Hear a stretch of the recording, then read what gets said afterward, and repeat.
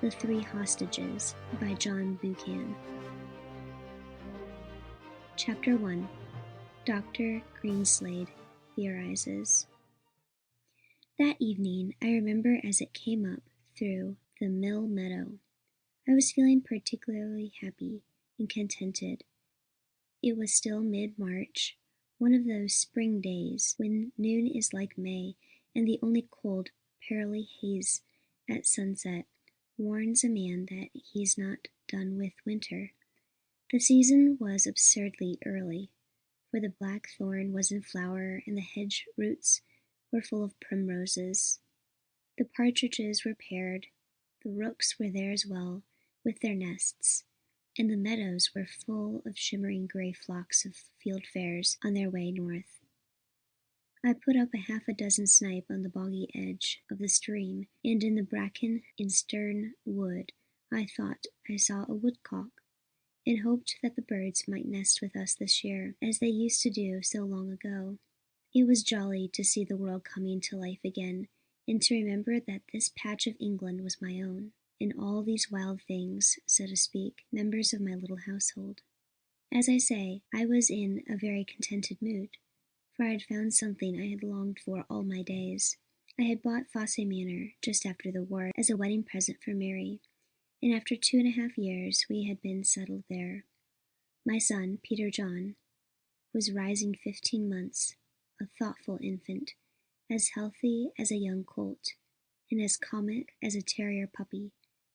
Even Mary's anxious eye could scarcely detect in him any symptoms of decline.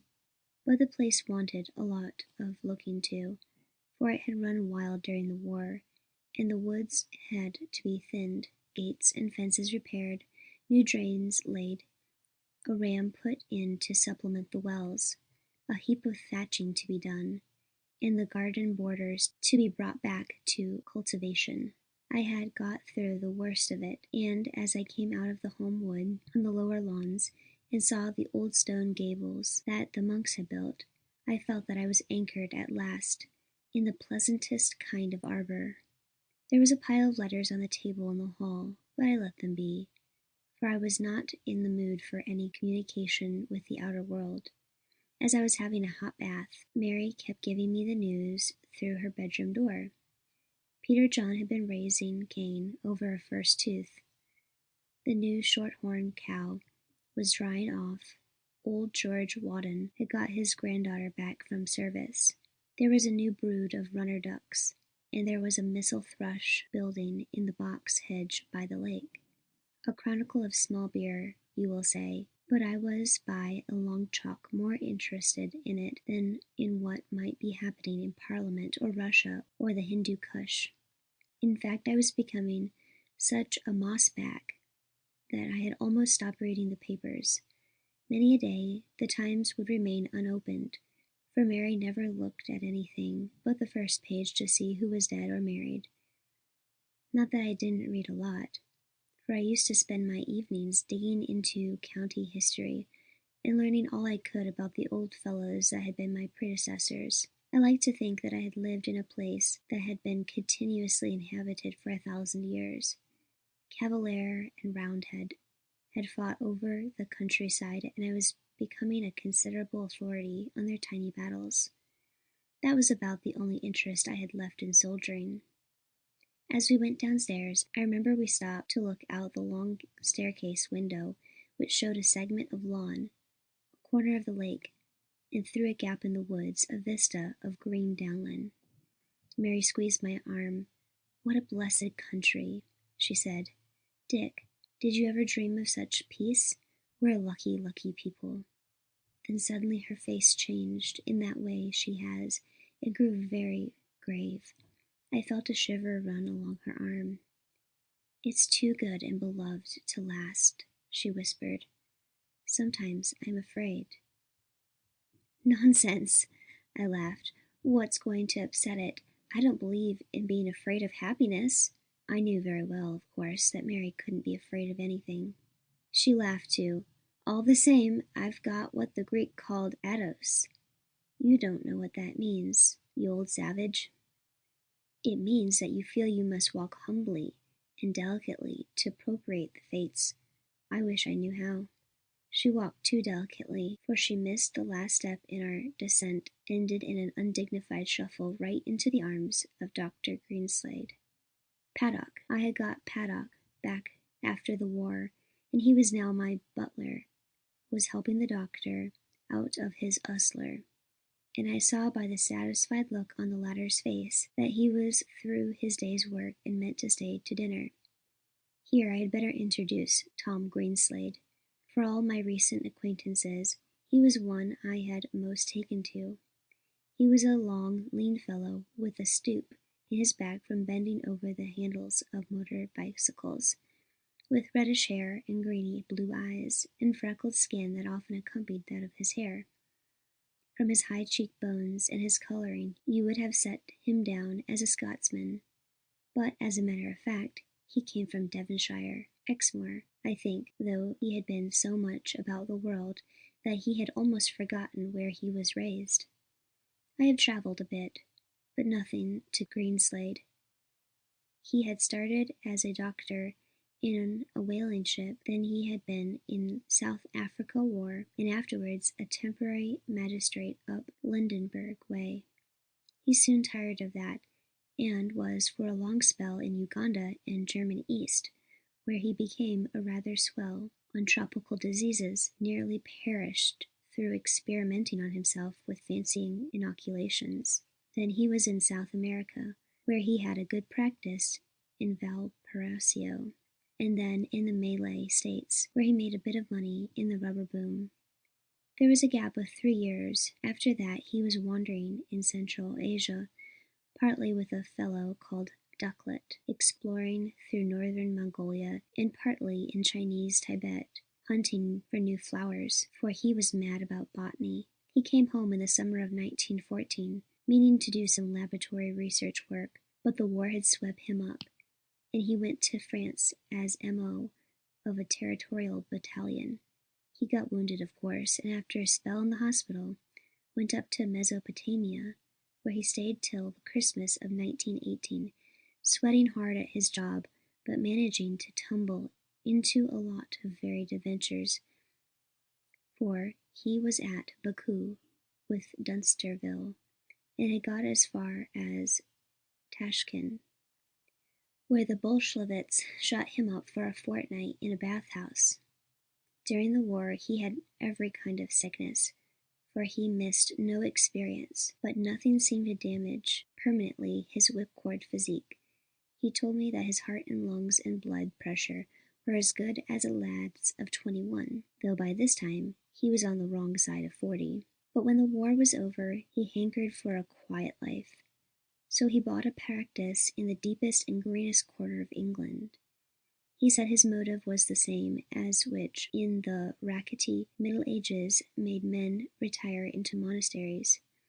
He wanted quiet and leisure to consider his soul. Quiet he may have found, but uncommon little leisure, for I never heard of a country doctor that toiled at his job as he did. He would pay 3 visits a day to a panel patient, which showed the kind of fellow he was, and he would be out in the small hours the birth of a gypsy child under a hedge.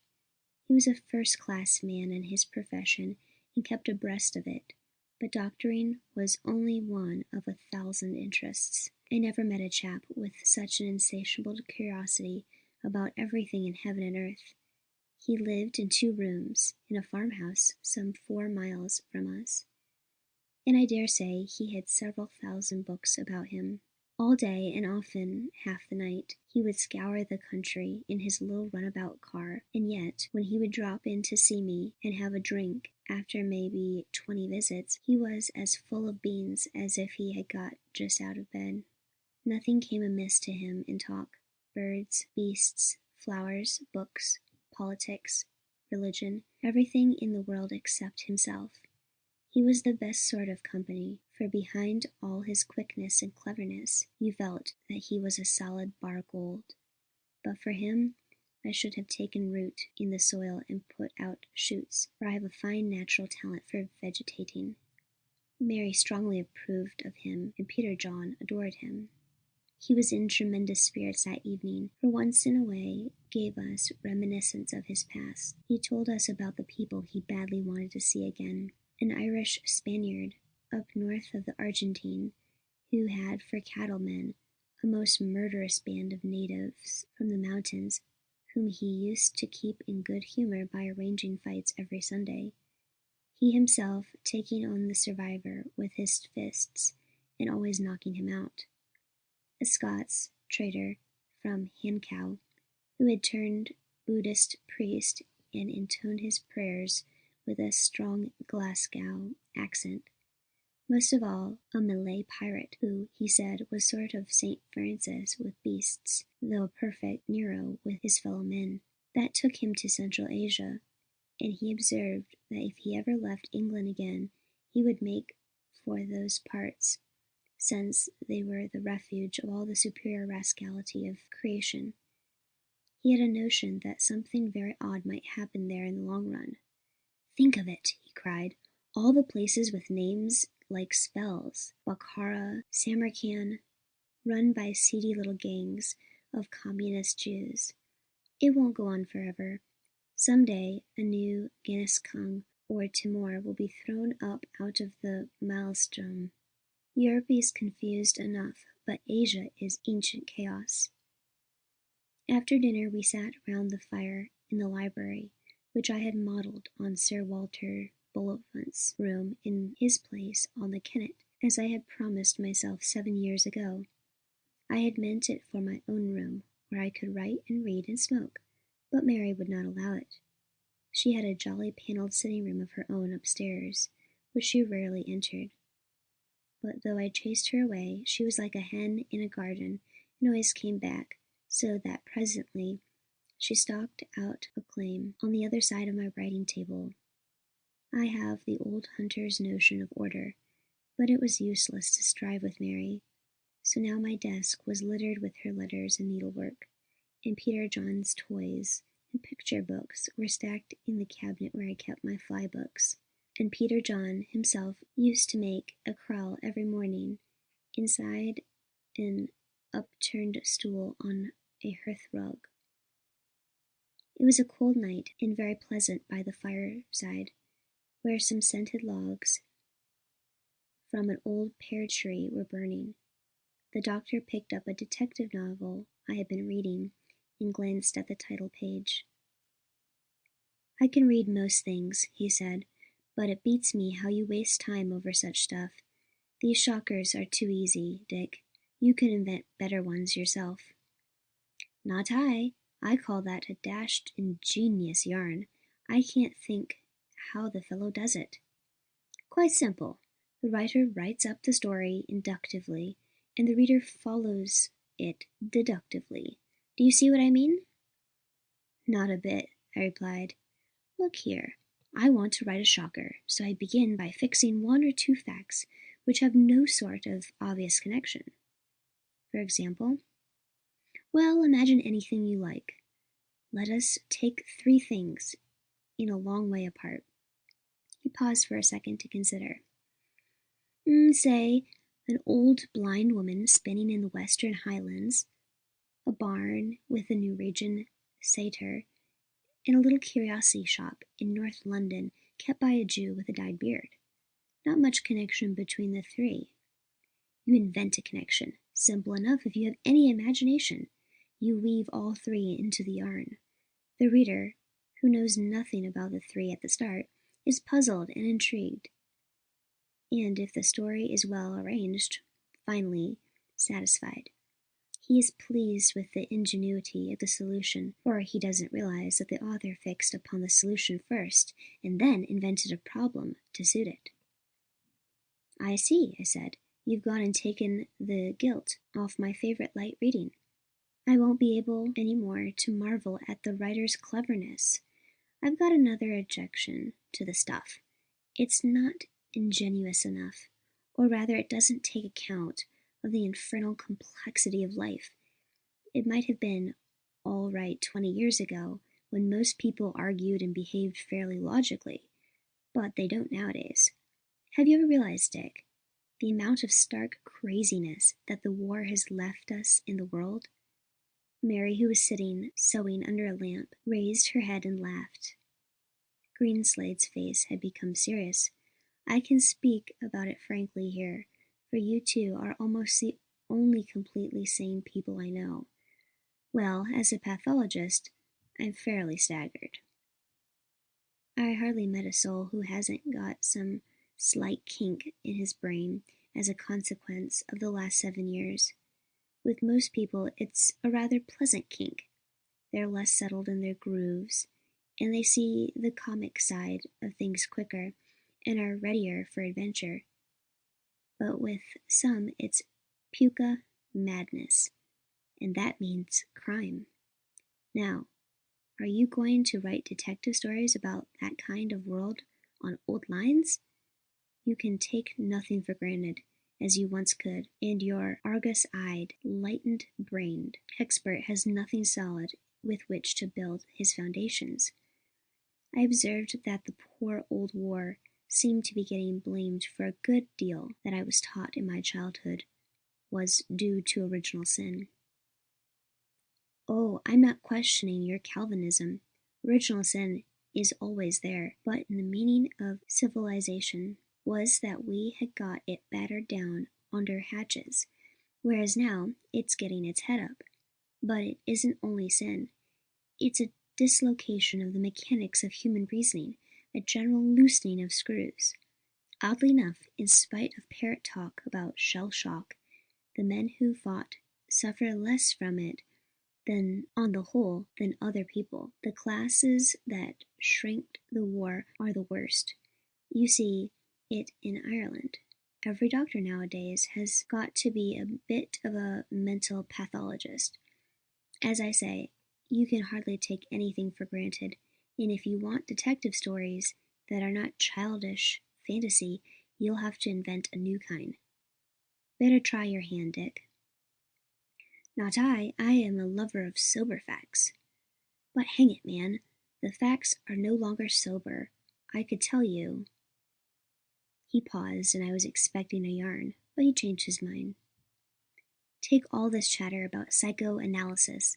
There's nothing very new in the doctrine, but people are beginning to work it out into details and making considerable asses of themselves in the process. It's an awful thing when a scientific truth becomes the quarry of the half-baked. But as I say, the fact of the subconscious self is as certain as the existence of lungs and arteries. I don't believe that Dick has a subconscious self, said Mary. Oh, yes, he has. Only people who have led this kind of life have their ordinary self so well managed and disciplined, their wits so much about them, as the phrase goes, that the subconscious rarely gets a show. But I bet if Dick took to thinking about his soul, which he never does, he would find some queer corners. Take my own case. He turned towards me so that I had full view of his candid eyes and hungry cheekbones, which looked prodigious in the firelight. I belong more or less to the same totem as you, but I've long been aware that I possessed a more curious kind of subconsciousness. I've a good memory and fair powers of observation, but they're nothing to those of my subconscious self. Take my daily incident. I see and hear about a 20th part of the details and remember about a 100th part. That is, assuming that there is nothing special to stimulate my interest. But my subconscious self sees and hears practically everything and remembers most of it. Only I can't use the memory, for I don't know if I've got it, and can't call it into being when I wish. But every now and then something happens to turn on the tap of the subconscious, and a thin trickle comes through. I find myself sometimes remembering names I was never aware of having heard, and little incidents and details that I had never consciously noticed. Imagination, you will say, but it isn't, for everything that the inner memory provided is exactly true. I've tested it. I could only find some way of tapping it at will. I should be an uncommonly efficient fellow. Incidentally, I should become the first scientist of the age, for the trouble with investigation and experiment is that the ordinary brain does not observe sufficiently keenly or remember the data sufficiently accurately. That is interesting, I said. I am not at all certain I have noticed the same thing in myself, but what has that to do with the madness that you say is infecting the world? Simply this: the barriers between the conscious and the subconscious have always been pretty stiff in the average man, but now the general loosening up of screws, they are growing shaky, and the two worlds are getting mixed. It is like two separate tanks of fluid, where the containing walls have worn into holes, and one is percolating into the other. The result is confusion, and, if the fluids are of certain character, explosions. That is why that you can't any longer take the clear psychology of most civilized human beings for granted. Something is welling up from the primeval depths to muddy it. I don't object to that, I said. We're overdone civilization, and personally, I'm all for a little barbarism. And I want a simpler world. Then you won't get it, said Greenslade. He had become very serious now, and was looking towards Mary as he talked. The civilized is far simpler than the primeval. All history has been an effort to make definitions, clear rules of thought, clear rules of conduct, solid sanctions, by which we can conduct our life. These are the work of the subconscious self. The subconscious is an elementary and lawless thing. If it intrudes on life, two results may follow. There will be a weakening of the power of reasoning, after all, the only thing that brings men nearest to the Almighty, and there will be a failure of nerve. I got up to get a light, for I was beginning to feel depressed by the doctor's diagnosis over times. I don't know whether he was altogether serious, for he presently started on fishing, which was one of his many hobbies. There was a fair dry fly fishing to be had in our little river, but I had taken a deer forest with Archie Roylance for the season, and Greenslade was coming up with me to try his hand at salmon. There had been no sea trout the year before in the West Highlands, and we fell to discussing the cause. He was ready with a dozen theories, and we forgot about the psychology of mankind in investigating the uncanny psychology of fish. After that, Mary sang to us, for I considered any evening a failure without that, and at 10:30 the doctor got into his old Ulster and departed. As I smoked my last pipe, I found my thoughts going over Greenslade's talk. I had found a snug harbour, but how yeasty the water seemed to be outside the bar, and how erratic the tides. I wondered if it wasn't shrinking to be so comfortable in a comfortless world.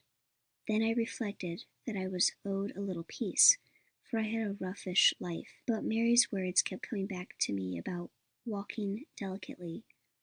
I considered that my present conduct filled that bill, for I was mightily thankful for my mercies, and in no way inclined to tempt Providence by complacency. Going up to bed, I noticed my neglected letters on the hall table. I turned them over and saw that they were mostly bills and receipts or tradesmen's circulars, but there was one addressed in handwriting that I knew, and I looked at it. I experienced a sudden sinking of the heart. It was from Lord Artonswell, Sir Walter Bullivant, as was, who had now retired from the Foreign Office, and was living at his place on Kennet. He and I occasionally corresponded about farming and fishing, but I had premonition that this was something different, and I waited for a second or two before I opened it. My dear Dick, this note is in the nature of a warning. In the next day or two you will be asked, nay pressed, to undertake a troublesome piece of business. I am not responsible for the request, but I know of it. If you consent, it will mean the end for a time of your happy vegetable life. I don't want to influence you one way or another. I only give you notice of what is coming, in order that you may adjust your mind and not be taken by surprise. My love to Mary and the son. Yours, A. That was all. I had lost my trepidation, and felt very angry. Why couldn't the fools let me alone? As I went upstairs, I vowed that not all the cajolery of the world would make me budge an inch from the path I had set myself. I had done enough for the public service and other people's interest. and it was jolly well timed that I should be allowed to attend my own. End of Chapter 1. Chapter 2. I hear of the 3 hostages.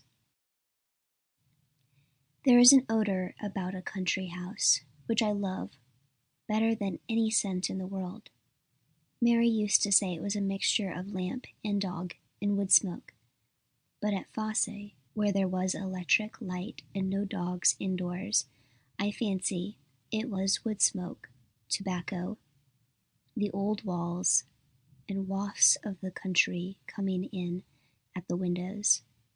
I liked it best in the morning, when there was a touch in it of breakfast cooking, and I used to stand at the top of the staircase and sniff it as I went to my bath. But on the morning I write of, I could take no pleasure in it. Indeed, it seemed to tantalize me with a vision of country peace, which had somehow got broken. I couldn't get that confounded letter out of my head. When I read it, I had torn it up in disgust, but I found myself going in my dressing gown to the surprise of a housemaid, piecing together the fragments from a waste paper basket and reading it again. This time I flung the bits into the newly kindled fire.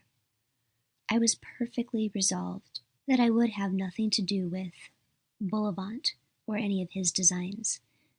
But all the same, I could not recapture the serenity which yesterday had clothed me like a garment. I was down to my breakfast before Mary, and had finished before she appeared. Then I lit my pipe and started on my usual tour of my domain, but nothing seemed quite the same. It was a soft, fresh morning with no frost, and the scillas along the edge of the lake were like the bits of summer sky. The moorhens were building, and the first daffodils were out in the rough grass before the clump of Scots firs, and old George Wotton was nailing up a rabbit wire and whistling through his 2 remaining teeth, and generally the world was as clear and jolly as spring could make it. But I didn't feel any more that it was really mine, only that I was looking on a pretty picture. Something had happened to jar the harmony between it and my mind, and I cursed Bullivant and his intrusions. I returned by the front of the house, and there at the door, to my surprise, stood a big, towering Rolls Royce. Paddington met me in the hall, and landed me a card, on which I read the name of Mr. Julius Victor. I knew it, of course, for the name of one of the richest men in the world, the American banker who had done a lot of Britain's financial business in the war, was in Europe now at some international conference. I remembered that Blenkiron, who didn't like his race, and once described him to me as the whitest Jew since the Apostle Paul. In the library I found a tall man standing by the gray window, looking out at our view. He turned as I entered, and I saw a thin face with neatly trimmed gray beard, and the most worried eyes I have ever seen in a human countenance. Everything about him was spruce and dapper: his beautiful cut gray suit, his black tie and pink pearl pin, his blue and white linen, his exquisitely polished shoes. But the eyes were so vivid and anxious that he looked disheveled. "General," he said, and took a step towards me. We shook hands, and I made him sit down. "I have dropped the general, if you don't mind," I said. "What I want to know is, have you had breakfast?" He shook his head. "I had a coffee on the road. I do not eat in the morning." "Where have you come from, sir?" I asked. "From London." "Well, London is 76 miles from us, so he must have started early." I looked curiously at him, and he got out of his chair and began to stride about. "Sir Richard," he said, in a low, pleasant voice, which I could imagine convincing any man he tried it on, "you are a soldier and a man of the world, and will pardon my unconventionality. My business is too urgent to waste time on apologies. I have heard of you from common friends, as a man of exceptional resource and courage. I have been told in confidence something of your record. I have come to implore your help in a desperate emergency." I passed him a box of cigars. He took one and lit it carefully. I could see his long, slim fingers trembling as he held the match. "You may have heard of me," he went on. "I am a very rich man, and my wealth has given me power so that governments honor me with their confidence. I am concerned in various important affairs, and it would be false modesty to deny that my word is weightier than that of many prime ministers. I am laboring, Sir Richard, to secure peace in the world, and consequently I have enemies, all those who would perpetrate anarchy and war. My life has been more than once attempted, but that is nothing. I am well guarded. I am not, I think, more of a coward than other men. I am prepared to take my chance, but now I have been attacked by a subtler weapon. I confess I have no defense. I had a son who died 10 years ago at college. My only other child is my daughter, Delia, a girl of 19. She came to Europe just before Christmas, for she was to be married in Paris in April. A fortnight ago she was hunting with friends in Northamptonshire. The place is called Rushford Court. On the morning of the 8th of March she went for a walk to Rushford village to send a telegram, and was last seen passing through the lodge gates at 20 minutes past 11. She has not been seen since." "Good God!" I exclaimed, and rose from my chair. Mr. Victor was looking out of the window, so I walked to the other end of the room and fiddled with the books on the shelf. There was a silence for a second or two till I broke it. "Do you suppose it's a loss of memory?" I asked. "No," he said, "it is not a loss of memory. I know, we have proof, that she has been kidnapped by those whom I call enemies. She is being held as hostage." "You know she is alive?" He nodded, for his voice was choking again. "There is evidence which points to a very deep and devilish plot. It may be revenge, but I think it is more likely to be policy. Her captors hold her as security for their own fate." "Has Scotland Yard done anything?" "Everything a man could do, but the darkness only grows thicker. Surely it has not been in the papers. I don't read them carefully, but I could scarcely miss a thing like that." "It has been kept out of the papers, for a reason which you will be told." "Mr. Vicar," I said, "I am deeply sorry for you. Like you, I have just the one child, and if anything of that kind happened to him I should go mad. But I shouldn't take too gloomy a view. Miss Adelia will turn up all right, and none the worse, though you may have to pay through the nose for it. I expect it's ordinary blackmail and ransom?"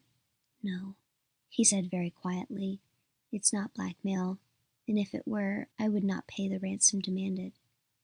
Believe me, Sir Richard, it is a very desperate affair. More, far more, is involved than the fate of one young girl. I am not going to touch on that side, for the full story will be told to you later by one better equipped to tell it. But the hostage is my daughter, my only child. I have come to beg your assistance in the search of her." "But I am no good at looking for things," I stammered. "I'm most awfully sorry for you, but I don't see how I can help. If Scotland Yard is at a loss, it's not likely that an utter novice like me would succeed. But you have a different kind of imagination, a rare kind of courage. I know what you have done before, Sir Richard. I tell you, you are my last hope." I sat down heavily and groaned. "I can't begin to explain to you the bottomless futility of your idea. It is quite true that in the war I had some queer jobs and was lucky enough to bring some of them off. But don't you see, I was a soldier then, under orders, and it didn't greatly signify whether I lost my life from a crump in the trenches or from a private bullet on the back stairs. I was in the mood for any risk, and my wits were strung up and unnaturally keen. But that's all done with. I'm in a different mood now, and my mind is weedy and grass-grown. I've settled so deep into the country that I am just an ordinary hayseed farmer, If I took a hand, which I certainly won't, I'd only spoil the game."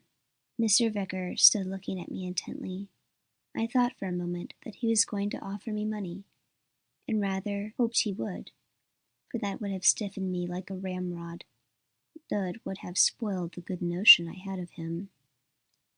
The thought may have crossed his mind, but he was clever enough to reject it. "I don't agree with a word you say about yourself, and I am accustomed to size up men. I appeal to you as a Christian gentleman to help me recover my child. I am not going to press that appeal, for I have already taken enough of your time. My London address is on my card. Goodbye, Sir Richard, and believe me, I am very grateful to you for receiving me so kindly."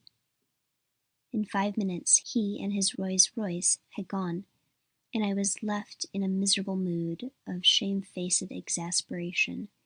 I realized how Mr. Julius Victor had made his fame. He knew how to handle men, for if he had gone on pleading he would have riled me, whereas he had somehow managed to leave it all to my honor and thoroughly unsettle my mind. I went for a short walk, cursing the world at large, sometimes feeling horribly sorry for that unfortunate father, sometimes getting angry because he had tried to mix me up in his affairs. Of course I would not touch the thing. I couldn't. It was manifestly impossible. I had neither the capacity nor the inclination. I was not a professional rescuer of distressed ladies whom I did not know from Eve. As a man, I told myself, must confine his duties to his own circle of friends, except when his country has need of him. I was over 40, and had a wife and a young son to think of. Besides, I had chosen a retired life, and had the right to have my choice respected. But I can't pretend that I was comfortable.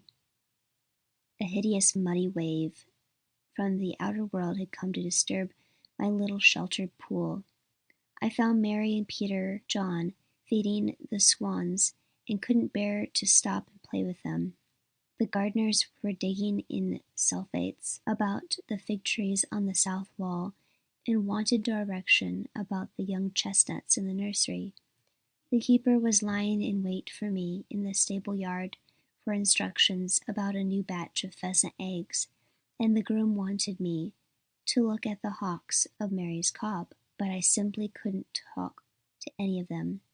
These were the things I loved, but for a moment the guilt was off them.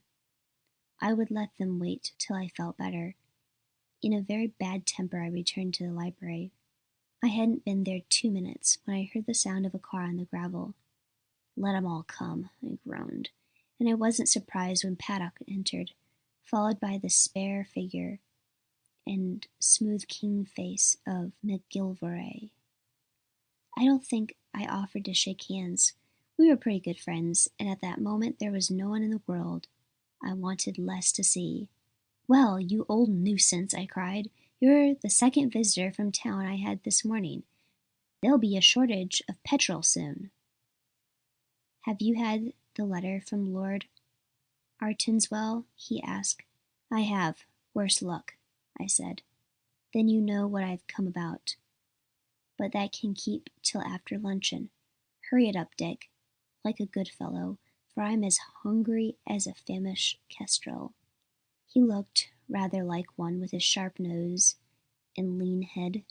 It was impossible to be cross for long with McGilvray. So we went out to look for Mary. "I may as well tell you," I told him, "that you've come on a fool's errand. I am not going to be jockeyed by you or anyone into making an ass of myself. Anyhow, don't mention the thing to Mary. I don't want her to be worried by your nonsense." So at luncheon we talked about Fosse, the Cotswolds, and about the deer forest I had taken, Machray they called it, and about Sir Archibald Roylance, my co-tenant, who had just another try at breaking his neck in a steeplechase.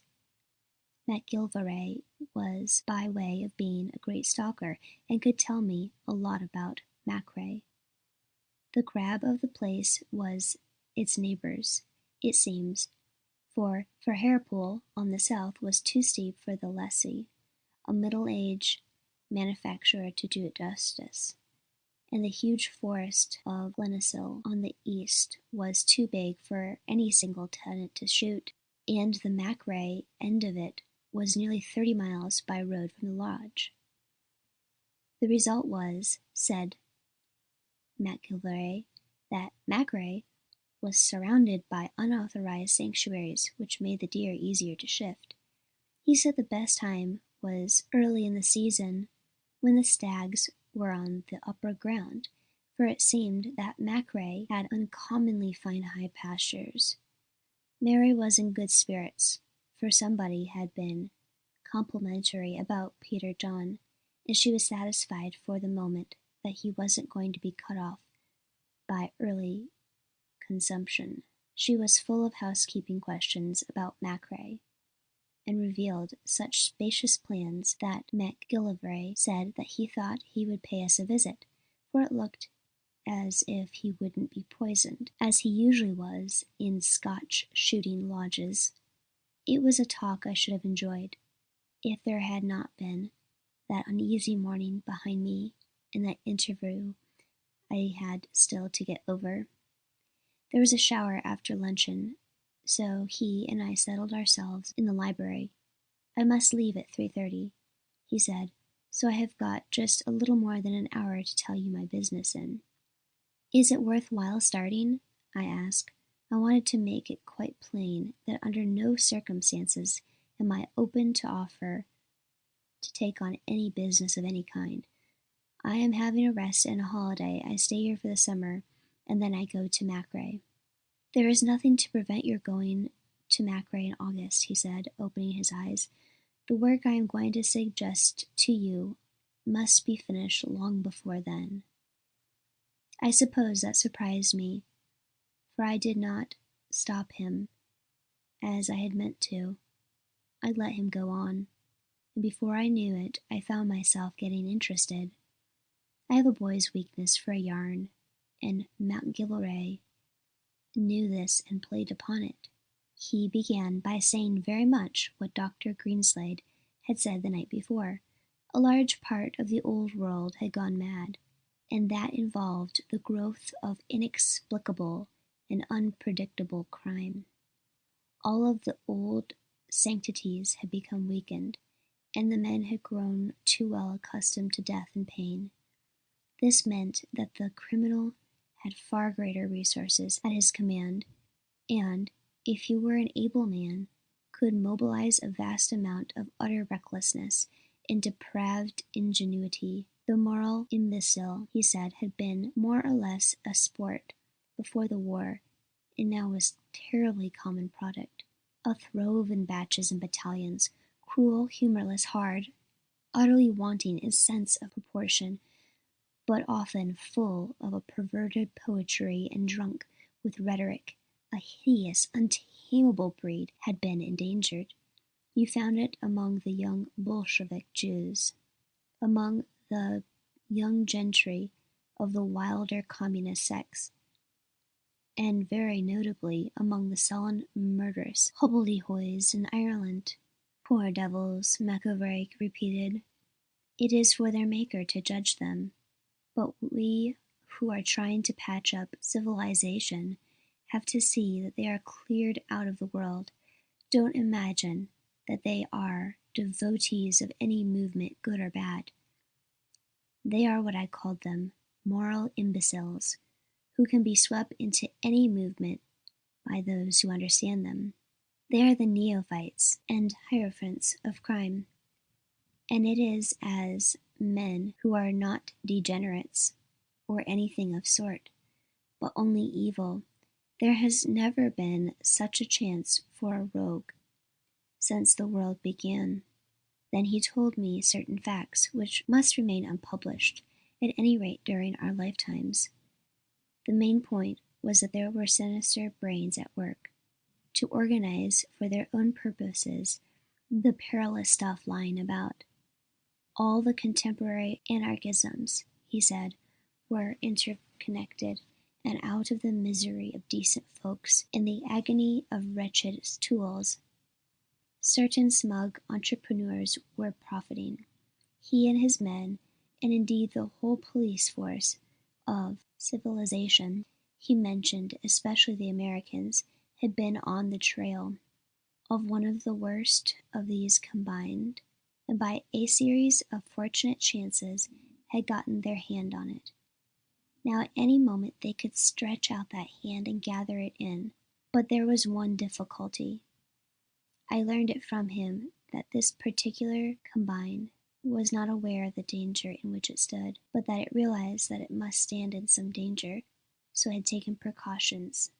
Since Christmas it had acquired hostages. Here I interrupted, for I felt rather incredulous about the whole business. I think since the war we're all too ready to jump at grandiose explanations of simple things. I'll want a good deal of convincing before I believe in your international clearing-house for crime. I guarantee the convincing, he said gravely. You shall see all our evidence, and, unless you have changed since I first knew you, your conclusion won't differ from mine. But let us come to the hostages. One I know about, I put in. I had Mr. Julius Victor here after breakfast. MacGillivray exclaimed, Poor soul! What did you say to him? Deepest sympathy, but nothing doing. And he took that answer? I won't say he took it, but he went away. What about the others? There are two more. One is a young man, heir to a considerable estate, who was last seen by his friends in Oxford on the 17th day of February, just before dinner. He was an undergraduate of the Christ Church, and was living out of college in rooms in the High. He had tea at the Gridiron, and went into his rooms to dress, for he was dining that night with the Halcyon Club. A servant passed him on the stairs of his lodgings, going up to his bedroom. He apparently did not come down, and since that day has not been seen. You may have heard his name, Lord Mercott. I started. I had indeed heard the name, and I knew the boy a little, having met him occasionally at our local steeplechases. He was the grandson and heir of the old Duke of Alcester, the most respected and older statesman of England. They have picked their bag carefully, I said. What is the third case? The cruelest of all. You know Sir Arthur Warcliffe. He is a widower, lost his wife just before the war, and he has an only child, a little boy of 10 years old. The child, David is his name, was the apple of his eye, and he was at a preparatory school near Rye. The father took a house in the neighborhood to be near him, and the boy used to be allowed to come home for luncheon every Sunday. One Sunday he came to the luncheon as usual, and started back in the pony trap. The boy was very keen about birds, and used to leave the trap and walk the last half-mile by a short cut across the marshes. Well, he left the groom at the usual gate, and like Miss Victor and Lord Mercott, walked into black mystery. The story really did horrify me. I remembered Sir Arthur Warcliffe, the kind, worn face of a great soldier and administrator, and I could imagine his grief and anxiety. I knew what I should have felt if it had been my Peter John. A much-travelled young woman and an athletic young man were defensible creatures compared to a poor little round-headed boy of 10, but I still felt the whole affair too fantastic for real tragedy. But what right have you to connect the three cases? I asked. 3 people disappear within weeks of each other in widely separated parts of England. Miss Victor may have been kidnapped for ransom. Lord Mercott may have lost his memory, and David Warcliffe may have been stolen by tramps. Why should they be all part of one scheme? Why, for that matter, should any one of them have been the work of your criminal combine? Have you any evidence for the hostage theory? Yes. McGilvray took a moment or two to answer. There is first the general probability. If a man of rascals wanted 3 hostages, they could hardly find 3 better. The daughter of the richest man in the world, the heir of our greatest dukedom, the only child of a national hero. There is also direct evidence. Again he hesitated. Do you mean to say that Scotland Yard has not a single clue to any one of these cases? We have followed up 100 clues, but they have all ended in dead walls. Every detail, I assure you, has been gone through with a fine-tooth comb. No, my dear Dick, the trouble is not that we're specially stupid on this side, but that there is some superlative cunning on the other. That is why I want you. You have a kind of knack for stumbling on truths which no amount of ordinary reasoning can get at. I have 50 men working day and night, and we have mercifully kept all the cases out of the paper, so that we are not hampered by the amateur. But so far it's a blank. Are you going to help? No, I am not. But supposing I were, I don't see you have a scrap of proof that the 3 cases are connected, or that any one of them is due to the criminal gang that you say you've got your hands on.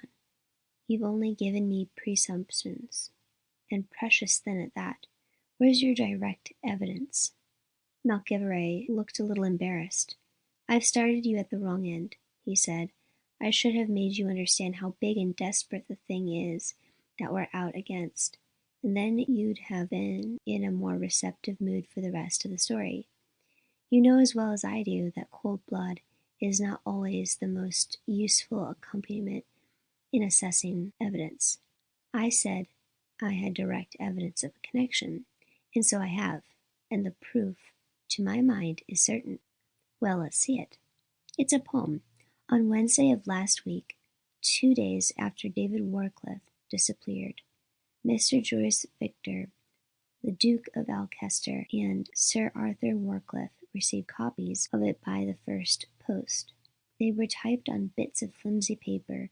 The envelopes had the addresses typed, and they had been posted in the West Central district of London in the afternoon before. He handed me a copy, and this is what it read. Seek where under midnight's sun laggard crops are hardly won, where the sower cast his seed in furrows of the fields of Eden, where beside the sacred tree spins the seer who cannot see. I burst out laughing, for I could not keep it in. The whole thing was too preposterous. These 6 lines of indifferent doggerel seemed to me to put the coping stone of nonsense on the business, but I checked myself when I saw McGilvray's face. There was a slight flush of annoyance on his cheek, but for the rest it was grave. I composed in deadly earnest. Now McGilvray was not a fool, and I was bound to respect his beliefs, so I pulled myself together and tried to take things seriously. That's proof the 3 cases are linked together, I said. So much I grant you, but where's the proof that they are the work of the great criminal combine you say you got your hands on? McGilvray rose and walked restlessly about the room. The evidence is mainly presumptive, but to my mind it is certain presumption. You know as well as I do, Dick, that a case may be final and yet very difficult to set out as a series of facts. My view on the matter is made up of a large number of tiny indications and cross-bearings, and I am prepared to bet that if you put your mind honestly to the business, you will take the same view. But I'll give you this much by way of direct proof. In hunting the big show, we had several communications of the same nature as this doggerel, and utterly unlike anything else I ever struck in criminology. There's one of the miscreants who assumes himself with sending useless clues to his adversaries. It shows how secure the gang thinks itself. Well, you've got that gang anyhow. I don't quite see why the hostages should trouble you. You'll gather them in when you gather in the malefactors. I wonder, remember, we are dealing with moral imbeciles. When they find themselves cornered, they won't play for safety. They'll use their hostages, and when we refuse to bargain, they'll take up their last revenge on them. I suppose I stared unbelievingly, for he went on. Yes, they'll murder them in cold blood, 3 innocent people, and then swing themselves with a lighter mind. I know the type. They've done it before. He mentioned 1 or 2 recent instances. Good God, I cried. It's a horrible thought. The only thing for you is to go canny and not strike till you have got the victims out of their clutches. We can't, he said solemnly. That is precisely the tragedy of the business. We must strike early in June. I won't trouble you with the reasons, but believe me, they are final. There is just a chance of settlement in Ireland, and there are certain events of the first importance impending in Italy and America, and all depend upon the activities of the gang being at the end of midsummer. Do you grasp that? By midsummer we must stretch out our hand. By midsummer, unless they are released, the 3 hostages will be doomed. It is a ghastly dilemma, but in the public interest there is only one way out. I ought to say that Victor and the Duke and Warcliffe are aware of this fact and accept the situation. They are big men and will do their duty even if it breaks their hearts. There was a silence for a minute or 2, for I did not know what to say. The whole story seemed to me incredible, and yet I could not doubt a syllable of it. When I looked at McGillivray's earnest face, I felt the horror of the business, none the less because it seemed also partly unreal. It had the fantastic grimness of a nightmare. But most of all, I realized that I was utterly incompetent to help, and as I understood that I could honestly base my refusal on incapacity and not on disinclination, I began to feel more comfortable. Well, said McGillivray, after a pause, are you going to help us? There's nothing doing with that Sunday paper anagram you showed me. That's the sort of riddle that's not meant to be guessed. I suppose you are going to try to work up from the information you have about the combine towards a clue to the hostages. He nodded. Now look here, I said. You've got 50 of the quickest brains in Britain working on the job. They've found out enough to put a lasso round the enemy, which you can draw tight whenever you like. They're trained to the work, and I am not. What on earth would be the use of an amateur like me butting in? I wouldn't be half as good as any one of the 50. I am not an expert. I am not quick-witted. I am a slow, patient fellow, and this job, as you admit, is one that has to be done against time. If you think it over, you'll see that it's sheer nonsense, my dear chap. You've succeeded before with worse material. That was pure luck. And it was in the war when, as I tell you, my mind was morbidly active. Besides, anything I did then, I did in the field. And what you want me to do now is office work. You know I'm no good at office work. Blenkiron always said so, and Bullivant never used me on it. It isn't because I don't want to help, it's because I can't. I believe you can, and the thing is so grave that I daren't leave any chance unexplored. Won't you come? No, because I could do nothing. Because you haven't a mind for it. Because I haven't the right kind of mind for it. He looked at his watch and got up, smiling rather ruefully. I've had my say, and now you will know what I want of you. I'm not going to take your answer as final. Think over what I have said, and let me hear from you within the next day or 2. But I had lost all my doubts, for it was very clear to me that on every ground I was doing the right thing. Don't delude yourself with thinking that I'll change my mind, I said, as I saw him to his car. Honestly, old fellow, if I could be an atom of a use, I'd join you. But for your sake, you've got to count me out this time.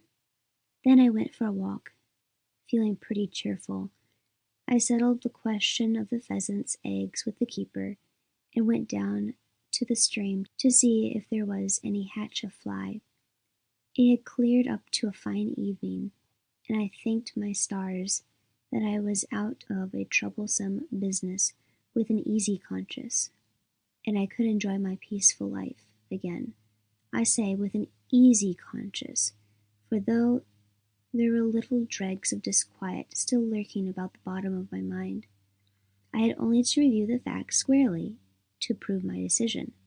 I put the whole thing out of my thoughts and came back with a fine appetite for tea. There was a stranger in the drawing-room with Mary, a slim, oldish man, very straight and erect, with one of those faces on which life has written so much that to look at them is like reading a good book. At first I didn't recognize him when he rose to greet me, but the smile that wrinkled the corners of his eyes and the slow, deep voice brought back the 2 occasions in the past when I had run across Sir Arthur Warcliffe. My heart sank as I shook hands, the more as I saw how solemn was Mary's face. She had been hearing the story which I had hoped she would never hear. I thought it best to be very frank with him. "I can guess your errand, Sir Arthur," I said, "and I am extremely sorry that you should have come this long journey to no purpose." Then I told him of the visits of Mr. Julius Victor and Mcgillivray, and what they had said, and what had been my answer. I think I made it as clear as day that I could do nothing, and he seemed to assent. Mary, I remember, never lifted her eyes. Sir Arthur had looked to the ground while I was speaking, and now he turned his old wise face to me, and I saw what ravages his new anxiety had made in it. He could not have been over 60, and he looked 100. "I do not dispute your decision, Sir Richard," he said. "I know that you would have helped me if it had been possible, but I confess I am sorely disappointed, for you were my last hope. You see, I had nothing left in the world but Davy. If he had died, I think I could have borne it, but to know nothing about him and to imagine terrible things is almost too much for my fortitude. I have never seen a more painful experience. To hear a voice falter that had been used to command, to see tears in the steadfastest eyes that had ever looked on the world, made me want to howl like a dog. I would have given £1,000 to be able to bolt into the library and lock the door." Mary appeared to me to be behaving oddly. She seemed to have the deliberate purpose of probing the wound, for she encouraged Sir Arthur to speak of the boy. He showed us a miniature he carried with him, an extraordinarily handsome child with wide grey eyes, and his head most nobly set upon his shoulders, a grave little boy, with the look of utter trust which belongs to children who have never in their lives been unfairly treated. Mary said something about the gentleness of his face. "Yes, Davy was very gentle," his father said. "I think he was the gentlest thing I have ever known. That little boy was the very flower of courtesy, but he was curiously stoical too. When he was distressed, he only shut his lips tight and never cried. I used often to feel rebuked by him." And then he told us about Davy's performances at school, where he was not distinguished except as showing a certain talent for cricket. "I am very much afraid of precocity," Sir Arthur said, with the ghost of a smile, "but he was always educating himself in the right way, learning to observe and think. It seems that the boy was a desperately keen naturalist and would be out all hours watching wild things. He was a great fisherman too, and had killed a lot of trout with the fly on the hill burns in Galloway." And as the father spoke, I suddenly began to realize the little chap, to think that he was just the kind of boy I wanted Peter John to be like. I liked the stories of his love of nature and trout streams. It came on me like a thunderclap that if I were in his father's place, I should certainly go mad, and I was amazed at the old man's courage.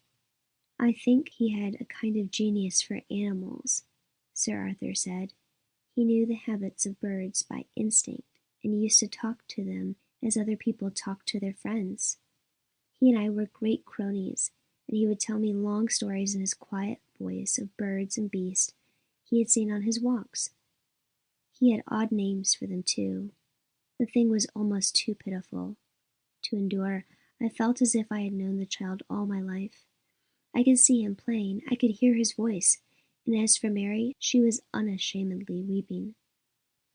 Sir Arthur's eyes were dry now, but there was no catch in his voice as he spoke. But suddenly a sharper flash of realization came on him, and his words became a strained cry. "Where is he now? What are they doing to him? God, my beloved little man, my gentle little Davy!" That fairly finished me. Mary's arm was round the old man's neck, and I saw he was trying to pull himself together, but I didn't see anything clearly. I only know I was marching about the room, scarcely noticing that our guest was leaving. I remember shaking hands with him and hearing him say that it had done him good to talk to us. It was Mary who escorted him to the car, and when she returned, it was to find me blaspheming like a Turk at the window. I had flung the thing open, for I felt suffocated, though the evening was cool. The mixture of anger and disgust and pity in my heart nearly choked me. "Why the devil can't I be left alone?" I cried. "I don't ask for much, only a little peace. Why in heaven's name should I be dragged into other people's business? Why on earth?" Mary was standing at my elbow, her face rather white and tear-stained. "Of course you are going to help," she said. Her words made it clear to me the decision which I must have taken a quarter of an hour before, and all the passion went out of me like a wind out of a prickled bladder. "Of course," I answered. "By the way, I'd better telegraph to McGilvray and Warcliffe too. What's his address?" "You needn't bother about Sir Arthur," said Mary. "Before you came in, when he told me the story, I said he could count on you. Oh, Dick, think if it had been Peter John." End of chapter 2. Chapter 3. Researches in the Subconscious. I went to bed in perfect certainty that I wouldn't sleep. That happened to me about once a year when my mind was excited or angry, and I knew no way of dodging it. There was a fine moon, and the windows were sheets of opal cut into the dark jade limbs of trees. The light winds were stirring the creepers. Owls hooted like sentries, exchanging passwords, and sometimes a rook would talk in its dreams. The little odd squeaks and rumbles of wildlife came faintly from the woods, while I lay staring at the ceiling with my thoughts running around about the futile circus. Mary's even breathing tantalized me, for I never knew anyone with her perfect gift for slumber.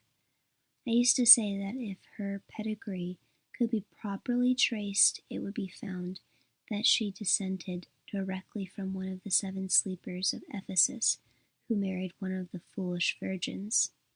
What kept me awake was principally the thought of that poor little boy, David Warcliffe. I was sorry for Miss Victor and Lord Mercott, and desperately sorry for the parents of all 3. But what I could not stand was the notion of the innocent little chap, who loved birds and fishing and open air, hidden away in some stuffy den by the worst kind of blackguards. The thing preyed on me till I got to think it had happened to us, and that John Peter was missing.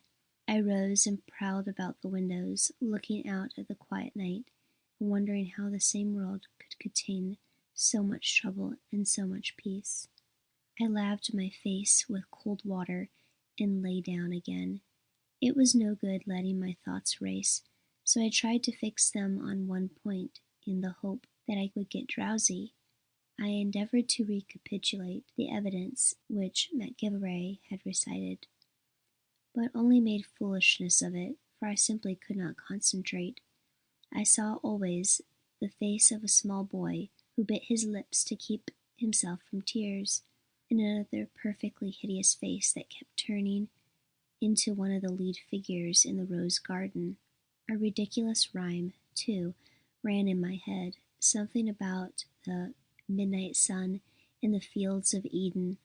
By and by I got it straightened out into the anagram business Machray mentioned. I have a fly-paper memory for verse when there is no reason why I should remember it, and I found that I could repeat the 6 lines of the doggerel. After that I found the lines mixing themselves up and suggesting all kinds of odd pictures to my brain. I took to paraphrasing them. Under the midnight sun, where harvests are poor. That was Scandinavian anyhow. Or maybe Iceland, or Greenland, or Labrador. Who on earth was a sower who sowed in the fields of Eden? Adam, perhaps. Or Abel was the first farmer. Or an angel in heaven. More like an angel, I thought, for it sounded like a hymn. Anyhow, it was infernal nonsense. The last 2 lines took to escaping me, and that made me force my mind out of the irritable confusion in which it bogged. Ah, I had them again. Where beside the sacred tree spins the seer who cannot see. The sacred tree was probably Yggdrasil, and the spinner was one of the Norns. I had once taken an interest in Norse mythology, but I couldn't remember whether one of the Norns was blind, a blind woman spinning, and where had I heard something like that? Heard it quite recently, too. The discomfort of wakefulness is that you are not fully awake, but now I was suddenly in full possession of my senses, and whirring at that balderdash like a dog at a bone. I had been quite convinced that there was a clue in it, but that it would be impossible to hit on the clue. But now I had a ray of hope, for I seemed to feel a very faint and vague flavor of reminiscence. Scandinavian harvest, the fields of Eden, the blind spinner. Oh, it was maddening, for every time I repeated them, the sense of having recently met with something similar grew stronger. The North? Norway? Surely it had been there. Norway, what was there about Norway? Salmon? Elk? Reindeer? Midnight sun? Satyrs? The last cried out to me, and the blind old woman that spun. I had it. There were 2 of the 3 facts which Dr. Greenslade had suggested the night before as a foundation for his imagery shocker. What was the third? A curiosity shop in North London kept by a Jew with a dyed beard. That had no obvious connection with a sower in the fields of Eden. But at any rate, he had got 2 of them identical with the doggerel. It was a clue. It must have been a clue. Greenslade had somewhere and somehow heard the jingle or the substance of it, and it had sunk into the subconscious memory he had spoken of, without his being aware of it. Well, I had got to dig it out. If I could discover where and how he had heard the thing, I had struck a trail. When I reached his conclusion, I felt curiously easier in my mind, and almost at once fell asleep. I woke to a gorgeous spring morning and ran down to the lake for my bath. I felt that I wanted all freshening and screwed up I could get, and when I dressed after an icy plunge, I was ready for all comers. Mary was down in time for breakfast and busy with her letters. She spoke little and seemed to be waiting for me to begin, but I didn't want to raise the matter which was upmost in our minds till I saw my way clear, so I said I was going to take 2 days to think things over. It was Wednesday, so I wired to Machray to expect me in London on Friday morning, and I scribbled a line to Mr. Julius Victor. By 9:30, I was on the road, making for Greenslade's lodgings. I caught him in the act of starting on his rounds, and made him sit down and listen to me. I had to give him the gist of MacGillivray's story, with extracts from those of Victor and Sir Arthur. Before I was halfway through, he had flung off his overcoat, and before I had finished, he had lit a pipe, which was a breach of his ritual not to smoke before the evening. When I stopped, he had that wildish look in his light eyes, which you could see in a Cairn terrier's when he is digging out a badger. "You've taken on this job?"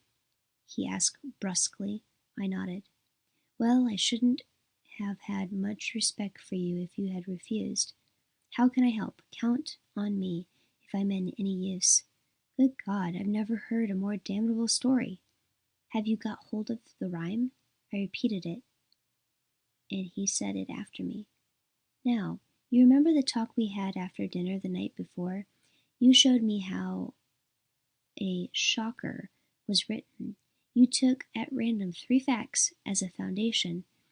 They were, as you remember, a blind old woman spinning in the Western Highlands, a satyr in Norway, and a curiosity shop in North London, kept by a Jew with a dyed beard. Well, 2 of your facts are in that 6-line jingle I have quoted to you. That is an odd coincidence, but is it anything more? I believe it is. I don't hold with coincidences. There's generally some explanations which we're not clever enough to get at. Your inventions were so odd that I can't think that they were inventions. You must have heard them somehow and somewhere. You know what you have said about your subconscious memory. There's somewhere in it. If you can remember just how they got there, you'll give me the clue I want. That 6-line rhyme was sent in by people who were so confident that they didn't mind giving their enemies a clue which they knew could never be discovered. MacGillivray and his fellows can make nothing of it, never will. But if I start from the other end, I'll get in on their rear. Do you see what I mean? I'm going to make you somehow or another dig it out." He shook his head. "It can't be done, Dick, admitting your premise that I heard the nonsense and didn't invent it. The subconscious can't be handled like a business proposition. I remember unconsciously, and I can't recall consciously. But I don't admit your premise. I think the whole thing is common coincidence." "I don't," I said stubbornly, "and even if I did, I'm bound to assume the contrary, for it's the only card I possess. You've got to sit down, old chap, and do your damnedest to remember. You've been in every odd show, and my belief is that you heard that nonsense. Dig it out of your memory and we've got a chance to win. Otherwise, I see nothing but tragedy." He got up and put on his overcoat. "I've got a long round of visits which will take me all day. Of course I'll try, but I'll warn you that I haven't a ghost of hope. These things don't come by care and searching. I'd better sleep at the Manor tonight. How long can you give me?" 2 days. I go up to town on Friday morning. Yes, you must take up your quarters with us. Mary insists on it." There was a crying of young lambs from the meadow, and through the open window came the sound of farm carts jolting the stackyard into the lane. Greenslade screwed up his face and laughed. "A nasty breach in your country peace, Dick. You know I'm with you if there's any trouble going. Let's get this thing clear, for there's a lot of searching ahead of me. My 3 were an old blind woman spinning in the Western Highlands. Western Highlands, was it? A satyr barn and a Jew curiosity shop.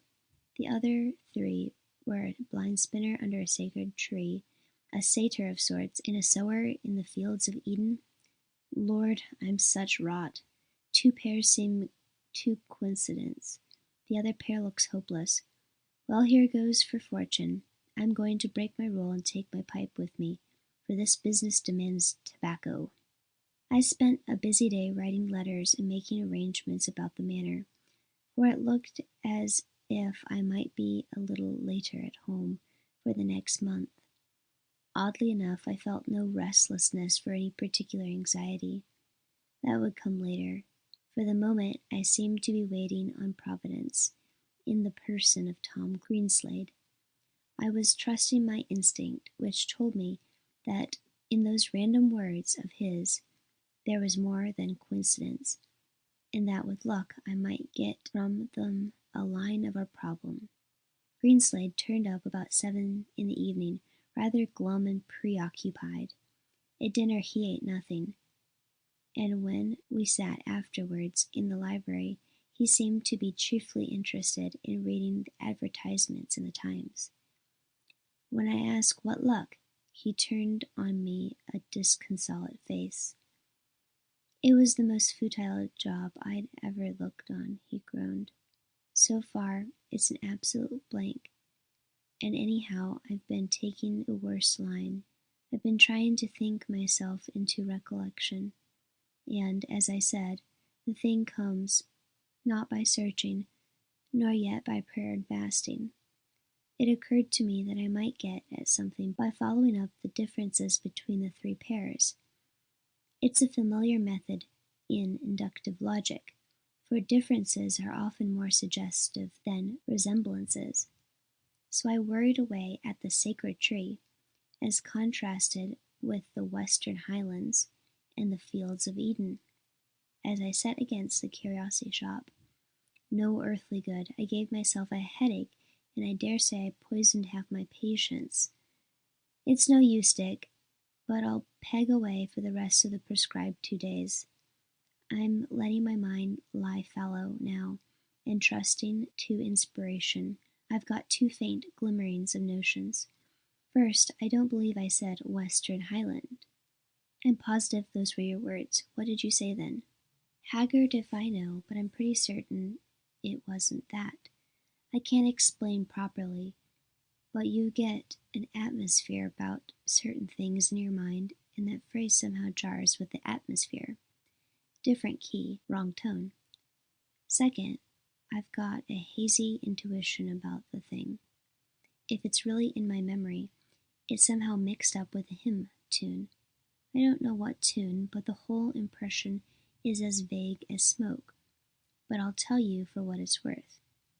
If I could get the right tune, I might remember something. You've stopped thinking?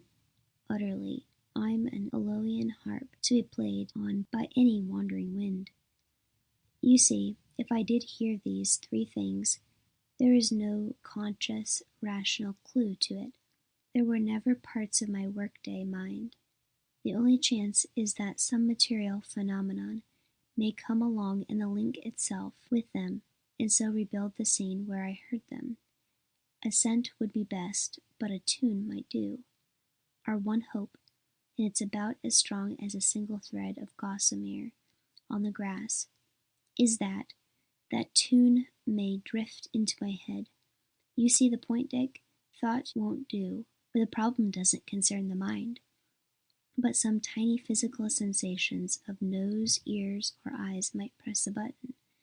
Now, it might be hallucination, but I've a feeling that the 3 facts I thought I invented were in some infinitely recondite way connected with a hymn tune. He went to bed early, while I sat up till nearly midnight writing letters. As I went upstairs, I had a strong sense of futility and discouragement. It seemed the merest trifling to be groping among these spectral unrealities, while tragedy, as big and indisputable as a mountain, were overhanging us. I had to remind myself how often the trivial was the vital before I got rid of the prick in my conscience. I was tired and sleepy, and I forced myself to think of the immediate problem. The 6 lines of the jingle were all blurred. While I undressed, I tried to repeat them. Then I could not get the 4th to scan. It came out as Fields of Erin. After that, the green fields of Erin. Then it became the green fields of Eden. I found myself humming a tune. It was an old hymn which the Salvation Army used to play in Cape Town streets when I was a schoolboy. I hadn't heard it or thought of it for 30 years. but I remember the tune very clearly. A pretty catchy thing, like an early Victorian drawing room ballad. I remember the words of the chorus. On the other side of Jordan, in the green fields of Eden, where the tree of life is blooming, there is rest for you. I marched off to Greenslade's room and found him lying awake, staring at the ceiling with the lamp by his bedside lit. I must have broken in on some train of thought, for he looked at me crossly. "I've got your tune," I said, and I whistled it and then quoted the words I remembered. "Tune be blowed," he said. "I've never heard it before." But he hummed it after me and made me repeat the words several times. No good, I'm afraid. It doesn't seem to hank on anything. Lord, this is a fool's game. I'm off to sleep. But 3 minutes later came a knock at my dressing-room door, and Greenslade entered. I saw by his eyes that he was excited. "It's the tune all right. I can't explain why, but those 3 blessed facts of mine fit into it like prawns in an espic. I'm feeling my way towards the light now. I thought I'd just tell you, for you might sleep better hearing it." I slept like a log and went to breakfast feeling more cheerful than I had for several days, but the doctor seemed to have a poor night. His eyes looked gummy and heavy, and he had ruffled his hair out of all hope of order. I knew that trick of his when his hair began to stick up at the back. He was out of sorts, either of mind or body. I noticed that he had got himself up in the knickerbockers and thick shoes. After breakfast he showed no inclination to smoke. "I feel as if I were going to be beaten up on the post," he groaned. "I'm a complete convert to your view, Dick. I heard my 3 facts, and I didn't invent them. What's more, my 3 are indefinitely linked with the 3 in those miscreants' doggerel. That tune proves it, for it talks about the fields of Eden, and yet is identified in my memory with my 3, which didn't mention Eden. That's a tremendous point and proves we're on the right road. But I'm hanged if I can't get a step farther. Wherever I heard these facts, I heard the tune, but I'm no nearer finding out that place. I've got one bearing, and I need a second to give me the point of intersection I want, and how the deuce I'm to get it if I don't know." Greenslade was now keener even than I was on the chase, and indeed his lean, anxious face was uncommonly like an old hound's. I asked him what he was going to do. "At 10 o'clock precisely I start on a walk, right round the head of the Windrush, and home by the forest. It's going to be a 30-mile stride at a steady 4.5 miles an hour, which, with half an hour for lunch, will get me back here before 6. I'm going to drudge my body and mind into apathy by hard exercise. Then I shall have a hot bath and a good dinner, and after that, when I'm properly fallow, I may get the revelation. The mistake I made yesterday was trying to think." It was a gleamy, blustering March morning, the very weather for a walk, and I would have liked to accompany him. As it was, I watched his long legs striding up the field we call Big Pasture, and then we gave up the day to the job of putting Loch Leven Fry into one of the ponds, a task so supremely muddy and wet that I had very little leisure to think of other things. In the afternoon I rode over to the market town to see my builder, and had got back just before dinner to learn that Greenslade had returned. He was now wallowing in his hot bath according to his programme. At dinner he seemed to be in better spirits. The wind had heightened his colour, giving him a ferocious appetite, and the 1906 liquid, which I regard as the proper drink after a hard day, gave him the stimulus he needed, as he had talked 3 nights ago, before the business got us in its clutches. Mary had disappeared after dinner, and we sat ourselves in the big chairs before the fire, like 2 drowsy men who had a busy day in the open air. I thought I had better say nothing till he chose to speak. He was silent for a long time, and then he laughed not very mirthfully. I am as far off as ever. All day I've been letting my mind wander and measuring off miles with my 2 legs like a pair of compasses. But nothing has come to me, no word yet of that confounded cross-bearing I need. I might have heard that tune in any one of the 1,000 parts of the globe. You see, my rackety life is a disadvantage. I've had too many different sorts of experience. If I'd been a curate all my days in one village, it would have been easier. I waited, and he went on, speaking not to me but to the fire. I've got an impression so strong that it amounts to certainty that I never heard the words Western Highlands. It was something like it, but not that. Western Islands? I suggested. What could they be? I think I've heard the phrase used about the islands off the west coast of Ireland. Does that help you? He shook his head. No good. I've never been in Ireland. After that he was silent again, staring at the fire, while I smoked opposite him, feeling pretty blank and dispirited. I realized that I had banked more than I knew on this line of inquiry, which seemed to be coming to nothing. Then suddenly there happened one of those trivial things which looked like accidents, but I believed are part of the reasoned government of the universe. I leaned forward to knock out the ashes of my pipe against the stone edge of the hearth. I hammered harder than I intended, and the pipe, which was an old one, broke off at the bowl. I exclaimed irritably, for I hate to lose an old pipe, but then pulled up sharp at the sight of Greenslade. He stared open-mouthed at the fragments in my hand, and his eyes were those of a man whose thoughts were far away. He held up one hand while I froze into silence. Then the tension relaxed, and he dropped back into his chair with a sigh. "The cross-bearing," he said. "I've got it. Medina." He laughed at my puzzled face. "I'm not mad, Dick. I once talked to a man, and as we talked he broke the bowl of his pipe, as you just have done.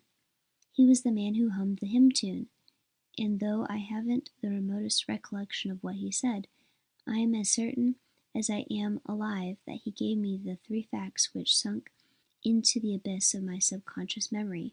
Wait a minute. Yes, I see it as plain as I see you. He broke the pipe just as you have done, and some time or another he hummed that tune." "Who was he?" I asked, but Greenslade disregarded the question. He was telling his story in his own way, with his eyes still abstracted, as if he were looking down a long corridor of memory. "I was staying at the Bull at Yanham, shooting wildfowl on the sea marshes. I had the place to myself, for it wasn't weather for a country pub. But late one night his car broke down outside, and the owner and his chauffeur had to pull up at the Bull. Oddly enough, I knew the man. He had been one of the big shoots at Rosham Thorpe, and was on his way back to London. We had a lot to say to each other and sat into the small hours. We talked about sport in the upper glens of the Yarkland River, where I first met him. I remember quite a lot of our talk, but not the 3 facts or the tune, which made no appeal to my conscious memory. Only, of course, they must have been there. When did this happen? Early last December, the time we had the black frost.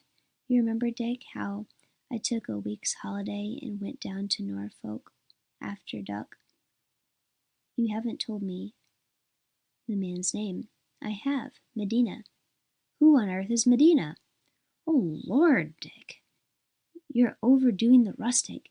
You've heard of Dominic Medina." I had, of course, when he mentioned the Christian name.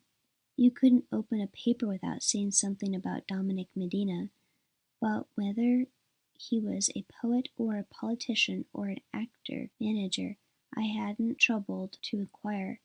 There was a pile of picture papers on a side table that I fetched him and began to turn over. Very soon I found what I wanted. It was a photograph of a group at the country house party for some steeplechase.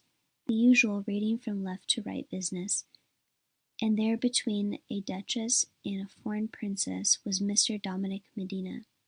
The poverty of the photograph could not conceal the extraordinary good looks of a man. He had the kind of head I fancy Byron had, and seemed to discern, too, a fine, clean, athletic figure. If you had happened to look at that rag, you might have the short-circuited your inquiry. He shook his head. No, it doesn't happen that way. I had to get your broken pipe and the tune or I would have been stuck. Then I suppose I have to get in touch with this chap and find where he picked up the 3 facts in that tune. But how if he turns out to be like you, another babbler from the subconscious? That is the risk you run, of course. He may be able to help you, or more likely, he may prove another dead wall.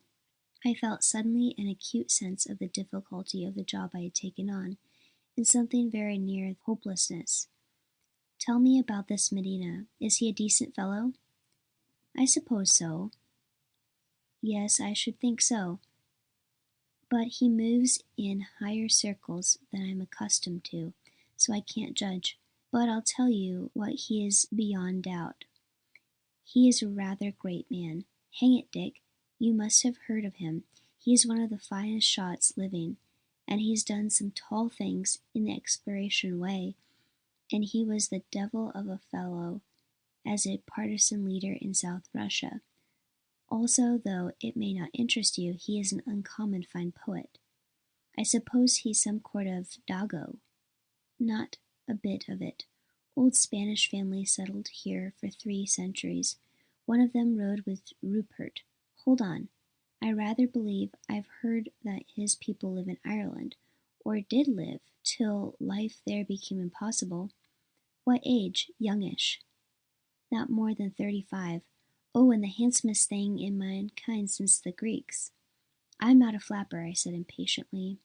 Good looks in a man are no sort of recommendation to me. I shall probably take to dislike his face. You won't. From what I know of him, you will fall under his charm at first sight. I never heard of a man that didn't. He has a curious musical voice, and eyes that warm you, glow like sunlight. Not that I know him well, but I own and found him extraordinarily attractive, and you see from the papers what the world thinks of him. All the same, I'm not much nearer my goal. I've got to find out where he heard those 3 blessed facts in that idiot tune. He'll probably send me to blazes, and even if he's civil, he'll very likely be helpless. Your chance is that he's a real clever man, not an old bludgeoner like me. You'll get the help of a first-class mind, and that means a lot. Shall I write you a line of introduction? He sat down at my desk and wrote. I am saying nothing about your errand, simply that I'd like you to know each other. Common interest in sport and travel, that sort of thing. You're going to be in London, so I had better give you an address as your club. Next morning, Greenslade went back to his duties, and I caught the early train to town. I was not very happy about Mr. Dominic Medina, for I didn't seem to be able to get hold of him. Who's only gave his age, his residence, Hill Street, his club, and the fact that he was MP for a South London division. Mary had never met him, for he had appeared in London after she had stopped going about. But she remembered that her Wymondham aunts raved about him, and that she had read somewhere an article about his poetry. As I sat in the express, I tried to reconstruct what kind of fellow he must be. A mixture of Byron and Sir Richard Burton, and the young political highbrow. The picture wouldn't compose, for I saw only a figure, like a waxwork, like a cooing voice, and a shop walker's suavity. Also his name kept confusing me, for I had mixed him up with an old ruffian of Portuguese I once knew at Berea. I was walking down St. James Street on my way to Whitehall, pretty much occupied with my own thoughts, when I was brought up by a hand placed on my chest, and lo and behold, it was Sandy Arbuthnot. End of Chapter 3. Chapter 4. I make the acquaintance of a popular man. You may imagine how glad I was to see old Sandy again, for I had not yet set eyes on him since 1916. He had been an intelligence officer with Maud, and then something at Simla, and after the war had an administrative job in Mesopotamia, or as they call it nowadays, Iraq. He had written to me from all kinds of queer places, but he never appeared to be coming home, and what with my marriage and my settling in the country, we seemed to be fixed in ruts that were not likely to intersect. I had seen his elder brother's death in the papers, so he was now Master Clanroydon and heir to the family estates, but I didn't imagine that he would make a Scotch lad of him. I never saw a fellow less changed by 5 years of toil and travel. He was desperately slight and tanned. He had always been that, but the contours of his face were still soft like a girl's, and his brown eyes were merrier as ever. We stood and stared at each other. "Dick, old man," he cried, "I'm home for good. Yes, honour bright, for months and months, if not years and years. I've got so much to say to you, and I don't know where to begin, but I can't wait now. I'm off to Scotland to see my father. He's my chief concern, for he's getting very frail, but I'll be back in 3 days. Let's dine together on Tuesday." We were standing at the door of a club, his and mine, and a porter was stowing his baggage into a taxi. Before I could properly realize that it was Sandy, he was waving his hand from the taxi window and disappearing up the street. The sight of him cheered me immensely, and I went on along Pall Mall in good temper.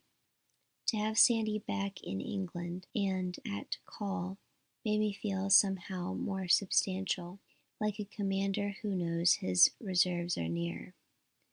When I entered McGillivray's room, I smiled, and the sight of me woke an unanswered smile on his anxious face. "Good man," he said, "you look like business. You're to put yourself at my disposal while I give you your bearings." He got out his papers and expounded the whole affair. It was a very queer story, yet the more I looked into it, the thinner my skepticism grew. I am not going to write it all down, for it is not yet time. It would give away certain methods which have not yet exhausted their usefulness. But before I had gone very far, I took off my hat to these same methods, for they showed amazing patience and ingenuity. It was an odd set of links that made up the chain. There was an importer of Barcelona nuts with a modest officer near Tower Hill. There was a copper company purporting to operate in Spain whose shares were not quoted on the Stock Exchange, but which had a fine office in London Wall, where you could get the best luncheon in the city. There was a respectable accountant in Glasgow, a French count, who was also some kind of Highland lad, and a great supporter of the White Rose League. There was a country gentleman living in Shropshire who had bought his place after the war, and was a keen rider to hounds and a very popular figure in the country. There was a little office not far from Fleet Street, which professed to be the English agency of an American religious magazine, and there was a certain publicist who was always appealing in the newspapers for help for the distressed populations of Central Europe. I remember his appeals well, for I had myself twice sent him small subscriptions. The way McGillivray had worked out the connection between these gentry filled me with awe. Then he showed me specimens of their work. It was sheer unmitigated crime, a sort of selling a bear on a huge scale in a sinking world. The aim of the gang was money, and already they had made scandalous profits. Partly their business was mere conscienceless profiteering, well inside the bounds of the law, such as gambling in falling exchanges and using every kind of brazen and subtle trick to make their gamble a certainty.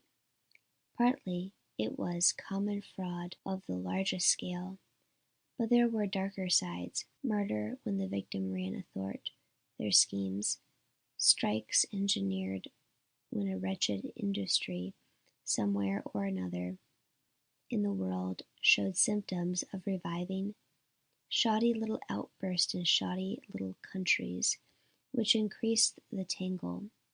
These fellows were the wreckers on the grand scale, merchants of pessimism, giving society another kick downhill whenever it had the chance of finding its balance, and then pocketing their profits. Their motive, as I have said, was gain, but that was not the motive of the people they worked through. Their cleverness lay in the fact that they used the fanatics, the moral imbeciles, as Machray called them, whose key was a wild hatred of something or another, or a reasoned belief in anarchy. Behind the smug exploiters lay the whole dreary wastes of half-baked craziness. Machray gave me examples of how they used these tools, the fellows who had no thought of profit and were ready to sacrifice everything, including their lives, for a mad ideal.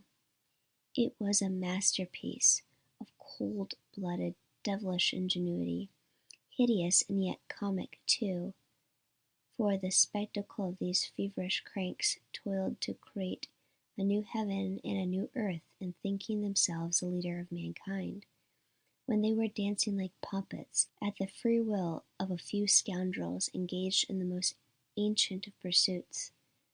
There was an irony to make the gods laugh. I asked who was their leader. Machray said he wasn't certain. No one of the gang seemed to have more authority than the others, and their activities were beautifully specialized, but he agreed that there was probably one mastermind, and said grimly that he would know more about that when they were rounded up. The doc will settle that question. How much do they suspect? I asked. Not much. A little, or they would not have taken hostages. But not much, for we have been very careful to make no sign.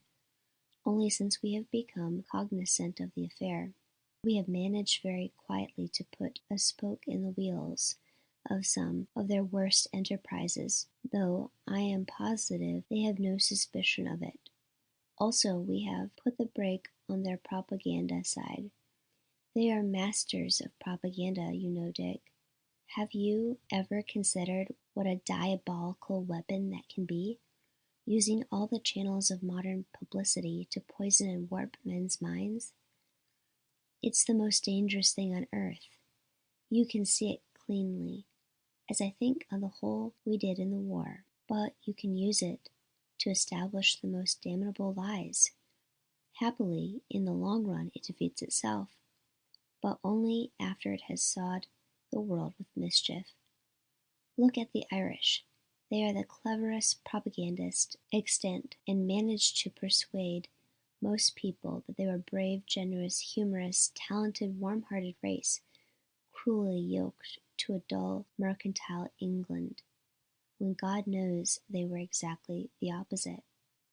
Machray, I may remark, is an Ulster man, and has his prejudices. About the gang, I suppose they're all pretty reasonable to an outward view? Highly respectable, he said.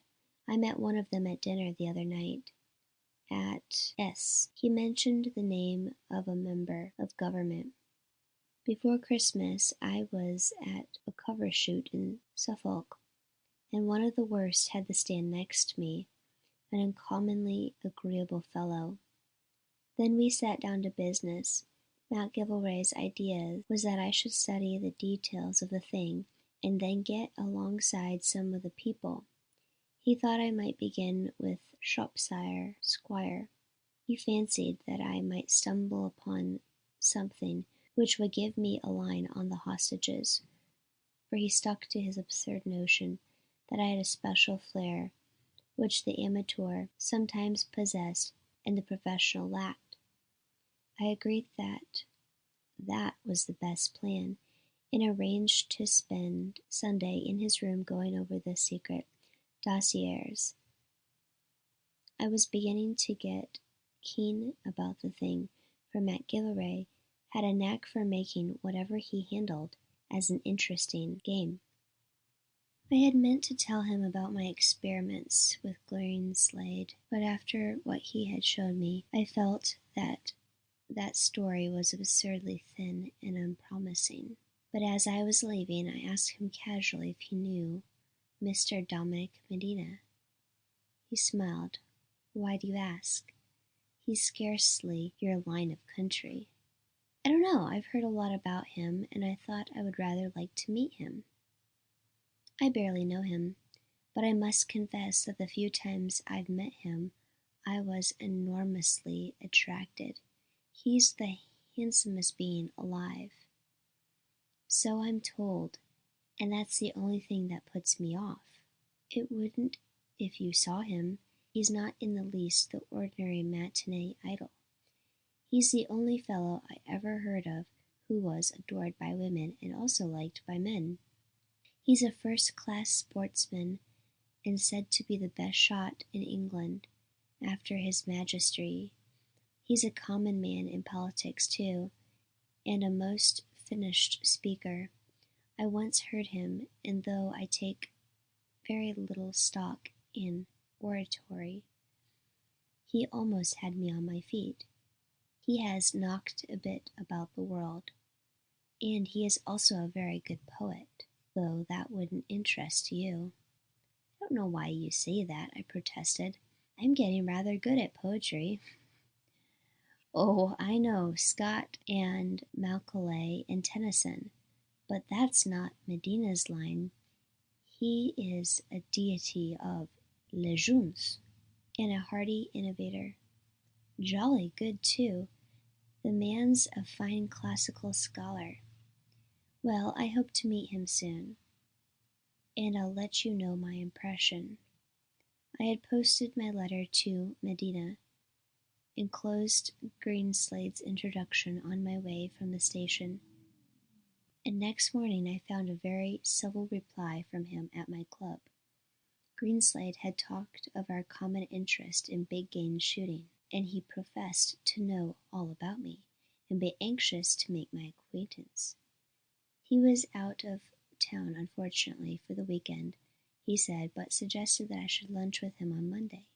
He named a club, a small, select, old-fashioned one of which most of the members were hunting squires.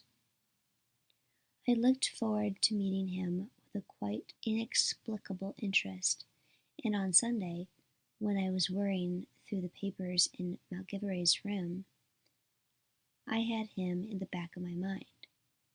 I had made a picture of something between an Ouida guardsman and the Apollo Belvedere, and rigged it out in the smartest clothes. But when I gave my name to the porter at the club door, and a young man who was warming his hands at the hall fire came forward to me, I had to wipe that picture clean off my mind. He was about my own height, just under 6 feet, and at the first sight rather slightly built, but a hefty enough fellow, to eyes which knew to where to look for the points of men's strengths. Still he appeared slim, and therefore young, and you could see from the way he stood and walked that he was as light on his feet as a rope dancer. There was a horrible word in the newspapers, well-groomed, applied to men by lady journalists, which always makes me think of a glossy horse on which a stable boy has been busy with the brush and currycomb. I had thought of him as well-groomed, but there was nothing glossy about his appearance. He wore a rather old well-cut brown tweed suit, with a soft shirt and collar and a russet tie that matched his complexion. His get-up was exactly that of a country squire who had come up to town for a day at Tattersall.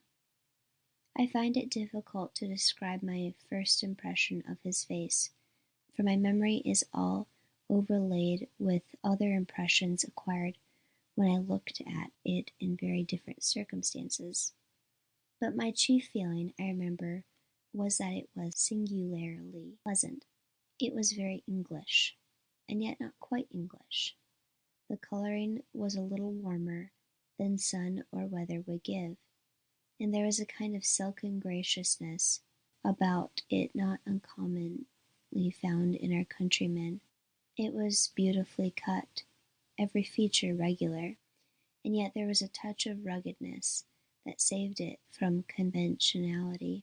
I was puzzled about this, till I saw that it came from two things, the hair and the eyes. The hair was almost a dark brown, brushed in a wave above the forehead, so that the face with its strong fine chin made an almost perfect square. But the eyes were the thing.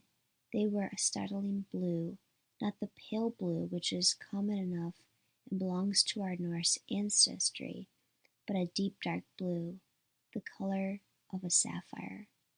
Indeed, if you think a sapphire with the brilliance of a diamond, you get a pretty fair notion of those eyes. They would have made a plain-headed woman lovely in a man's face, which had not a touch of the feminine. They were startling. Startling, I stick to that word, but also entrancing. He greeted me as if he had been living for this hour, and also with a touch of deference due to a stranger. "This is delightful, Sir Richard. It was very good of you to come. We've got a table to ourselves by the fire. I hope you're hungry. I've had a devilish cold journey this morning, and I want my luncheon." I was hungry enough, and I never ate a butter meal. He gave me Burgundy on account of the bite in the weather, and afterwards I had a glass of the Bristol cream, for which his club was famous. But he drank water himself. There were 4 other people in the room, all of whom he appeared to call by their Christian names, and these lantern-jawed hunting fellows seemed to cheer up at the sight of him.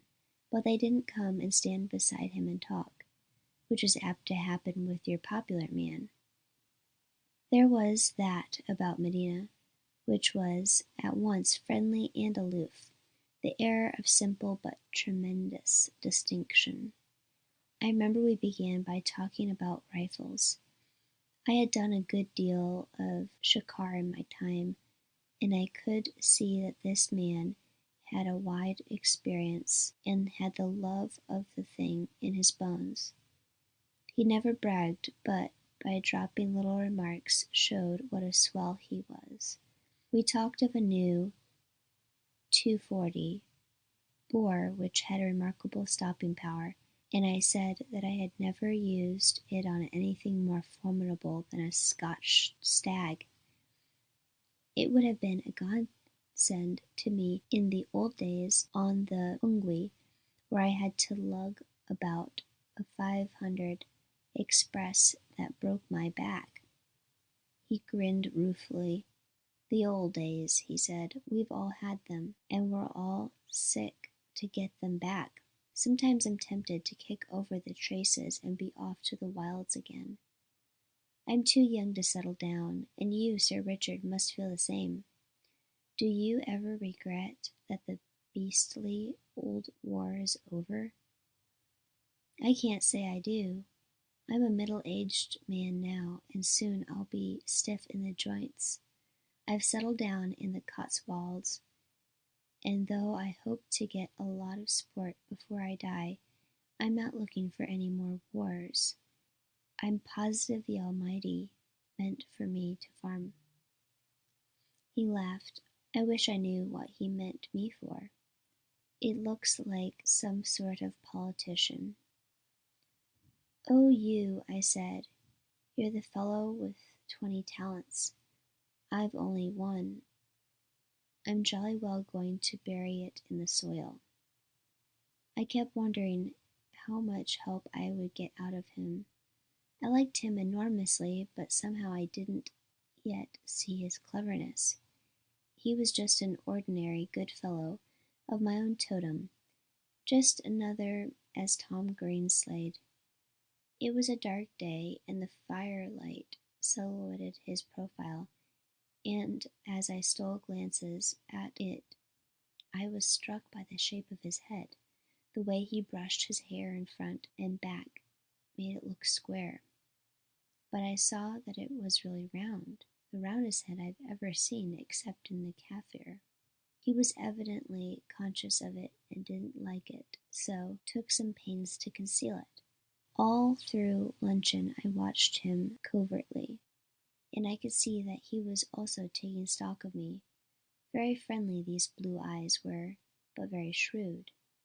He suddenly looked me straight in the face. "You won't vegetate," he said. "You needn't deceive yourself. You haven't got that kind of mouth for a rustic. What is it to be?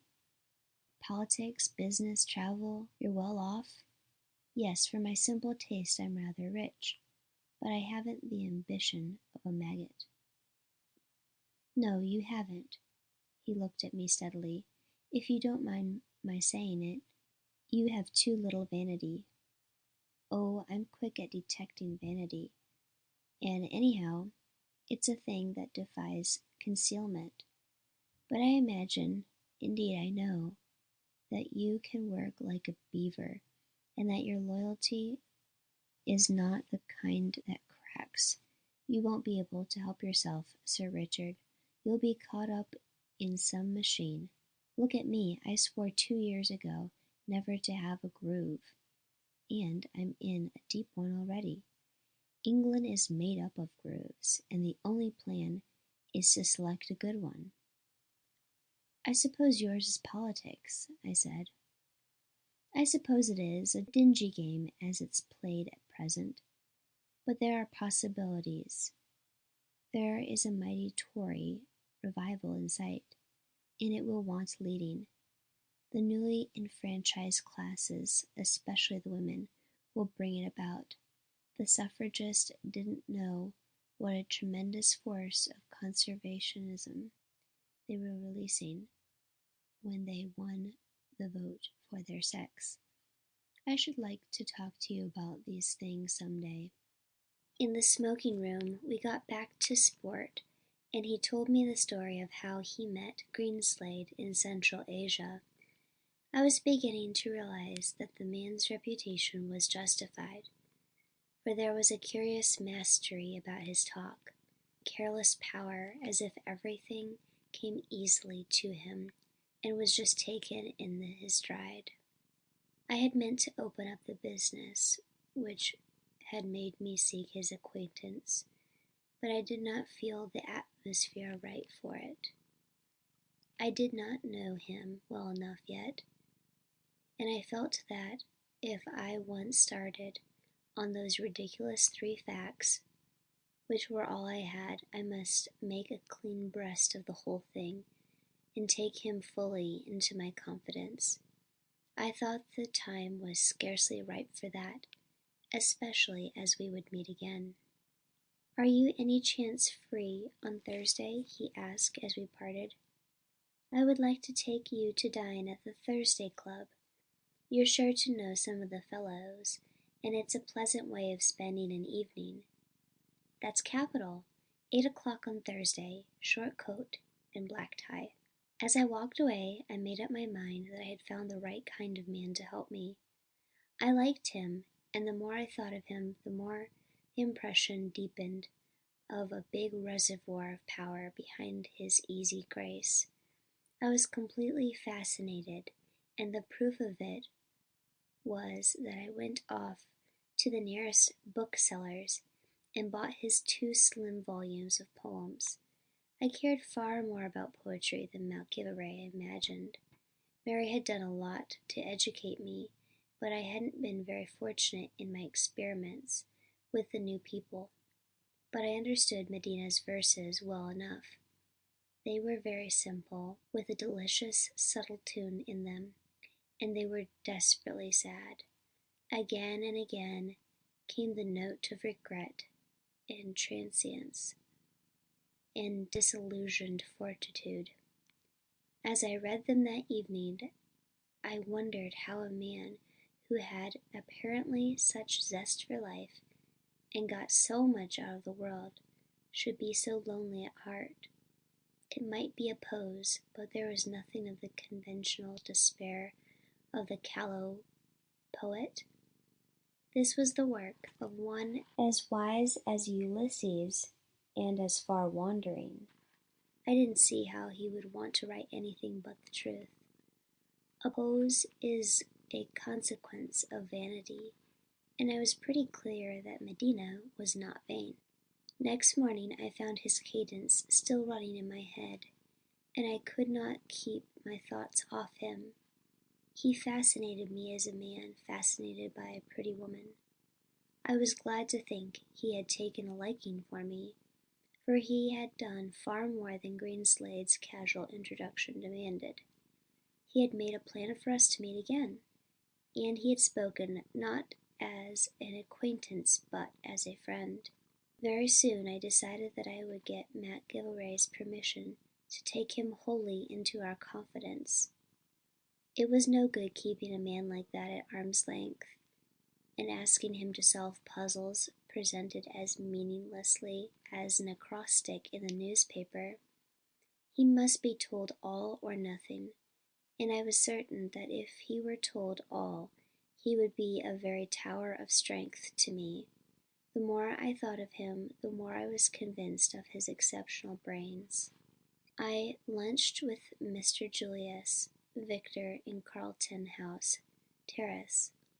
He was carrying on an ordinary life, and when he greeted me, he never referred to the business which had linked us together, or rather, he only said one word.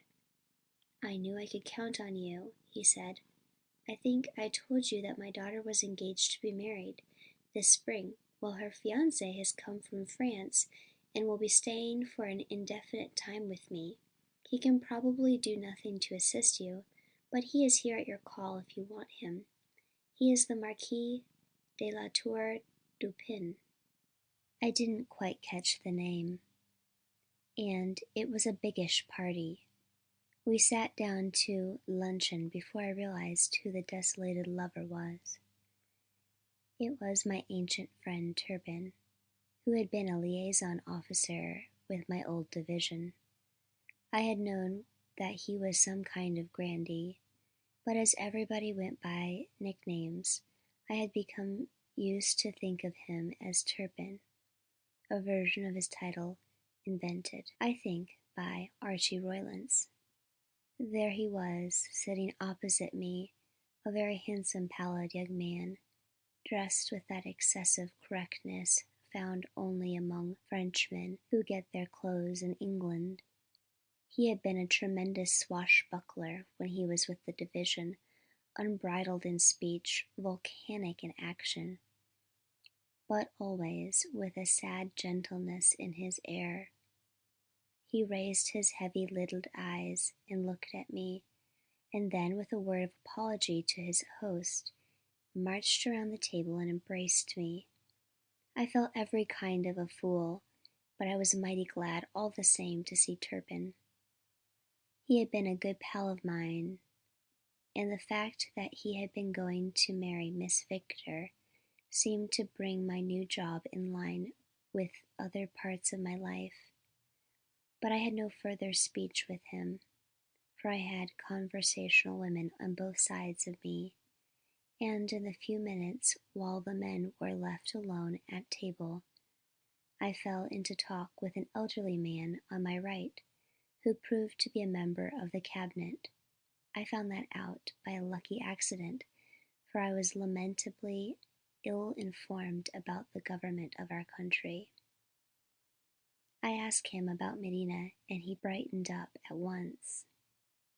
Can you place him? He asked. I can't. I'd like to classify my fellow men, but he is a new specimen. He is as exotic as the young Disraeli, and as English as the late Duke of Devonshire.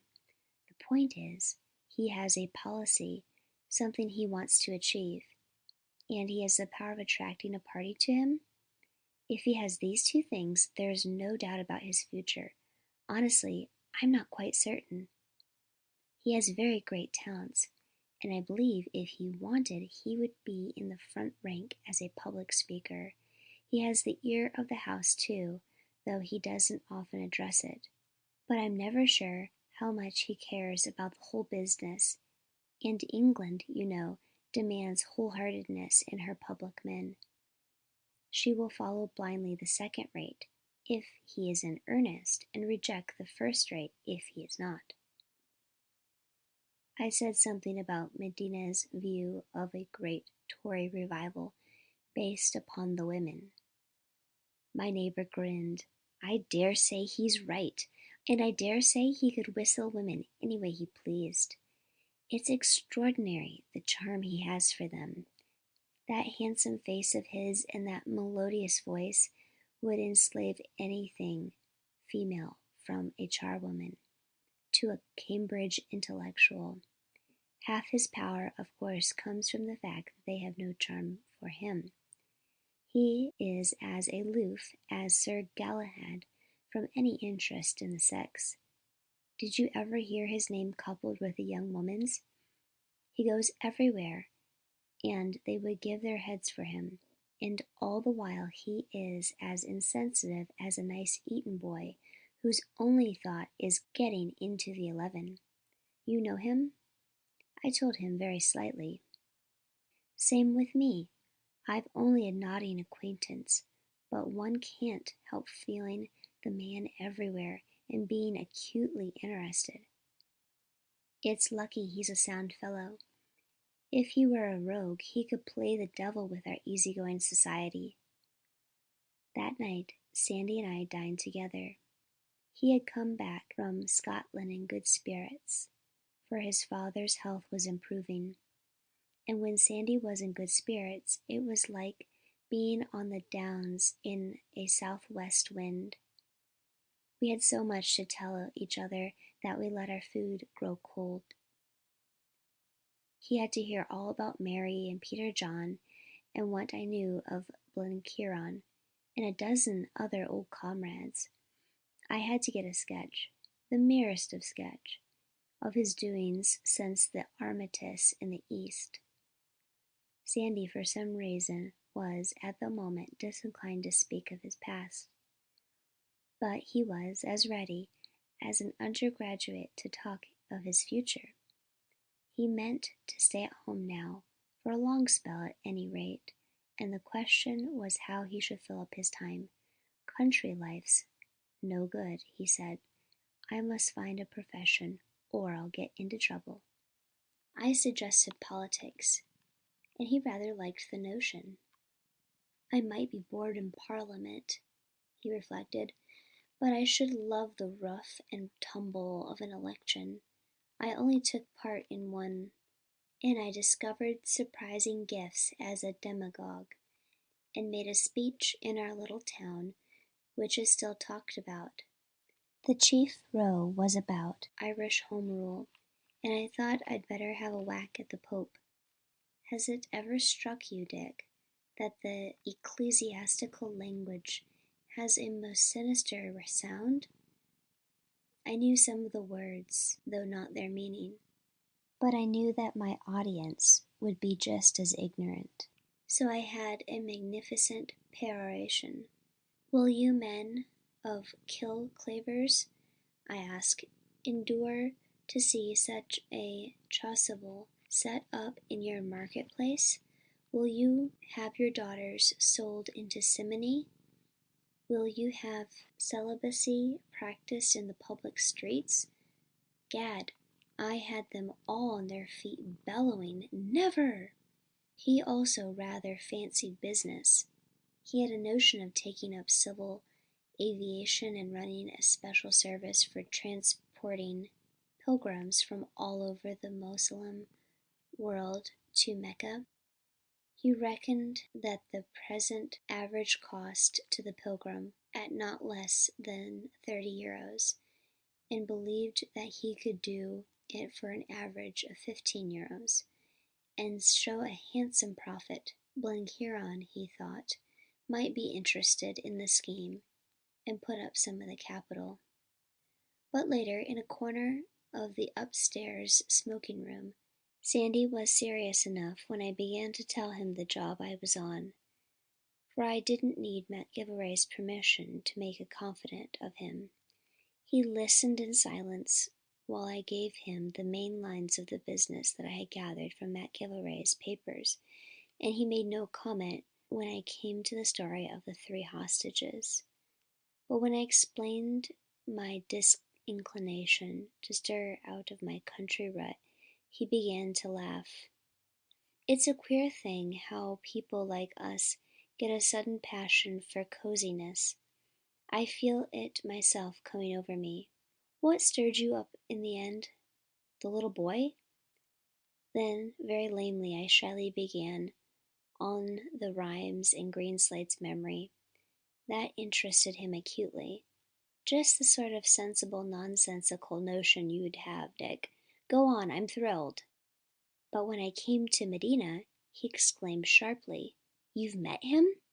Yesterday at luncheon. You haven't told him anything? No, but I'm going to. Sandy had been deep in an armchair with his legs over the side, but now he got up and stood with his arms on a mantelpiece, looking into the fire. I'm going to take him into my full confidence, I said, when I've spoken to MacGillivray. MacGillivray will no doubt agree. And you, have you ever met him?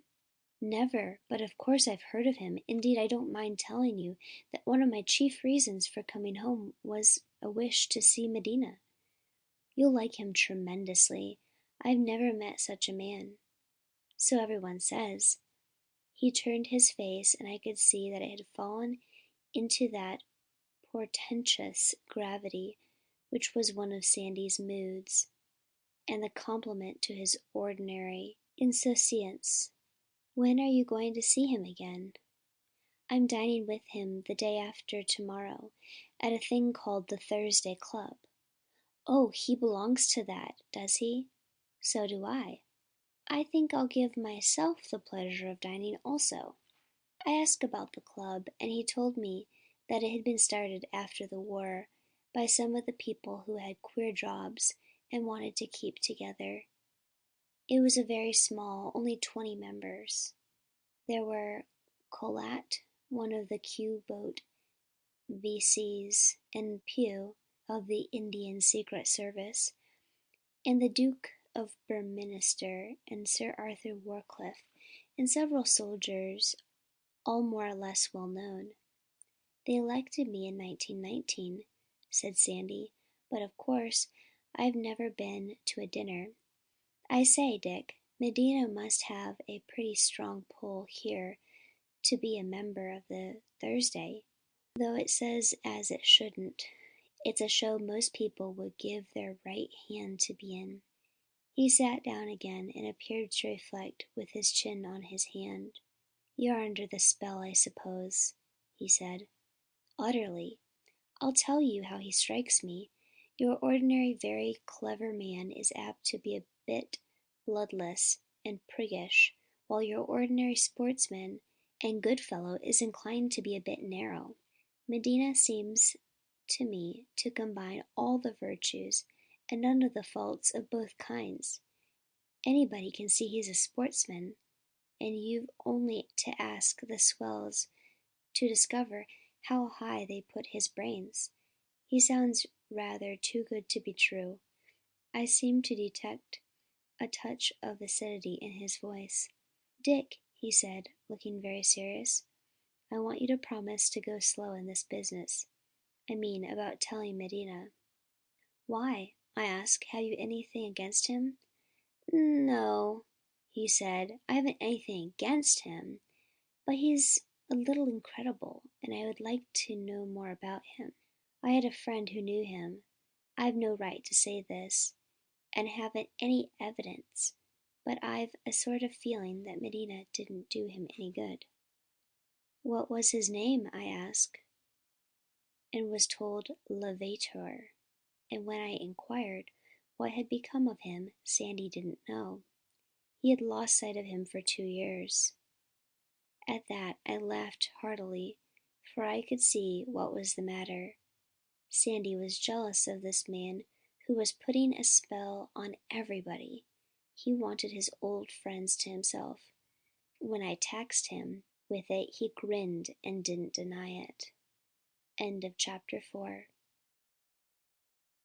Chapter 5. The Thursday Club. We met in a room on the second floor of a little restaurant in Mervyn Street, a pleasant room, panelled in white, with big fires burning at each end.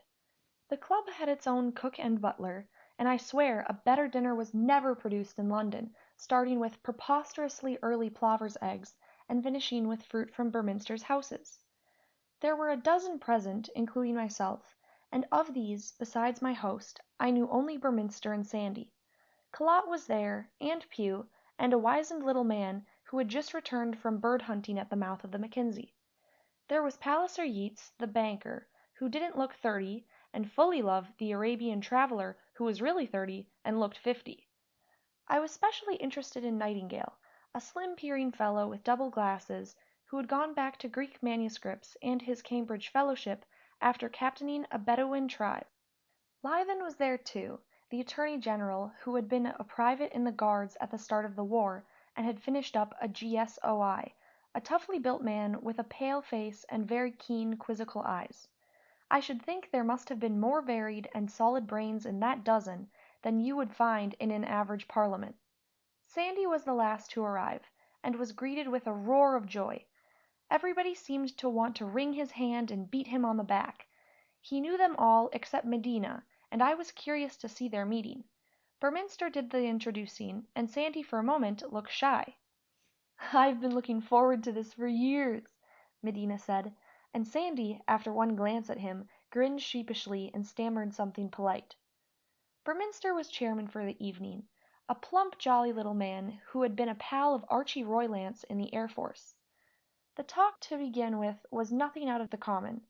It started with horses and the spring handicaps, and then got on to spring salmon fishing, for one man had been on the Helmsdale, another on the Naver, and 2 on the Tay. The fashion of the club was to have the conversation general, and there was very little talking in groups. I was next to Medina, between him and the Duke, and Sandy was on the other end of the oval table. He had not much to say, and more than once I caught his eyes watching Medina. Then by and by, as was bound to happen, reminiscence began. Calotte made me laugh with a story of how the Admiralty had a notion that sea lions might be useful to detect submarines. A number were collected and trained to swim after submarines to which fish were attached as bait, the idea being that they would come to associate the smell of submarines with food and go after a stranger. The thing shipwrecked on the artistic temperament. The beasts all came from the music halls and had names like Flossie and Sissy, so they couldn't be got to realize that there was a war on, and were always going ashore without leave. That story started the ball rolling, and by the time we had reached the port, the talk was like what you used to find in the smoking room of an East African coastal steamer, only 1,000,000 times better. Everybody present had done and seen amazing things, and moreover they had the brains and knowledge to orientate their experiences. It was no question of a string of yarns, but rather of the best kind of give-and-take conversation, when a man would buttress an argument by an apt recollection. I especially admired Medina. He talked little, but he made others talk, and his keen interest seemed to wake the best in everybody. I noticed that, as at our luncheon 3 days before, he drank only water. We talked, I remember, about the people who had gone missing, and whether any were likely still to turn up. Sandy told us about 3 British officers who had been in prison in Turkestan since the summer of 18, and had only just started home. He had met one of them at Marseilles, and thought there might be others tucked away in those parts. Then someone spoke of how it was possible to drop off the globe for a bit and miss all that was happening. I said I had met an old prospector in Barberton in 1920 who had come down from Portuguese territory, and when I asked him what he had been doing in the war, he said, "What war?" Pew said a fellow had just turned up in Hong Kong who had been a captive of Chinese pirates for 8 years, and had never heard a word of our 4 years' struggle till he said something about the Kaiser to the skipper of the boat that picked him up. Then Sandy, as the newcomer, wanted news about Europe. I remember that Lythen gave him his views on the malaise that France was suffering from, and that Palliser Yeats, who looked exactly like a rugby three-quarterback, enlightened him, and incidentally myself, on the matter of German reparations. Sandy was furious about the muddle in the Near East, and the mishandling of Turkey.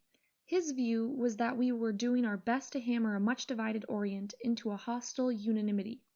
"Lord!" he cried, "how I loathe our new manners in foreign policy! The old English way was to regard all foreigners as slightly childish and rather idiotic, and ourselves as the only grown-ups in a kindergarten world. That meant that we had a cool, detached view and did even-handed, unsympathetic justice. But now we have got into the nursery ourselves, and are bear-fighting on the floor. We take violent sides and make pets, and of course, if you are Phil something or other, you have got to be Phobe something else. It is all wrong. We are becoming balkanized." We would have drifted into politics if Pew had not asked him his opinion of Gandhi. That led him into an exposition of the meaning of the fanatic, a subject on which he was well qualified to speak, for he had consorted with most varieties.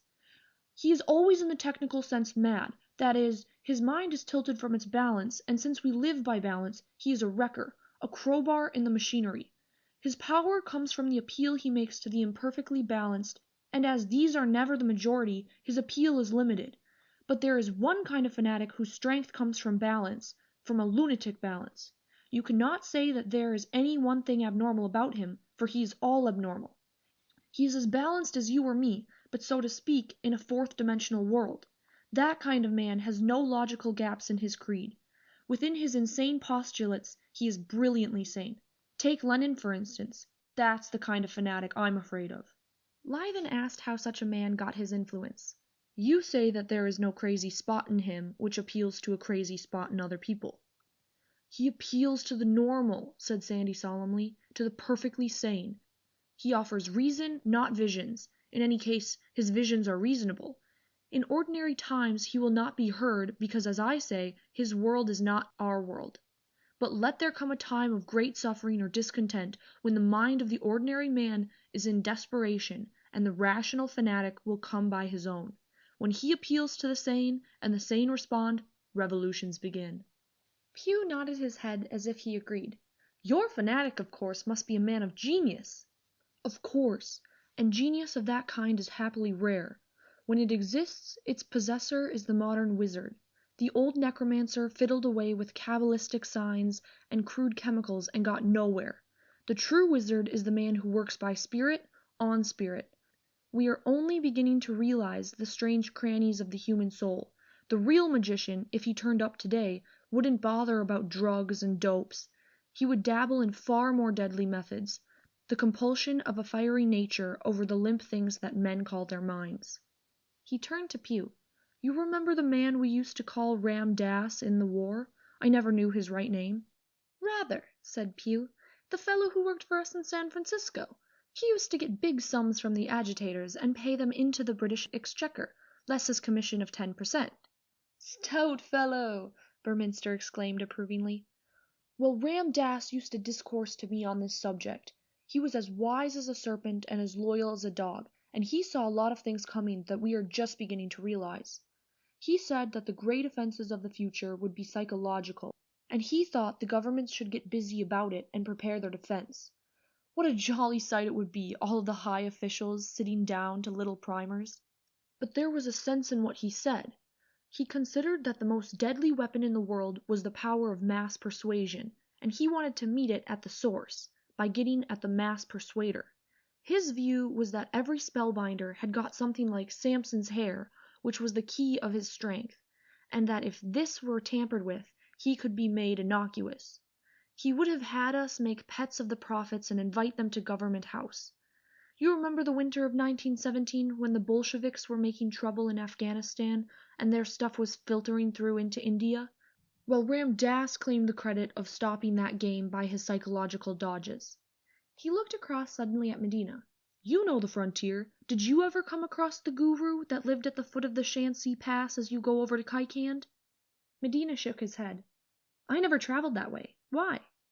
Sandy seemed disappointed. Ram Dass used to speak of him. I hoped you might have met him. The Club Madeira was being passed round, and there was a little silence while we sipped it. It was certainly a marvelous wine, and I noticed with pain Medina's abstinence. You really are missing a lot, you know, Burminster boomed in his jolly voice, and for a second all the company looked Medina's way. He smiled and lifted his glass of water.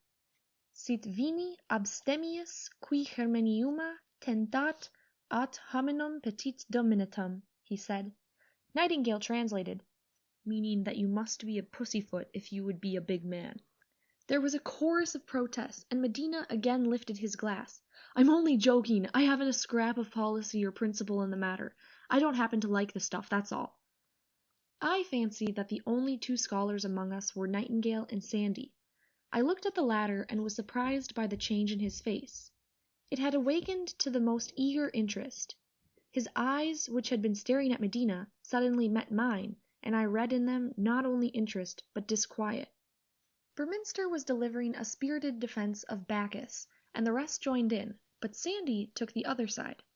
There's a good deal in that Latin tag, he said. There are places in the world where total abstinence is reckoned a privilege. Did you ever come across the Uli tribe up the Karakoram way? He was addressing Medina. No? Well, the next time you meet a man in the guides, ask him about them, for they are a curiosity. They're Mohammedan, and so should by rights be abstainers, but they're a drunken set of sweeps, and the most priest-ridden community on earth. Drinking is not only a habit among them, it's an obligation, and their weekly tamasha would make Falstaff take the pledge. But their priests, they're a kind of theocracy, are strict teetotal. It is their privilege and the secret of their power.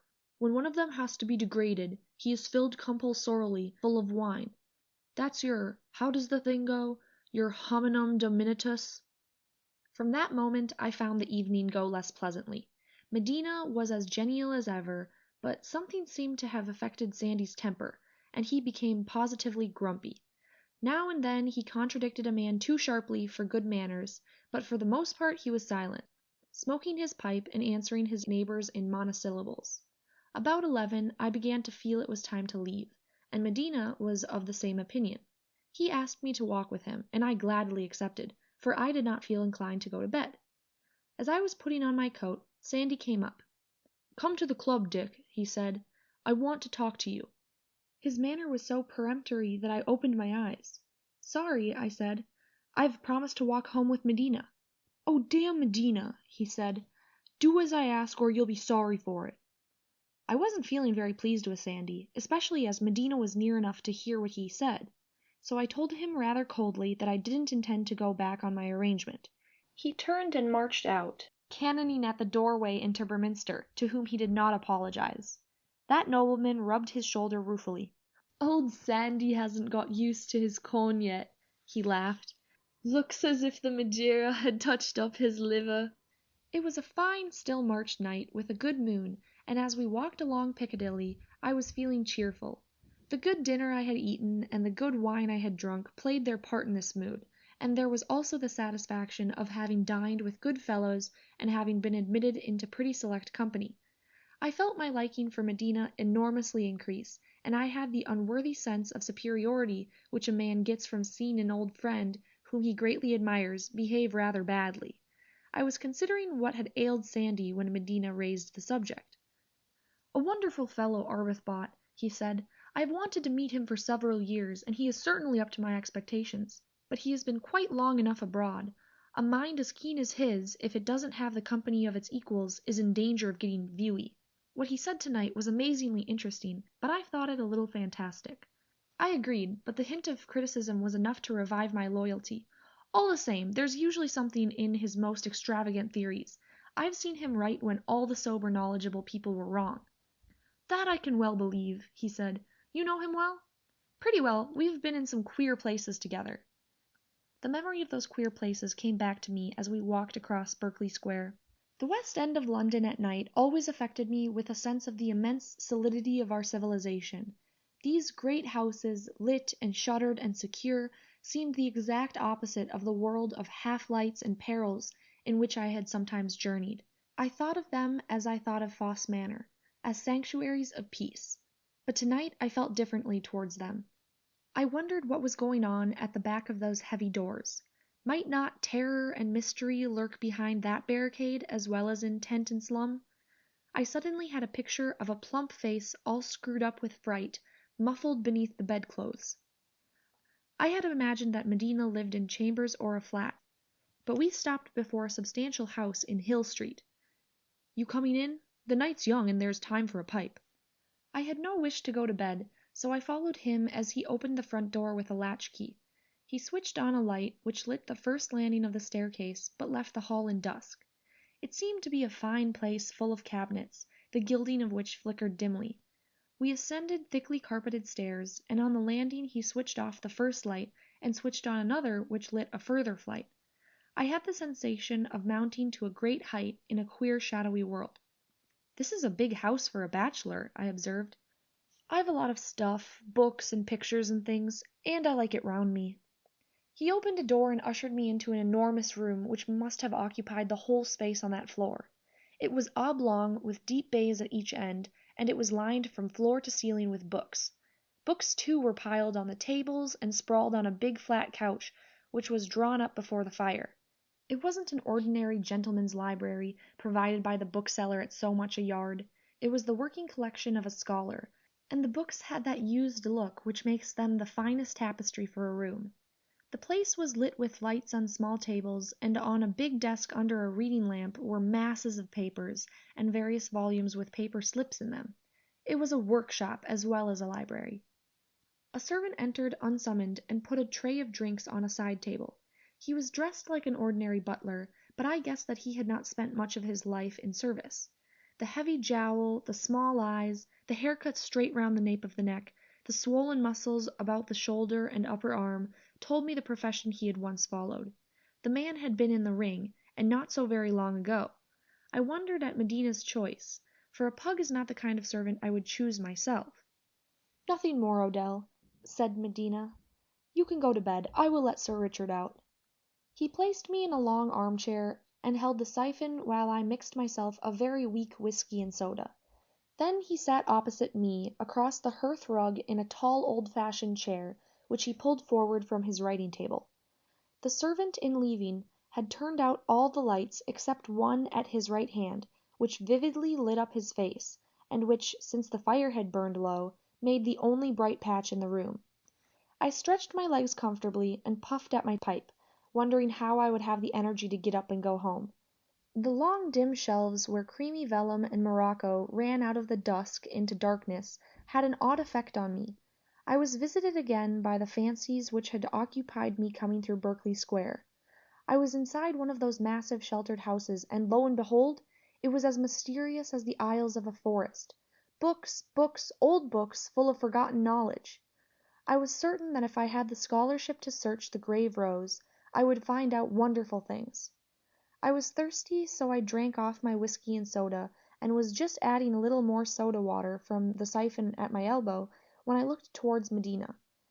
There was that in his appearance which made me move my glass so that a thin stream of liquid fell on my sleeve. The patch was still damp next morning. His face, brilliantly lit up by the lamp, seemed to be also lit from within. It was not his eyes or any one feature that enthralled me, for I did not notice any details. Only the odd lighting seemed to detach his head from its environment, so that it hung in the air like a planet in the sky, full of intense brilliance and power. It is not very easy to write down what happened. For 12 hours afterwards I remembered nothing, only that I had been very sleepy and must have been poor company and had soon got up to go. But that was not the real story. It was what the man had willed that I should remember, and because my own will was not really mastered, I remembered other things in spite of him, remembered them hazily like a drunkard's dream. The head seemed to swim in the center of pale converging lines. These must have been the bookshelves which, in that part of the room, were full of works bound in old vellum. My eyes were held by two violet pinpoints of light, which were so bright that they hurt me. I tried to shift my gaze, but I could only do that by screwing round my head towards the dying fire. The movement demanded a great effort, for every muscle in my body seemed drugged with lethargy. As soon as I looked away from the light, I regained some possession of my wits. I felt that I must be in for some sickness, and had a moment of bad fright. It seemed to be my business to keep my eyes on the shadows in the hearth, for where darkness was, there I found some comfort. I was as afraid of the light before me as a child of a buggy. I thought that if I said something I should feel better, but I didn't seem to have the energy to get a word out. Curiously enough, I felt no fear of Medina. He didn't seem to be in the business. It was that disembodied light that scared me. Then I heard a voice speaking, but still I didn't think of Medina. "Hannay," it said. "You are Richard Hannay?" Against my will I slewed my eyes round, and there hung that intolerable light burning into my eyeballs and my soul. I found my voice now, for it seemed to be screwed out of me, and I said "yes," like an automaton. I felt my wits and my sense slipping away under that glare, but my main discomfort was physical, the flaming control of the floating brightness, not face or eyes, but a dreadful overmastering aura. I thought, if at that moment you could call any process of my mind thought, that if I could only link it onto some material thing, I should find relief. With a desperate effort I seemed to make out the line of a man's shoulder and the back of a chair. Let me repeat that I never thought of Medina, for he had been wiped clean out of my world. "You are Richard Hannay," said the voice. "Repeat, I am Richard Hannay." The words came out of my mouth involuntarily. I was concentrating all my wits on the comforting outline of the chair back, which was beginning to be less hazy. The voice spoke again. "But till this moment you have been nothing. There was no Richard Hannay before. Now when I bid you, you begin your life. You remember nothing. You have no past." "I remember nothing," said my voice, but as I spoke I knew I lied, and that knowledge was my salvation. I have been told more than once by doctors who dabbled in the business that I was the most hopeless subject for hypnotism that they ever struck. One of them once said that I was about as unsympathetic as Table Mountain. I must suppose that the intractable bedrock of commonplaceness in me now met the something which was striving to master me, and repelled it. I felt abominably helpless, my voice was not my own, my eyes were tortured and aching, but I had recovered my mind. I seemed to be repeating a lesson at someone's dictation. I said I was Richard Hannay, who had just come from South Africa on his first visit to England. I knew no one in London and had no friends. Had I heard of Colonel Arbuthnot? I had not. Or the Thursday Club? I had not. Or the war? Yes, but I had been in Angola most of the time and had never fought. I had money? Yes, a fair amount, which was in such and such a bank and such investments. I went on repeating the stuff as glibly as a parrot, but all the while I knew I lied. Something deep down in me was insisting that I was Sir Richard Hannay, K.C.B., who had commanded a division in France, and was the squire of Fosse Manor, the husband of Mary, and the father of Peter John. Then the voice seemed to give orders. I was to do this and that, and I repeated them docilely. I was no longer in the least scared. Someone or something was trying to play monkey tricks with my mind, but I was the master of that, though my voice seemed to belong to an alien gramophone, and my limbs were stupidly weak. I wanted above all things to be allowed to sleep. I think I must have slept for a little, for my last recollection of that queer sederunt is that the unbearable light had gone, and the ordinary lamps of the room were switched on. Medina was standing by the dead fire, and another man beside him, a slim man with a bent back and a lean grey face. The second man was only there for a moment, but he looked at me closely, and I thought Medina spoke to him and laughed. Then I was being helped by Medina into my coat and conducted downstairs. There were two bright lights in the street, which made me want to lie down on the curb and sleep. I woke about 10 o'clock next morning in my bedroom at the club, feeling like nothing on earth. I had a bad headache, my eyes seemed to be back with white fire, and my legs were full of weak pains as if I had influenza. It took me several minutes to realize where I was, and when I wondered what had brought me to such a state, I could remember nothing. Only a preposterous litany ran in my brain, the name Dr. Newhover and an address in Wimpole Street. I concluded glumly that for a man in my condition was a useful recollection, but where I had got it, I hadn't an idea. The events of the night before were perfectly clear. I recalled every detail of the Thursday Club dinner, Sandy's brusqueness, my walk back with Medina, my admiration of his great library. I remembered that I had been drowsy there, and thought that I had probably bored him, but I was utterly at a loss to account for my wretched condition. It could not have been the dinner, or the wine, for I had not drunk much, and in any case I have a head like cast iron, or the weak whiskey and soda in Medina's house.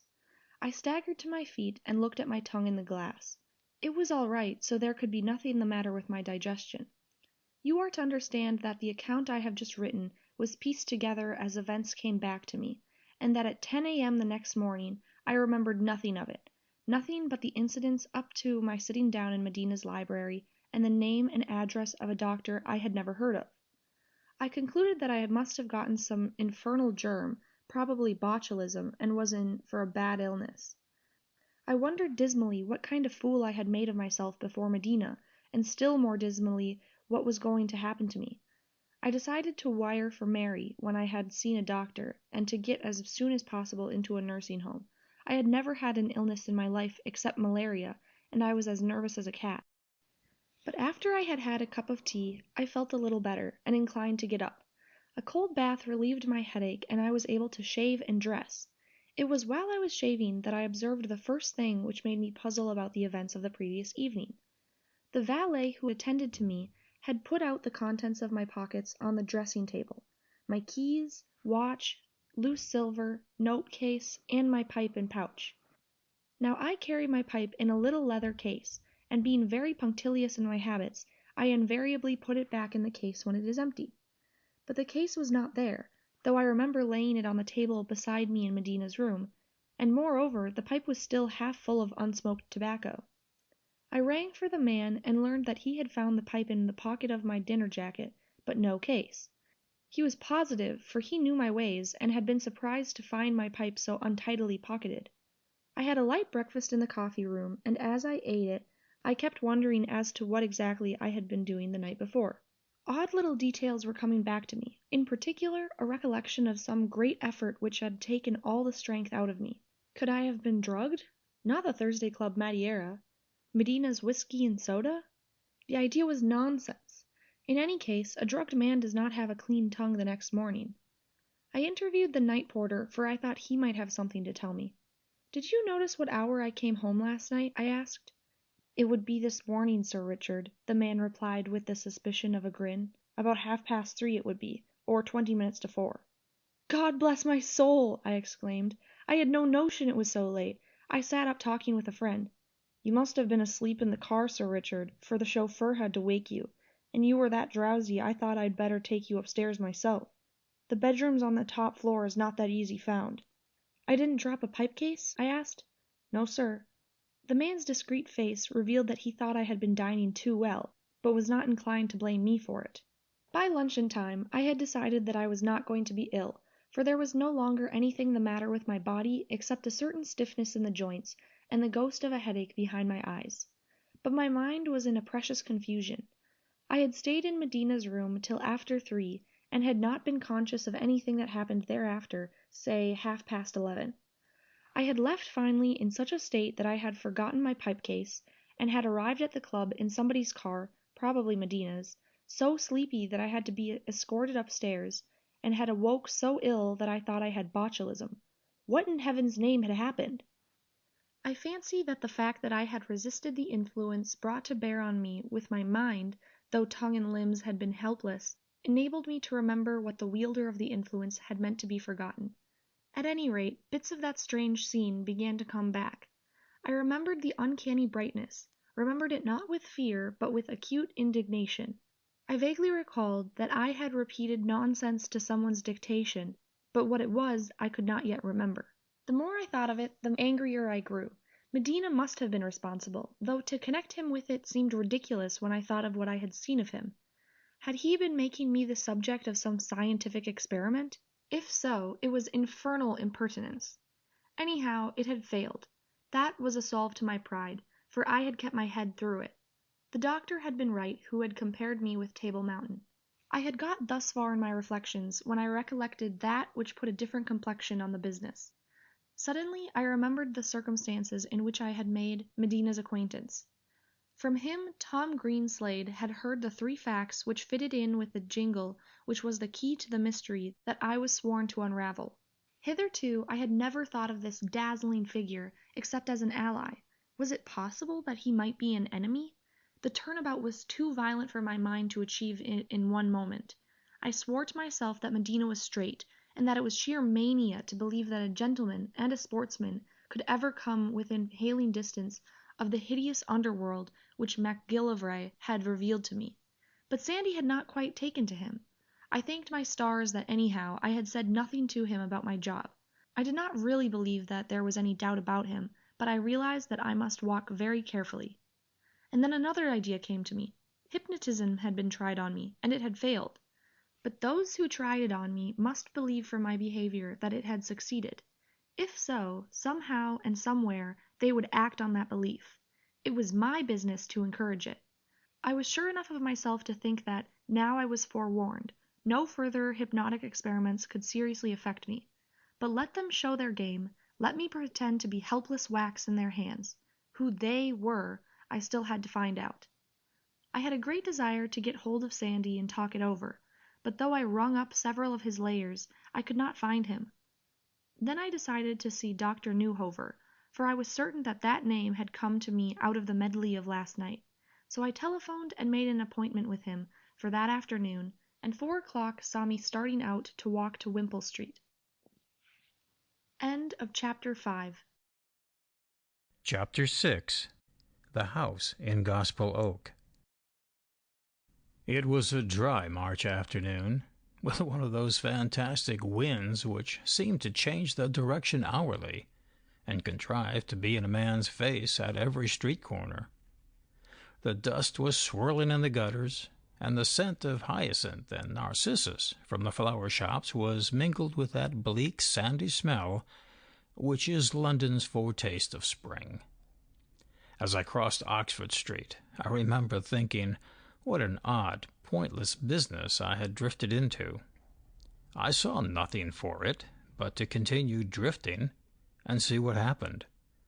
I was on my way to visit a doctor, of whom I knew nothing, about an ailment which I was not conscious of possessing. I didn't even trouble to make a plan, being content to let chance have the guiding of me. The house was one of those solid, dreary erections which have usually the names of half a dozen doctors on their front doors. But in this case there was only one, Dr. M. Newhover. The parlor maid took me into the usual drab waiting room, furnished with Royal Academy engravings, fumed oak, and an assortment of belated picture papers. And almost at once she returned and ushered me into the consulting room. This again was of the most ordinary kind. Glazed bookcases, wash-hand basins in a corner, roll-top desk, a table with a medical journal or two, and some leather cases. And Dr. Newhover, at first sight, seemed nothing out of the common. He was a youngish man, with high cheekbones, a high forehead, and a quantity of blonde hair brushed straight back from it. He wore a pince-nez, and when he removed it showed pale, prominent blue eyes. From his look I should have said that his father had called himself Newhofer. He greeted me with a manner which seemed to me to be at once patronizing and dictatorial. I wondered if he was some tremendous swell in his profession, of whom I ought to have heard. "Well, Mr. Hannay, what can I do for you?" he said. I noticed that he called me Mr., though I had given Sir Richard, both on the telephone and to the parlour-maid. It occurred to me that someone had already been speaking of me to him, and that he had got the name wrong in his memory. I thought I had better expound the alarming symptoms with which I had awakened that morning. "I don't know what's gone wrong with me," I said. I've a pain behind my eyeballs, and my whole head seems muddled up. I feel drowsy and slack, and I've got a weakness in my legs and back, like a man who has just had flu. He made me sit down and proceeded to catechise me about my health.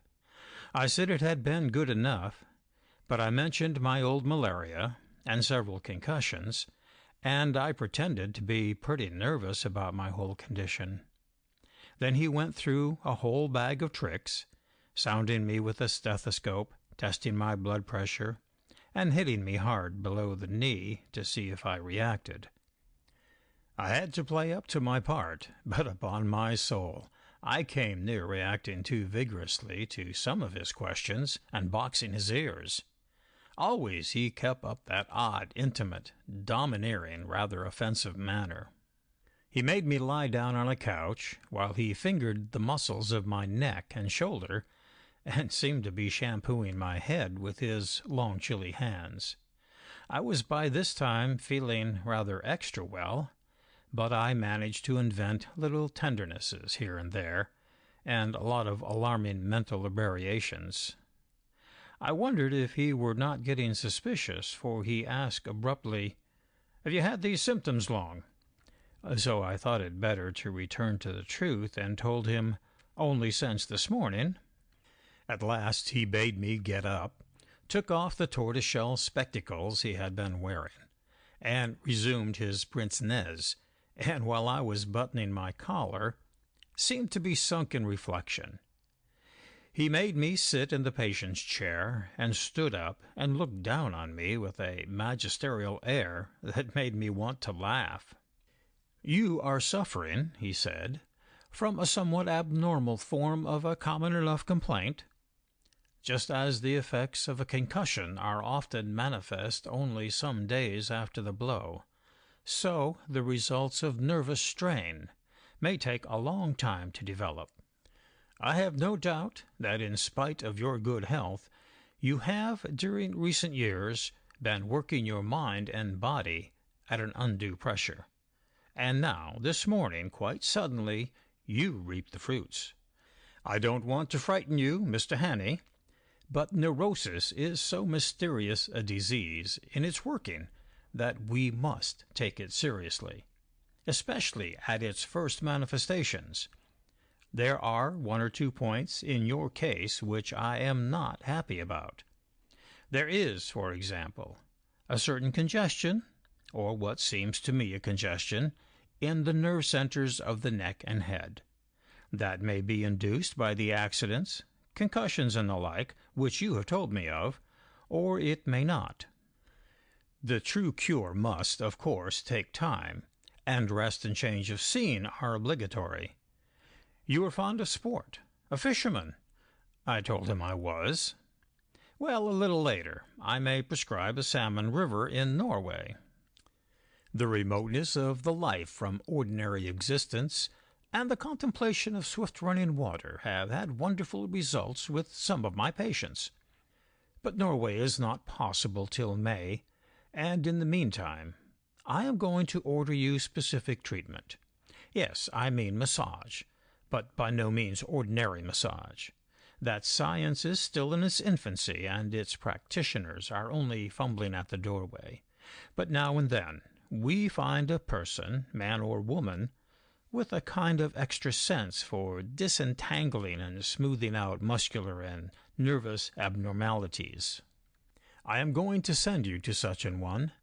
The address may surprise you, but you are man of the world enough to know that medical skill is not confined to the area between Oxford Street and the Marylebone Road." He took off his glasses and smiled. Then he wrote something on a slip of paper and handed it to me. I read, "Madame Breda, 4 Palmyra Square, N.W." "Right," I said. "Much obliged to you. I hope Madame Breda will cure this infernal headache. When can I see her?" "I can promise you she will cure the headache. She is a Swedish lady who has lived in London since the war, and is so much an enthusiast in her art that she will only now and then take a private patient. For the most part, She gives her skill free to the children's hospitals, but she will not refuse me. As for beginning, I should lose no time for the sake of your own comfort. What about tomorrow morning? Why not tonight? I have nothing to do, and I want to be quit of my headache before bedtime. Why shouldn't I go on there now? No reason in the world, but I must make an appointment. Madame is on the telephone. Excuse me a moment.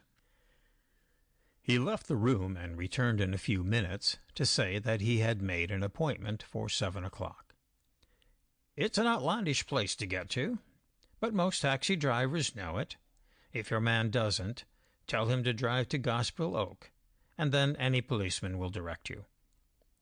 I had my checkbook with me, but he didn't want his fee, saying that he was not done with me.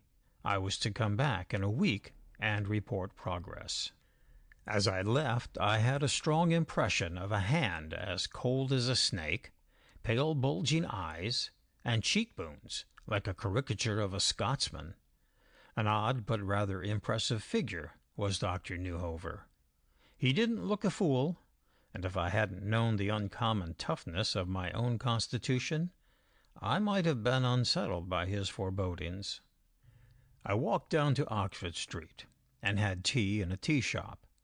As I sat among the chattering typists and shop boys, I kept wondering whether I was not wasting my time and behaving like a jackass. Here was I, as fit as a hunter, consulting specialists and visiting unknown masseuses in North London, and all with no clear purpose. In less than 24 hours I had tumbled into a perfectly crazy world, and for a second I had a horrid doubt whether the craziness was not inside my mind. Had something given in my brain last night in Medina's room, so that now I was what people call wanting? I went over the sequence of events again, and was reassured by remembering that in it all I had kept my head. I had not got to the stage of making theories. I was still only waiting on developments, and I couldn't see any other way before me. I must, of course, get hold of Sandy, but first let me see what this massage business meant. It might all be perfectly square. I might have remembered Dr. Newhover's name by a queer trick of memory, heard it perhaps from some friend, and that remarkable practitioner might be quite honest. But then I remembered the man's manner. I was quite clear that he knew something of me, that someone had told him to expect me.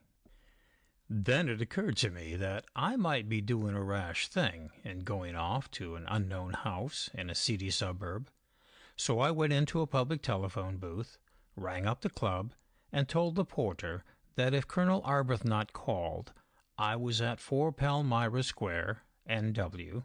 I made him write down the address, and would be back before 10 o'clock. I was rather short of exercise, so I decided to walk, since I had plenty of time. Strangely enough, the road was pretty much that which I had taken on that June day of 1914, when I had been waiting on Bullivant and the Blackstone gentry, and had walked clean out of London to pass the time. Then, I remembered, I had been thrilling with wild anticipation. But now I was an older and much wiser man, and though I was sufficiently puzzled, I could curb my restlessness with philosophy. I went up Portland Place, past the Regent's Park, till I left the houses of the well-to-do behind me, and got into that belt of mean streets, which is the glacis of the northern heights. Various policemen directed me, and I enjoyed the walk as if I had been exploring, for London is always to me an undiscovered country. I passed yards which, not so long ago, had been patches of market garden and terraces, sometimes pretentious, and now sinking into slums. For London is like the tropical bush. If you don't exercise constant care, the jungle, in the shape of the slums, will break in. The streets were full of clerks and shop girls waiting for buses, and workmen from St. Pancras and Clerkenwell factories going home. The wind was rising, and in the untidy alleys was stirring up a noisome dust. But as the ground rose, it blew cleaner, and seemed to bring from the Kentish fields and the Channel the tonic freshness of spring. I stopped for a little, and watched behind me the plain of lights, which was London, quivering in the dark blue windy dusk. Footnote: see the 39 Steps. It was almost dark when at last, after several false casts, I came into Palmyra Square. It was a square only in name, for one side was filled with a warehouse of sorts, and another straggled away in nest of small brick houses. One side was a terrace of artisans' dwellings, quite new, each with a tiny bow window, and names like Chatsworth and Kirshner Village. The fourth side, facing south, had once had a certain dignity, and the builder who had designed the place 70 years ago had thought, no doubt, that he was creating a desirable residential quarter. There the houses stood apart, each in a patch of garden, which may at one time have had lawns and flowers. Now these gardens were mere dusty yards, the refuge of tin cans and bits of paper, and only a blackened elm, an ill-grown pivot hedge, and some stunted lilacs told of the more cheerful past. On one house was the brass plate of a doctor, on another that of a teacher of music. Several advertised lodgings to let. The steps were untidy, the gates askew on their hinges, and over everything was written the dreary legend of a shabby gentility on the very brink of squalor. Number 4 was smarter than the others, and its front door had been newly painted a vivid green. I rang the bell, which was an electric one, and the door was opened by a maid who looked sufficiently respectable. When I entered, I saw that the house was on a more generous scale than I had thought, and had once, no doubt, been the home of some comfortable citizen. The hall was not the tank-like thing of the small London dwelling, and the room into which I was ushered, though small, was well furnished, and had an electric fire in the grate. It seemed to be a kind of business room, for there was a telephone, a big safe, and on the shelves a line of lettered boxes for papers. I began to think that Madame Breda, whoever she might be, must be running a pretty prosperous show on ordinary business lines. I was presently led by the maid to a room on the other side of the hall, where I was greeted by a smiling lady. Madame was a plump person in her early 40s, with dark hair and a high color, who spoke English almost without an accent. "Dr. Newhover has sent you." "So, he has told me. Will you please go in there and take off your coat and waistcoat? Your collar, too, please." I did as I was bid, and in a little curtained cubicle divested myself of these garments and returned in my shirt-sleeves. The room was a very pleasant one, with folding doors at one end, furnished like an ordinary drawing-room, with flowers in pots and books, and what looked like good 18th-century prints. Any suspicion I may have had of the bona fides of the concern received a rude shock. Madame had slipped over her black dress a white linen overall, such as surgeons wear, and she had as her attendant a small, thin, odd-looking girl, who also wore an overall, and whose short hair was crowned with a small white cap. "This is Gerda," Madame said. "Gerda helps me. She is very clever." She smiled on Gerda, and Gerda smiled back a limp little contortion of a perfectly expressionless face. Madame made me lie down on a couch. "You have a headache." I mendaciously said that I had. "That I could soon cure, but there are other troubles. So, these I must explore, but first I will take away the pain."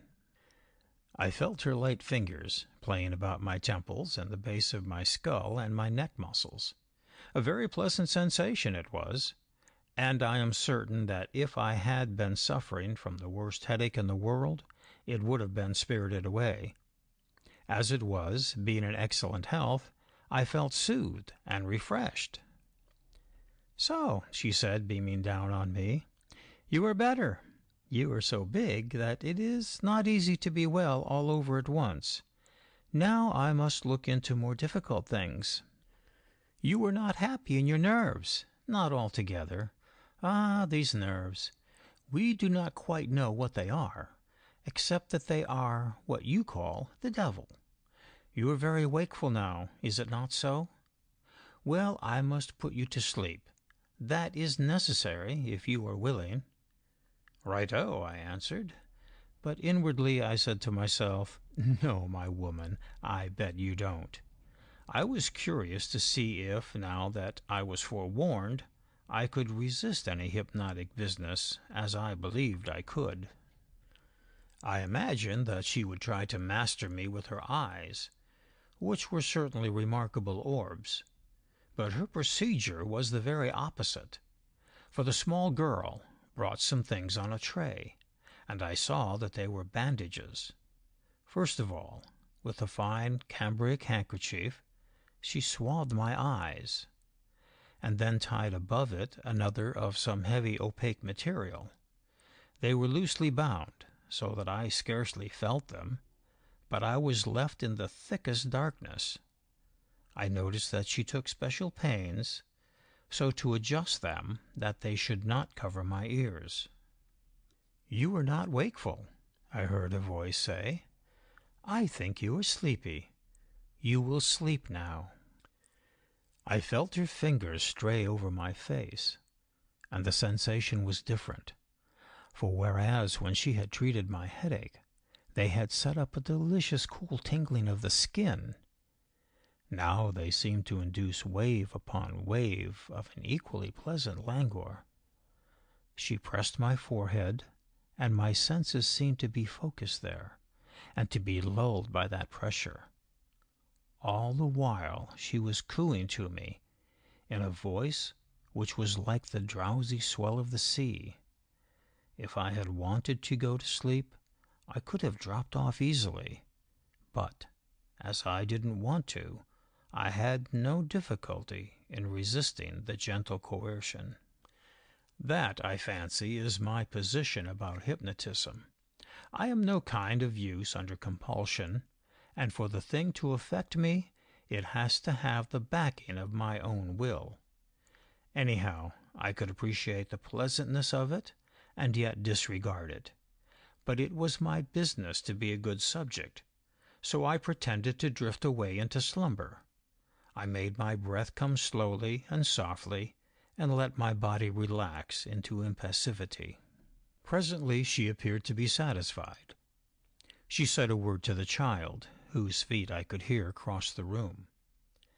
There was a sound of opening doors.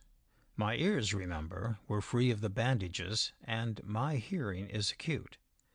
And then it seemed to me that the couch on which I lay began slowly to move. I had a moment of alarm, and nearly gave away the show by jerking up my head. The couch seemed to travel very smoothly on rails, and I was conscious that I had passed through the folding doors and was now in another room. Then the movement stopped, and I realized that I was in an entirely different atmosphere. I realized, too, that a new figure had come on the scene. There was no word spoken, but I had the queer, inexplicable consciousness of human presences, which is independent of sight and hearing. I have said that the atmosphere of the place had changed. There was a scent in the air, which anywhere else I would have sworn was due to peat smoke, and mixed with it another intangible savor which I could not put a name to, but which did not seem to belong to London at all, or to any dwelling, but to some wild out-of-doors. And then I was aware of noiseless fingers pressing on my temples. They were not the plump, capable hands of Madame Breda. Nay, they were as fine and tenuous as a wandering wind, but behind their airy lightness was a hint of steel, as if they could choke as well as caress. I lay supine, trying to keep my breathing regular, since I was supposed to be asleep, but I felt an odd excitement rising in my heart. And then it quieted, for the fingers seemed to be smoothing it away. A voice was speaking in a tongue of which I knew not a word, not speaking to me, but repeating, as it were, a private incantation, and the touch and the voice combined to bring me nearer to losing my wits than even on the night before, nearer than I have ever been in all my days. The experience was so novel and overpowering that I find it hard to give even a rough impression of it. Let me put it this way. A man at my time of life sees old age not so very far distant, and the nearer he draws to the end of his journey, the more ardently he longs for his receding youth. I do not mean that if some fairy granted him the gift, he would go back to boyhood. Few of us would choose such a return. But he clothes all his youth in a happy radiance, and aches to recapture the freshness and wonder with which he then looked on life. He treasures, like a mooning girl, stray sounds and scents and corners of landscape which for a moment pushed the door ajar. As I lay blindfolded on that couch, I felt mysterious hands and voices plucking on my behalf at the barrier of the years and breaking it down. I was escaping into a delectable country, the country of the young, and I welcomed the escape. Had I been hypnotized, I should beyond doubt have moved like a sheep whithersoever the shepherd willed. But I was awake, and though on the very edge of surrender, I managed to struggle above the tides. Perhaps to my waking self the compulsion was too obvious and aroused a faint antagonism. Anyhow, I had already begun a conscious resistance when the crooning voice spoke in English. "You are Richard Hannay," it said. "You have been asleep, but I have wakened you. You are happy in the world in which you have awakened?" My freedom was now complete, for I had begun to laugh, silently, far down at the bottom of my heart. I remembered last night, and the performance in Medina's house, which had all day been growing clearer in my memory. I saw it as farce, and this as farce, and at the coming of humor the spell died. But it was up to me to make some kind of an answer, if I wanted to keep up the hoax, so I did my best to screw out an eerie sleepwalker's voice. "I am happy," I said, and my pipe sounded like the twittering of a sheeted ghost. "You wish to wake often in this world?" I signified by a croak that I did. "But to wake you must first sleep, and I alone can make you sleep and wake. I exact a price, Richard Hannay. Will you pay my price?" I was puzzled about the voice. It had not the rich foreign tones of Madame Breda, but it had a very notable accent, which I could not place. At one moment it seemed to have the lit which you find in Western Ross, but there were cadences in it, which were not Highland. Also its timbre was curious, very light and thin, like a child's. Was it possible that the queer little girl I had seen was the Sibyl? No, I decided. The hands had not been a child's hands. "I will pay any price," I said, which seemed to be the answer required of me. "Then you are my servant when I summon you. Now sleep again." I had never felt less like being anyone's servant. The hands fluttered again around my temples, but they had no more effect on me than the buzzing of flies. I had an insane desire to laugh, which I repressed by thinking of the idiotic pointlessness of my recent doings. I felt my couch slide backwards, and heard the folding doors open again and close. Then I felt my bandages being deftly undone, and I lay with the light on my closed eyelids, trying to look like a sleeping warrior on a tomb. Someone was pressing below my left ear, and I recognized the old hunter's method of bringing a man back gently from sleep to consciousness, so I set about the job of making a workmanlike awakening. I hope I succeeded. Anyhow, I must have looked dazed enough, for the lamps hurt my eyes after the muffled darkness. I was back in the first room, with only Madame beside me. She beamed on me with the friendliest eyes, and helped me on with my coat and collar. "I have had you under close observation," she said, "for sleep often reveals where the ragged ends of the nerves lie. I have made certain deductions which I will report to Dr. Newhover. No, there is no fee. Dr. Newhover will make arrangements." She bade me good-bye in the best professional manner, and I descended the steps into Palmyra Square as if I had been spending a commonplace hour having my back massaged for lumbago. Once in the open air, I felt abominably tired and very hungry. By good luck, I hadn't gone far when I picked up a taxi and told it to drive to the club. I looked at my watch and saw that it was later than I thought, close on 10 o'clock. I had been several hours in the house, and small wonder I was weary. I found Sandy wandering restlessly about the hall. "Thank God," he said when he saw me. "Where the devil have you been, Dick? The porter gave me a crazy address in North London. You look as if you wanted a drink." "I feel as if I wanted food," I said. "I have a lot to tell you, but I must eat first. I've had no dinner." Sandy sat opposite me while I fed, and forbore to ask questions. "What put you in such a bad humor last night?" I asked. He looked very solemn. "Lord knows. No, that's not true. I know well enough. I didn't take to Medina. Now I wonder why. I wonder too, but I'm just like a dog. I take a dislike to certain people at first sight, and the queer thing is that my instinct isn't often wrong." "Well, you're pretty alone in your opinion. What sets you against him? He is well-mannered, modest, a good sportsman, and you can see he's as clever as they make. Maybe, but I've got a notion that the man is one vast lie.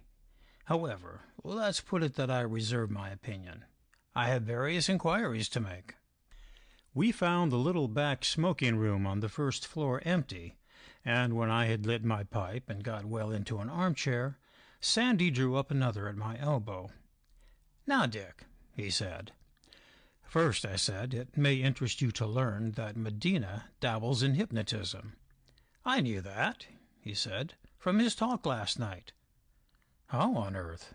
"Oh, from a casual quotation he used. It's a longish story, which I'll tell you later. Go on." I began from the break-up of the Thursday Club dinner, and told him all I could remember of my hours in Medina's house. As a story, it met with an immense success. Sandy was so interested that he couldn't sit in his chair, but must get up and stand on the hearthrug before me. I told him that I had wakened up feeling uncommonly ill, with a blank mind except for the address of a Dr. Mann in Wimpole Street, and how during the day recollection had gradually come back to me. He questioned me like a cross-examining counsel. Bright light, ordinary hypnotic poetry, face which seemed detached. That's a common enough thing in Indian magic. You say you must have been asleep, but were also in a sense awake, and could hear and answer questions, and that you felt a kind of antagonism all the time, which kept your will alive. You're probably about the toughest hypnotic proposition in the world, Dick, and you can thank God for that. Now, what were the questions? A summons to forget your past and begin as a new creature, subject to the authority of a master. You assented, making private reservations of which the hypnotist knew nothing. If you had not kept your head and made those reservations, you would have remembered nothing at all of last night, but there would have been a subconscious bond over your will. As it is, you're perfectly free. Only the man who tried to monkey with you doesn't know that. Therefore, you begin by being one up on the game. You know where you are, and he doesn't know where he is. What do you suppose Medina meant by it? It was infernal impertinence, anyhow. But was it Medina? I seem to remember another man in the room before I left. Describe him. I've only a vague picture. A sad, gray-faced fellow. We'll assume for the present that the experimenter was Medina. There's such a thing, remember, as spiriting away a man's recollection of his past and starting him out as a waif in a new world. I've heard in the East of such performances, and of course it means that the memoryless being is at the mercy of the man who has stolen his memory. That is probably not the intention in your case. They wanted only to establish a subconscious control. But it couldn't be done at once with a fellow of your antecedents, so they organized a process. They suggested to you in your trance a doctor's name, and the next stage was his business. You woke, feeling very seedy and remembering a doctor's address, and they argued that you would think that you had been advised about the fellow and would make a beeline for him. Remember, they would assume that you had no recollection of anything else from the night's doings. Now, go ahead and tell me about the surgeon. Did you go to see him? I continued my story, and at the Wimpole Street episode, Sandy laughed, long and loud. Another point up in the game. You say you think the leech had been advised of your coming, and not by you. By the way, he seems to have talked fairly good sense, but I'd as soon set a hippopotamus for nerves as you. He wrote down Dr. Newhover's address in his pocketbook. Continues. You then proceeded, I take it, to 4 Palmyra Square. At the next stage of my narrative, he did not laugh. I dare say I told it better than I have written it down here, for I was fresh from the experience, and I could see that he was a good deal impressed. A Swedish masseuse, and an odd-looking little girl. She puts you to sleep, or thinks she has, and then, when your eyes are bandaged, someone else nearly charms the soul out of you. That sounds big magic. I see the general lines of it, but it is big magic, and I didn't know that it was practiced on these shores. Dick, this is getting horribly interesting. You kept wide awake. You are an old buffalo, you know. But you gave the impression of absolute surrender. Good for you! You are now 3 points ahead of the game. Well, but what is the game? I'm hopelessly puzzled. So am I, but we must work on assumptions. Let us suppose Medina is responsible. He may only be trying to find out the extent of his powers, and selects you as the most difficult subject to be found. You may be sure he knows all about your record. He may be only a vain man experimenting. In which case, I said, I propose to punch his head. In which case, as you justly observe, you will give yourself the pleasure of punching his head. But suppose that he has got a far deeper purpose, something really dark and damnable. If by his hypnotic power he could make a tool of you, consider what an asset he would have found, a man of your ability and force. I have always said, you remember, that you had a fine natural talent for crime. I tell you, Sandy, that's nonsense. It's impossible that there is anything wrong, badly wrong, with Medina. Improbable, but not impossible. We're taking no chances. And if he were a scoundrel, think what a power he might be with all his talents and charm and popularity. Sandy flung himself into a chair and appeared to be meditating. Once or twice he broke silence. I wonder what Dr. Neuhofer meant by talking of a salmon river in Norway. Why not golf at North Berwick? And again, you say there was a scent like peat in the room. Peat, are you certain? Finally he got up. "Tomorrow," he said, "I think I will have a look round the house in Gospel Oak." Gospel Oak, by the way, is a funny name, isn't it? You say it has electric light. I will visit it as a man from the corporation to see about the meter. That can easily be managed. McGillivray will pass a word for me. The mention of McGillivray brought me to attention. "Look here," I said, "I'm simply wasting my time." I got in touch with Medina in order to ask his help, and now I've been landed in a set of preposterous experiences which have nothing to do with my job. I must see McGillivray tomorrow, about getting alongside his Shropshire squire. For the present, there is nothing doing with Medina. Shropshire squire be hanged. You're an old ass, Dick. For the present, there's everything doing with Medina. You wanted his help. Why? Because he was the next stage in the clue to that nonsensical rhyme. Well, you've discovered that there may be odd things about him. You can't get his help, but you may get something more. You may get the secret itself. Instead of having to burrow into his memory, as you did with Greenslade, you may find it sticking out of his life. Do you really believe that? I asked in some bewilderment.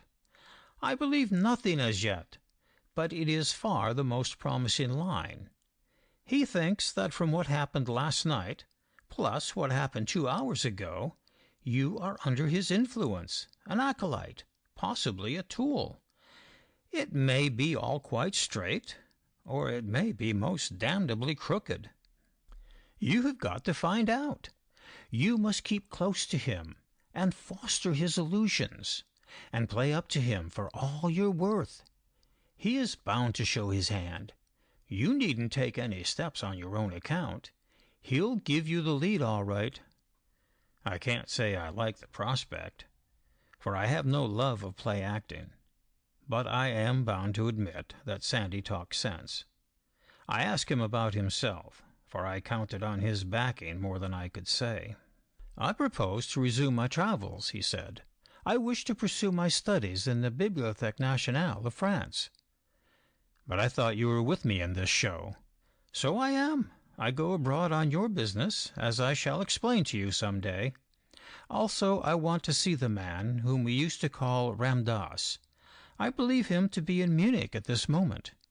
The day after tomorrow you will read in the Times that Colonel, the Master of Clanroyden, has gone abroad for an indefinite time on private business. How long will you be away? I groaned. A week, perhaps, or a fortnight, or more. And when I come back, it may not be as Sandy Arbuthnot. End of Chapter 6. Some Experiences of a Disciple. I didn't see Sandy again, for he took the night train for Paris next evening, and I had to go down to Oxford that day to appear as a witness in a running-down case. But I found a note for me at the club when I got back the following morning. It contained nothing except these words: "Coverts drawn blank, no third person in house." I had not really hoped for anything from Sandy's expedition to Palmyra Square, and thought no more about it. He didn't return in a week, nor yet in a fortnight, and realizing that I had only a little more than 2 months to do my job in, I grew very impatient. But my time was pretty well filled with Medina, as you shall hear. While I was reading Sandy's note, Turpin turned up, and begged me to come for a drive in his new Delage and talk to him. The Marquis de la Tour du Pin was, if possible, more pallid than before, his eyelids heavier, and his gentleness more silken. He drove me miles into the country, away through Windsor Forest, and as we raced at 60 miles an hour, he uncovered his soul. He was going mad, it seemed, was indeed already mad, and only a slender and doubtless ill-founded confidence in me prevented him shooting himself. He was convinced that Adela Victor was dead, and that no trace of her would ever be found.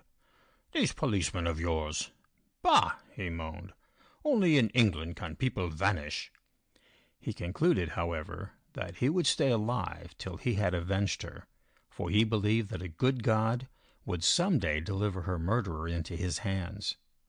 I was desperately sorry for him, for behind his light, gasconading manner there were marks of acute suffering, and indeed in his case I think I should have gone crazy. He asked me for hope, and I gave him it, and told him what I did not believe, that I saw light in the business, and had every confidence that we would restore him his sweetheart, safe and sound. At that he cheered up and wanted to embrace me, thereby jolly nearly sending the Delage into a ditch, and both of us into eternity.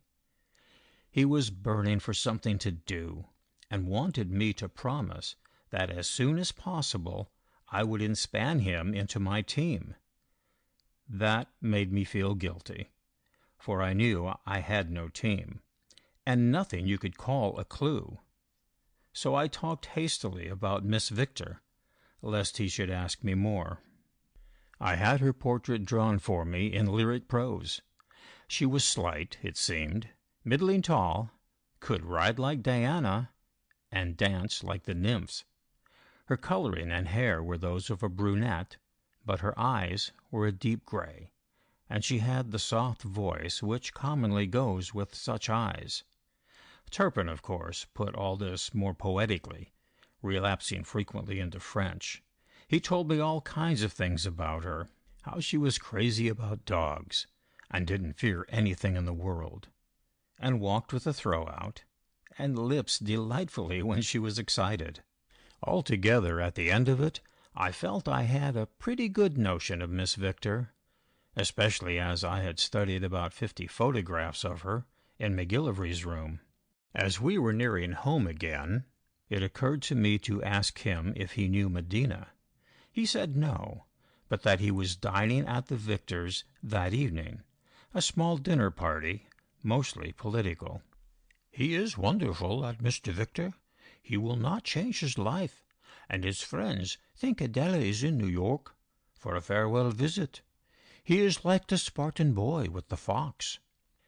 "Tell Mr. Victor, with my compliments," I said, "that I would like to dine there tonight. I have a standing invitation. 8:15, isn't it?" It turned out to be a very small and select party.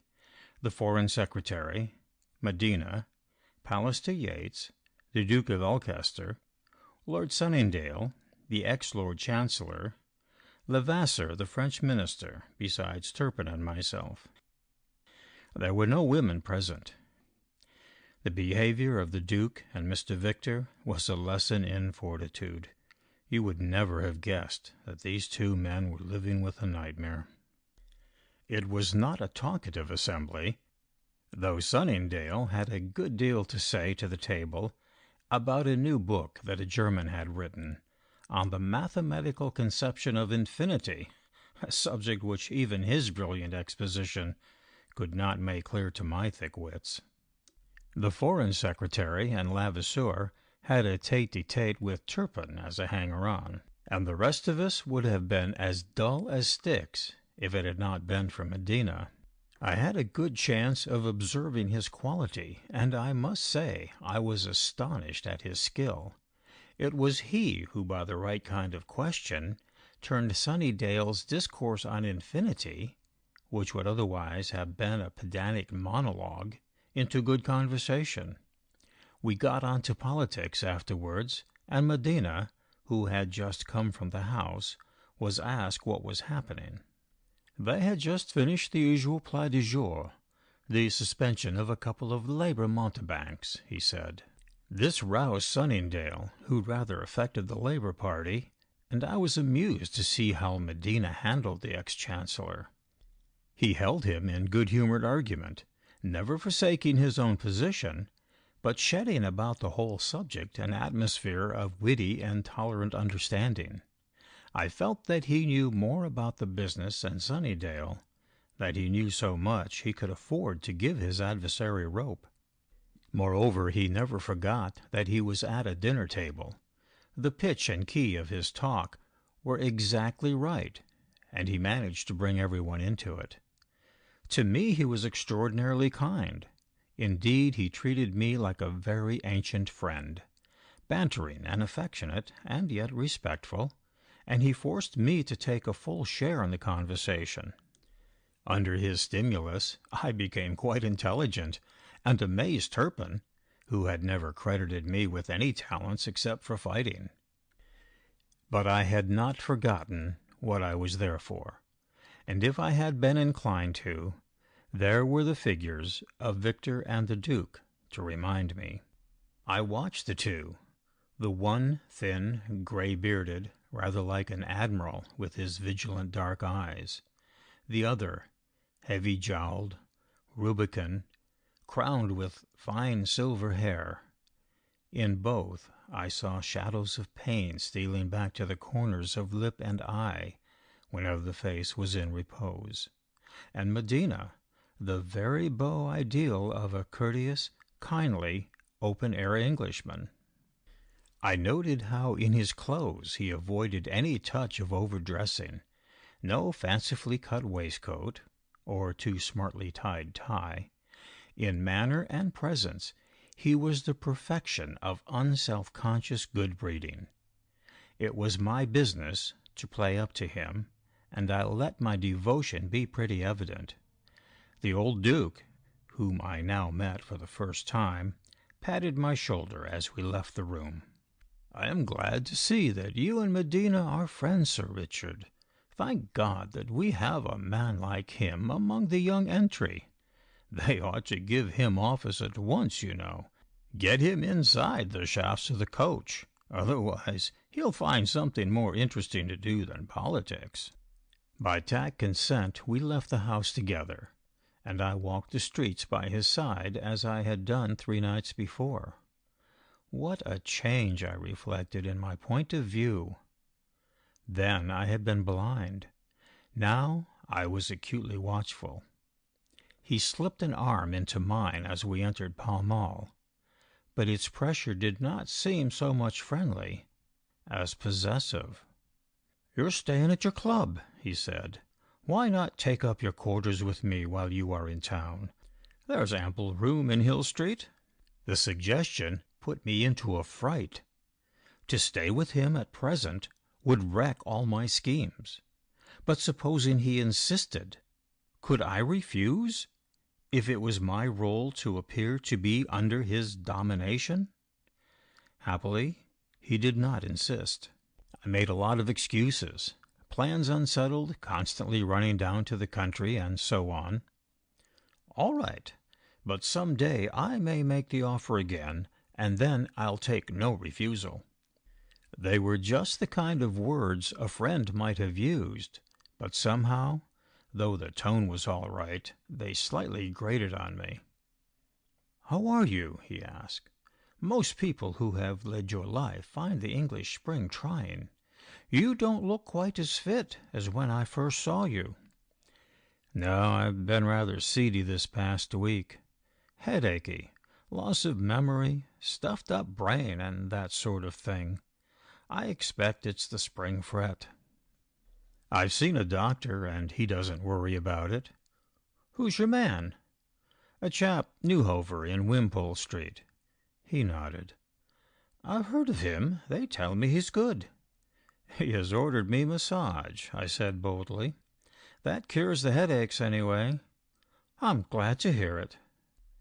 Then he suddenly released my arm. "I see Arbuthnot has gone abroad."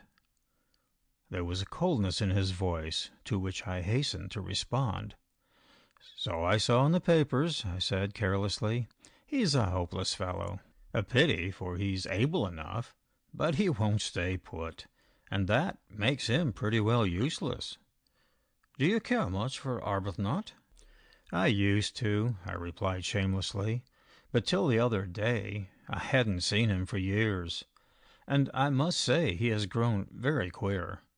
Didn't you think he behaved oddly at the Thursday dinner?" He shrugged his shoulders. "I wasn't much taken by him. He's too infernally un-English. I don't know how he got it, but there seems to be a touch of the shrill Levantine in him. Compare him with those fellows tonight. Even the Frenchmen, even Victor, though he's an American and a Jew, are more our own way of thinking." We were at the club door, and as I stopped, he looked me full in the face. "If I were you, I wouldn't have much to do with Arbuthnot," he said, and his tone was a command. I grinned sheepishly, but my fingers itched for his ears. I went to bed fuming. This new possessory attitude, this hint of nigger driving, had suddenly made me hate Medina. I had been unable to set down the hypnotist business clearly to his account, and even if I had been certain, I was inclined to think it only the impertinent liberty of a faddist, a thing which I hotly resented, but which did not arouse my serious dislike. But now, to feel that he claimed me as his man because he thought, no doubt, that he had established some unholy power over me, that fairly broke my temper. And his abuse of Sandy put the lid on it, abuse to which I had been shamefully compelled to assent. Levantine, by God! I swore that Sandy and I would make him swallow that word before he was very much older. I couldn't sleep for thinking about it. By this time I was perfectly willing to believe that Medina was up to any infamy, and I was resolved that in him, and him alone, lay the key to the riddle of the 3 hostages. But all the time I was miserably conscious that if I suggested such an idea to anyone except Sandy, I should be set down as a lunatic. I could see that the man's repute was as solidly planted as the British Constitution.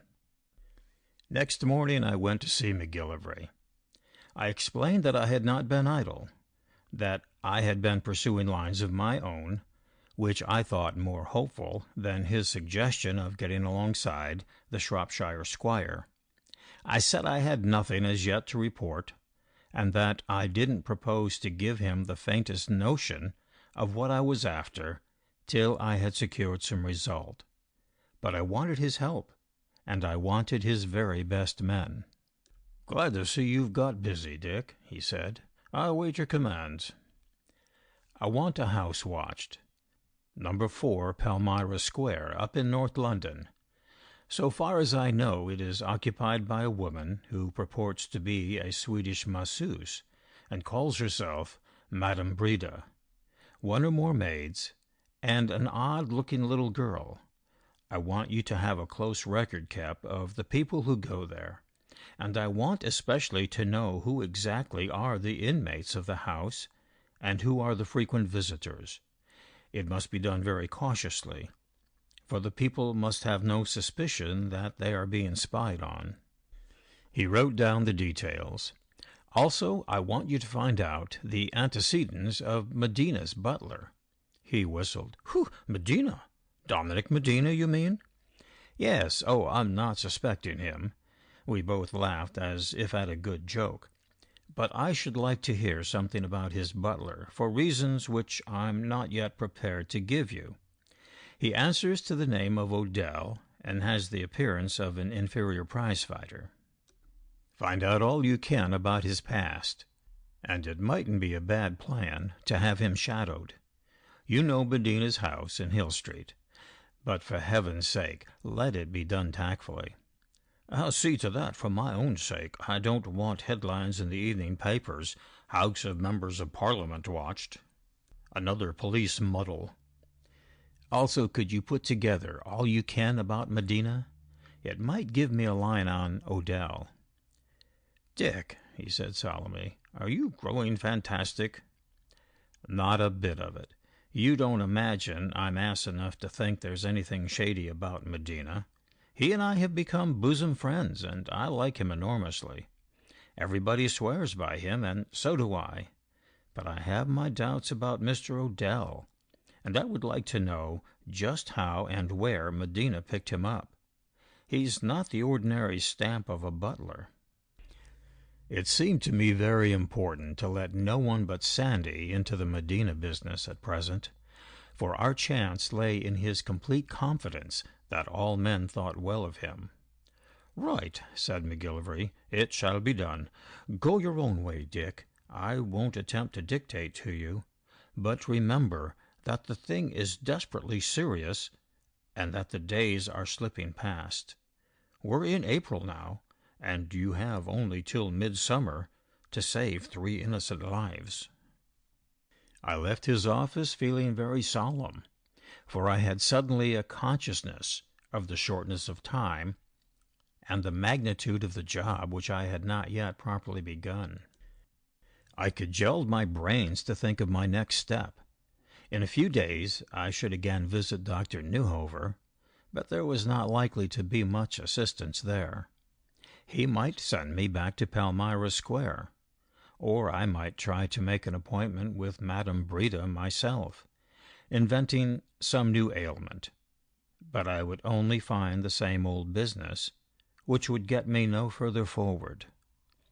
As I viewed it, the Newhover and Palmyra Square episodes had been used only to test my submission to Medina's influence, and it was to Medina that I must look for further light. It was a maddening job to sit and wait and tick off the precious days on the calendar, and I longed to consult with Sandy. I took to going down to Fosse for the day, for the sight of Mary and Peter John somehow quieted my mind and fixed my resolution. It was a positive relief when at the end of the week Medina rang me up and asked me to luncheon. We lunched at his house, which, seen on a bright April day, was a wonderful treasury of beautiful things. It was not the kind of house I fancied myself, being too full of museum pieces, and all the furniture strictly correct according to period. I like rooms in which there is a pleasant jumble of things, and which look as if homely people had lived in them for generations. The dining-room was panelled in white, with a Van Dyck above the mantelpiece, and a set of gorgeous 18th-century prints on the walls. At the excellent meal, Medina, as usual, drank water, while I obediently sampled an old hock, an older port, and a most prehistoric brandy. Odell was in attendance, and I had a good look at him. His oddly shaped head, his flat, shallow face, the bunches of black eyebrow above his beady eyes. I calculated that if I saw him again, I would not fail to recognize him. We never went near the library on the upper floor, but sat after luncheon in a little smoking-room at the back of the hall, which held my host rods and guns in glass cabinets, and 1 or 2 fine heads of deer and ibex. I had made up my mind, as I walked to Hill Street, that I was going to convince Medina once and for all of the abjectness of my surrender. He should have proof that I was clay in his hands, for only that way would he fully reveal himself.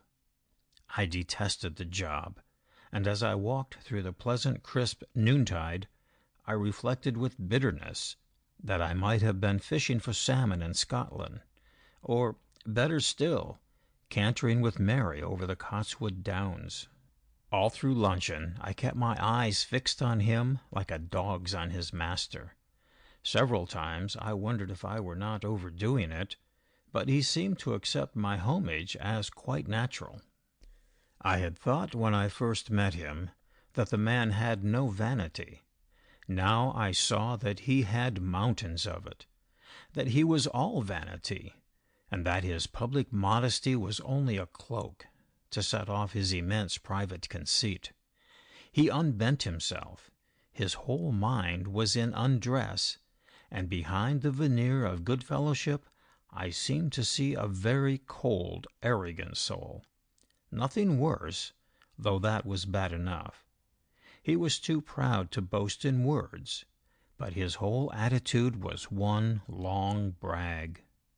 He was cynical about everything, except, as I suspected, his private self-worship. The thing would have been monstrously indecent if it had not been done with such consummate skill.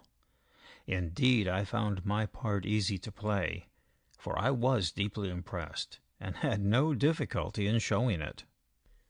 The odd thing was that he talked a good deal about myself. He seemed to take pains to rout out the codes and standards, the points of honor and points of conduct, which somebody like me was likely to revere, and to break them down with his cynicism. I felt that I was looking on at an attempt, which the devil is believed to specialize in, to make evil good and good evil. Of course I assented gladly. Never had master a more ready disciple. He broke down, too, my modest ambitions, a country life, a wife and family. He showed that they were too trivial for more than a passing thought. He flattered me grossly, and I drank it all in with a silly face. I was fit for bigger things, to which he would show me the way. He sketched some of the things. Very flattering they were, and quite respectable. But somehow they seemed out of the picture when compared to his previous talk. He was clearly initiating me, step by step, into something for which I was not yet fully ready. I wish Sandy could have seen me, sitting in Medina's armchair, smoking on one of his cigars, and agreeing to everything he said, like a schoolgirl who wants to keep on the good side of her schoolmistress. And yet I didn't find it difficult, for the man's talk was masterly, and in its way convincing. And while my mind repudiated it, it was easy for my tongue to assent. He was in a prodigious good mood, and he was kindly, as a keeper is to a well-broken dog. On the doorstep I stammered my thanks. I wish I could tell you what knowing you means to me. It's far the biggest thing in my life. What I mean to say is, the familiar pathos of the tongue-tied British soldier. He looked at me with those amazing eyes of his, no kindness in them, only patronage and proprietorship. I think he was satisfied that he had got someone who would serve him body and soul. I too was satisfied, and walked away feeling more cheerful than I had done for days. Surely things would begin to move now, I thought. At the club, too, I got encouragement, in the shape of a letter from Sandy. It bore a French postmark which I could not decipher, and it was the merest scribble, but it greatly heartened me.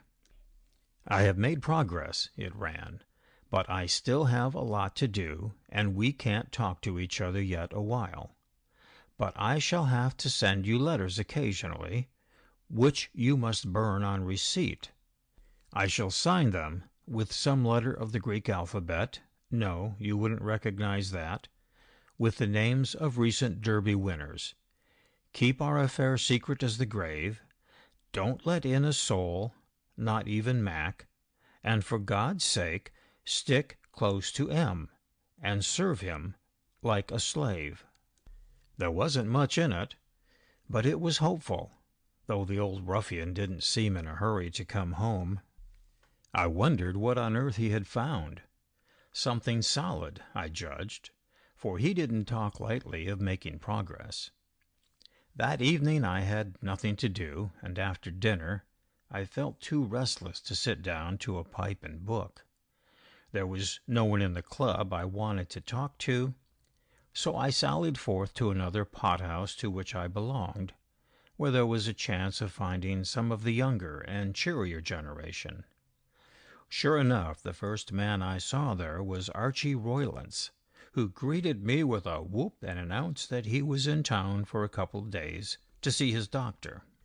He had had a bad fall steeplechasing earlier in the year, when he had all but broken his neck, but he declared that he was perfectly fit again, except for some stiffness in his shoulder muscles.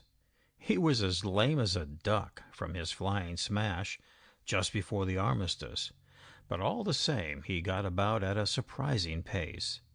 Indeed, out of cussedness, he walked more than he used to in the old days, and had taken to deer-stalking with enthusiasm. I think I have mentioned that he was my partner in the Tennessee of Machray Forest. I proposed that we should go to a music hall or cut into the second act of some play, but Archie had another idea.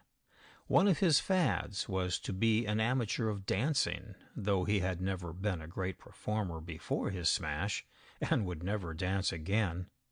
He said he wanted to see the latest fashions, and suggested that we should go for an hour to a small, and he added select, club somewhere in Marylebone, of which he believed he was a member.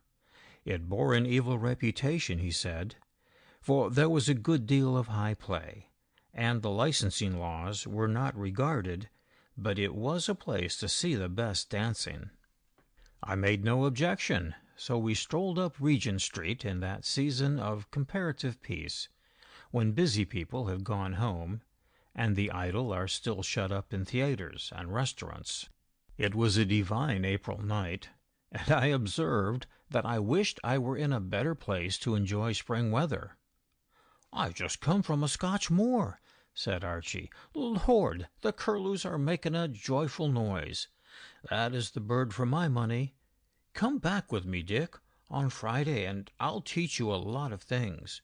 You're a wise man, but you might be a better naturalist." I thought how much I would have given to be able to accept, as the light wind blew down Langham Place. Then I wished that this job would take me out of town into fresh air, where I could get some exercise.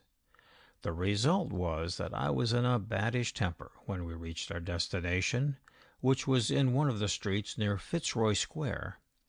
The place proved to be about as hard to get into as the Vatican. It took a long harangue and a tip from Archie to persuade the doorkeeper that we were of the right brand of disreputability to be admitted. Finally, we found ourselves in a room with sham Chinese decorations, very garishly lit, with about 20 couples dancing, and about 20 more sitting, drinking at little tables. We paid 5 shillings apiece for a liqueur, found a table, and took notice of the show. It seemed to me a wholly rotten and funereal business. A nigger band, looking like monkeys in uniform, pounded out some kind of barbarous jingle, and sad-faced marionettes moved to it. There was no gaiety or devil in that dancing, only a kind of bored perfection.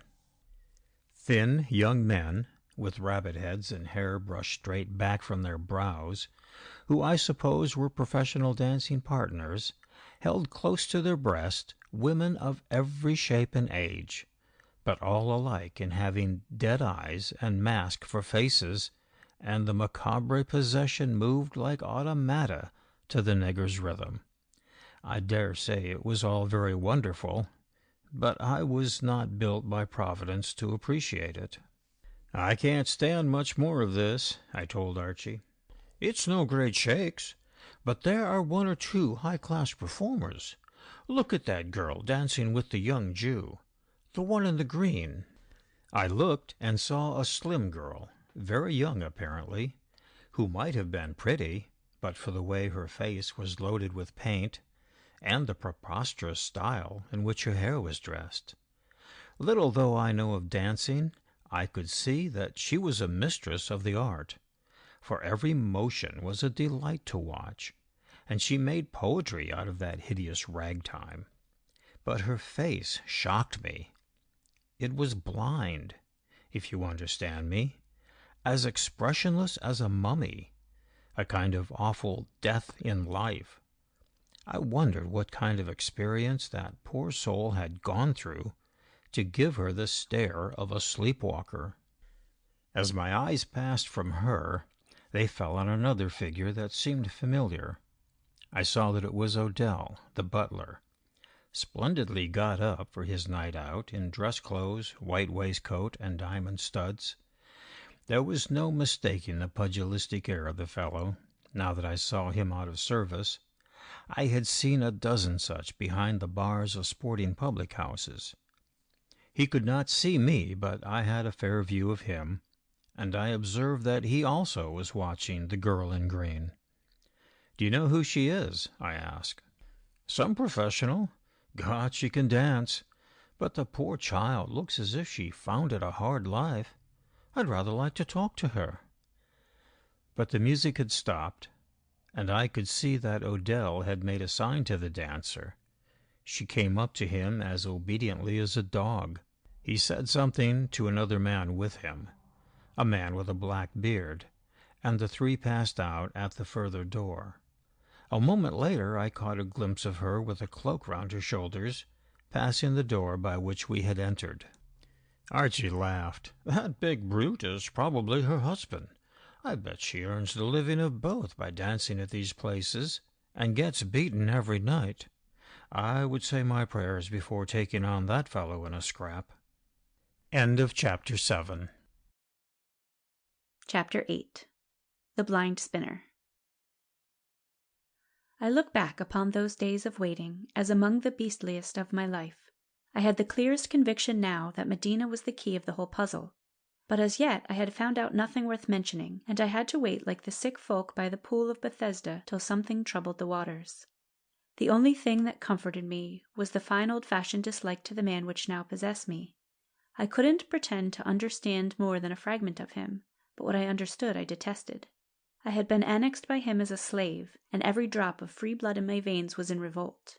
But I was also resolved to be the most docile slave that ever kissed the ground before a tyrant. Some day my revenge would come, and I promised myself that it would be complete. Meantime I thanked heaven that he had that blind spot of vanity which would prevent him seeing the cracks in my camouflage. For the better part of a week we were very little separate.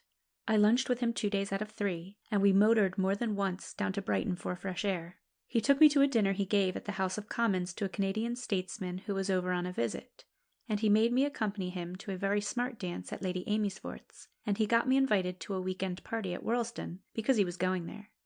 I went through the whole programme dutifully, and not unpleasurably. I must say he treated me admirably in the presence of other people, with a jolly affectionate friendliness, constantly asking for my opinion, and deferring to me and making me talk, so that the few people I met whom I had known before wondered what had come over me. Mary had a letter from a cousin of hers who reported that I seemed to have got into society, and to be making a big success of it. A letter she forwarded to me with a penciled note of congratulation at the end. On these occasions I didn't find my task difficult, for I fell unconsciously under the man's spell and could easily play up to him. But when we were alone his manner changed, iron crept into his voice, and though he was pleasant enough, he took a devil of a lot for granted, and the note of authority grew more habitual. After such occasions I used to go home grinding my teeth. I never had a worse job than to submit voluntarily to that insolent protection. Repeatedly in my bedroom at the club I tried to put together the meagre handful of ascertained facts, but they were like a lot of remnants of different jigsaw puzzles, and nothing fitted into anything else. MacGillivray reported that so far he had drawn a blank in the case of Odell, and that the watchers at Palmyra Square had noted very few visitors except tradesmen and organ-grinders. Nothing resembling a gentleman had been seen to enter or leave, so it appeared that my estimate of Madame Breda's flourishing business was wrong. A woman frequently went out and returned, never walking but always in a taxi or a motor car, probably the same woman, but so hooded and wrapped up as to make details difficult to be clear about. There were a host of little notes. Coal or firewood had been delivered one day, twice the wrapped-up lady had gone out in the evening, to come back in a couple of hours, but mostly she made her visits abroad in daylight. The household woke late and retired to bed early, Once or twice a sound like weeping had been heard, but it might have been the cat. Altogether it was a poor report, and I concluded that I was either barking up the wrong tree, or that MacGillivray's agents were a pretty useless crowd. For the rest, what had I? A clear and well-founded suspicion of Medina, but of what? Only that he was behaving towards me in a way that I resented, that he dabbled in an ugly brand of hypnotism, and that the more I saw of him, the less I liked him. I knew that his public repute was false, but I had no worse crime to accuse him of than vanity. He had a butler who had been a prize fighter, and who had a taste for nightclubs. I remember I wrote all this down, and sat staring blankly at it, feeling how trivial it was. Then I wrote down the 6-line jingle, and stared at that too. And I thought of the girl and the young man and the small boy who liked birds and fishing. I hadn't a scrap of evidence to link up Medina with that business, except that Tom Greenslade believed that he had got from him the 3 facts which ran more or less in the rhyme. But Tom might be mistaken, or Medina might have learned them in some perfectly innocent way. I hadn't enough evidence to swing a cat on, but yet the more I thought of Medina, the more dark and subtle his figure loomed in my mind. I had a conviction, on which I would have staked my life, that if I stuck to him, I would worry out some vital and damning truth. So with no very lively or cheerful hope, but with complete certainty, I resolved for the 100th time to let logic go and back my fancy. As in duty bound, I paid another visit to Dr. Newover. He received me casually and appeared to have forgotten about my case till he looked up his diary. "Ah, yes, you saw Madame Breda," he said. "I have her report. Your headaches are cured, but you are still a little shaky. Yes, please, take off your coat and waistcoat." He vetted me very thoroughly, and then sat down in his desk chair and tapped his eyeglasses on his knee. "You are better, much better, but you are not cured. That will take time and care, and lies of course in your own hands. You are leading a quiet life? Half town, half country. It is probably the best plan. Well, I don't think you can improve on that. You said something about fishing in Norway when I was here last." "No, on the whole I don't recommend it. Your case is slightly different from what I at first supposed." "You are a fisherman yourself?" I said. He admitted that he was, and for a minute or two spoke more like a human being. He always used a 2-piece Castle Connell rod, though he granted it was a cumbrous thing to travel with. For flies he swore by Harlow's, certainly the best people for Norwegian flies. He thought that there was a greater difference between Norwegian rivers than most people imagined, and Harlow's understood that. He concluded by giving me some simple instructions about diet and exercise. "If my headaches return, shall I go back to Madame Breda?" I asked. He shook his head. "Your headaches won't return." I paid him his fee, and as I was leaving, I asked if he wanted to see me again. "I don't think it necessary. At any rate, not till the autumn. I may have to be out of London myself a good deal this summer. Of course, if you should find the malaise recurring, which I do not anticipate, you must come and see me. If I am out of town, you can see my colleague." He scribbled a name and address on a sheet of paper. I left the house feeling considerably puzzled. Dr. Newover, who on my first visit had made a great to-do about my health, seemed now to want to be quit of me. His manner was exactly that of a busy doctor dealing with a malady imaginaire. The odd thing was that I was really beginning to feel rather seedy, a punishment for my former pretense. It may have been the reaction of my mental worry, but I had the sort of indefinite out-of-sorts feelings which I believe precedes an attack of the influenza, only I had hitherto been immune from influenza. That night I had another of Sandy's communications, a typed half-sheet with a Paris postmark. "Keep close to M," it ran. "Do everything he wants. Make it clear that you have broken forever with me. This is desperately important." It was signed Buchan, a horse which Sandy seemed to think had been the Derby winner. He knew no more about racing than I knew of Chinese. Next morning I woke with a bad taste in my mouth and a feeling that I had probably a bout of malaria due me. Now I had had no malaria since the autumn of 17, and I didn't like the prospect of the revisitation. However, as the day wore on, I felt better, and by midday I concluded I was not going to be ill. But all the same, I was as jumpy as a cat in a thunderstorm. I had the odd sense of anticipation, which I used to have before a battle, a lurking excitement by no means pleasant. Not exactly apprehension, but first cousin to it. It made me want to go see Medina, as if there was something between him and me that I ought to get over.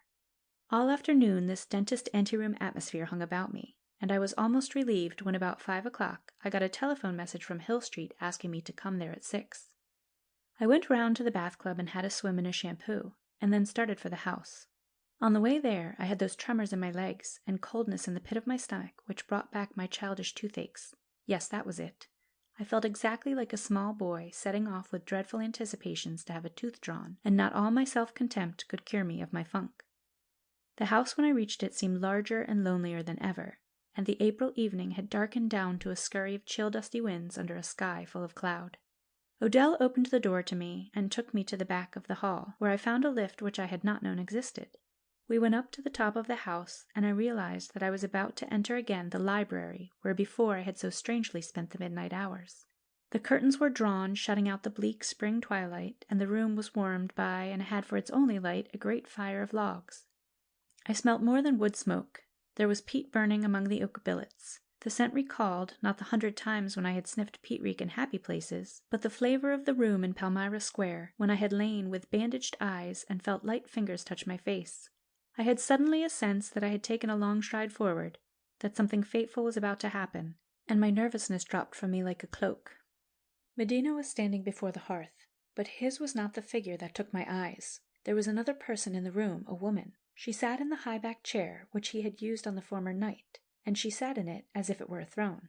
The firelight lit her face, and I saw that it was very old, waxen with age, though the glow made the wax rosy. Her dress was straight and black like a gabardine, and she had thick folds of lace at her wrists and neck. Wonderful hair, masses of it was piled on her head, and it was snow-white and fine as silk. Her hands were laid on the arms of the chair, and hands more delicate and shapely I have never seen, though they had also the suggestion of a furious power, like the talons of a bird of prey. But it was the face that took away my breath.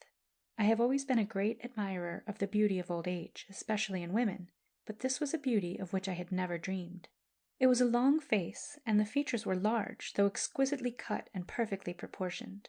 Usually in an old face there is a certain loosening of muscles or blurring of contours, which detracts from sheer beauty but gives another kind of charm. But in this face there was no blurring or loosening. The mouth was as firm, the curve of the chin as rounded, and the arch of the eyes as triumphant as in some proud young girl. And then I saw that the eyes which were looking at the fire were the most remarkable things of all. Even in that half-light I could see that they were brightly, vividly blue. There was no film or blearing to mar their glory, but I saw also that they were sightless. How I knew it I do not know, for there was no physical sign of it, but my conviction was instantaneous and complete. These star-like things were turned inward. In most blind people the eyes are like marbles, dead windows in an empty house. But how shall I describe it? These were blinds drawn in a room which was full of light and movement, stage curtains behind which some great drama was always set. Blind though they were, they seemed to radiate an ardent vitality, to glow and flash like the soul within. I realized that it was the most wonderful face of a woman I had ever looked on, and I realized in the same moment that I hated it, that the beauty of it was devilish, and the soul within was on fire with all the hatred of hell. "Hannay," I heard Medina's voice, "I have brought you here because I wish to present you to my mother." I behaved just like somebody in a play. I advanced to her chair, lifted one of the hands, and put it to my lips. That seemed to me the right thing to do. The face turned towards me and broke into a smile, the kind of smile you may see on the marble of a Greek goddess. The woman spoke to Medina in a tongue which was strange to me, and he replied. There seemed to be many questions and answers, but I did not trouble to try and catch a word I knew. I was occupied with the voice. I recognized in it those soft tones which had crooned over me as I lay in the room in Palmyra Square. I had discovered who had been the third person in that scene. Then it spoke to me in English, with that odd lilting accent I had tried in vain to trace. "You are a friend of Dominic, and I am glad to meet you, Sir Richard Hannay. My son has told me about you. Will you bring a chair and sit close to me?" I pulled up a long, low armchair, so long and low that the sitter was compelled almost to recline. My head was on a level with the hand which lay on the arm of her chair. Suddenly I felt that hand laid on my head, and I recognized her now by touch as well as voice. "I am blind, Sir Richard," she said, "so I cannot see my son's friends, but I long to know how they look, and I have but one sense which can instruct me. Will you permit me to pass my hands over your face?" "You may do what you please, madam," I said. "I would to God I could give you eyes." "That is a pretty speech," she said. "You might be one of my own people." And I felt the light fingers straying over my brow. I was so placed that I was looking into the red heart of the fire, the one patch of bright light in the curtained room. I knew what I was in for, and remembering past experience, I averted my eyes to the dark folios on the lowest shelves beyond the hearth. The fingers seemed to play a gentle tattoo on my temples, and then drew long, soft strokes across my eyebrows. I felt a pleasant languor beginning to creep down my neck and spine, but I was fully prepared, and without much trouble resisted it. Indeed, my mind was briskly busy, for I was planning how best to play my game. I let my head recline more and more upon the cushioned back of my chair, and I let my eyelids droop. The gentle fingers were very thorough, and I had let myself sink back beyond their reach before they ceased. "You are asleep," the voice said. "Now wake." I was puzzled to know how to stage manage that wakening, but she saved me the trouble. Her voice suddenly hissed like a snake's. "Stand up," it said. "Quick on your life." I scrambled to my feet with extreme energy, and stood staring at the fire, wondering what to do next. "Look at your master," came the voice again, peremptory as a drill sergeant's. That gave me my cue. I knew where Medina was standing, and in the words of the Bible, my eyes regarded him as a handmaiden regards her master. I stood before him, dumb and dazed and obedient. "Down," he cried. "Down on all fours." I did as I was bid, thankful that my job was proving so easy. "Go to the door. No, on all fours. Open it twice, shut it twice, and bring me the paper knife from the far table in your mouth." I obeyed, and a queer sight I must have presented, prancing across the room, a perfectly sane man behaving like a lunatic. I brought the paper knife, and remained dog-wise. "Get up," he said, and I got up. I heard the woman's voice say triumphantly, "He is well broken," and Medina laughed. "There is yet the last test," he said. "I may as well put him through it now. If it fails, it means only that he needs more schooling. He cannot remember, for his mind is now in my keeping. There is no danger." He walked up to me and gave me a smart slap in the face. I accepted it with Christian meekness. I wasn't even angry. In fact, I would have turned the other cheek in the scriptural fashion, if it hadn't occurred to me that it might be overacting. Then he spat in my face. That, I admit, tried me pretty high. It was such a filthy Kaffir trick that I had some trouble in taking it resignedly, but I managed it. I kept my eyes on the ground, and didn't even get out my handkerchief to wipe my cheek till he had turned away. "Well broken to heel," I heard him say. "It is strange how easily these flat, tough English natures succumb to the stronger spirit.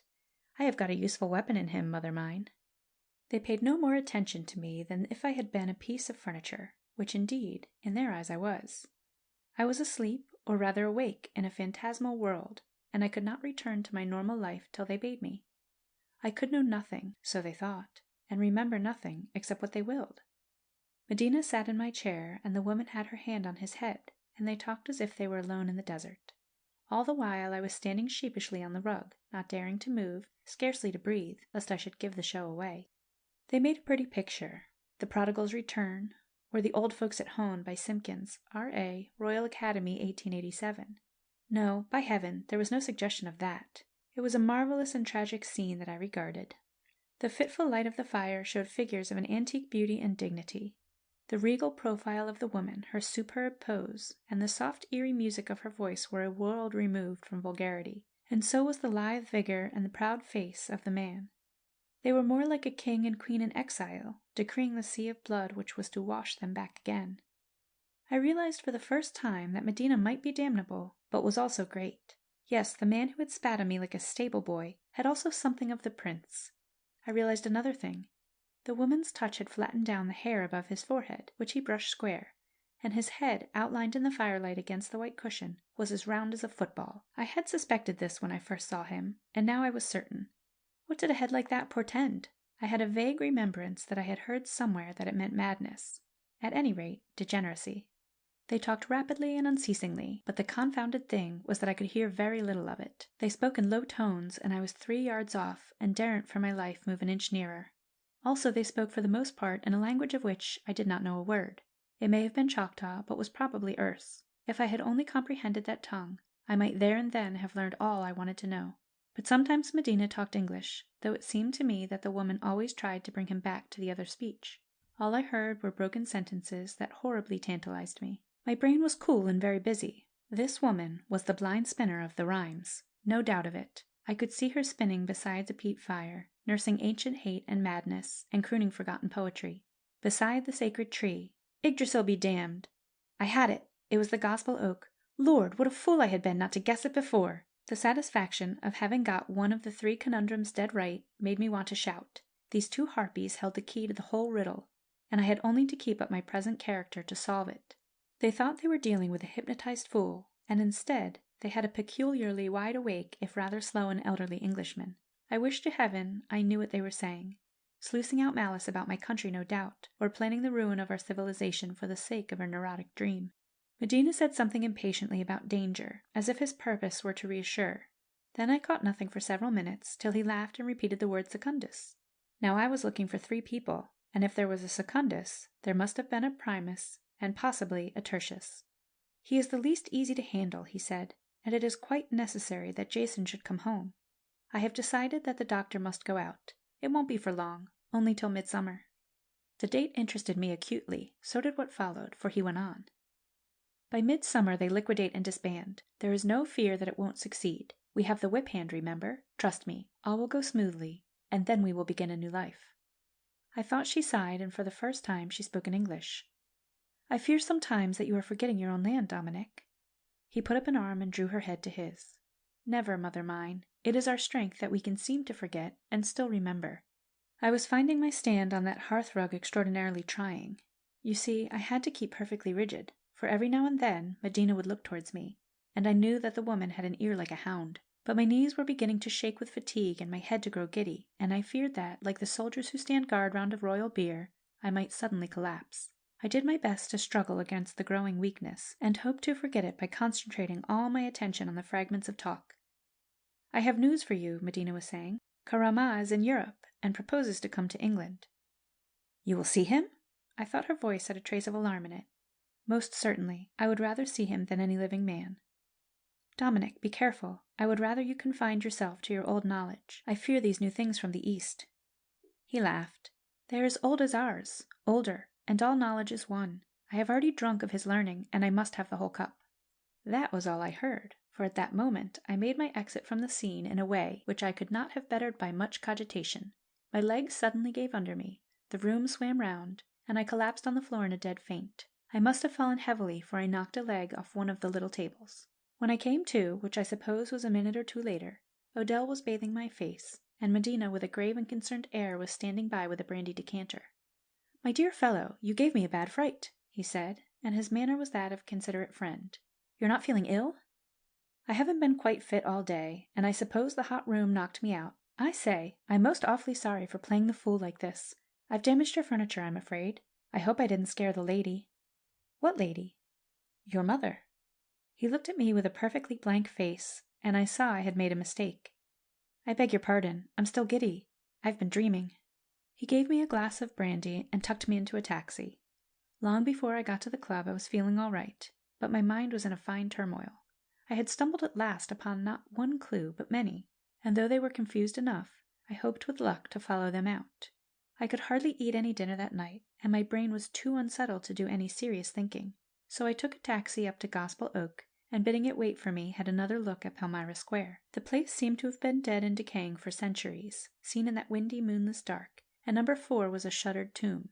I opened the gate, and after making sure that the coast was clear, stole round to the back door where tradesmen called.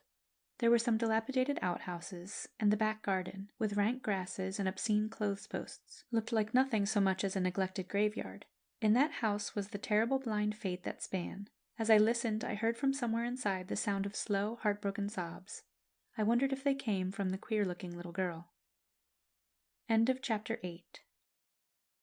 Chapter 9. I am introduced to strong magic. The first thing I did when I got up next morning was to pay a visit to Harlow's, the fishing-tackle people. They knew me well enough, for I used to buy my rods there, and one of the assistants had been down to Foss to teach Mary how to use a light split cane. With him I embarked on a long talk about Norwegian rivers and their peculiarities, and very soon got his views on the best flies. I asked which river was considered to be the earliest, and was told in an ordinary season the Nurdle and the Scarso. Then I asked if he knew my friend Dr. Newover. He was in here yesterday afternoon, I was told. He is going to the Scarso this year, and hopes to be on the water in the last week of April. Rather too soon in my opinion, though salmon have been caught in it as early as April 17th. By the end of the first week of May it should be all right. I asked a good deal more about the Scarso, and was told that it was the best fished from Myrtle at the head of the Myrtlefjord. There were only about 3 miles of fishable water before the big foss, but every yard of it was good. I told him I had hoped to get a beat on the Lertle for June, but had had to give up the notion this year and intended to confine myself to Scotland. I bought a new reel, a quantity of sea trout flies, and a little book about Norwegian fishing. Then I went on to see McGillivray, with whom I had made an appointment by telephone. I have come to ask your help, I told him. I'm beginning to get a move on, but it's a ticklish business, and I must walk very warily. First of all, I want you to find out the movements of a certain Dr. Newover of Wimpole Street. He is going to Norway some time in the next fortnight to the Scarso to fish, and his jumping-off place will be the Stavanger. Find out by which boat he takes a passage, and book me a berth in it also. I'd better have my old name, Cornelius Brand. You're not thinking of leaving England just now? He asked reproachfully. I don't know. I may have to go, or I may not. But in any case, I won't be long away. Anyhow, find out about Dr. Newover. Now for the most serious business. Just about when have you settled to round up the gang? For the reasons I gave you, it must be before midsummer. It is an infernally complicated job, and we must work to a timetable. I have fixed provisionally the 20th of June. I think you'd better choose an earlier date. Why? Because the gang are planning themselves to liquidate by midsummer, and if you don't hurry, you may draw the net tight and find nothing in it. Now, how on earth did you find that out? He asked, and his usually impassive face was vivid with excitement. I can't tell you. I found it out in the process of hunting for the hostages, and I give you my word it's correct. But you must tell me more. If you have fresh lines on what you call my gang, it may be desperately important for me to know. I haven't. I've just the one fact, which I have given you. Honestly, old man, I can't tell you anything more till I tell you everything. Believe me, I'm working hard.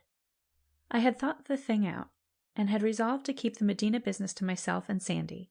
Our one chance with him was that he should be utterly unsuspecting, and even so wary a fellow as McGillivray might, if he were told, create just that faint breath of suspicion that would ruin all. He grunted as if he were not satisfied. I suppose you must have it your own way. Very well, we'll fix the 10th of June for Der Tag.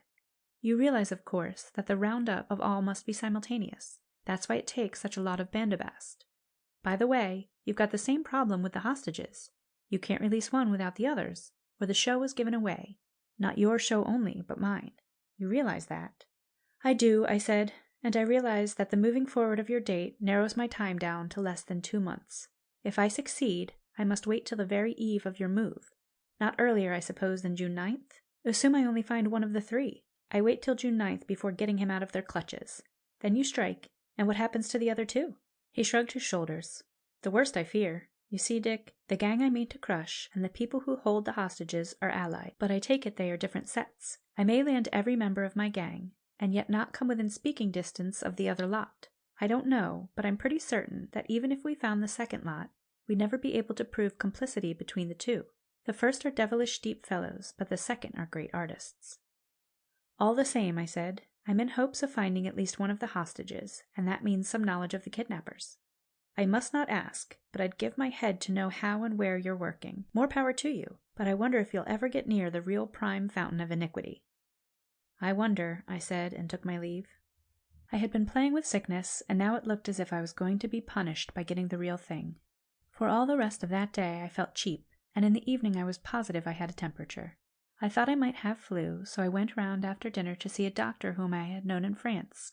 He refused to admit the temperature. What sort of life have you been leading these last weeks? He asked, and when I told him that I had been hanging round London, waiting on some tiresome business developments, he said that that was the whole trouble. You're accustomed to an active life and fresh air, and you've been stuffing in town, feeding too well and getting no exercise. Go home tomorrow, and you'll be right as a trivet. It rather would suit me to be sick for a spell. Say a week? He looked puzzled and then laughed. Oh, if you like, I'll give you a chit to say you must go back to the country at once or I won't answer for the consequences. I'd like that, but not just yet. I'll ring you up when I want it. Meantime, I can take it that there's nothing wrong with me? Nothing that a game of squash and a little Eno won't cure. Well, when you send me that chit, say I've got to have a quiet week in bed at home. No visitors. Regular rest cure. Right, he said. It's a prescription that every son of Adam might follow with advantage 4 times a year. When I got back to the club, I found Medina waiting for me. It was the first time he had visited me there, and I pretended to be delighted to see him, almost embarrassed with delight, and took him to the back smoking room where I had talked with Sandy. I told him that I was out of sorts, and he was very sympathetic. Then, with a recollection of Sandy's last letter, I started out to blaspheme my gods. He commented on the snugness and seclusion of the little room, which for the moment we had to ourselves. "It wasn't very peaceful when I was last in it," I said. "I had a row here with the lunatic Arbuthnot before he went abroad." He looked up at the name. "You mean you quarreled? I thought you were old friends." "Once we were. Now I never want to see the fellow again." I thought I might as well do the job thoroughly, though the words stuck in my throat. I thought he seemed pleased. "I told you," he said, "that he didn't attract me." "Attract!" I cried. "The man has gone entirely to the devil. He has forgotten his manners, his breeding, and everything he once possessed. He has lived so long among cringing Orientals that his head is swollen like a pumpkin. He wanted to dictate to me, and I said I would see him further, and, oh well, we had the usual row. He's gone back to the East, which is the only place for him, and no, I never want to clap eyes on him again." There was a purr of satisfaction in his voice, for he believed, as I meant him to, that his influence over me had been strong enough to shatter an ancient friendship. "I am sure you are wise. I have lived in the East and know something of its ways. There is the road of knowledge and the road of illusion, and Arbuthnot has chosen the second. We are friends, Hannay, and I have much to tell you some day, perhaps very soon. I have made a position for myself in the world, but the figure which the world sees is only a little part of me. The only power is knowledge, and I have attained to a knowledge compared with which Arbuthnot's is the merest smattering." I noticed that he had dropped the easy, well-bred, deprecating manner which I had first noted in him. He spoke to me now magisterially, arrogantly, almost pompously. "There has never been a true marriage of East and West," he went on. "Today we incline to put a false interpretation on the word power. We think of it in material terms like money, or the control of great patches of inanimate nature. But it still means, as it has always meant, the control of human souls, and to him who acquires that everything else is added. How does such control arise? Partly by knowledge of the intricacies of men's hearts, which is a very different thing from the stock platitudes of the professional psychologists. Partly by that natural dominion of spirit which comes from the possession of certain human qualities in a higher degree than other men. The East has the secret knowledge, but though it can lay down the practice, it cannot provide the practitioners. The West has the tools, but not the science of their use. There has never, as I have said, been a true marriage of East and West, but when there is, its seed will rule the world." I was drinking this in with both ears and murmuring my assent. Now at last I was to be given his confidence, and I prayed that he might be inspired to go on. But he seemed to hesitate, till a glance at my respectful face reassured him. "The day after tomorrow a man will be in London, a man from the East, who is a great master of this knowledge. I shall see him, and you will accompany me. You will understand little, for you are only at the beginning, but you will be in the presence of wisdom." I murmured that I should feel honored. "You will hold yourself free for all that day. The time will probably be the evening." After that he left with the most perfunctory goodbye. I congratulated myself on having attained to just the kind of position I wanted, that of a disciple whose subjection was so much taken for granted that he was treated like a piece of furniture. From his own point of view, Medina was justified. He must have thought the subconscious control so strong, after all the tests I had been through, that my soul was like putty in his hands. Next day I went down to Foss and told Mary to expect me back very soon for a day or two. She had never plagued me with questions, but something in my face must have told her that I was hunting a trail, for she asked me for news and looked as if she meant to have it. I admitted that I had found out something, and said I would tell her everything when I next came back. That would only have been prudent, for Mary was a genius at keeping secrets, and I wanted some repository of my knowledge in case I got knocked on the head. When I returned to town I found another note from Sandy, also from France, signed Alan Breck. Sandy was terribly out with his Derby winners. It was simply 2 lines imploring me again to make Medina believe I had broken with him, and that he had gone east of Suez for good. There was also a line from Macgillivray, saying that Dr. Newover had taken a passage on the Gudrun, leaving Hull at 6:30 p.m. on the 21st, and that a passage had been booked for C. Brand, Esquire, by the same boat. That decided me, so I wrote to my own doctor asking for the chit he had promised to be dated the 19th. I was busy with a plan, for it seemed to me that it was my duty to follow up the one trail that presented itself, though it meant letting the rest of the business sleep. I longed more than I could say for a talk with Sandy, who was now playing the fool in France and sending me imbecile notes. I also rang up Archie Roylance, and found to my delight that he had not left town, for I ran him to ground at the Travellers and fixed a meeting for next morning. "Archie," I said when we met, "I want to ask a great favor from you. Are you doing anything special in the next fortnight?" He admitted that he had thought of getting back to Scotland to watch a pair of nesting greenshanks. "Let the greenshanks alone, like a good fellow. I've probably got to go to Norway on the 21st, and I shall want to get home in the deuce of a hurry. The steamer's far too slow." "Destroyer," he suggested. "Hang it, this is not the war. Talk sense. I want an aeroplane, and I want you to fetch me." Archie whistled long and loud. "You're a surprising old bird, Dick. It's no joke being a pal of yours. I dare say I could raise a bus all right, but you've got to chance the weather. And my recollection of Norway is that it's not very well provided with landing places. What part do you favor?" I told him the mouth of the Myrtle Fjord. "Lord, I've been there," he said. "It's all as steep as the side of a house." "Yes, but I've been studying the map, and there are some eligible little islands off the mouth, which look flattish from the contouring. I'm desperately serious, old man. I'm engaged on a job where failure means the loss of innocent lives. I'll tell you all about it soon, but meantime, you must take my word for it." I managed to get Archie suitably impressed, and even to interest him in the adventure, for he was never the man to lag behind in anything that included risk and wanted daring. He promised to see Hansen, who had been in his squadron and was believed to have flown many times across the North Sea. As I left him, I could see he was really enormously cheered by the prospect, for if he couldn't watch his blessed birds, the next best thing was to have a chance of breaking his neck.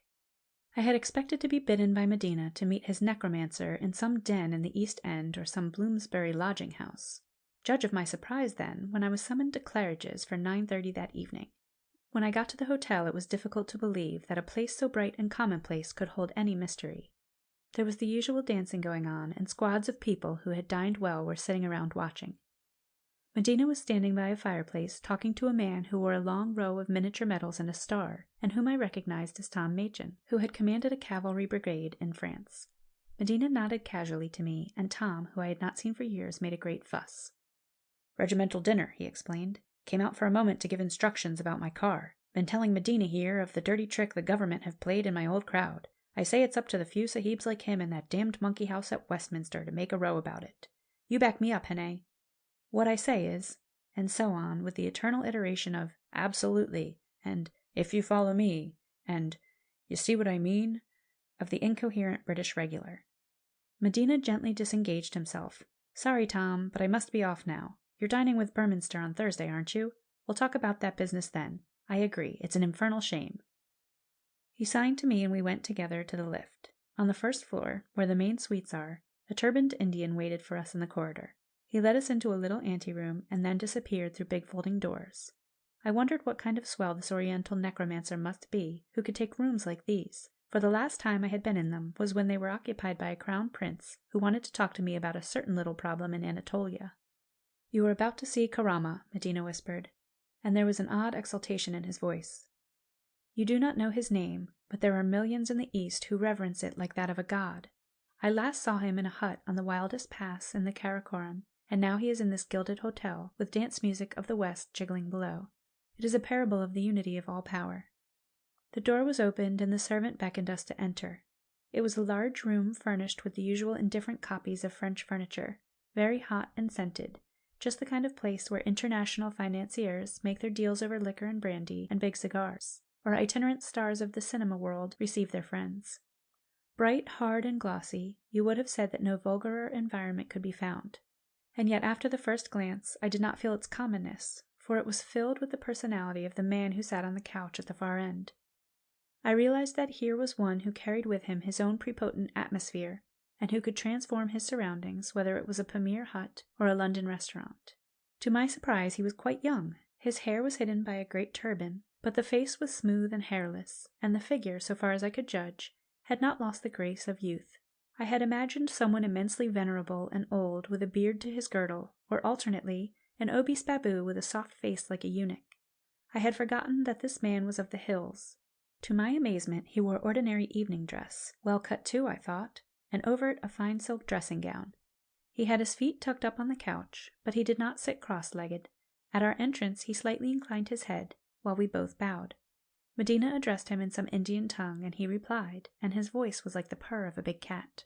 He motioned us to sit down, looking not so much at us as through us, and while Medina spoke, I kept my eyes on his face. It was the thin, high-boned, high-bred face of the hillman, not the Mongolian type, but that other which is like an Arab, the kind of thing you can see in Pathan troops. And yet, though it was as hard as flint and as fierce as Satan, there was a horrid feline softness in it, like that of a man who would never need to strike a blow in anger, since he could win his way otherwise. The brow was straight and heavy, such as I had always associated with mathematical talent, and broader than is common with Orientals. The eyes I could not see, for he kept them half shut, but there was something uncanny in the way they were chased in his head, with an odd slant the opposite from what you see in the Chinaman.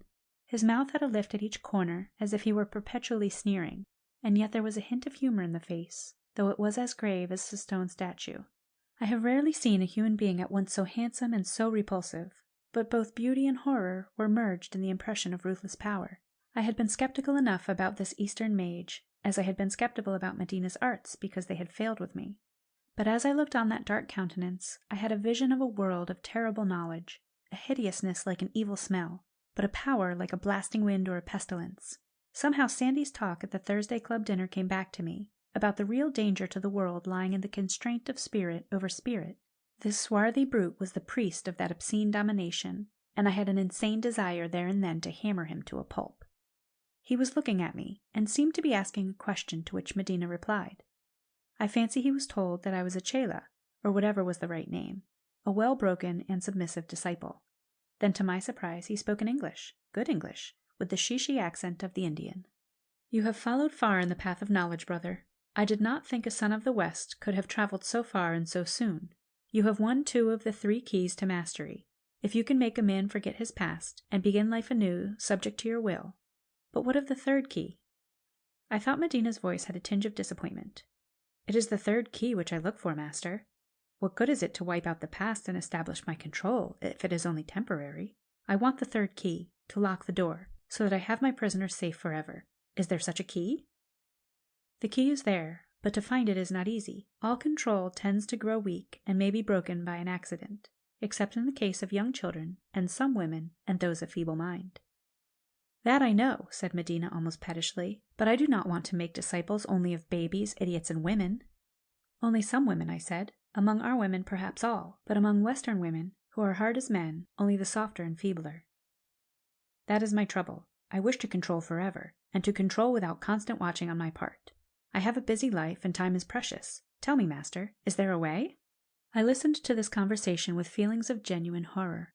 Now I saw Medina's plans, and I realized that he and he alone was at the bottom of the kidnapping.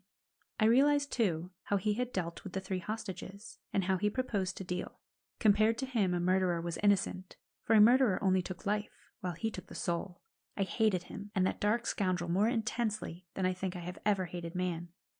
Indeed, it was only by a great effort that I checked myself from clutching the 2 by the throat. The 3 stories, which had been half forgotten and overlaid by my recent experiences, returned sharp and clear to my memory. I saw again Victor's haggard face. I heard Sir Arthur Warcliffe's voice break, and my wrath rose and choked me.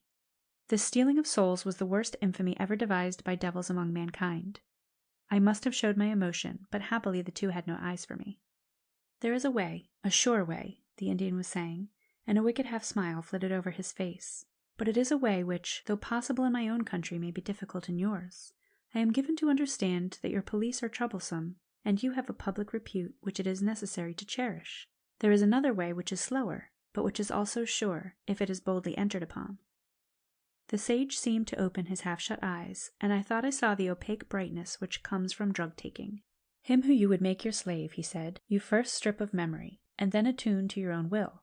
To keep him attuned, you must be with him often and reinforce the control. But this is burdensome, and if the slave be kept apart and seen rarely, the influence will ebb, except, as I have said, in the case of a young child. There is a way to rivet the bondage, and it is this. Take him or her whom you govern into the same life as they have been accustomed to live before, and there, among familiar things, assert your control. Your influence will thus acquire the sanction of familiarity, for though the conscious memory has gone, the unconscious remains, and presently will be a second nature." "I see," said Medina abstractedly. "I had already guessed as much. Tell me, master, can the dominion, once it is established, be shaken off?"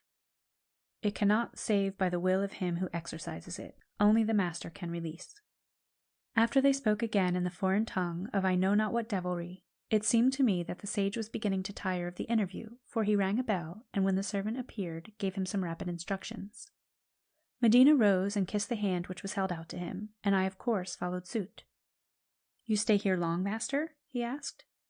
2 days. Then I have business in Paris and elsewhere, but I return in May, when I will summon you again. Prosper, brother. The God of wisdom befriend you." We went downstairs to the dancing and the supper parties. The regimental dinner was breaking up, and Tom Machin was holding forth in the hall to a knot of bemedalled friends.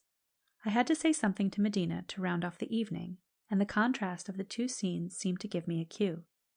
As we were putting on our coats, I observed that it was like coming from light to darkness. He approved. Like falling from a real world into shadows, he said.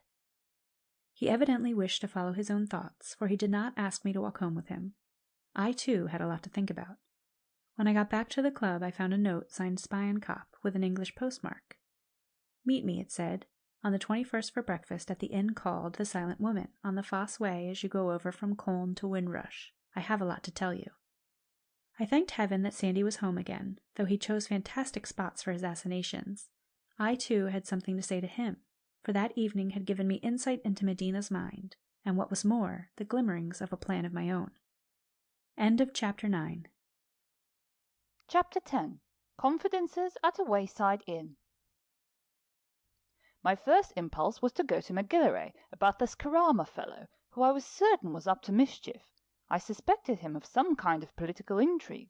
Otherwise, what was he doing touring the capitals of Europe and putting up at expensive hotels? But on second thoughts, I resolved to let the police alone.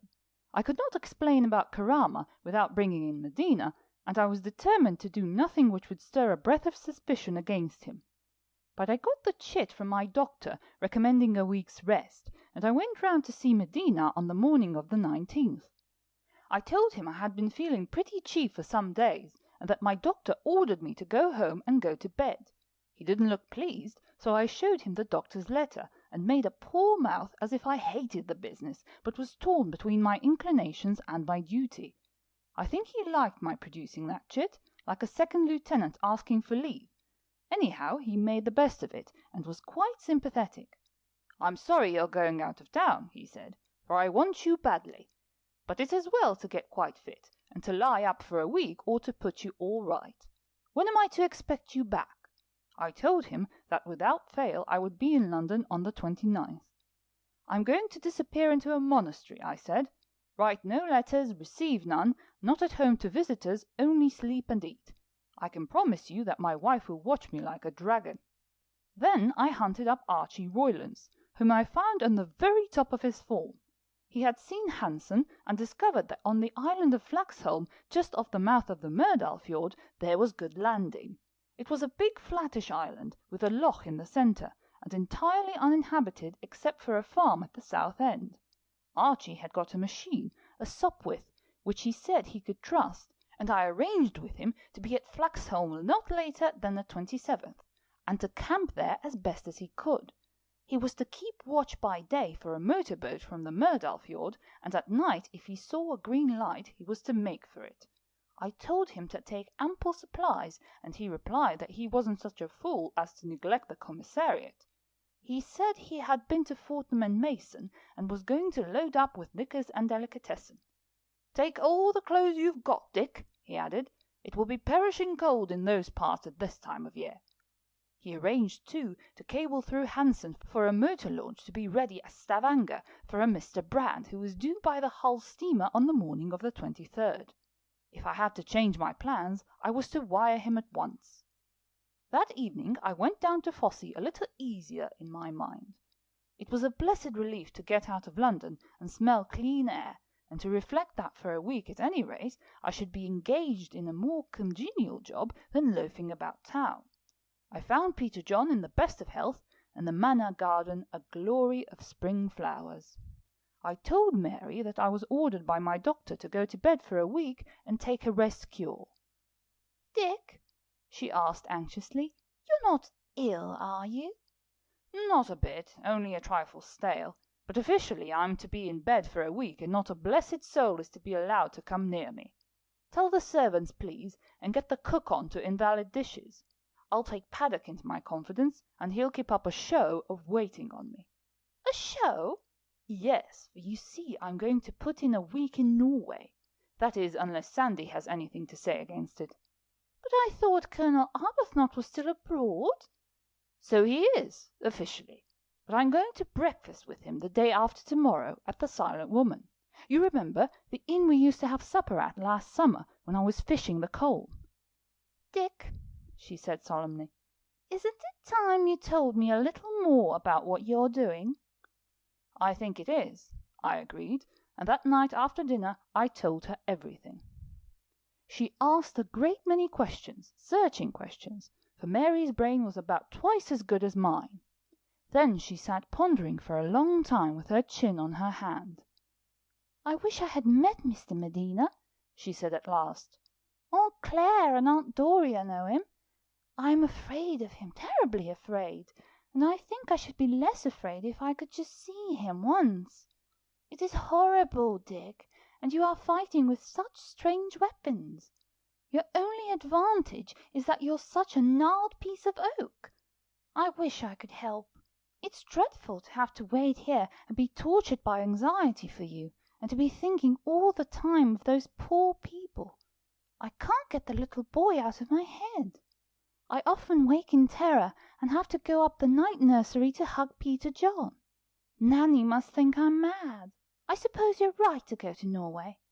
"I see no other way. We have a clue to the whereabouts of one of the hostages. I haven't a notion which. I must act on that, and besides, if I find one, it may give me a line on the others." "There will still be 2 lost," she said, "and the time grows fearfully short. You are only 1 man. Can you not get helpers? Mr. McGillivray?" "No, he has his own job, and to let him into mine would wreck both." "Well, Colonel Arbuthnot, what is he doing?" "Oh, Sandy's busy enough, and thank God he's back in England. I'll know more about his game when I see him, but you may be sure it's a deep one. While I'm away, Sandy will be working all the time." "Do you know, I have never met him. Couldn't I see him sometime when you're away? It would be a great comfort to me. And, Dick, can't I help somehow? We've always shared everything, even before we were married, and you know I'm dependable." "Indeed I do, my darling," I said, "but I can't see how you can help yet. If I could, I would inspan you straight off, for I would rather have you with me than a regiment." "It's the poor little boy. I could endure the rest, but the thought of him makes me crazy. Have you seen Sir Arthur?" "No, I have avoided him. I can stand the sight of Victor and the Duke, but I swear I shall never look Sir Arthur in the face unless I can hand him over his son." Then Mary got up and stood over me like a delivering angel. "It is going to be done," she cried. "Dick, you must never give up. I believe in my heart we shall win. We must win, or I shall never be able to kiss Peter John again with a quiet mind. Oh, I wish I could do something." I don't think Mary slept that night, and next morning she was rather pale, and her eyes had that funny long-sighted look that they had had when I said good-bye to her at Amiens in March 18, before going up to the line. I spent a blissful day with her and Peter John wandering round our little estate. It was one of those April days which seem to have been borrowed from late May, when you have the warmth of summer joined with the austerity and fresh colouring of spring. The riot of daffodils under the trees was something to thank God for. The banks of the little lake were one cascade of grape hyacinths, blue and white, and every dell in the woods was bright with primroses. We occupied the morning deepening the pools in a tiny stream which was to be one of the spawning grounds for the new trout in the lake, and Peter John showed conspicuous talent as a hydraulic engineer. His nurse, who was a middle-aged Scotswoman from the Cheviots, finally carried him off for his morning rest, and when he had gone Mary desisted from her watery excavations and sat down on a bank of periwinkles. "What do you really think of Nanny?" she asked. "About as good as they make," I replied. "That's what I think too. You know, Dick, I feel I'm far too fussy about Peter John. I give hours of my time to him, and it's quite unnecessary. Nanny can do everything better than I can. I scarcely dare let him out of my sight, and yet I'm certain that I could safely leave him for weeks with Nanny and Paddock, and Dr. Greenslade within call." "Of course you could," I agreed, "but you'd miss him, as I do, for he's jolly good company." "Yes, he's jolly good company, the dear fellow," she said. In the afternoon we went for a canter on the downs, and I came back feeling as fit as a racehorse and keyed up for anything. But that evening, as we walked in the garden before dinner, I had another fit of longing to be free of the business and to return to my quiet life. I realized that I had buried my heart in my pleasant acres, and the thought of how much I loved them made me almost timid.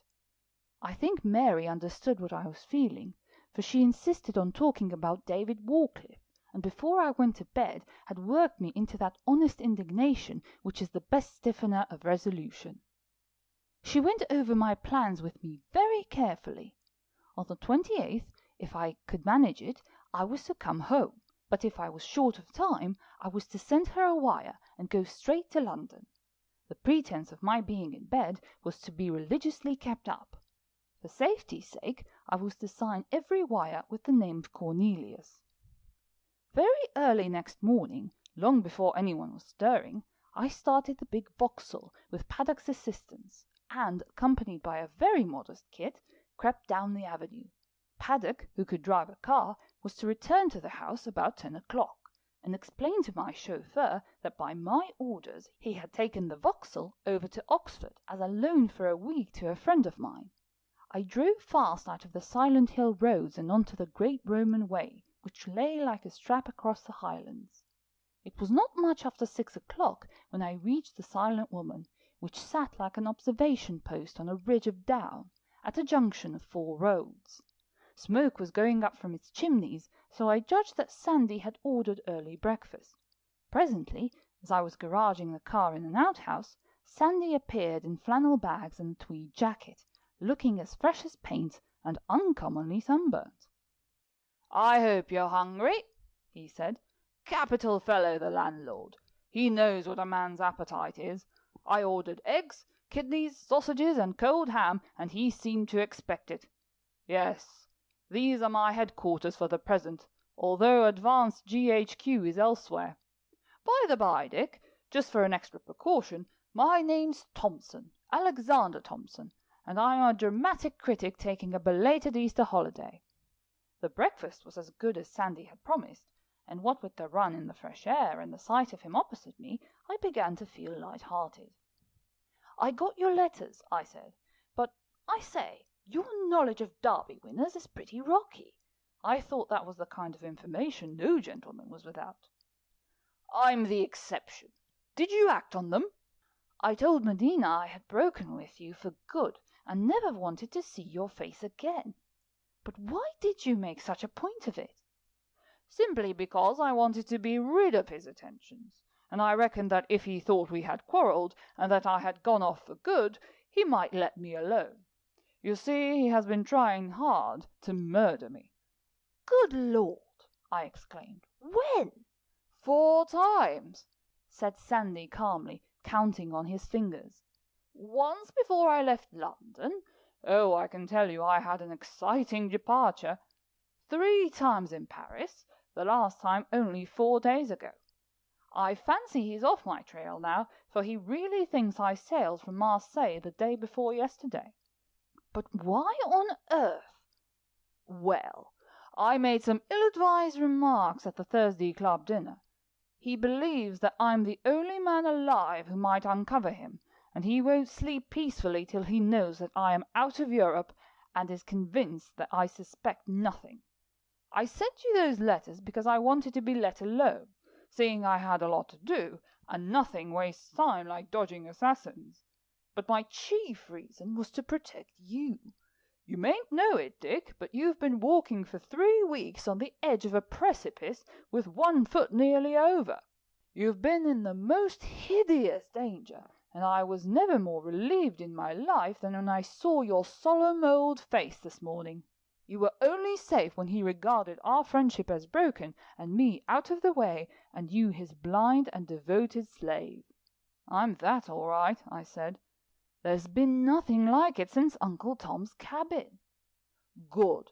That's the great thing, for it gives us a post in the enemy's citadel. But we're only at the beginning of a tremendous fight, and there's no saying how it will go. Have you sized up Medina?" "Only a little bit. Have you?" "I'm on the road. He's the most complex thing I've ever struck. But now we've got to pool our knowledge. Shall I start? Yes. Begin at the Thursday dinner. What started you off then? I could see that something he said intrigued you. I must begin before that. You see, I'd heard a good deal about Medina up and down the world, and couldn't for the life of me place him. Everybody swore by him, but I had always a queer feeling about the man. I told you about Lavater. Well, I had nothing to go upon there except the notion that his influence upon my friend had been bad. So I began making inquiries, and, as you know, I've more facilities than most people for finding things out. I was curious to know what he had been doing during the war. The ordinary story was that he had been for the first 2 years pretty well lost in Central Asia, where he had gone on a scientific expedition, and that after that he had been with the Russians, and had finished up by doing great work with Denikin. I went into that story, and discovered that he had been in Central Asia all right, but had never been near any fighting front, and had never been within 1,000 miles of Denikin. That's what I meant when I told you I believed the man was one vast lie. He made everybody believe it. That's the point. He made the whole world believe what he wanted. Therefore he must be something quite out of the common, a propagandist of genius. That was my first conclusion. But how did he work? He must have a wonderful organization, but he must have something more, the kind of personality which can diffuse itself like an atmosphere, and which, like an electric current, is not weakened by distance. He must also have unique hypnotic powers. I had made a study of that in the East, and had discovered how little we know here about the compulsion of spirit by spirit. That, I have always believed, is today, and ever has been, the true magic. You remember I said something about that at the Thursday dinner? I nodded. I suppose you did it to try him?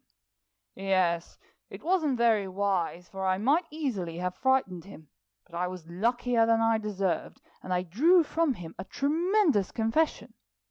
The Latin quotation. The Latin quotation. Sit veni abstemius qui hermenuma tenat aut hominum petit dominatum. I nearly had a fit when I heard it. Listen, Dick, I've always had a craze for recondite subjects, and when I was at Oxford I wasted my time on them when I should have been working for my schools.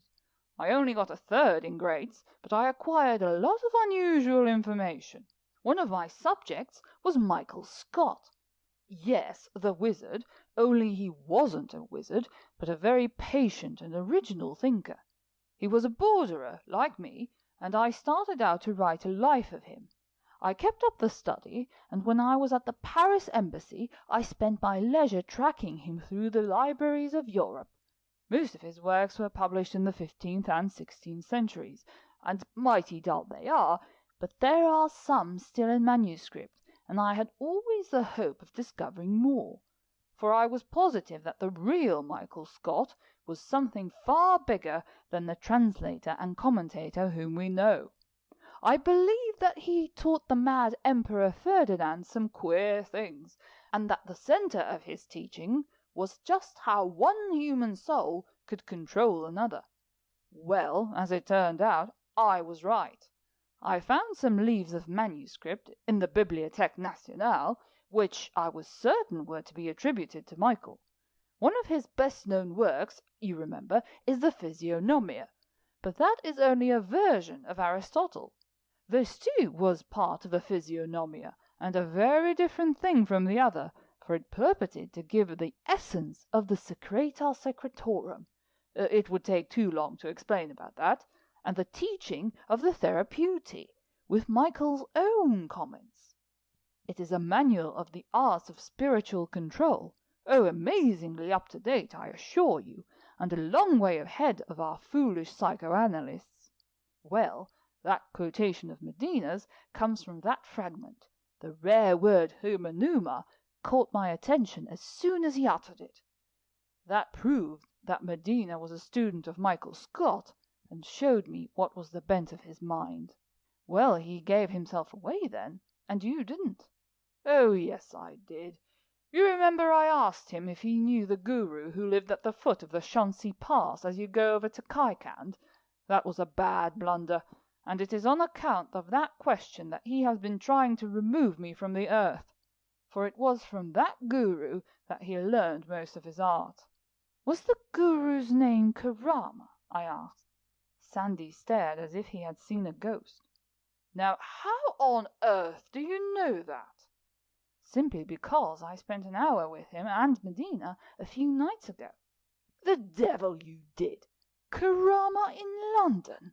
Lord, Dick, this is an awesome business. Quick, tell me every single thing that passed."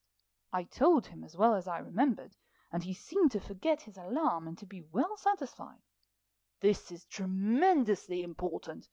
You see the point of Medina's talk? He wants to rivet his control over those 3 unfortunate devils, and to do that he is advised to assert it in some environment similar to that of their past lives. That gives us a chance to get on their track. And the control can only be released by him who first imposed it. I happen to know that, but I was not sure that Medina knew it. It is highly important to have found this out." "Finish your story," I begged him. "I want to know what you have been doing abroad." "I continued my studies in the Bibliothèque Nationale, and I found that, as I suspected, Medina, or somebody like him, had got on to the Michael Scott MS. and had had a transcript made of it. I pushed my researches further, for Michael wasn't the only pebble on the beach, though he was the biggest. Lord, Dick, it's a queer business in a problem like ours to have to dig for help in the debris of the Middle Ages. I found out something, not much, but something. And then? Oh, all the time I was making inquiries about Medina's past. Not very fruitful. I've told you most of the results. Then I went to see Ram Dass. You remember my speaking about him? I thought he was in Munich, but I found him in Westphalia, keeping an eye on the German industrials. Don't go to Germany for a holiday, Dick. It's a sad country and a comfortless. I had to see Ram Dass, for he happens to be the brother of Karama." "What size of a fellow is Karama?" I asked. Sandy's reply was, "For knowledge of the practice, unequalled, but only a second-class practitioner." Exactly what Medina had said. "Ram Dass told me most of what I wanted to know, but he isn't aware that his brother is in Europe. I rather fancy he thinks he is dead. That's all I need tell you now. Fire away, Dick, and give me an exact account of your own doings." I explained as best as I could the gradual change in Medina's manner, from friendship to proprietorship. I told how he had begun to talk freely to me, as if I were a disciple, and I described that extraordinary evening in Hill Street when I had met his mother. "His mother!" Sandy exclaimed, and made me go over every incident several times. The slap in the face, the spitting, my ultimate fainting. He seemed to enjoy it immensely. "Good business," he said. "You never did a better day's work, old man." "I have found the blind spinner, at any rate," I said. "Yes, I had half guessed it. I didn't mention it, but when I got into the house in Gospel Oak as the electric light man, I found a spinning wheel in the back room, and they had been burning peat on the hearth. Well, that's number 1. "I think I am on my way to find number 2, I said, and I told him of the talk I had overheard between the two about Secundus and sending the doctor somewhere, and of how I had discovered that Dr. Neuhauer was starting this very day for the Scarso. "It's the first very clear clue," I said, "and I think I ought to follow it up." "Yes. What do you propose to do?" "I'm travelling this evening on the Gudrun, and I'm going to trail the fellow till I find out his game. I'm bound to act upon what little information we've got." "I agree, but this means a long absence from London, and Secundus is only one of 3. "Just a week," I said. "I've got sick leave from Medina for a week, and I'm supposed to be having a rest cure at Fosse, with Mary warding off visitors. I've arranged with Archie Roylance to pick me up in an airplane about the 28th and bring me back. It doesn't allow me much time, but an acting man could do the deuce of a lot in a week. "Bravo!" he cried. "That's your old moss-trooping self. Do you approve?" "Entirely. And whatever happens, you present yourself to Medina on the 29th? That leaves us about 6 weeks for the rest of the job." "More like 5, I said gloomily, and I told him how I had learnt that the gang proposed to liquidate by midsummer, and that Macgillivray had therefore moved the date when he would take action 10 days forward. "You see how we are placed. He must collect all the gang at the same moment, and we must release all 3 hostages, if we can, at the same time. The releasing mustn't be done too soon, or it will warn the gang. Therefore, if Macgillivray strikes on the 10th of June, we must be ready to strike not earlier than the 9th, and, of course, not later." "I see," he said, and was silent for a little. "Have you anything more to tell me?" I ransacked my memory and remembered about Odell. He wrote down the name of the dancing club where I had seen that unprepossessing butler. I mentioned that I had asked Macgillivray to get on to his dossier. "You haven't told Macgillivray too much?" he inquired anxiously, and seemed relieved when I replied that I had never mentioned the Medina business. "Well, here's the position," he said at last. "You go off for a week hunting number 2. We are pretty certain that we have got number 1. Number 3, that nonsense about the Fields of Eden and the Jew with a dyed beard in a curiosity shop in Marylebone, still eludes us. And of course we have as yet no word of any of the 3 hostages. There's a terrible lot still to do. How do you envisage the thing, Dick? Do you think of the 3, the girl, the young man, and the boy, shut up somewhere and guarded by Medina's minions? Do you imagine that if we find their places of concealment we shall have done the job? That was my idea." He shook his head. "It is far subtler than that. Did no one ever tell you that the best way of hiding a person is to strip him of his memory? Why is it that when a man loses his memory he is so hard to find? You see it constantly in the newspapers. Even a well-known figure, if he loses his memory and wanders away, is only discovered by accident. The reason is that the human personality is identified far less by appearance than by its habits and mind. Loss of memory means the loss of all true marks of identification, and the physical look alters to correspond. Medina has stolen these 3 poor souls' memories and set them adrift like waifs. David Warcliffe may at this moment be playing in a London gutter along with a dozen gutter-snipes, and his own father could scarcely pick him out from the rest. Murcott may be a dock-labourer or a deck-hand, whom you wouldn't recognise if you met him, though you had sat opposite him in a college hall every night for a year. And Miss Victor may be in a gaiety chorus, or a milliner's assistant, or a girl in a dancing saloon. Wait a minute. You saw Odell at a dance club? There may be something in that." I could see his eyes abstracted in thought. "There's another thing I forgot to mention," I said. "Miss Victor's fiancé is over here, staying in Carlton House Terrace. He is old Turpin, who used to be with the division, the Marquis de la Tour de Pin." Sandy wrote the name down. "Her fiancé. He may come in useful. What sort of fellow?" "What sort of fellow?" "Brave as a lion, but he'll want watching, for he's a bit of a Gascon." We went out after breakfast, and sat in an arbour looking down a shallow side valley to the upper streams of the Windrush.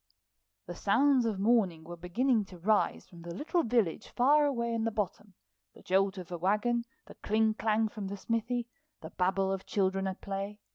In a fortnight the mayfly would be here, and every laburnum and guelder rose in bloom. Sandy, who had been away from England for years, did not speak for a long time, but drank in the sweet-scented peace of it. "Poor devil," he said at last. "He has nothing like this to love. He can only hate." I asked whom he was talking about, and he said, "Medina." "I'm trying to understand him.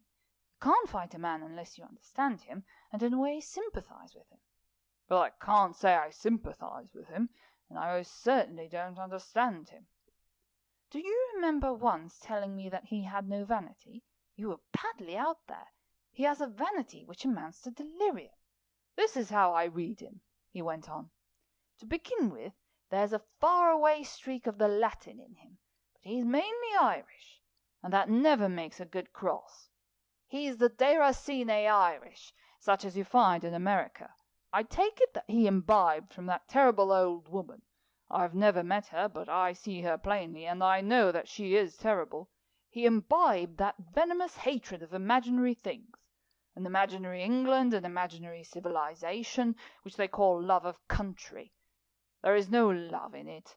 They think there is, and sentimentalize about an old simplicity, and spinning wheels and turf fires and an uncouth language, but it's all hollow.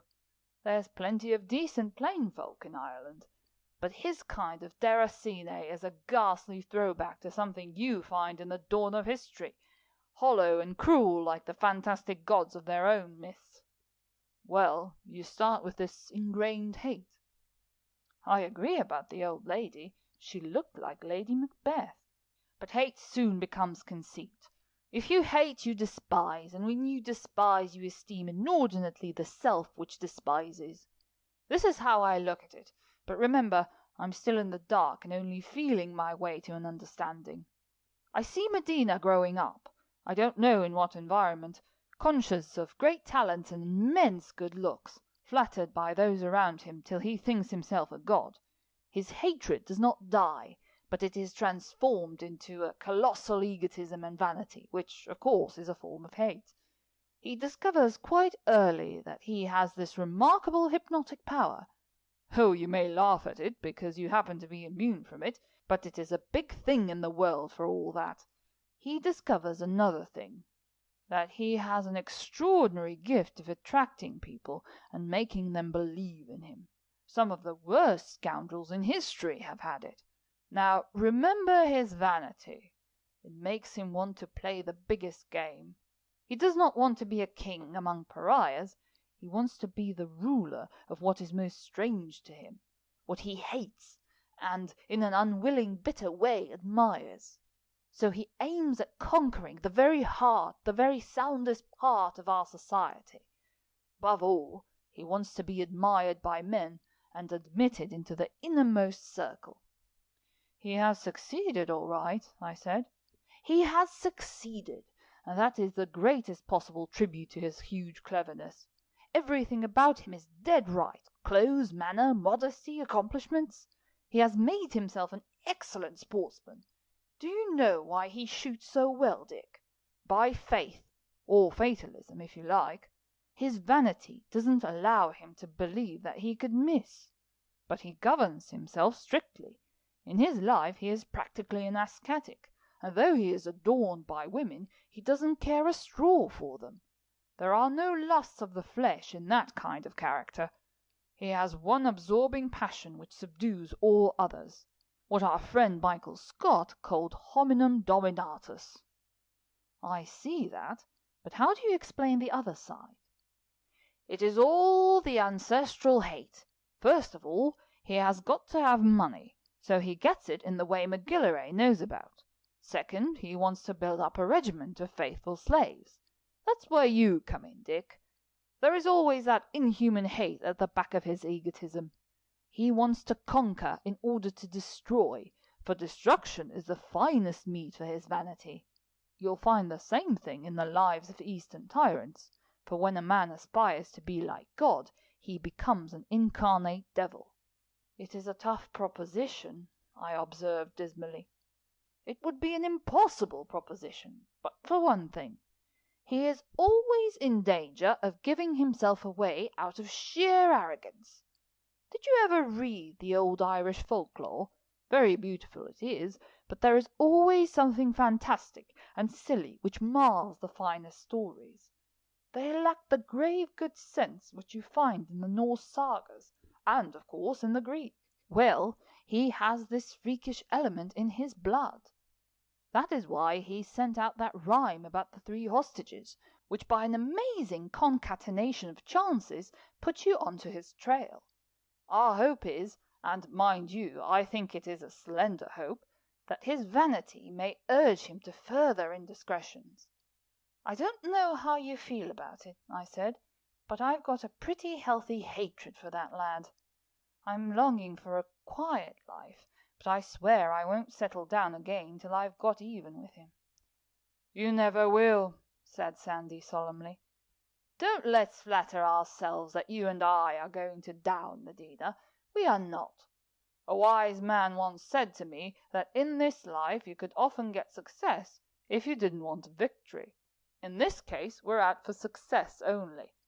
We want to release the hostages. Victory we can never hope for. His tools are faithful because he has stolen their souls and they work blindly under him. Supposing Macgillivray rounds up all the big gang and puts the halter round their necks, there will be none of them to turn King's evidence and give Medina away. Why? Because none of them know anything against him. They're his unconscious agents, and very likely most have never seen him. And you may be pretty sure that his banking accounts are too skilfully arranged to show anything. All the same, I said stubbornly, I have a notion that I'll be able to put a spoke in his wheel. Oh, I dare say we can sow suspicion, but I believe he'll be too strong for us.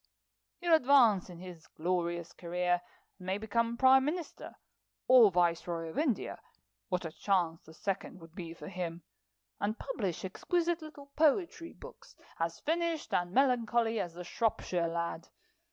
Pessimism, you know, is often a form of vanity. At midday it was time for me to be off, if I was to be at Hull by 6 o'clock. I asked Sandy what he proposed to do next, and he said he was undecided. My position, he said, badly cramps my form. It would be ruination if Medina knew I was in England, ruination for both you and me. Mr. Alexander Thomson must lie very low. I must somehow get in touch with Macgillivray to hear if he has anything about Odell. I rather fancy Odell, but there will probably be nothing doing till you come back, and I think I'll have a little fishing. Suppose I want to get hold of you? Suppose nothing of the kind. You mustn't make any move in my direction. That's our only safety. If I want you, I'll come to you. As I was starting, he said suddenly, I've never met your wife, Dick. What about my going over to Fosse and introducing myself? The very thing, I cried. She is longing to meet you. But remember that I'm supposed to be lying sick upstairs. As I looked back, he was waving his hand, and his face wore its familiar elfish smile. End of chapter 10. Chapter 11. How a German engineer found strange fishing. I got to Hull about 6 o'clock, having left my car at the garage in York and finished the journey by train. I had my kit in a small suitcase and rucksack, and I waited on the quay till I saw Dr. Newhover arrive with a lot of luggage and a big broad box. When I reckoned he would be in his cabin arranging his belongings, I went on board myself and went straight to my own cabin, which was a comfortable two-berthed one well forward. There I had sandwiches brought me, and settled myself to doze and read for 36 hours. All that night and all next day it blew fairly hard, and I remained quietly in my bunk, trying to read Boswell's Life of Johnson, and thanking my stars that I hadn't lived 1,000 years earlier and been a Viking. I didn't see myself plowing those short, steep seas in an open galley. I woke on the morning of the 23rd to find the uneasy motion at an end, and, looking out of my porthole, saw a space of green sunlit water, a rocky beach, and the white and red of a little town. The Godrum waited about an hour at Stavanger, so I gave Dr. Newhover time to get on shore before I had a hurried breakfast in the saloon and followed him. I saw him go off with 2 men and get on board a motor launch, which was lying beside one of the jetties. The coast was now clear, so I went into the town and found the agents to whom Archie Roylance had cabled, and learned that my own motor launch was ready and waiting in the inner harbor, where the fishing boats lie. A clerk took me down there and introduced me to Jan, my skipper, a big, cheerful, bearded Norwegian, who had a smattering of English. I bought a quantity of provisions, and by 10 o'clock we were on the move. I asked Jan about the route to Mordel, and he pointed out a moving speck a couple of miles ahead of us. "That is Christian Egg's boat," he said. "He carries an English fisherman to Mordel, and we follow." I got my glasses on the craft, and made out Newhover smoking in the stern. It was a gorgeous day, with that funny northern light which makes noon seem like early morning. I enjoyed every hour of it, partly because I had now a definite job before me, and partly because I was in the open air to which I properly belonged. I got no end of amusement watching the wildlife, the cormorants and eider duck on the little islands, and the seals, with heads as round as Medina's, that slipped off the scurries at our approach. The air was chilly and fresh, but when we turned the corner of the Mordel fjord, out of the sea wind, and the sun climbed the sky, it was as warm as June. A big flat island we passed, all short turf and rocky outcrops, was pointed out to me by Jan as Blacksham. Soon we were shaping due east in an inlet which was surrounded by dark steep hills, with the snow lying in the gullies. I had Boswell with me in 2 volumes. The first I had read in the steamer, and the second I was now starting on when it fell overboard through my getting up in a hurry to look at a flock of duck. So I presented the odd volume to Jan and surrendered myself to tobacco and meditation. In the afternoon the inlet narrowed to a fjord, and the walls of hill grew steeper. They were noble mountains, cut sharp like the edge of the Drakensberg, and crowned with a line of snow, so that they looked like a sugar-coated cake that had been sliced. Streams came out of the upper snow wreaths and hurled themselves down the steeps, above a shimmering veil of mist, and below a torrent of green water, tumbling over pebbles to the sea. The landscape and the weather lulled me to a delectable peace which refused to be disturbed by any looking before or after, as some poet says.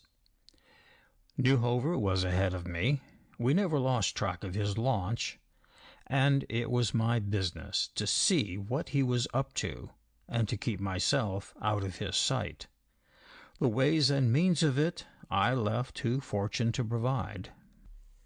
By and by the light grew dimmer, and the fjord grew narrower, so that dusk fell on us, though, looking back down the inlet, we could see a bright twilight. I assumed that Newhover would go on to Mordel, and the fjord's head, where the Scarso entered the sea, and had decided to stop at Hague, a village 2 miles short of it, on the south shore. We came to Hague about 8:30 in a wonderful purple dusk, for the place lay right under the shadow of a great cliff. I gave Jan full instructions. He was to wait for me, and expect me when I turned up, and to provision himself from the village. On no account must he come up to Mordel, or go out of sight or hail of the boat. He seemed to relish the prospect of a few days' idleness, for he landed me at a wooden jetty in a great good humour, and wished me sport. What he thought I was after I cannot imagine, for I departed with a rucksack on my back and a stout stick in my hand, which scarcely suggested a chase.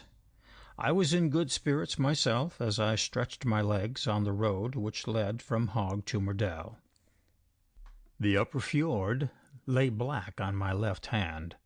The mountains rose black on my right, but though I walked in darkness I could see twilight ahead of me, where the hills fell back from the Scarso valley, that wonderful apple-green twilight which even in spring is all the northern night. I had never seen it before, and I suppose something in my blood answered to the place, for my father used to say that the Hannays came originally from Norse stock. There was a jolly crying of birds from the waters, ducks and geese and oyster-catchers and sandpipers. And now and then would come a great splash, as if a salmon were jumping in the brackish tides on his way to the Scarso. I was thinking longingly of my rods left behind, when on turning a corner the lights of Mordel showed ahead, and it seemed to me that I had better be thinking of my next step. I knew no Norwegian, but I counted on finding natives who could speak English, seeing so many of them have been in England or America. Newhover, I assumed, would go to the one hotel, and it was for me to find lodging elsewhere. I began to think this spying business might be more difficult than I had thought, for if he saw me, he would recognize me, and that must not happen. I was ready, of course, with a story of a walking tour, but he would be certain to suspect, and certain to let Medina know. Well, a lodging for the night was my first business, and I must start inquiries. Presently I came to the little pier of Mordel, which was short of the village itself. There were several men sitting, smoking, on barrels and coils of rope, and one who stood at the end, looking out to where Christian Egg's boat, which had brought Newhover, lay moored. I turned down the road to it, for it seemed a place to gather information. I said good evening to the men, and was just about to ask them for advice about quarters, when the man who had been looking out to sea turned round at the sound of my voice. He seemed an oldish fellow, with rather a stoop in his back, wearing an ancient shooting jacket. The light was bad, but there was something in the cut of his jib that struck me as familiar, though I couldn't put a name to it. I spoke to the Norwegians in English, but it was obvious that I had hit on a bunch of indifferent linguists. They shook their heads, and one pointed to the village as if to tell me that I would be better understood there. Then the man in the shooting jacket spoke. "Perhaps I can help," he said. "There is a good inn in Mordel, which at this season is not full." He spoke excellent English, but it was obvious that he wasn't an Englishman. There was an unmistakable emphasis on the gutturals. "I doubt the inn may be too good for my purse," I said. "I am on a walking tour, and must lodge cheaply." He laughed pleasantly. "There may be accommodations elsewhere. Peter Björn may have a spare bed. I'm going that way, sir, and can direct you." He had turned towards me, and his figure caught the beam of the riding light of the motor launch. I saw a thin, sunburnt face, with a very pleasant expression, and an untidy grizzled beard. Then I knew him, and I could have shouted with amazement at the chance which had brought us two together again. We walked side by side up the jetty road and onto the highway. "I think," I said, "that we have met before, Herr Guardian." He stopped short. "That is my name, but I do not think. Do you remember a certain Dutchman called Cornelius Brandt, whom you entertained at your country house one night in December 15? He looked searchingly in my face. "I remember," he said. "I also remember Mr. Richard Hannay, one of Guggenheim's engineers, with whom I talked at Constantinople." "The same," I said. For a moment I was not clear how he was going to take the revelation, but his next action reassured me, and I saw that I had not been wrong in my estimate of the one German I have ever wholeheartedly liked. He began to laugh, a friendly, tolerant laugh. "Grüezi Türken," he cried. "It is indeed romantic. I have often wondered whether I should see or hear of you again. And behold, you step out of the darkness on a Norwegian fjord." "You bear no malice?" I said. "I served my country as you served yours. I played fair as you played fair." "Malice!" he cried. "But we are gentlemen. Also, we are not children. I rejoice to see that you have survived the war. I have always wished you well, for you are a very bold and brave man." "Not a bit of it," I said. "Only lucky. But what name shall I call you now, Brant or Hannay?" "My name is Richard Hannay, but for the present I am calling myself Cornelius Brand, for a reason which I am going to tell you. I had suddenly made up my mind to take Gaudian into my full confidence. He seemed to have been sent by Providence for that purpose, and I was not going to let such a chance slip. But at my words he stopped short. "Mr. Hannay," he said, "I do not want your confidence. You are still engaged, I take it, to your country's service. I do not question your motive. But remember, I am a German, and I cannot be party to the pursuit of one of my countrymen, however base I may think him." I could only stare. "But I am not in my country's service," I stammered. "I left it at the armistice, and I'm a farmer now." "Do English farmers travel in Norway under false names?" "That's a private business which I want to explain to you. I assure you there is no German in it. I want to keep an eye on the doings of a fashionable English doctor." "I must believe you," he said after a pause. "But 2 hours ago a man arrived in the launch you see anchored out there. He is a fisherman and is now at the inn. That man is known to me, too well known. He is a German who during the war served Germany in secret ways, in America and elsewhere. I did not love him, and I think he did my country grievous ill. But that is a matter for us Germans to settle, and not for foreigners." "I know your man as Dr. Newhover of Wimpole Street." "So," he said, "he has taken again his father's name, which was Newhofer. We knew him as Christopher. What do you want with him?" "Nothing that any honest German wouldn't approve." And there and then I gave him a sketch of the Medina business. He exclaimed in horror. "Mr. Hannay," he said hesitatingly, "you are being honest with me?" "I swear by all that's holy, I am telling you the plain truth and the full truth. Newhover may have done anything you jolly well like in the war. That's all washed out. I'm after him to get a line on the foul business which is English in origin. I want to put a spoke in the wheel of English criminals, and to save innocent lives. Besides, Newhover is only a subordinate.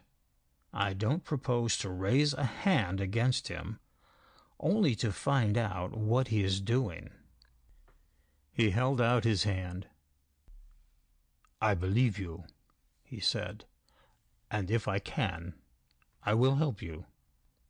He conducted me through the long street of the village, past the inn, where I supposed Newhover was now going to bed, and out onto the road, which ran up the Scarso Valley. We came in sight of the river, a mighty current full of melted snow, sweeping in noble curves through the meadowland in that uncanny dusk. It appeared that he lodged with Peter Boyer, who had a spare bed, and when we reached the cottage, which stood 100 yards from the highway on the very brink of the stream, Peter was willing to let me have it. His wife gave us supper, an omelette, smoked salmon, and some excellent Norwegian beer, and after it I got out my map and had a survey of the neighborhood. Gaudian gave me a grisly picture of the condition of his own country. It seemed that the downfall of the old regime had carried with it the decent wise men like himself who had opposed its follies but had lined up with it on patriotic grounds when the war began. He said that Germany was no place for a moderate man, and that the power lay with the bloated industrialists, who were piling up fortunes abroad while they were wrecking their country at home. The only opposition, he said, came from the communists, who were half-witted, and the monarchists, who wanted the impossible. Reason is not listened to, and I fear there's no salvation till my poor people have passed through the last extremity. You foreign powers have hastened our destruction, when you had it in your hands to save us. I think you have meant well, but you have been blind. For you have not supported our moderate men, and have by your harshness played the game of the wreckers among us.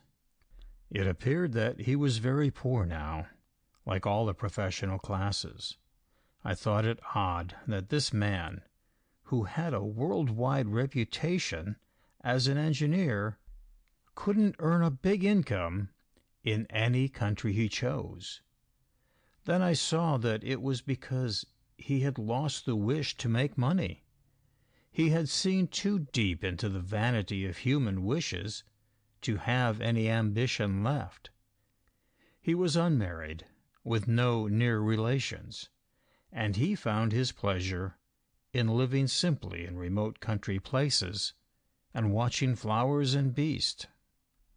He had been a keen fisherman, but couldn't afford a good beat, so he leased a few hundred yards from a farmer who had not enough water to get a proper rent for it. And he did a lot of trout fishing in the tarns, high up in the hills, and in the scarso above the foss. As he sat facing me beyond the stove, with his kind, sad brown eyes and his rugged face, I thought how like he was to a Scottish moorland shepherd. I had liked him when I first saw him in Stum's company, but now I liked him so much that because of him I was prepared to think better of the whole German race. I asked him if he had heard of any other Englishmen in the valley, any one of the name of Jason, for instance. He said no. He had been there for 3 weeks, but the fishing did not begin for another fortnight, and foreign visitors had not yet arrived. Then I asked him about the Satyr farms, and he said that few of these were open yet, since the high pastures were not ready. 1 or 2 on the lower altitudes might be already inhabited, but not many, though the winter had been a mild one and the spring had come early. "Look at the scarso," he said. "Usually in April it is quite low, for the snowfields have not begun to melt. But today it is as brimming as if it were the middle of May." He went over the map with me, an inch to a mile one I had got in London, and showed me the lie of the land. The satyrs were mostly farther up the river, reached by paths up the tributary glens. There was a good running road the length of the valley, but no side roads to connect with the parallel glens, the Uredal and the Bremendal. I found indeed one track marked on the map, which led to the Uredal by a place called Snassen. "Yes," said Gaudian, "that is the only thing in the way of what you soldiers would call lateral communications. I've walked it, and I'm sorry for the man who tries the road in bad weather. You can see the beginning of the track from this house. It climbs up beside the torrent, just across the valley. Snassen is more or less inhabited all the year round, and I suppose you would call it a kind of satyr. It is a sort of shelter hut for travelers taking that road in the summer. It is a paradise for flowers. You would be surprised at the way the natives can cross the hills, even in winter. Snasen belongs to the big farm 2 miles upstream, which carries with it the best beet on the Scarso. Also, there is said to be first-class rifle shooting later in the year, and an occasional bear. By the way, I rather fancy someone told me that the whole thing was owned by or had been leased to an Englishman. You are rich, you see, and you do not leave much in Norway for poor people. I slept like a log on a bed quite as hard as a log, and woke to a brilliant blue morning with the birds in the pine woods fairly riotous, and snipe drumming in the boggy meadows, and the Scarso coming down like a sea. I could see the water almost up to the pathway of a long wooden bridge that led to the big farm Gaudian had spoken of. I got my glass on the turret opposite, and saw the track to Snasen, winding up beside it, till it was lost in a fold of a ravine. Above it I scanned the crown of the ridge, which was there much lower than on the sides of the fjord. There was no snow to be seen, and I knew by a sort of instinct that if I got up there I should find a broad tableland of squelching pastures, with old snowdrifts in the hollows, and tracks of scrubby dwarf birch. While I was waiting for breakfast, I heard a noise from the high road, and saw a couple of the little conveyances they call stokejuries passing. My glass showed me Dr. Newhover in the first, and a quantity of luggage in the second. They took the road across the wooden bridge to the big farm, and I could see the splash of their wheels at the far end of it, where the river was over the road. So Dr. Newhover, or some friend of his, was the lessee of this famous fishing, which carried with it the shootings on the uplands behind it. I rather thought I should spend the day finding out more about Snasen, and I counted myself lucky to have got quarters in such an excellent observation post as Peter Boyer's cottage. I wouldn't go near the track to Snasen till I saw what Newhover did. The Gaudian and I sat patiently at Peter Boyer's window. About 10 o'clock, a couple of ponies, laden with kit in charge of a tow-headed boy, appeared at the foot of the track, and slowly climbed up the ravine. An hour later came Dr. Newhover, in a suit that looked like khaki, and wearing a long mackintosh cape. He strode out well and breasted the steep path like a mountaineer. I wanted to go off myself in pursuit of him, keeping well behind, but Gaudian very sensibly pointed out how sparse the cover was, and that if he saw a man on that lonely road he would certainly want to know all about him. We sat out of doors after luncheon, in a pleasant glare of the sun, and by were rewarded by the sight of the pack-ponies returning, laden with a different size and shape of kit. They did not stop at the big farm, but crossed the wooden bridge and took the high road for Merdal. I concluded that this was the baggage of the man whom Newhover had replaced, and that he was returning to Stavanger in Christian Egg's boat. About tea-time the man himself appeared, Jason, or whatever his name was. I saw 2 figures come down the ravine by the Snasen road, and stop at the foot to exchange farewells. One of them turned to go back, and I saw that this was Newhover, climbing with great strides like a man accustomed to hills. The other crossed the bridge and passed within hail of us. A foppish young man, my glass told me, wearing smart riding breeches and with an aquascutum slung over his shoulder. I was very satisfied with what I had learned.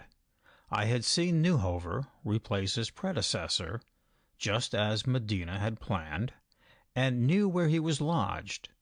Whatever his secret was, it was hidden in Snasen, and to Snasen I would presently go. Guardian advised me to wait till after supper, when there would be light enough to find the way, and not too much to betray us. So we both lay down and slept for 4 hours, and took the road about 10:30, as fresh as yearlings. It was a noble night, windless and mild, and though darkness lurked in the thickets and folds of the hill, the sky was filled with a translucent amethyst glow. I felt as if I were out on some sporting expedition, and enjoyed every moment of the walk with that strung-up, expectant enjoyment which one gets in any form of chase. The torrent made wild music on our left hand, grumbling in pits and shooting over ledges with a sound like a snow-slip. There was every kind of bird about, but I had to guess at them by their sounds and size, for there was no color in that shadowy world. By and by we reached the top, and had a light cold wind in our faces, blowing from the snowy mountains to the north. The place seemed a huge broken tableland, and every hollow glistened, as if filled with snow or water. There were big, dark shapes ahead of us, which I took to be the hills beyond the Uredal. Here it was not so easy to follow the track, which twined about in order to avoid the boggy patches, and Gaudian and I frequently strayed from it and took tosses over snags of juniper. Once I was up against an iron pole, and to my surprise saw wires above. Gaudian nodded. "Snassin is on the telephone," he said. I had hoped to see some light in the house, so as to tell it from a distance, but we did not realize its presence till we were close upon it, standing a little back from the path, as dark as a tombstone. The inhabitants must have gone early to bed, for there was no sign of life within. It was a 2-storied erection of wood, stoutly built, with broad eaves to the roof. Adjacent there stood a big barn or hay-shed, and behind it some other outbuildings, which might have been byres or dairies. We walked stealthily round the place, and were amazed at its utter stillness. There was no sound of an animal moving in the steading, and when a brace of mallards flew overhead, we started at the noise like burglars at the creaking of a board. Short of burglary, there was nothing further to be done, so we took the road home and scrambled at a great pace down the ravine, for it was chilly on the tableland. Before we went to bed, we had settled that next day Gaudian should go up to Snassin like an ordinary tourist, and make some excuse to get inside, while I would take a long tramp over the plateau, keeping well away from the house in case there might be something to do in that barren region. Next morning saw the same cloudless weather, and we started off about 10 o'clock. I had a glorious but perfectly futile day. I went up the Scarso to well above the fosse, and then climbed the north wall of the valley by a gully choked with brushwood, which gave out long before the top, and left me to finish my ascent by way of some very loose screes and unpleasant boilerplates. I reached the plateau, much farther to the east, where it was at a greater altitude, so that I looked down upon the depression where ran the track to Uredal.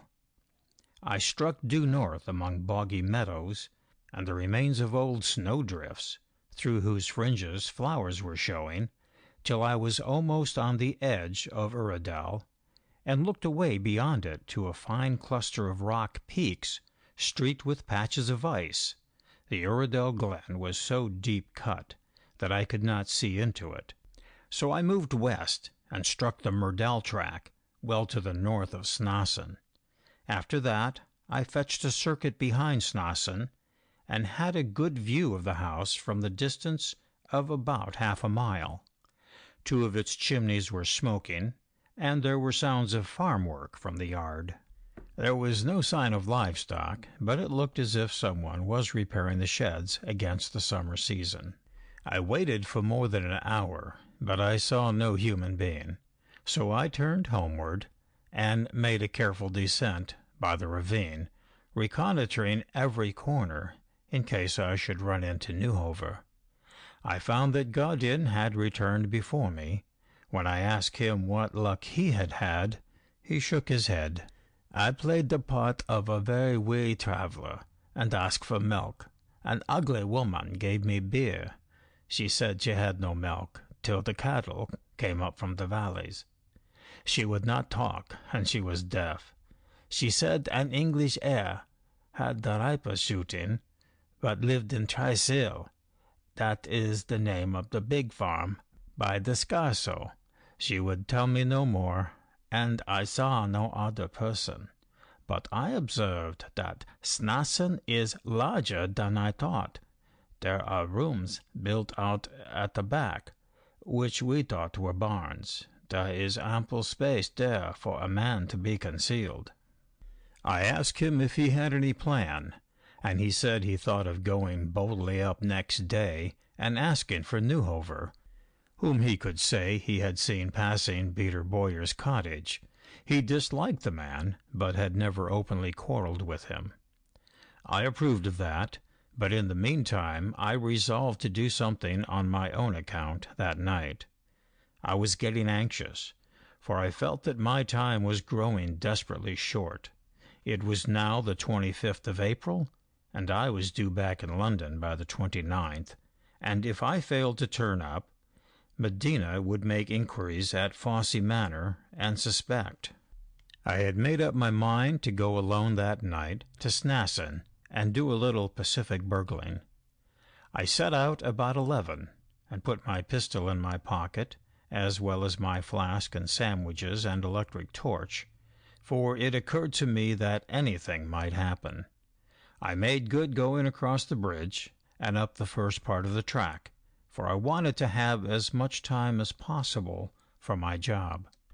My haste was nearly my undoing, for instead of reconnoitering and keeping my ears open, I strode up the hill as if I had been walking to make a record. It was by the mercy of heaven that I was at a point where an outjutting boulder made a sharp corner, when I was suddenly aware that someone was coming down the road. I flattened myself into the shadow, and saw Newhover. He did not see or hear me, for he too was preoccupied. He was descending at a good pace, and he must have started in a hurry, for he had no hat. His longish blond locks were all tousled, and his face seemed sharper than usual with anxiety. I wondered what on earth had happened, and my first notion was to follow him downhill.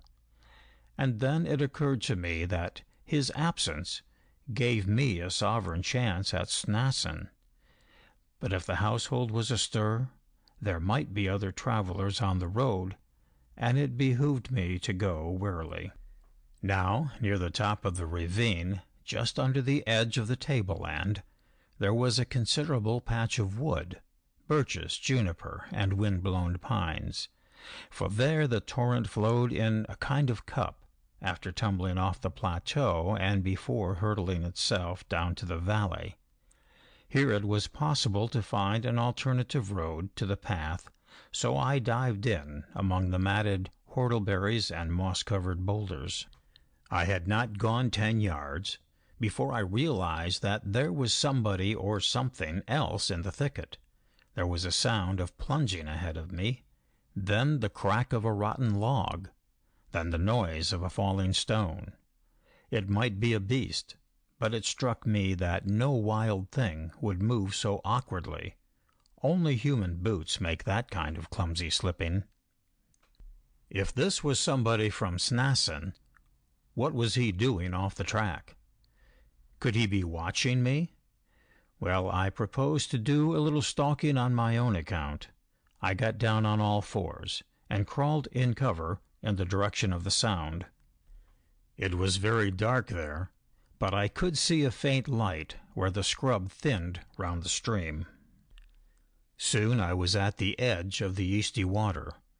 The sounds had stopped, but suddenly they began again a little farther up, and there was a scuffle, as if part of the bank had given way. The man, whoever he was, seemed to be trying to cross. That would be a dangerous thing to do, for the torrent was wide and very strong. I crawled a yard or two upstream, and then, in an open patch, saw what was happening. A fallen pine made a crazy bridge to a great rock, from which the rest of the current might conceivably be leaped. A man was kneeling on the bridge and beginning to move along it, but as I looked, the rotten thing gave way, and the next I saw he was struggling in the foam. It was all the matter of a fraction of a second, and before I knew, I was leaning over the brink and clutching at an arm. I gripped it, braced one leg against a rock, and hauled the owner close onto the edge, out of the main current. He seemed to have taken no hurt, for he found a foothold, and scarcely needed my help to scramble up beside me. Then, to my surprise, he went for me tooth and nail. It was like the assault of a wild beast, and its suddenness rolled me on my back. I felt hands on my throat, and grew angry, caught the wrist, and wrenched them away. I flung a leg over his back, and got uppermost, and after that he was at my mercy. He seemed to realize it, too, for he lay quite quiet and did not struggle. "What the devil do you mean?" I said angrily. "You'd have been drowned but for me, and then you try to throttle me." I got up my torch and had a look at him. It was the figure of a slight man, dressed in rough homespun such as Norwegian farm lads wear. His face was shallow and pinched, and decorated with the most preposterous whippish beard, and his hair was cut roughly as if with garden shears. The eyes that looked up at me were as scared and wild as a deer's.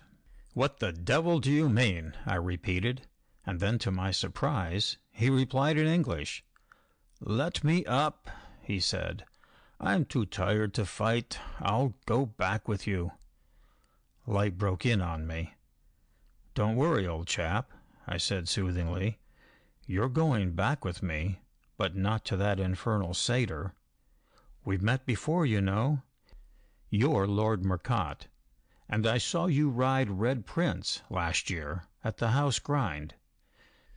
He was sitting up, staring at me like a ghost.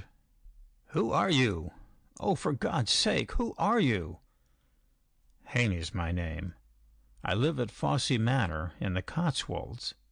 You once came to dine with us before the Haythrop ball." "Hannay," he repeated stumblingly.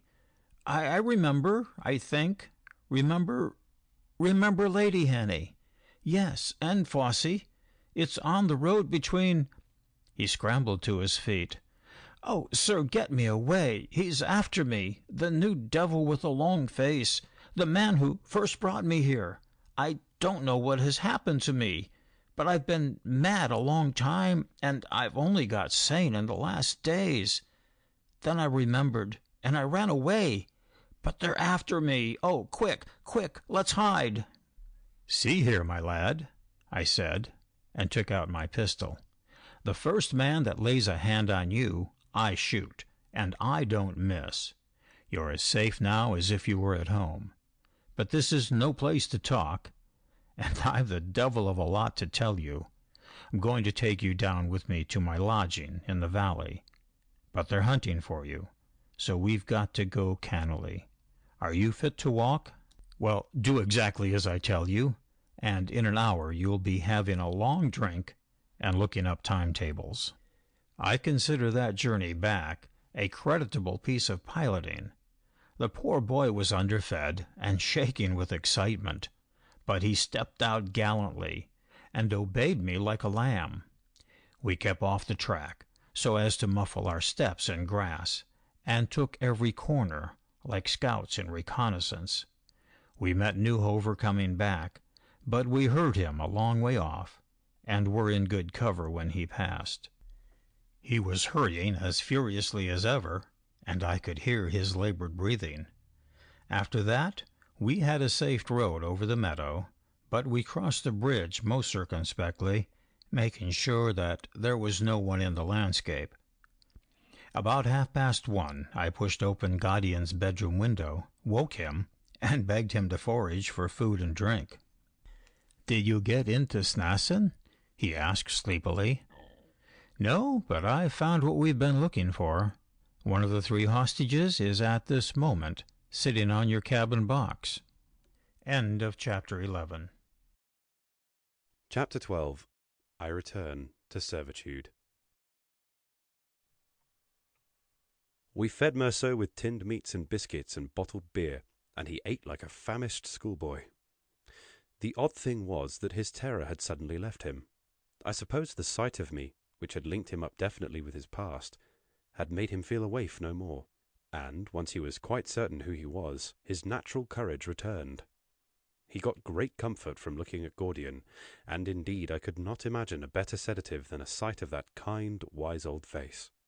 I lent him pyjamas, rubbed him down to prevent a chill from his ducking, put him in my bed, and had the satisfaction of seeing him slip off at once into deep slumber. Next morning Gordian and I interviewed Peter Bowyer, and explained that a young English friend of ours had had an accident while on a walking tour, and might be with us for a day or 2. It was not likely that Nuovo would advertise his loss, and in any case Peter was no gossip, and Gordian, who had known him for years, let him see that we wanted the fact of a guest being with us kept as quiet as possible. The boy slept till nearly midday, while I kept a watch on the road. Nuovo appeared early and went down to Myrtle Village, where he spent the better part of the forenoon. He was probably making inquiries, but they were bound in his own interest to be discreet ones. Then he returned to Tristle, and later I saw a dejected figure tramping up the Snassen track. He may have thought that the body of the fugitive was in some pool of the torrent, or being swelled down by the Scarso to the sea, and I imagined that that scarcely fitted in with his instructions. When Merceau awoke at last and had his breakfast, he looked a different lad. His eyes had lost their fright, and though he stuttered badly and seemed to have some trouble in collecting his wits, he had obviously taken hold of himself. His great desire was to get clean, and that took some doing, for he could not have had a bath for weeks. Then he wanted to borrow my razor and shave his beard, but I managed to prevent him in time, for I had been thinking the thing out, and I saw that that would never do. So far as I could see, he had recovered his memory, but there were still gaps in it. That is to say, he remembered all his past perfectly well till he left Oxford on February 17th, and he remembered the events of the last few days, but between the 2 points he was still hazy. On returning to his rooms that February evening, he had found a note about a horse he was trying to buy, an urgent note asking him to come round at once to certain stables. He had just time for this, before dressing for dinner, so he dashed out of the house, meeting nobody, as it chanced, on the stairs, and, as the night was foggy, being seen by no one in the streets. After that, his memory was a blank. He had wakened in a room in London, which he thought was a nursing home, and had seen a doctor. I could picture that doctor, and had gone to sleep again. After that, his recollection was like a black night studded with little points of light which were physical sensations. He remembered being very cold and sometimes very tired. He recollected the smell of paraffin, and of mouldy hay, and of a treacly drink which made him sick. He remembered faces, too, a cross old woman who cursed him, a man who seemed to be always laughing, and whose laugh he feared more than curses. I supposed that Medina's spell must have been wearing thin during these last days, and that the keeper, Jason, or whoever he was, could not revive it. For Merceau had begun to see Jason no longer as a terror, but as an offence, an underbred young bounder whom he detested. And with this clearing of the foreground came a lightening of the background.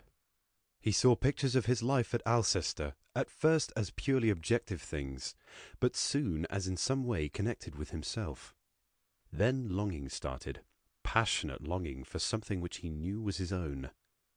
It was a short step from that to the realization that he was Lord Merceau, though he happened to be clad like a tramp and was as dirty as a stoker. And then he proceeded to certain halting deductions. Something bad had happened to him. He was in a foreign land, which land he didn't know. He was being ill-treated and kept prisoner. He must escape and get back to his old happy world. He thought of escape quite blindly, without any plan. If only he could get away from that accursed Sita, he would remember better. Things would happen to him. Things would come back to him.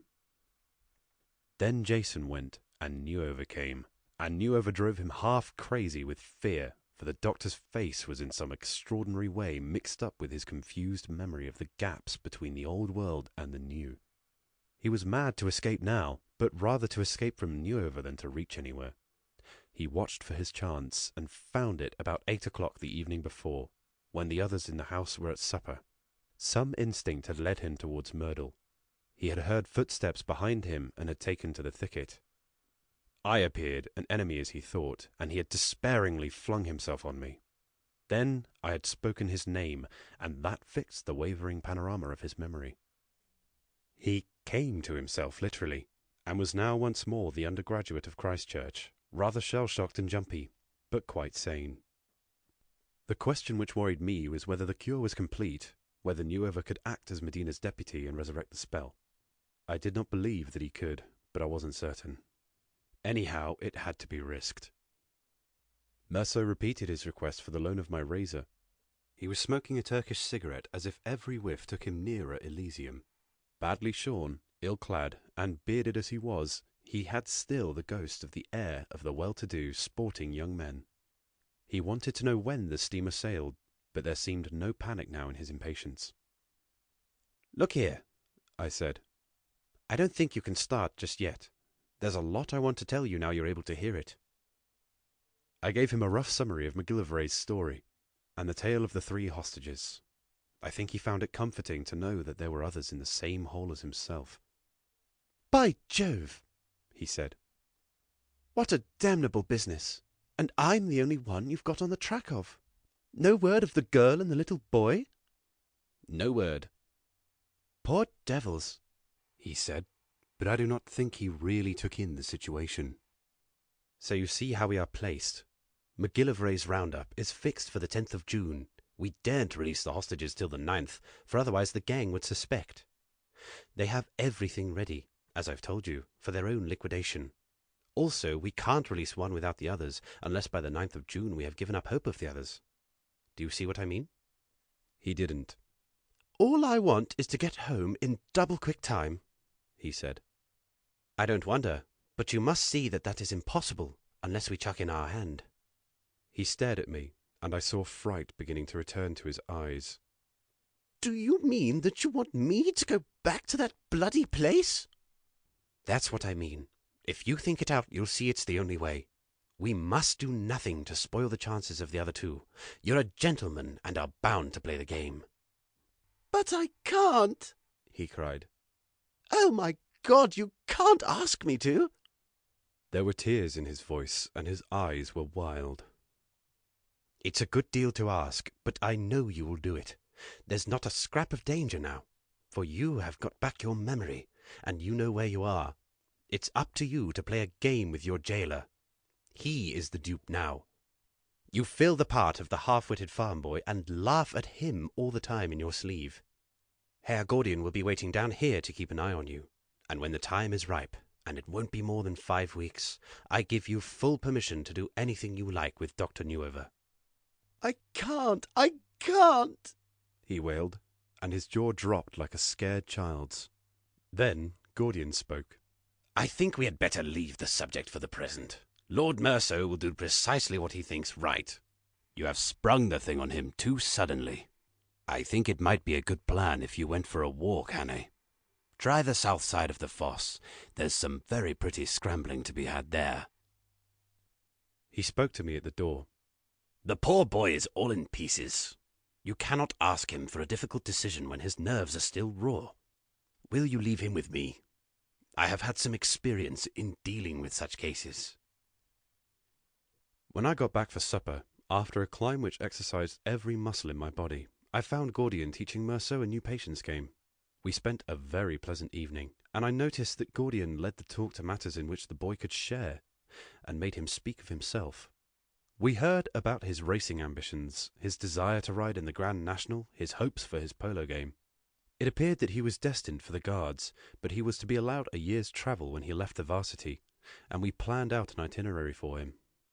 Gordian, who had been almost everywhere in the world, told him of places in Asia where no tourist had ever been, and where incredible sport was to be had in virgin forest, and I pitched him some yarns about those few districts of Africa which are still unspoiled.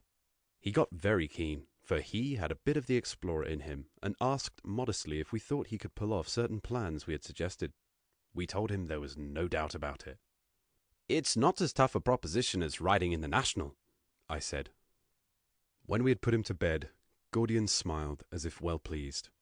"He has begun to get back his confidence," he said. He slept for 12 hours, and when he woke I had gone out, for I thought it better to leave him in Gordian's hands. I had to settle the business that day, for it was now the 27th. I walked down the fjord to Hauge, and told Johan to be ready to start next morning. I asked him about the weather, which was still cloudless, and he stared at the sky and sniffed, and thought it would hold for a day or two. "But rain is coming," he said, "and wind. The noise of the foss is too loud." When I returned, Gordian met me at the door. "The boy has recovered," he said. "He will speak to you himself. He is a brave boy, and will do a hard task well." It was a rather shy and self-conscious Merceau that greeted me. "I'm afraid I behaved rather badly yesterday, sir. I was feeling a bit rattled, and I'm ashamed of myself, for I've always rather fancied my nerve." "My dear chap," I said, "you've been through enough to crack the nerve of a buffalo." "I want to say that of course I'll do what you want. I must play the game by the others. That poor little boy. And I remember Miss Victor quite well. I once stayed in the same house with her. I'll go back to the Seater when you give the word. Indeed, I'm rather looking forward to it. I promise to play the half-wit so that Dr. Newever will think me safe in the bag. All I ask is that you let me have my innings with him when the time comes. I've a big-ish score to settle." "Indeed, I promise that. Look here, Merceau, if you don't mind my saying it, I think you're behaving uncommonly well. You're a gallant fellow." "Oh, that's all right," he said, blushing. "When do you want me to start? If it's possible, I'd like another night in a decent bed." "You shall have it. Early tomorrow morning we shall accompany you to the prison door. You've got to gibber when you see Newever, and pretend not to be able to give any account of your doings. I leave you to put up a camouflage. The next 5 weeks will be infernally dull for you, but you must just shut your teeth and stick it out. Remember, Gordian will be down here all the time, and in touch with your friends, and when the day comes you will take your instructions from him. And, by the way, I'm going to leave you my pistol. I suppose you can keep it concealed, for Newever is not likely to search your pockets. Don't use it, of course, but it may be a comfort to you to know that you have it." He took it gladly. "Don't be afraid I'll use it. What I'm keeping for Newever is the best hiding man ever had. He's a bit above my weight, but I don't mind that." Very early next morning we woke Merceau, and, while the sky was turning from sapphire to turquoise, took our way through the hazy meadows and up the Snassen track. We left it at the summit, and fetched a circuit round by the back of the Seater, but first we made Merceau roll in the thicket till he had a very grubby face and plenty of twigs and dust in his untidy hair. Then the two of us shook hands with him, found a lair in a patch of juniper, and watched him go forward. A forlorn figure he looked in that cold half-light as he approached the Seater door. But he was acting his part splendidly, for he stumbled with fatigue, dropped heavily against the door, and beat on it feebly. It seemed a long time till it opened, and then he appeared to shrink back in terror. The old woman cried out shrilly to summon someone from within, and presently Newever came out in a dressing-gown. He caught Merceau by the shoulder and shook him, and that valiant soul behaved exactly like a lunatic, shielding his head and squealing like a rabbit. Finally we saw him dragged indoors. It was horrible to leave him like that, but I comforted myself with the thought of what Newever would be like in 5 weeks' time. We raced back to Peter Bowyer's, and after a hasty breakfast started off for Hauge. I settled with Gordian that he was to report any developments to me by cable, and I was to do the same to him. When the day of release was fixed, he was to go boldly up to Snassen and deal with the doctor as he liked, making sure that he could not communicate with Medina for a day or two. A motor launch would be waiting at Myrtle to take the two to Stavanger, for I wanted him to see Merceau on board the English steamer. I arranged, too, that he should be supplied with adequate funds, for Merceau had not a penny. We pushed off at once, for I had to be at Flaxham in good time, and as the morning advanced I did not feel so sure of the weather. What wind we had had these last days had been mild breezes from the west, but now it seemed to be shifting more to the north, and increasing in vehemence. Down in that deep-cut fjord it was calm enough, but up on the crest of the tableland on the northern shore I could see that it was blowing hard, for my glass showed me little torments of snow. Also, it had suddenly got much colder. I made Johann force the pace, and early in the afternoon we were out of the shelter of the rock walls in the inlet into which the fjord broadened. Here it was blowing fairly hard, and there was a stiff sea running. Flying squalls of rain beat down on us from the north, and for 5 minutes or so would shut out the view. It was a regular gusty April day, such as you find in spring salmon fishing in Scotland, and had my job been merely to catch the boat at Stavanger, I should not have minded it at all. But there was no time for the boat, for in little more than 24 hours I had to meet Medina. I wondered if Archie Roylance had turned up. I wondered still more how an aeroplane was to make the return journey over these stormy leagues of sea. Presently the low green lines of Flaxham showed through the spray, and when Johann began to shape his course to the southwest for Stavanger, I bade him go straight forward and land me on the island. I told him I had a friend who was camping there, and that we were to be picked up in a day or two by an English yacht. Johann obviously thought me mad, but he did as he was told. "There will be no one on the island yet," he said. "The farmer from Rossmare does not come till June, when the haymaking begins. The winter pasture is poor and sour." That was all to the good, for I did not want any spectator of our madness. As we drew nearer, I could see no sign of life on the low shore, except an infinity of eider ducks, and a fine osprey which sat on a pointed rock like a heraldic griffin. I was watching the bird, for I had only seen an osprey twice before, when Johann steered me into a creek, where there was deep water alongside a flat reef. This, he told me, was the ordinary landing place from the mainland. I flung my suitcase and rucksack on shore, said goodbye to Johann and tipped him well, and watched the little boat ploughing south till it was hidden by a squall. Then, feeling every kind of a fool, I seized my baggage and proceeded, like Robin Crusoe, into the interior. It was raining steadily, a fine thin rain, and every now and then a squall would burst on me and ruffle the sea. Jolly weather for flying, I reflected, especially for flying over some hundreds of miles of ocean. I found the farm, a few rough wooden buildings, and a thing like a stone cattle pen, but there was no sign of human life there. Then I got out my map, and concluded that I had better make for the centre of the island, where there seemed to be some flat ground at one end of the loch. I was feeling utterly depressed, walking like a bagman with my kit in my hand in an uninhabited Norwegian isle, and due in London the next evening. London seemed about as inaccessible in the time as the moon. When I got to the rim of the central hollow there was a brief clearing of the weather, and I looked down on a little grey tarn set in very green meadows. In the meadows at the north end I saw to my joy what looked like an aeroplane picketed down, and a thing like a small tent near it. Also I could see smoke curling up from a group of boulders adjoining. The gallant Archie had arrived, and my spirits lightened. I made good going down the hill, and as I shouted, a figure like an Arctic explorer crawled out of the tent. "Hello, Dick," it cried. "Any luck?" "Plenty," I said. "And you?" "Famous. Got here last night after a clinking journey with the bus behaving like a lamb. Had an interesting evening with the birds. Lord, such a happy hunting ground for 'em. I've been doing sentry go on the tops all morning looking for you, but the weather got dirty, so I returned to the wigwam. Lunch is nearly ready." What about the weather? I asked anxiously. Pass a bit, he said, sniffing. The wind is pretty sure to go down at sunset. Do you mind a night journey? Archie's imperturbable good humour cheered me enormously. I must say he was a born campaigner, for he had made himself very snug and gave me as good a meal as I have ever eaten. A hot stew of tin stuff and curry, a plum pudding, and an assortment of what he called delicatessen. To keep out the cold, we drank Benedictine in horn mugs. He could talk about nothing but his blessed birds, and announced that he meant to come back to Flaxham and camp for a week. He had seen a special variety, some kind of phalarope, that fairly ravished his heart.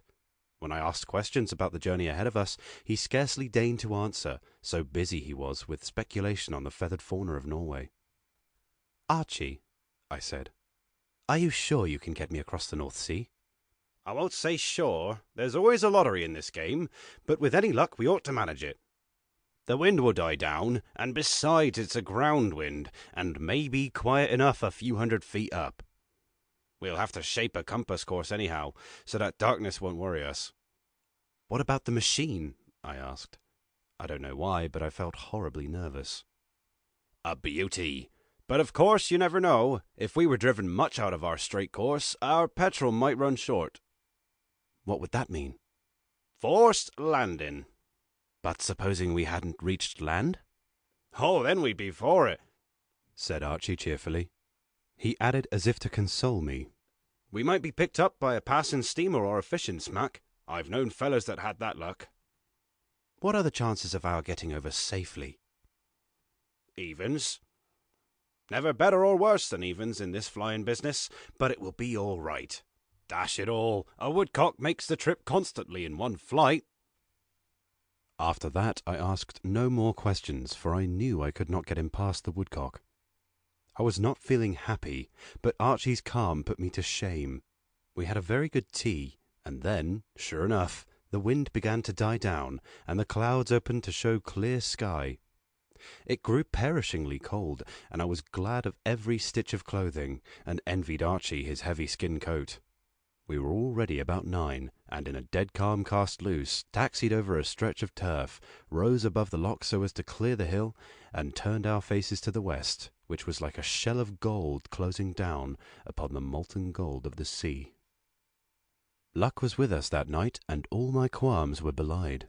Apart from the cold, which was savage, I enjoyed every moment of the trip, till in the early dawn we saw a crawling black line beneath us, which was the coast of Aberdeen. We filled up with petrol at a place in Kincardine, and had an enormous breakfast at the local hotel. Everything went smoothly, and it was still early in the day when I found we were crossing the Cheviots. We landed at York about noon, and while Archie caught the London train, I got my car from the garage and started for Oxford. But first I wired to Mary, asking her to wire to Medina in my name that I would reach London by the 7:15. I had a pleasant run south, left the car at Oxford, and duly emerged on the platform at Paddington to find Medina waiting for me. His manner was almost tender. "My dear fellow, I hope you are better." "Perfectly fit again, thank you. Ready for anything." "You look more sunburnt than when you left town." "It's the wonderful weather we've had. I've been lying basking on the veranda." End of Chapter 12. Chapter 13. I Visit the Fields of Eden. There was a change in Medina. I noticed it in the following day when I lunched with him, and very particularly at the next dinner of the Thursday Club to which I went as his guest. It was a small change, which nobody else would have remarked, but to me, who was watching him like a lynx, it was clear enough. His ease of manner towards the world was a little less perfect, and when we were alone he was more silent than before. I did not think that he had begun to suspect any danger to his plans, but the day for their consummation was approaching, and even his cold assurance may have been flawed by little quivers of nervousness. As I saw it, once the big liquidation took place, and he realized the assets which were to be the foundation of his main career, it mattered little what became of the hostages. He might let them go. They would wander back to their old world, unable to give any account of their absence, and, if the story got out, there would be articles in the medical journals about these unprecedented cases of lost memory. So far, I was certain that they had taken no lasting harm. But if the liquidation failed, God knew what their fate would be. They would never be seen again, for if his possession of them failed to avert disaster to his plans, he would play for safety and, above all, for revenge. Revenge to a mind like his would be a consuming passion. The fact that I had solved one conundrum and laid my hand on one of the hostages put me in a perfect fever of restlessness. Our time was very short, and there were still 2 poor souls hidden in his black underworld. It was the little boy I thought most of, and perhaps my preoccupation with him made me stupid about other things. My thoughts were always on the blind spinner, and there I could not advance 1 single inch. MacGilvery's watchers had nothing to report. It was no use me paying another visit to Madame Breda and going through the same rigmarole. I could only stick to Medina and pray for luck. I had resolved that if he asked me again to take up my quarters with him in Hill Street, I would accept, though it might be hideously awkward in a score of ways. I longed for Sandy, but no word came from him, and I had his strict injunctions not to try and reach him. The only friend I saw in those early days of May was Archie Roylance, who seemed to have forgotten his Scotch greenshanks and settled down in London for the season. He started playing polo, which was not a safe game for a man with a crocked leg, and he opened his house in Grosvenor Street and roosted in a corner of it. He knew I was busy in a big game, and he was mad to be given a share in it, but I had to be very careful with Archie. He was the best fellow alive, but discretion had never been his strong point. So I refused to tell him anything at present, and I warned Turpin, who was an ancient friend of his, to do the same. The 3 of us dined together one night, and poor old Turpin was rallied by Archie on his glumness. "You're a doleful bird, you know," he told him. "I heard somewhere you were going to be married, and I expect that's the cause. What do you call it? Ranger yourself? Cheer up, my son. It can't be as bad as it sounds. Look at Dick there." I switched him on to other subjects, and we got his opinion on the modern stage. Archie had been doing a course of plays, and had very strong views on the drama. Something had got to happen, he said, or he fell asleep in the first act, and something very rarely happened, so he was left to slumber peacefully till he was awakened and turned out by the attendants. He liked plays with shooting in them, and a knockabout farce. Anything, indeed, with a noise in it. But he had struck a vein of serious drama which he had found soporific. One piece in especial, which showed the difficulties of a lady of 50 who fell in love with her stepson, he seriously reprobated. "Rotten," he complained. "What did it matter to anyone what the old cat did?" But I assure you, everyone round me was gloating over it. A fellow said to me it was a masterpiece of tragic irony. "What's irony, Dick?" "I thought it was the tone your commanding officer adopted when you had made an ass of yourself, and he showed it by complimenting you on your intelligence. Oh, by the way, you remember that girl in green we saw at that dancing place? Well, I saw her at the show, at least I'm pretty sure it was her, in a box with a black-bearded fellow. She didn't seem to be taking much of it in. Wonder who she is and what she's doing there. Russian, do you think? I believe the silly play was translated from the Russian. I want to see that girl dance again." The next week was absolutely blank, except for my own perpetual worrying. Medina kept me close to him, and I had to relinquish any idea of going down to Fosse for an occasional night. I longed badly for the place, and for a sight of Peter John, and Mary's letters didn't comfort me, for they were getting scrappier and scrappier. My hope was that Medina would act on Karama's advice, in order to establish his power over his victims, bring them into the open, and exercise it in the environment to which they had been accustomed. That wouldn't help me with the little boy, but it might give me a line on Miss Victor. I rather hoped that at some ball I would see him insisting on some strange woman dancing with him, or telling her to go home, or something, and then I would have cause to suspect. But no such luck. He never spoke to a woman in my presence who wasn't somebody perfectly well known. I began to think that he had rejected the Indian's advice, as too dangerous. Karama, more by token, was back in town, and Medina took me to see him again. The fellow had left Claridge's and was living in a little house in Eaton Place. Away from the glitter of a big hotel, he looked even more sinister and damnable. We went there one evening after dinner, and found him squatting on the usual couch in a room lit by one lamp and fairly stinking with odd scents. He seemed to have shed his Occidental dress, for he wore flowing robes, and I could see his beastly bare feet under the skirts of them when he moved to rearrange a curtain. They took no more notice of me than if I had been a grandfather's clock, and to my disgust they conducted the whole conversation in some Eastern tongue.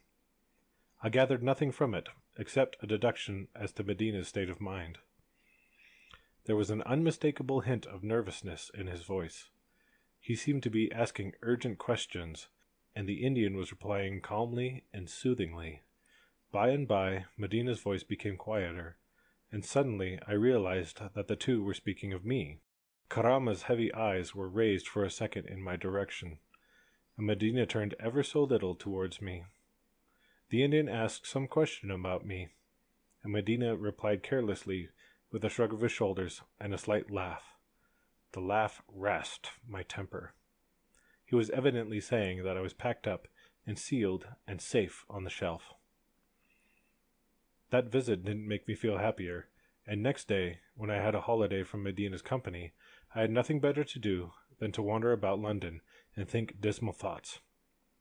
Yet, as luck would have it, that aimless walk had its consequences.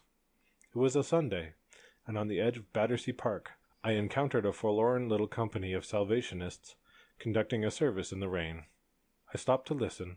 I always do, for I am the eternal average man who is bound to halt at every street show, whether it be a motor accident or a Punch and Judy. I listened to the tail end of an address from a fat man who looked like a reformed publican, and a few words from an earnest lady in spectacles. Then they sang a hymn to a trombone accompaniment, and lo and behold, it was my old friend, which I had last whistled in Tom Greensdale's bedroom at Fosse. There is rest for the weary. They sang, on the other side of Jordan, in the green fields of Eden, where the tree of life is blooming, there is rest for you. I joined heartily in the singing, and contributed 2 half-crowns to the collecting box, for somehow the thing seemed to be a good omen. I had been rather neglecting that item in the puzzle that evening, and during the night I kept turning it over till my brain was nearly addled. Where the sower casts his seed in, furrows of the fields of Eden. That was the version in the rhyme, and in Tom Greenslade's recollection, the equivalent was a curiosity shop in North London, kept by a Jew with a dyed beard. Surely the two must correspond, though I couldn't just see how. The other 2 items had panned out so well that it was reasonable to suppose that the third might do the same. I could see no light, and finally I dropped off to sleep with the blessed fields of Eden twittering about in my head. I awoke with the same obsession, but other phrases had added themselves to it. One was the playing fields of Eton, about which some fellow had said something, and for a moment I wondered if I hadn't got hold of the right trail. Eton was a school for which Peter John's name was down, and therefore it had to do with boys, and might have to do with David Warcliffe. But after breakfast I gave up that line, for it led nowhere. The word was Eden, to rhyme with seed in. There were other fields haunting me, names like Tothill Fields and Bunhill Fields. These were places in London, and that was what I wanted. The directory showed no name like that of Fields of Eden, but was it not possible that there had once in old days been a place called by that odd title? I spent the morning in the club library, which was a very good one, reading up Old London. I read all about Vauxhall Gardens, and Ranelagh, and Cremorne, and a dozen other ancient haunts of pleasure, but I found nothing to my purpose. Then I remembered that Bullivant, Lord Artenswell, had for one of his hobbies the study of bygone London, so I telephoned to him and invited myself to lunch. He was very pleased to see me, and it somehow comforted me to find myself again in the house of Queen Anne's Gate, where I had spent some of the most critical moments of my life. "You've taken on the work I wrote to you about," he said. "I knew you would. How are you getting on?" "So. It is a big job, and there is very little time. I want to ask you a question. You're an authority on old London. Tell me, did you ever come across in your researches the name of the Fields of Eden?" He shook his head. "Not that I remember. What part of London? I fancy it would be somewhere north of Oxford Street." He considered. "No. What is your idea? A name of some private gardens or place of amusement?" "Yes, just like Cremorne or Vauxhall." "I don't think so, but we'll look it up. I've a good collection of old maps and plans and some antique directories." So after luncheon we repaired to the library and set to work. The maps showed nothing, nor did the books, at first. We were searching too far back, in the 17th and early 18th centuries, when you went fox hunting in what is now Regent's Park, and Tyburn Gallows stood near the Marble Arch. Then, by sheer luck, I tried to cast nearer our own time, and found a ribald work belonging to about the date of the American War, which purported to be a countryman's guide to the amusements of town. There was all sorts of information about cider cellars and groves of harmony, which must have been pretty low pubs, and places in the suburbs for cockfighting and dog-fighting. I turned up the index, and there to my joy I saw the word Eden. I read the passage aloud, and I believe my hands were shaking. The place was, as I hoped, north of Oxford Street, in what we now call Marylebone. "The Fields of Eden," said the book, "were opened by Mr. Askew as a summer resort for the gentlemen and sportsmen of the capital. There of a fine afternoon may be seen Lord A. and the Duke of B. roving among the shady, if miniature, groves, not unaccompanied by the fair nymphs of the garden, while from some adjacent arbours comes the cheerful tinkle of glasses, and the merry clatter of dice, and the harmonious strains of Signora F.'s Italian choir." There was a good deal more of it, but I stopped reading. There was a plan of London in the book, and from it I was able to plot out the boundaries of that doubtful paradise. Then I got a modern map, and fixed the location on it.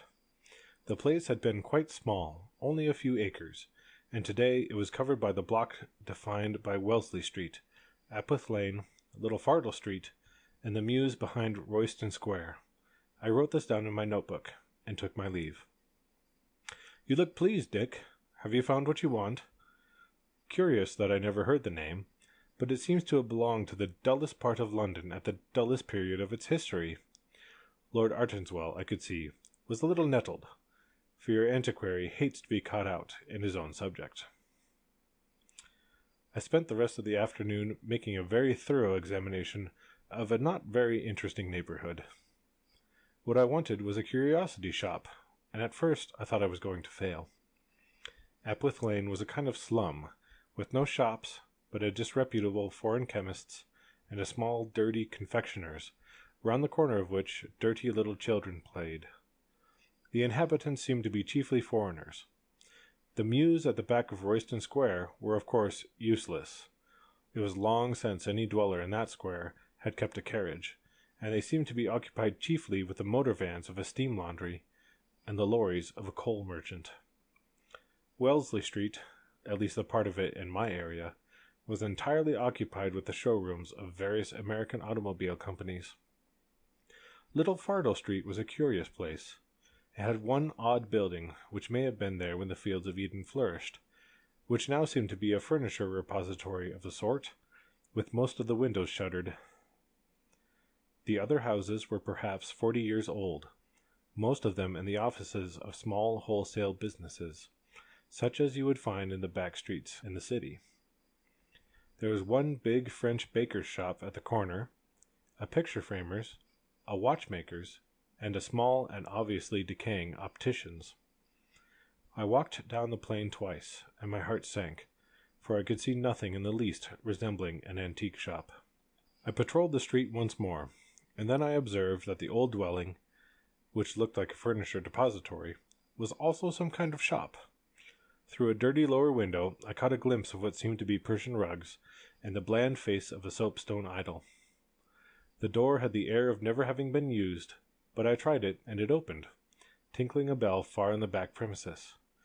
I found myself in a small dusty place, littered up like a lumber room with boxes and carpets and rugs and bric-a-brac. Most of the things were clearly antiques, though to my inexpert eye they didn't look worth much. The Turcoman rugs, especially, were the kind of thing you can buy anywhere in the Levant by the dozen.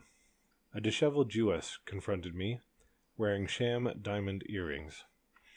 "I'm interested in antiques," I said pleasantly, taking off my hat to her. "May I look round?" "We do not sell to private customers," she said, "only to the trade." "I'm sorry to hear that, but may I look round?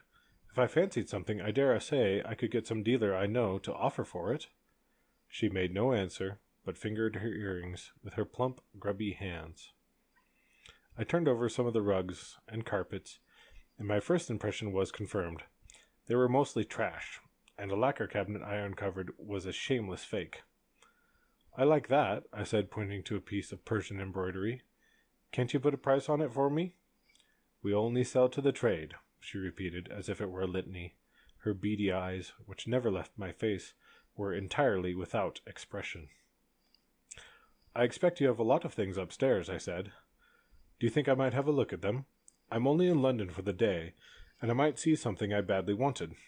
I quite understand that you are wholesale people, but I can arrange any purchase through a dealer. You see, I'm furnishing a country house." For the first time, her face showed a certain life. She shook her head vigorously. "We have no more stock at present. We do not keep a large stock. Things come in and go out every day.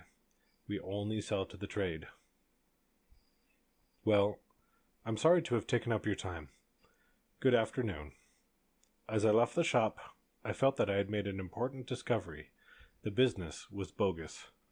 There was very little that any dealer would touch, and the profits from all the trade done would not keep the proprietor in Virginian cigarettes.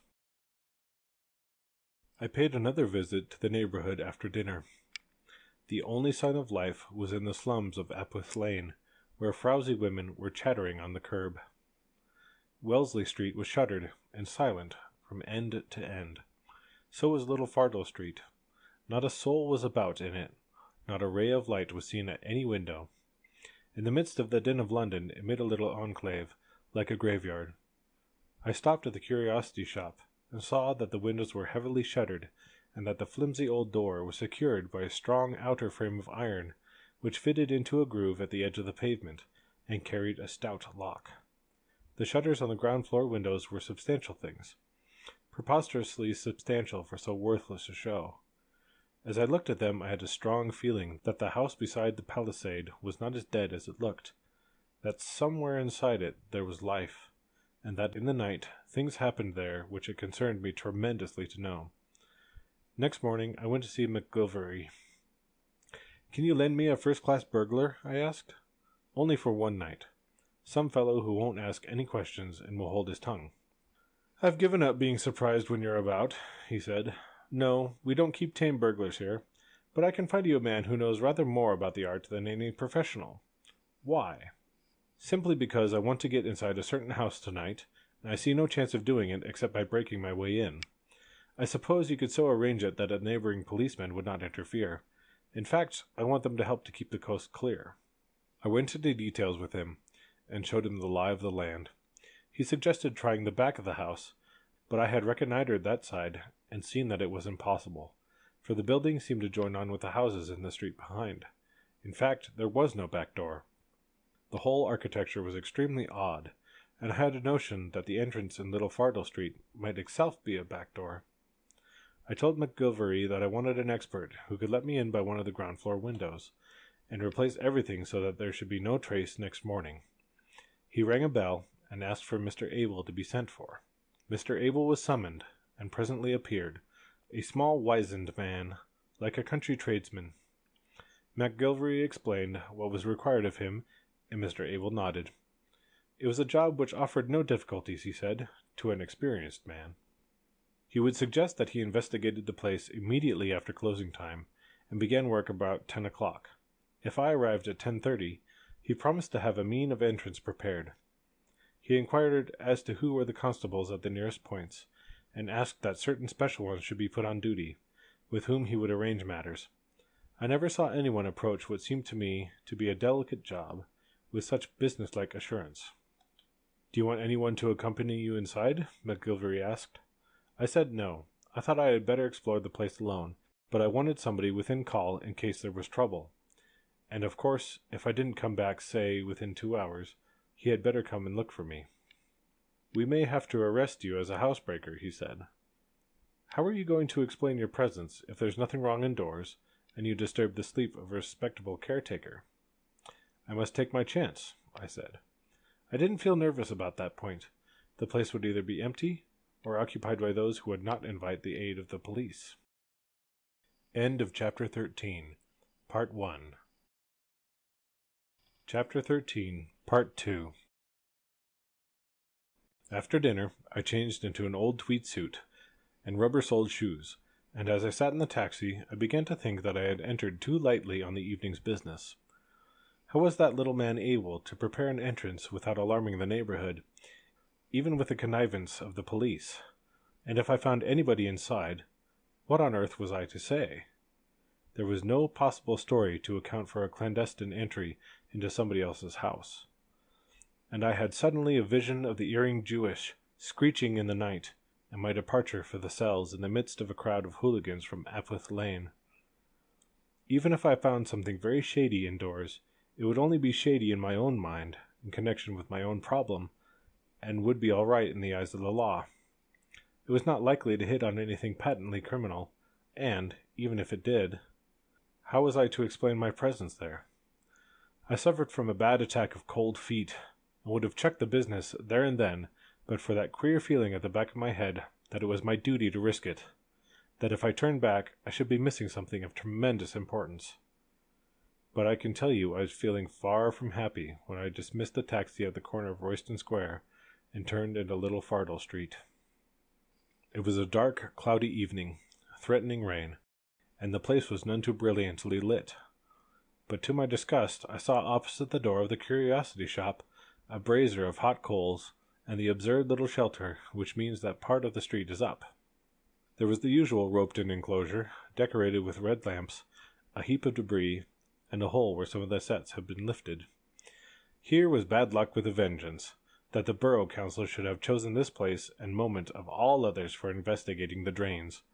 And yet I had a kind of shamefaced feeling of relief, for this put the lid on my enterprise. I wonder why MacGillivray had not contrived the thing better. I found I had done him an injustice. It was the decorous face of Mr. Abel which regarded me out of the dingy penthouse. "This seemed to me the best plan, sir," he said respectfully. "It enables me to wait for you here without exciting curiosity. I've seen the men on point duty, and it's all right in that quarter. This street is quiet enough, and taxis don't use it as a shortcut. You'll find the door open. The windows might have been difficult, but I had to look at the door first, and that big iron frame is a piece of bluff. The bolt on the lock runs into the sidebar of the frame, but the frame itself is secured to the wall by another, much smaller lock, which you can only detect by looking closely. I have opened that for you. Quite easily done. But the other door, the shop door, that rings a bell inside. I found it unlocked," he said with the ghost of a grin. "Whoever uses this place after closing hours doesn't want to make much noise. The bell is disconnected. You have only to push it open and walk in." Events were forcing me, against all my inclinations, to go forward. "If anyone enters when I am inside," I began, "you will hear the sound and must take measures accordingly. On the whole, sir, I am inclined to think that there is something wrong with the place. You are armed? No. That is as well. Your position is unauthorized, as one would say, and arms might be compromising. If you hear me cry, I will come to your help. If you do not return within, shall we say, 2 hours, I will make an entrance along with the nearest constable. The unlocked door will give us a pretext. And if I come out in a hurry? I have thought of that. If you have a fair start, there is room for you to hide here," and he jerked his thumb towards the penthouse. "If you are hard-pressed, I will manage to impede the pursuit." The little man's calm matter-of-factness put me on my mettle. I made sure that the street was empty, opened the iron frame, and pushed through the shop door, closing it softly behind me. The shop was as dark as the inside of a nut. not a crack of light coming through the closely shuttered windows. I felt very eerie as I tiptoed cautiously among the rugs and tables. I listened, but there was no sound of any kind, either from within or without, so I switched on my electric torch and waited breathlessly. Still no sound or movement. The conviction grew upon me that the house was uninhabited, and with a little more confidence I started out to explore. The place did not extend far to the back, as I had believed. Very soon I came upon a dead wall against which every kind of litter was stacked, and that way progress was stopped. The door by which the Jewess had entered lay to the right, and that led me into a little place like a kitchen, with a sink, a cupboard or two, a gas fire, and in the corner a bed, the kind of lair which a caretaker occupies in a house to let. I made out a window rather high up in the wall, but I could discover no other entrance save that by which I had come. So I returned to the shop and tried the passage to the left. Here at first I found nothing but locked doors, obviously cupboards. But there was one open, and my torch showed me that it contained a very steep flight of stairs, the kind of thing that in old houses leads to the attics. I tried the boards, for I feared that they would creak, and I discovered that all the treads had been renewed. I can't say I liked diving into that box, but there was nothing else for it, unless I were to give up. At the top I found a door, and I was just about to try to open it when I heard steps on the other side. I stood rigid in that narrow place, wondering what was to happen next. The man, it was a man's foot, came up to the door, and to my consternation turned the handle. Had he opened it, I would have been discovered, for he had a light, and Lord knows what a mix-up would have followed. But he didn't. He tried the handle, and then turned a key in the lock. After that, I heard him move away. This was fairly discouraging, for it appeared that I was now shut off from the rest of the house. When I had waited for a minute or two for the coast to clear, I too tried the handle, expecting to find it fast. To my surprise, the door opened. The man had not locked it, but unlocked it. This could mean only one of two things. Either he intended himself to go out by this way later, or he expected someone and wanted to let him in. From that moment I recovered my composure. My interest was excited. There was a game to play, and something to be done. I looked round the passage in which I found myself, and saw the explanation of the architecture which had puzzled me. The old building in Little Fardo Street was the merest slip, only a room thick, and it was plastered against a much more substantial and much newer structure in which I now found myself. The passage was high and broad and heavily carpeted, and I saw electric fittings at each end. This alarmed me, for if anyone came along and switched on the light, there was not cover to hide a cockroach. I considered that the boldest plan would be the safest, so I tiptoed to the end and saw another passage equally bare, going off at right angles. This was no good, so I brazenly assaulted the door of the nearest room. Thank heaven, it was empty, so I could have a reconnoitering base. It was a bedroom, well furnished in the Waring and Gillow style, and to my horror, I observed that it was a woman's bedroom. It was a woman's dressing table I saw, with big hairbrushes and oddments of scents and powders. There was a wardrobe with the door ajar, full of hanging dresses. The occupant had been there quite lately, for wraps had been flung on the bed, and a pair of slippers laid by the dressing table, as if they had been kicked off hurriedly. The place put me into the most abject fright. I seemed to have burgled a respectable flat, and landed in a lady's bedroom. I looked forward to some appalling scandal, which would never be hushed up. Little Abel, roosting in his penthouse, seemed to have a haven of refuge, separated from me by leagues of obstacles. I had reckoned I had better get back to him as soon as possible, and I was just starting, when that happened which made me stop short. I had left the room door ajar when I entered, and of course I had switched off my torch after the first look round. I had been in utter darkness, but now I saw a light in the passage. It might be the confounded woman who owned the bedroom, and my heart went into my boots. Then I saw that the passage lights had not been turned on, and that whoever was there had a torch like me. The footsteps were coming by the road I had come myself. Could it be the man for whom the staircase door had been unlocked? It was a man all right, and, whatever his errand, it was not with my room. I watched him through the crack left by the door, and saw his figure pass. It was someone in a hurry, who walked swiftly and quietly, and beyond the fact that he wore a dark coat with a collar turned up and a black soft hat, I could make out nothing. The figure went down into the corridor, and at the end seemed to hesitate. Then it turned into a room on the left and disappeared. There was nothing to do but wait, and happily I had not to wait long, for I was becoming pretty nervous. The figure reappeared, carrying something in its hand, and as it came towards me, I had a glimpse of its face. I recognized it at once as that of the grey, melancholy man whom I had seen the first night in Medina's house when I was coming out of my stupor. For some reason or another, that face had become stamped on my memory, and I had been waiting to see it again. It was sad, forlorn, and yet, in a curious way, pleasant. Anyhow, there was nothing repellent in it. But he came from Medina, and at that thought every scrap of hesitation and funk fled from me. I had been right in my instinct. This place was Medina's. It was the fields of Eden of the rhyme. A second ago I had felt a futile blunderer. He passed my door and turned down the passage which ran at right angles. I stepped after him and saw the light halt at the staircase door, and then disappear. My first impulse was to follow, tackle him in the shop, and get the truth out of him, but I at once discarded that notion, which would have given the whole show away. My business was to make further discoveries. I must visit the room which had been the object of his visit. I was thankful to be out of that bedroom. In the passage I listened, but could hear no sound anywhere. There was indeed a sound in the air, but it appeared to come from the outer world, a sound like an organ or an orchestra a long way off. I concluded that there must be a church somewhere near where the choir boys were practicing. The room I entered was a very queer place. It looked partly like a museum, partly like an office, and partly like a library. The curiosity shop had been full of rubbish, but I could see at a glance that there was no rubbish here. There were some fine Italian plaques. I knew something about these, for Mary collected them, and a set of green Chinese jars, which looked like the real thing.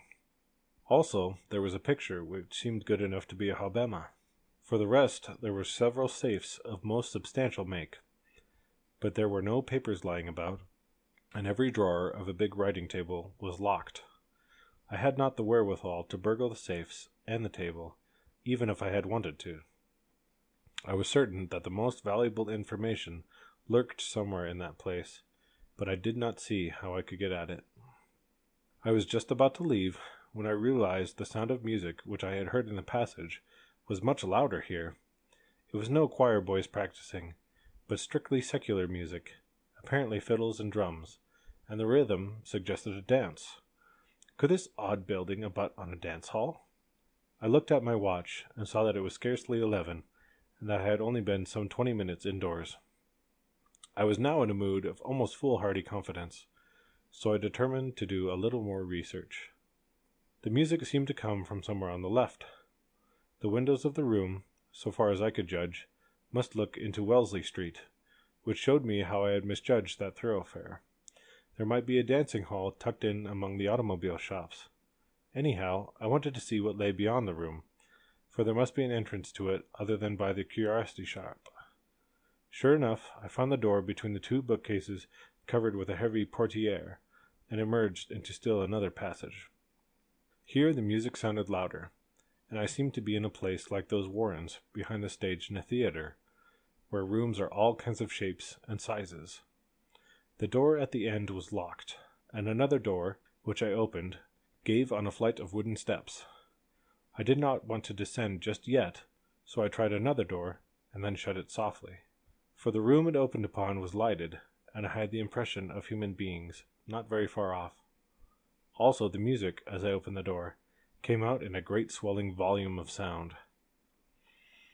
I stood for a moment, hesitating, and then I opened that door again, for I had a notion that the light within did not come from anything in the room. I found myself in a little empty chamber, dusty and cheerless, like one of those cubbyholes you see in the Strand, where the big plate glass front window reaches higher than the shop, and there is a space between the ceiling and the next floor. All one side was made of glass, in which a casement was half open, and through the glass came the glare of 100 lights from somewhere beyond. Very gingerly I moved forward, till I could look down on what was happening below. For the last few seconds, I think I had known what I was going to see. It was the dancing club which I had visited some weeks before with Archie Roylance. There were the sham Chinese decorations, the blaze of lights, the nigger band, the whole garish spectacle. Only the place was far more crowded than on my previous visit. The babble of laughter and talk which rose from it added a further discord to the ugly music, but there was a fierce, raucous gaiety about it, an overpowering sense of something which might be vulgar, but was also alive and ardent. Round the skirts of the hall was the usual rastaquouère crowd of men and women, drinking liqueurs and champagne, and mixed with fat Jews and blue-backed Dagos, the flushed face of boys from a barracks or college who imagined they were seeing life. I thought for a moment that I saw Archie, but it was only one of Archie's kind, whose lean red visage made a queer contrast with the dead white of the woman he sat by.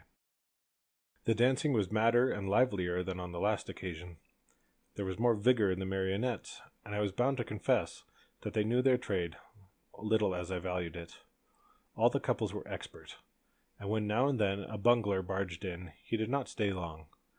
I saw no sign of the girl in green whom Archie had admired, but there were plenty like her. It was the men I most disliked, pallid skeletons or puffy Latins, whose clothes fitted them too well, and who were sometimes as heavily made up as the women. One especially I singled out for violent disapproval. He was a tall young man, with a waist like a wasp, a white face and hollow drugged eyes. His lips were red like a chorus girl's, and I would have sworn that his cheeks were rouged. Anyhow, he was a loathsome sight. But ye gods, he could dance. There was no sign of animation in him, so that he might have been a corpse, galvanized by some infernal power, and compelled to move through an everlasting dance of death. I noticed that his heavy eyelids were never raised. Suddenly I got a bad shock, for I realized that this mannequin was no other than my ancient friend, the Marquis de la Tour du Pin. I hadn't recovered from that when I got a worse. He was dancing with a woman whose hair seemed to be too bright to be natural. At first I could not see her face clearly, for it was flattened against his chest, but she seemed to be hideously and sparsely dressed. She too knew how to dance, and the slim grace of her body was conspicuous, even in her vulgar clothes. Then she turned her face to me, and I could see the vivid lips and the weary old pink and white enamel of her dress. Pretty too. And then I had a shock which nearly sent me through the window, for in this painted dancer I recognized the wife of my bosom, and the mother of Peter John. End of Chapter 13, Part 2. Chapter 14. 3 minutes later I was back in the curiosity shop. I switched off my light and very gently opened the street door. There was a sound of footsteps on the pavement, so I drew back till they had passed. Then I emerged into the quiet street, with Abel's little brazier glowing in front of me, and Abel's little sharp face poked out of his penthouse. "All right, sir?" he asked cheerfully. "All right," I said. "I have found what I wanted." "There was a party turned up not long after you had gone in. Luckily I had locked the door after you. He wasn't inside more than 5 minutes. A party with a black top-coat turned up at the collar. Respectable party he looked. Oldish. Might have been a curate. Funny thing, sir, but I guessed correctly when you were coming back, and had the door unlocked, ready for you. If you're done with me, I'll clear off." "Can you manage alone?" I asked. "There's a good deal to tidy up." He winked solemnly. "In an hour there won't be a sign of anything. I have my little ways of doing things. Good night, sir, and thank you." He was like a boots seeing a guest off from a hotel. I found that the time was just after 11:30, so I walked to Tottenham Court Road and picked up a taxi, telling the man to drive to Great Charles Street in Westminster. Mary was in London, and I must see her at once. She had chosen to take a hand in the game, probably at Sandy's instigation, and I must find out what exactly she was doing. The business was difficult enough already, with Sandy following his own trail, and me forbidden to get in touch with him, but if Mary was also on the job, it would be naked chaos unless I knew her plans. I own I felt miserably nervous. There was nobody in the world whose wisdom I put higher than hers, and I would have trusted her to the other side of Tophet. But I hated to think of a woman mixed up in something so ugly and perilous. She was far too young and lovely to be safe on the back stairs. And yet I remembered that she had been in uglier affairs before this, and I recalled old Blankiron's words, "She can't scare and she can't soil." And then I began to get a sort of comfort from the feeling that she was along with me in the game. It made me feel less lonely, but it was pretty rough luck on Peter John. Anyhow, I must see her, and I argued that she would probably be staying with her Wymondham aunts, and that in any case I could get news over there. The Misses Wymondham were silly ladies, but their butler would have made Montmartre respectable. He and I had always gotten on well, and I think the only thing that consoled him, when Fawsey was sold, was that Mary and I were to have it. The house in Great Charles Street was one of those tremendously artistic new dwellings with which the intellectual plutocracy have adorned the Westminster slums. "Is her ladyship home yet?" I asked. "No, Sir Richard, but she said she wouldn't be late. I expect her at any moment." "Then I think I'll come in and wait. How are you, Bernard? Found your city legs yet?" "I am improving, Sir Richard, I thank you. Very pleased to have Miss Mary here, if I may take the liberty of so speaking of her. Miss Clare's in Paris still, and Miss Wymondham is dancing tonight and won't be back till very late. How are things at Fawsey, sir, if I make so bold?" And how is the young gentleman? Miss Mary has shown me a photograph. A very handsome young gentleman, sir, and favours yourself." "Nonsense, Bernard. He's the living image of his mother. Get me a drink like a good fellow, a tankard of beer if you have it, for I've a throat like a grindstone." I drank the beer and waited in a little room which would have been charming but for the garish color scheme which Mary's aunts had on the brain. I was feeling quite cheerful again, for Peter John's photograph was on the mantelpiece, and I reckoned that any minute Mary might be at the doorway. She came in just before midnight. I heard her speak to Bernard in the hall, and then her quick step outside the door. She was preposterously dressed, but she must have done something to her face in the taxi, for the paint was mostly rubbed from it, leaving it very pale. "Oh, Dick, my darling!" she cried, tearing off her cloak and running to my arms. "I never expected you. There's nothing wrong at home?" "Not that I know of, except that it's deserted. Mary, what on earth brought you here?" "You're not angry, Dick?" "Not a bit, only curious." "How did you know I was here?" "Guessed. I thought it the likeliest cover to draw. You see, I've been watching you dancing tonight. Look here, my dear, if you put so much paint and powder on your face and jam it so close to old Turpin's chest, it won't be easy for the poor fellow to keep his shirt front clean." "You watched me dancing? Were you in that place?" "Well, I wouldn't say in it, but I had a prospect of the show from the gallery, and it struck me that the sooner we met and had a talk, the better." "The gallery? Were you in the house? I don't understand." "No more do I. I burgled a certain house in a back street for very particular reasons of my own. In the process I may mention that I got one of the worst frights of my life. After various adventures I came to a place where I heard the dickens of a row, which I made out to be dance music. Eventually I found a dirty little room with a window, and to my surprise looked down on a dancing hall. I know it, for I had once been there with Archie Roylance. That was queer enough, But imagine my surprise when I saw my wedded wife, rattled like a geisha, dancing with an old friend who seemed to have got himself up to imitate a waxwork. She seemed scarcely to be listening. "But in the house, did you see no one?" "I saw one man, and I heard another. The fellow I saw was a man I once met in the small hours with Medina." "But the other, you didn't see him? You didn't hear him go out?" "No." I was puzzled at her excitement. "Why are you so keen about the other?" "Because I'm sure it was Sandy, Colonel Arbuthnot." This was altogether beyond me. "Impossible!" I cried. "The place is a liar of Medina's. The man I saw was Medina's servant or satellite.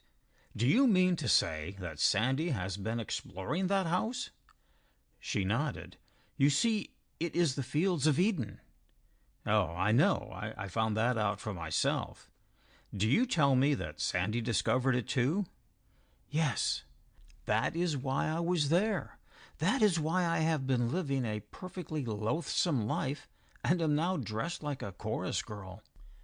"Mary," I said solemnly, "my fine brain won't support any more violent shocks.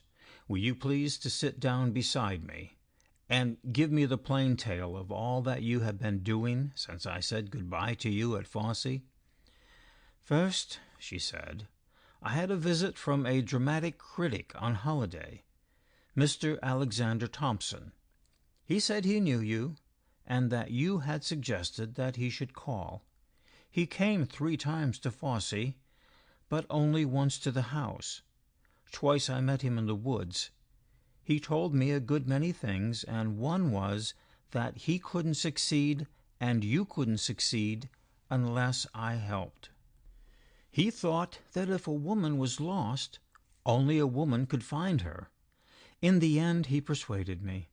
You said yourself, Dick, that Nanny was quite competent to take charge of Peter John, with Dr. Greenslade so close at hand.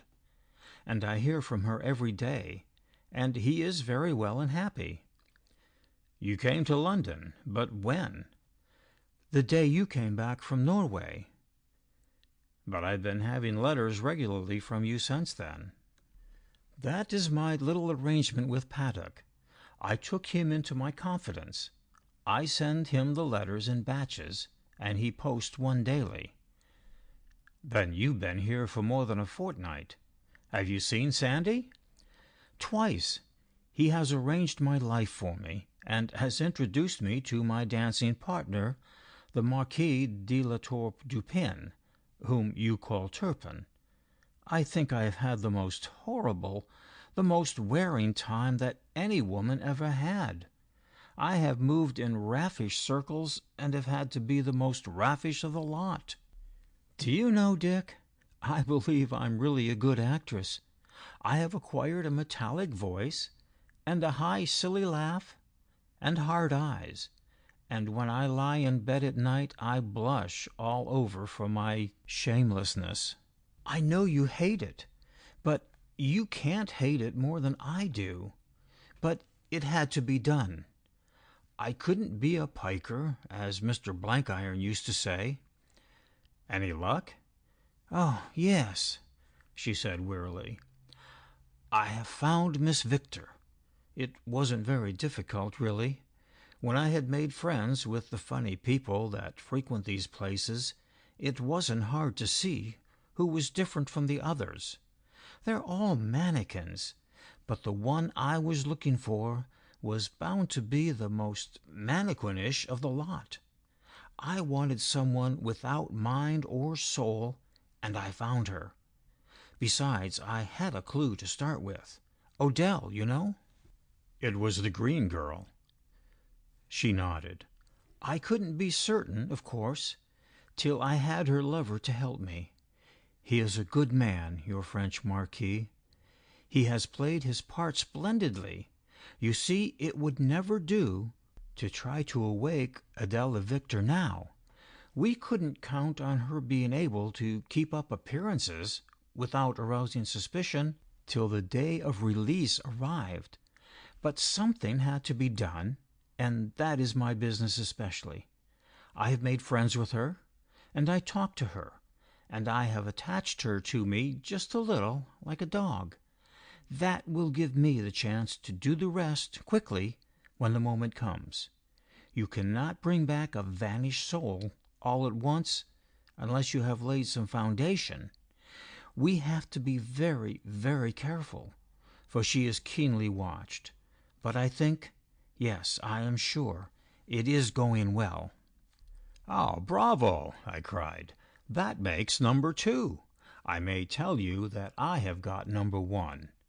I gave her a short account of my doings in Norway. 2 of the poor devils will get out of the cage anyhow. I wonder if it wouldn't be possible to pass the word to Victor and the Duke. It would relieve their anxiety." "I thought of that," she replied, "but Colonel Arbuthnot says no, on no account. He says it might ruin everything. He takes a very solemn view of this affair, you know, and so do I. I have seen Mr. Medina." "Where?" I asked in astonishment.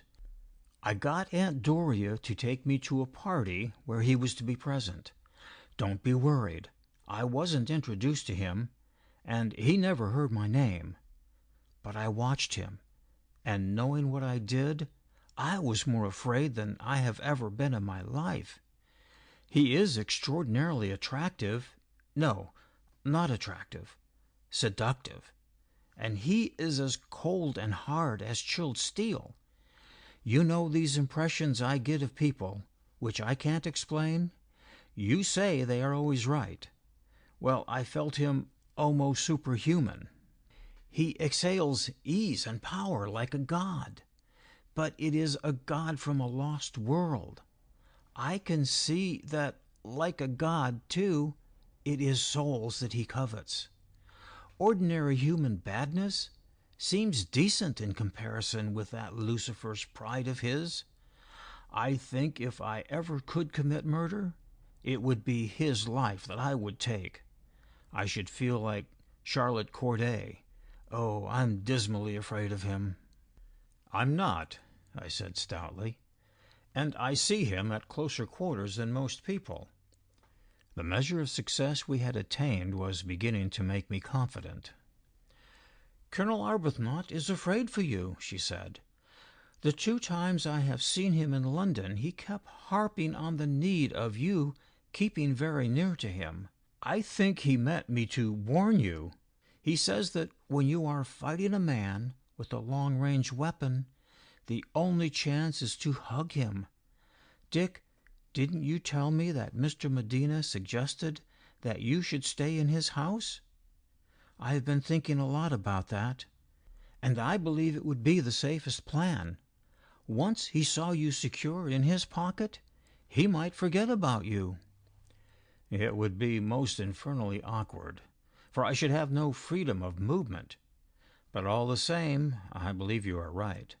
Things may grow very hectic as we get near the day." "Besides, you might find out something about number 3. Oh, it is the little boy that breaks my heart. The others might escape on their own account some day. But unless we find him, he is lost forever. And Colonel Arbuthnot says that even if we found him, it might be hard to restore the child's mind. Unless... Mary's face had become grim, if one could use the word of a thing so soft and gentle. Her hands were tightly clasped, and her eyes had a strained, far-away look.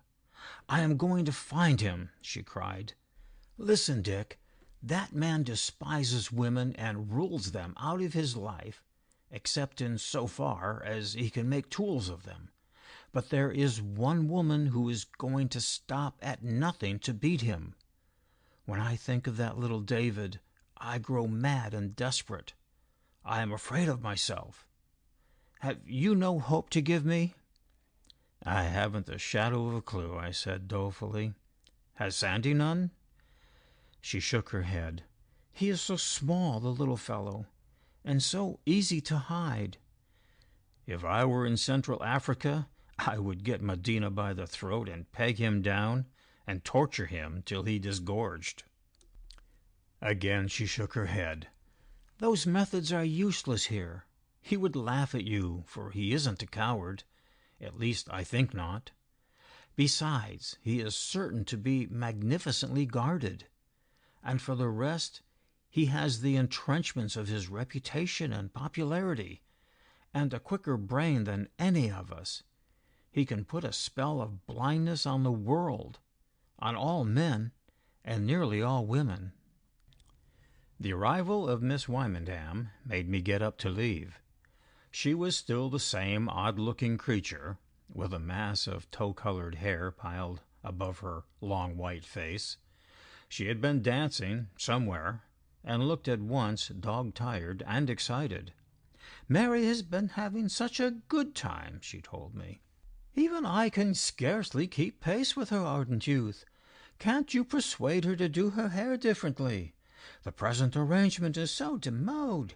It puts her whole figure out of drawing. Nancy Travers was speaking about it only to-night. Properly turned out, she said, Mary would be the most ravishing thing in London. By the way, I saw your friend Sir Archie Roylance at Parminter's. He is lunching here on Thursday. Will you come, Richard?" I told her that my plans were vague, and that I thought I might be out of town.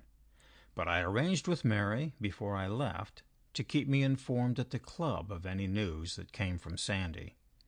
As I walked back, I was infected by her distress over little David Warcliffe. That was the most grievous business of all, and I saw no light in it. For though everything else happened according to plan, we should never be able to bring Medina to book. The more I thought of it, the more hopeless our case against him seemed to be. We might free the hostages, but we could never prove that he had had anything to do with them. I could give damning evidence, to be sure, but who would take my word against his? And I had no one to confirm me. Supposing I indicted him for kidnapping, and told a story of what I knew about the blind spinner, and Newhover, and Odell. He and the world would simply laugh at me, and I should probably have to pay heavy damages for libel. None of his satellites, I was certain, would ever give him away. They couldn't, even if they wanted to, for they didn't know anything. No, Sandy was right. We might have a measure of success, but there would be no victory. And yet, only victory would give us full success. For only to get him on his knees, gibbering with terror, would restore the poor little boy. I strode through the empty streets with a sort of hopeless fury in my heart. One thing puzzled me. What was Sandy doing in that house behind the curiosity shop, if indeed it was Sandy? Whoever had been there had been in league with the sad gray man whom I watched from behind the bedroom door. Now that man was a part of Medina's entourage. I had no doubt about the accuracy of my recollection. Had Sandy dealings with someone inside the enemy's citadel? I didn't see how that was possible, for he had told me he was in deadly danger from Medina, and that his only chance was to make him believe that he was out of Europe. As I went to bed, one thing was very clear in my mind. If Medina asked me to stay with him, I would accept. It would probably be safer, though I wasn't so much concerned about that, and it would possibly be more fruitful. I might find out something about the gray man. Next day I went to see Medina, for I wanted him to believe that I couldn't keep away from him. He was in tremendous spirits about something or other, and announced that he was going off to the country for a couple of days. He made me stay to luncheon, when I had another look at Odell, who seemed to be getting fat. "Your wind, my lad," I said to myself, "can't be as good as it should be. You wouldn't have my money in a scrap." I hoped that Medina was going to have a holiday, for he had been doing a good deal lately in the way of speaking, but he said no such luck. He was going down to the country on business. An estate of which he was a trustee wanted looking into. I asked him what part of England, and he said Shropshire. He liked that neighborhood and had an idea of buying a place there when he had more leisure. Somehow that led me to speak of his poetry. He was surprised to learn that I had been studying the little books, and I could see took it as proof of my devotion. I made a few fulsome observations on their merits, and said that even an ignorant fellow like me could see how dashed good they were. I also remarked that they seemed to me a trifle melancholy.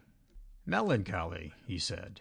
"It's a foolish world, Hannay, and a wise man must have his moods of contempt. Victory loses some of its salt when it is won over fools." And then he said what I had been waiting for. "I told you weeks ago that I wanted you to take up your quarters with me. Well, I repeat the offer, and will take no refusal." "It is most awfully kind of you," I stammered, "but wouldn't I be in the way?" "Not in the least. You see the house. It's as large as a barracks. I'll be back from Shropshire by Friday, and I expect you to move in here on Friday evening. We might dine together." I was content, for it gave me a day or two to look about me. Medina went off that afternoon, and I spent a restless evening. I wanted to be with Mary, but it seemed to me that the less I saw her, the better. She was going her own way, and if I showed myself in her neighborhood, it might ruin all. The next day was no better. I actually longed for Medina to return, so that I might feel I was doing something, for there was nothing I could turn my hand to, and when I was idle, the thought of David Warcliffe was always present to torment me. I went out to Hampton Court and had a long row on the river. Then I dined at the club and sat in the little back smoking-room, avoiding anyone I knew, and trying to read a book of travels in Arabia. I fell asleep in my chair, and waking about 11:30, was staggering off to bed when a servant came to tell me that I was wanted on the telephone. It was Mary. She was speaking from Great Charles Street, and her voice was sharp with alarm. "There's been an awful mishap, Dick," she said breathlessly. "Are you alone? You're sure there's no one there? Archie Roylance has made a dreadful mess of things. He came to that dancing place tonight, and Adela Victor was there, and Odell with her. Archie had seen her before, you know, and apparently was much attracted. No, he didn't recognize me, for when I saw him I kept out of range. But of course he recognized the Marquis. He danced with Odella, and I suppose he talked nonsense to her. Anyhow, he made himself conspicuous. The result was that Odell proposed to take her away. I suppose he was suspicious of anybody of Archie's world, and, well, there was a row. The place was very empty, only about a dozen, and mostly a rather bad lot. Archie asked what right he had to carry off the girl, and lost his temper, and the manager was called in, the man with the black beard. He backed up Odell, and then Archie did a very silly thing. He said he was Sir Archibald Roylance and wasn't going to be dictated to by any Jew, and worse, he said his friend was the Marquis de la Tour du Pin, and that between them they would burst up this show, and that he wouldn't have a poor girl ordered about by a third-rate American bully. I don't know what happened afterwards. The women were hustled out, and I had to go with the rest. But, Dick, it's bad trouble. I'm not afraid so much for Archie, though he has probably had a bad mauling. But the Marquis, they're sure to know who he is and all about him, and remember his connection with Adela. they're almost certain to make certain, in some horrible way, that he can't endanger them again." "Lord," I groaned, "what a catastrophe! And what on earth can I do? I daren't take any part." "No," came a hesitating voice, "I suppose not. But you can warn the Marquis, if nothing has happened to him already." "Precious poor chance. These fellows don't waste time. But go to bed and sleep, my dear. I'll do my best." My best at that time of night was pretty feeble. I rang up Victor's house and found, as I expected, that Turpin had not returned. Then I rang up Archie's house in Grosvenor Street and got the same answer about him. It was no good my going off to the back streets of Marylebone, so I went to bed and spent a wretched night. Very early next morning I was in Grosvenor Street, and there I had news. Archie's man had just had a telephone message from a hospital to say that his master had had an accident, and would he come round and bring clothes. He packed a bag, and he and I drove there at once, and found the miserable Archie in bed, the victim officially of a motor accident. He did not seem to be very bad, but it was a rueful face, much battered about the eyes and bandaged as to the jaw, which was turned on me when the nurse left us. "You remember what I said about the pug with the diamond studs?" he whistled through damaged teeth. "Well, I took him on last night and got tidily laid out. I'm not up to professional standards, and my game leg made me slow." "You've put your foot into it most nobly," I said. "What do you mean by brawling in a dance club?" "You've embarrassed me horribly in the job I'm on." "But how?" he asked, and but for the bandage his jaw would have dropped. "Never mind how at present. I want to know exactly what happened. It's more important than you think." He told me the same story that I had heard from Mary, but much garlanded with objurgations. He denied that he had dined too well. Nothing but a small whiskey and soda and 1 glass of port. He had been looking for the girl in green for some time, and, having found her, was not going to miss the chance of making her acquaintance. "A melancholy little being with nothing to say for herself. She's had hard usage from some swine, you could see it by her eyes, and I expect the pug's the villain. Anyway, I wasn't going to stand his ordering her about like a slave. So I told him so, and a fellow with a black beard chipped in, and they began to hustle me. Then I did a damn silly thing. I tried to solemnize him by saying who I was, and old Turpin was there, so I dragged his name in. Dashed caddish thing to do, but I thought a marquis would put the wind up that crowd." "Did he join in?" "I don't know. I rather fancy he got scragged at the start. Anyhow, I found myself facing the pug, seeing bright red and inclined to fight a dozen. I didn't last for more than 1 round. My game leg cramped me, I suppose. I got in 1 or 2 on his ugly face. Then I suppose I took a knockout.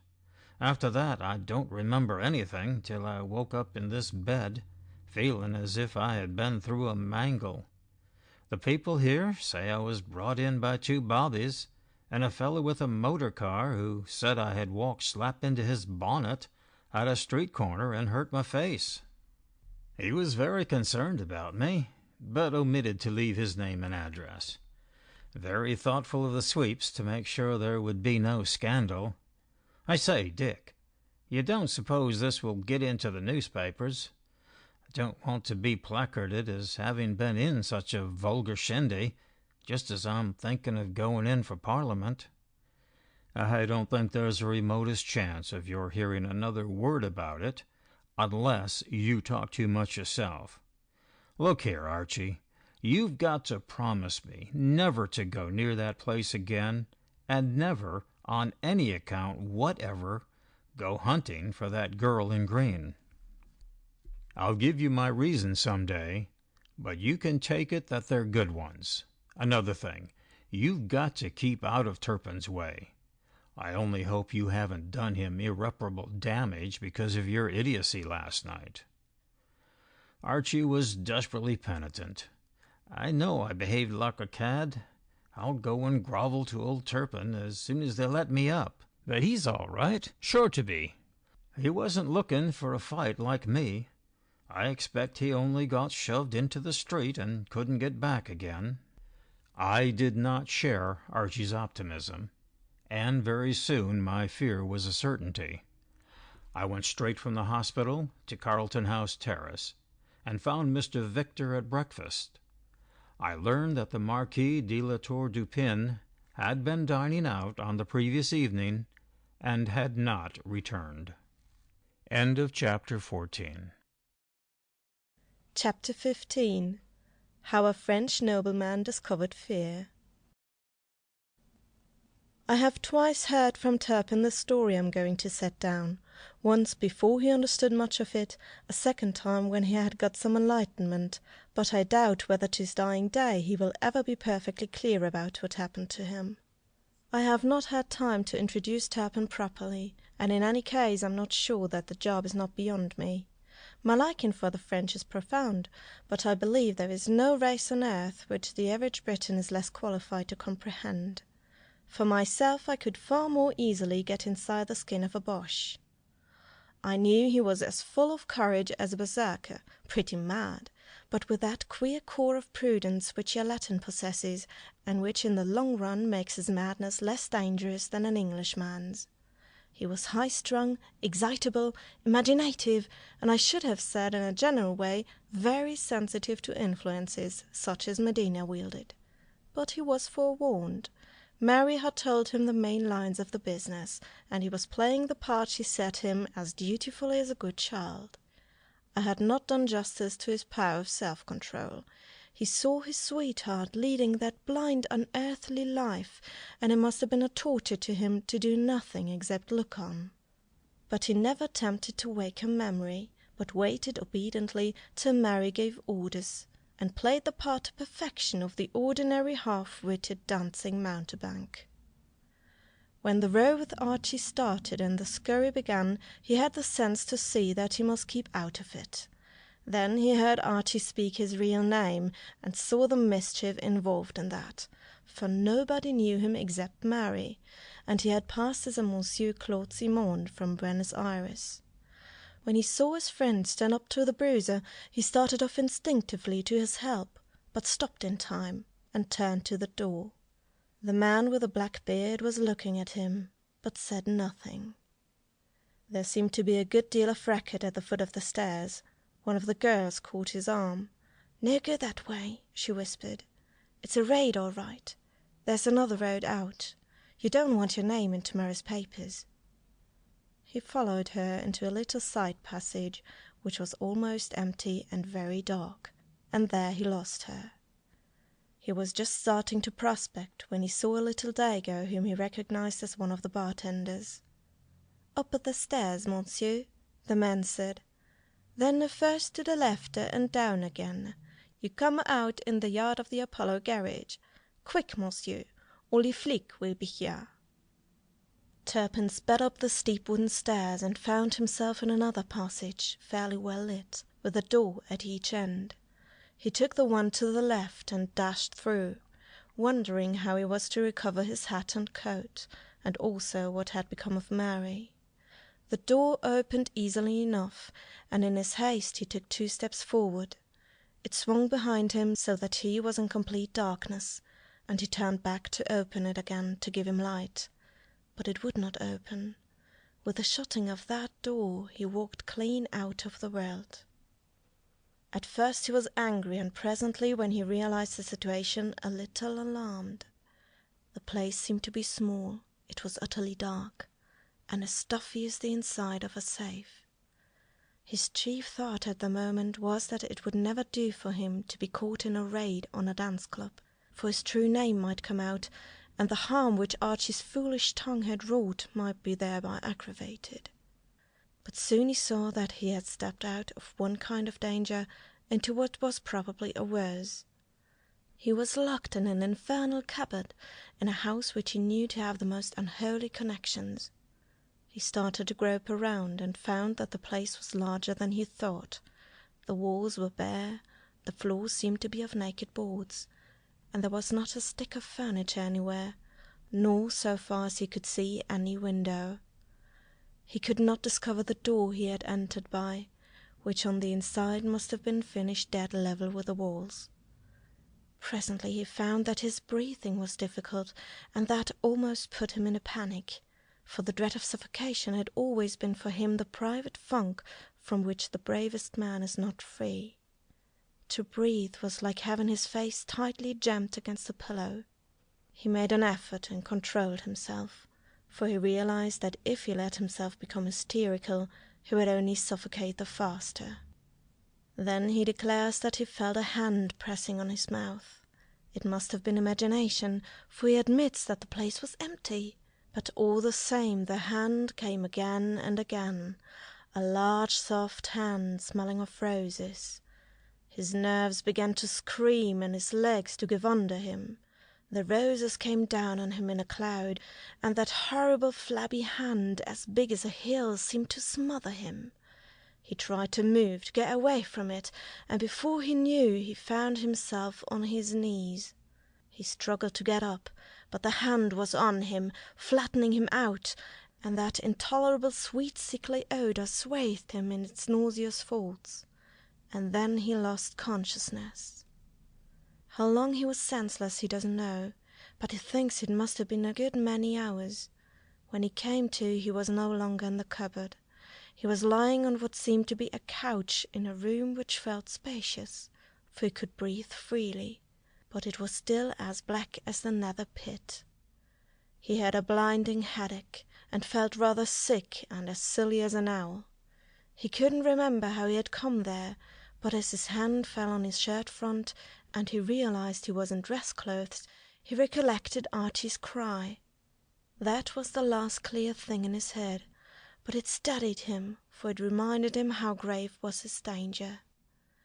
He has told me that at first he was half stifled with panic, for he was feeling abominably weak.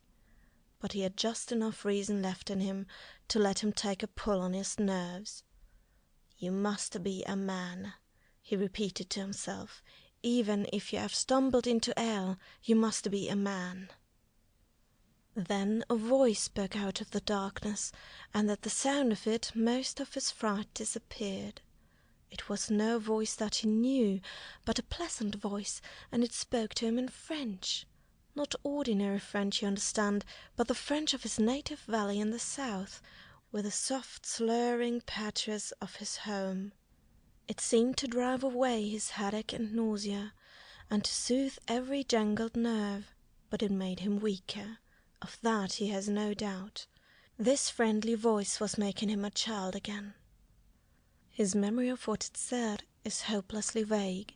He thinks that it reminded him of the life of his boyhood, the old chateau in a fold of the limestone hills, the feathery chestnuts in the valley bottom, the clear pools where the big trout lived, the snowy winters when the wolves came out of the forest to the farmyard doors, the hot summers when the roads were blinding white and the turf on the downs grew as yellow as corn. The memory of it was all jumbled, and whatever the voice said, its effect was more like music than spoken words. It smoothed out the creases in his soul, but it stole also the manhood from him. He was becoming limp and docile and passive like a weak child. The voice stopped, and he felt a powerful inclination to sleep. Then suddenly, between sleeping and waking, he became aware of a light, a star which glowed ahead of him in the darkness. It waxed and then waned, and held his eyes like a vice. At the back of his head he knew that there was some devilry in the business, that it was something which he ought to resist, but for the life of him he could not remember why. The light broadened till it was like a circle which a magic lantern makes on a screen. Into the air there crept a strange scent, not the sickly smell of roses, but a hot pungent smell which tantalized him with its familiarity. Where had he met it before? Slowly out of it there seemed to shape a whole world of memories. Now Turpin before the war had put in some years' service in Africa with the Armée Coloniale as a lieutenant of space, and had gone with various engineering and military expeditions south of the Algerian frontier into the desert. He used to rave to me about the glories of those lost days, that first youth of a man which does not return. This smell was the desert, that unforgettable, untamable thing which stretches from the Mediterranean to the Central African forests, the place where, in the days when it was sea, Ulysses wandered, and where the magic of Circe and Calypso, for all the world knows, may still linger. In the moon of light a face appeared, a face so strongly lit up that every grim and subtle line of it was magnified. It was an Eastern face, a lean, high-boned Arab face, with the eyes set in a strange slant. He had never seen it before, but he had met something like it when he had dabbled in the crude magic of the sands, the bubbling pot, and the green herb fire. At first it was only a face, half averted, and then it seemed to move, so that the eyes appeared, like lights suddenly turned on at night, as one looks from without at a dark house. He felt in every bone a thing he had almost forgotten, the spell and the terror of the desert. It was a cruel and inhuman face, hiding God knows what of ancient horror and sin, but wise as the Sphinx and eternal as the rocks. As he stared at it, the eyes seemed to master and envelop him, and, as he put it, suck the soul out of him. You see, he had never been told about Karama. That was the one mistake Mary made, and a very natural one, for it was not likely that he and the Indian would foregather. So he had nothing in his poor muddled head to help him to combat this mastering presence. He didn't try. He said he felt himself sinking into a delicious lethargy, like the coma which overtakes a man who is being frozen to death. I could get very little out of Turpin about what happened next. The face spoke to him, but whether in French or some African tongue he didn't know. French, he thought, certainly not English. I gather that, while the eyes and the features were to the last degree awe-inspiring, the voice was, if anything, friendly.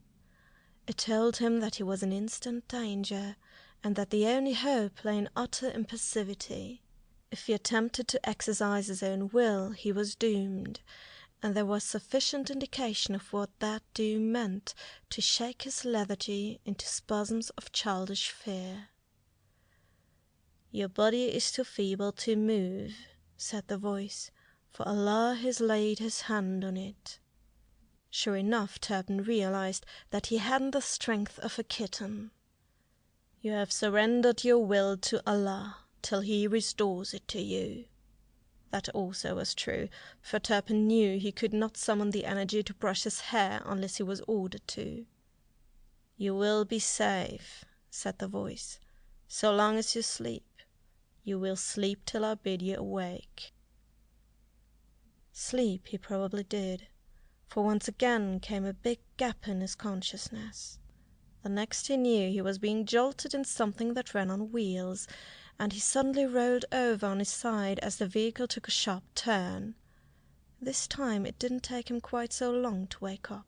He found he was in a big motor car, with his overcoat on and his hat on the seat beside him. He was stretched out almost at full length, and comfortably propped up with cushions. All this he realized fairly soon, but it was some time before he could gather up the past, and then it was all blurred and sketchy. What he remembered most clearly was the warning that he was in grave peril, and was only safe while he did nothing. That was burned in on his mind, and the lesson was pointed by the complete powerlessness of his limbs. He could hardly turn over from his side to his back, and he knew that if he attempted to stand, he would fall down in a heap. He shut his eyes and tried to think. Bit by bit, the past pieced itself together. He remembered Archie's cry and things before that, Mary, the girl in green. Very soon the truth smote him in the face. He had been kidnapped like the rest, and had had the same tricks played on him, but they had only affected his body. As he realized this tremendous fact, Turpin swelled with pride. Some devilry had stolen his physical strength, but his soul was his own still, his memory and his will. A sort of miasma of past fear still clung about him, like the aftertaste of influenza, but this only served to make him angry. He was most certainly not going to be beaten. The swine had miscalculated this time. They might have a cripple in their hands, but it would be a very watchful, wary, and determined cripple, quick to seize the first chance to be even with them. His anger made his spirits rise. All his life he had been a man of tropical loves and tempestuous hates. He had loathed the Boche, the Freemasons and Communists and the deputies of his own land, and ever since Adela's disappearance he had nursed a fury against a person or persons unknown. And now every detestation of which he was capable had been focused against those who were responsible for this night's work. The fools! They thought they had got a trussed sheep, when all the time it was a lame tiger. The blinds of the car were down, but by small painful movements he managed to make out that there was a man in the front seat beside the chauffeur. By and by he got a corner of the right-hand blind raised, and saw that it was night time, and that they were moving through broad streets that looked like a suburb. From the beat of the engine he gathered that the car was a Rolls-Royce, but not, he thought, one of the latest models. Presently the motion became less regular, and he realized that the suburban streets were giving place to country roads. His many expeditions in his delage had taught him a good deal about the ways out of London, but, try as he might, he could not pick up any familiar landmark. The young moon had set, so he assumed that it was near midnight. It was a fine clear night, not very dark, and he picked up an occasional inn and church, but they never seemed to pass through any village. Probably the driver was taking the less frequented roads, a view he was confirmed in by the frequent right-angled turns and the many patches of indifferent surface. Very soon he found his efforts at reconnaissance so painful that he gave them up, and contented himself with planning his policy. Of course he must play the part of the witless sheep. That duty, he thought, presented no difficulties, for he rather fancied himself as an actor. The trouble was his bodily condition. He did not believe that a constitution as good as his could have taken any permanent damage from the night's work. The nights! He must have been away for more than one night, for the row with Archie had taken place very near 12 o'clock. This must be the midnight following. He wondered what Mr. Victor was thinking about it, and Mary, and Hannay. The miserable Hannay had now 4 lost ones to look for instead of 3. Anyhow, the devils had got an ugly prisoner in him. His body must soon be all right, unless of course they took steps to keep it all wrong. At that thought Turpin's jaw set. The rule of the docile sheep might be difficult to keep up very long. The next he knew the car had turned in at a gate, and was following a dark tree-lined avenue. In another minute it had stopped before the door of a house, and he was being lifted out by the chauffeur and the man from the front seat, and carried into a hall. But first a dark bandana was tied over his eyes, and, as he could do nothing with his arms or legs, he had to submit. He felt himself carried up a short staircase, and then along a corridor into a bedroom, where a lamp was lit. Hans undressed him, his eyes still bandaged, and equipped him with pyjamas which were not his own, and were at once too roomy and too short. Then food was brought, and an English voice observed that he had better have some supper before going to sleep. The bandage was taken off, and he saw 2 male backs disappearing through the door. Up till now he had felt no hunger or thirst, but the sight of food made him realize that he was as empty as a drum. By twisting his head he could see it all laid out on the table beside his bed. A good meal it looked. cold ham and gelatine, an omelette, salad, cheese, and a small decanter of red wine. His soul longed for it, but what about his feeble limbs? Was this some new torture of Tantalus? Desire grew, and like an automaton he moved to it. He felt all numbed with needles and pins everywhere, but surely he was less feeble than he had been in the car. First he managed to get his right arm extended, and by flexing the elbow and wrist, a certain life seemed to creep back. Then he did the same thing with his right leg, and presently found that he could wriggle by inches to the edge of the bed. He was soon out of breath, but there could be no doubt about it, he was getting stronger. A sudden access of thirst enabled him to grasp the decanter, and, after some trouble with the stopper, to draw it to his lips. Spilling a good deal, he succeeded in getting a mouthful. "La Rose," he murmured, "and a good vintage. It would have been better if it had been cognac." But the wine put new life into him. He found he could use both arms, and he began wolfishly on the omelette, making a rather messy job of it. By this time he was feeling a remarkably vigorous convalescent, and he continued with the cold meat, till the cramp in his left shoulder forced him to lie back on the pillow. It soon passed, and he was able in fair comfort to finish the meal, down to the last lettuce leaf of the salad and the last drop of the claret. The Turpin, who reclined again on the bed, was to all intents the same vigorous young man who the night before had stumbled through that fateful door into the darkness. But it was a Turpin with a profoundly mystified mind. He would have liked to smoke, but his cigarettes were in the pocket of his dress clothes, which had been removed. So he started to do for his legs what he had already achieved for his arms, and with the same happy results. It occurred to him that, while he was alone, he had better discover whether or not he could stand. He made the effort, rolled out of bed onto the floor, hit the little table with his head, and set the dishes rattling. But after a few scrambles he got to his feet, and managed to shuffle round the room. The mischief was leaving his body, so much was plain, and for a natural stiffness in the joints he felt as well as ever. But what it all meant he hadn't a notion. He was inclined to the belief that somehow he had scored off his enemies, and was a tougher proposition than they had bargained for. They had assuredly done no harm to his mind with their witchcraft, and it looked as if they had also failed with his body. The thought emboldened him. The house seemed quiet. Why should he not do a little exploration? He cautiously opened the door, finding it, somewhat to his surprise, unlocked. The passage was lit by a hanging oil lamp, carpeted with an old-fashioned drugget, and its walls decorated with a set of flower pictures. Turpin came to the conclusion that rarely in his life had he been in a dwelling which seemed more innocent and homelike. He considered himself sensitive to the nuances of sinister in an atmosphere, and there was nothing of that sort in this. He took a step or two down the passage, and then halted, for he thought he heard a sound. Yes, there could be no doubt of it. It was water gushing from a tap. Someone in the establishment was about to have a bath. Then he slipped back to his room just in time.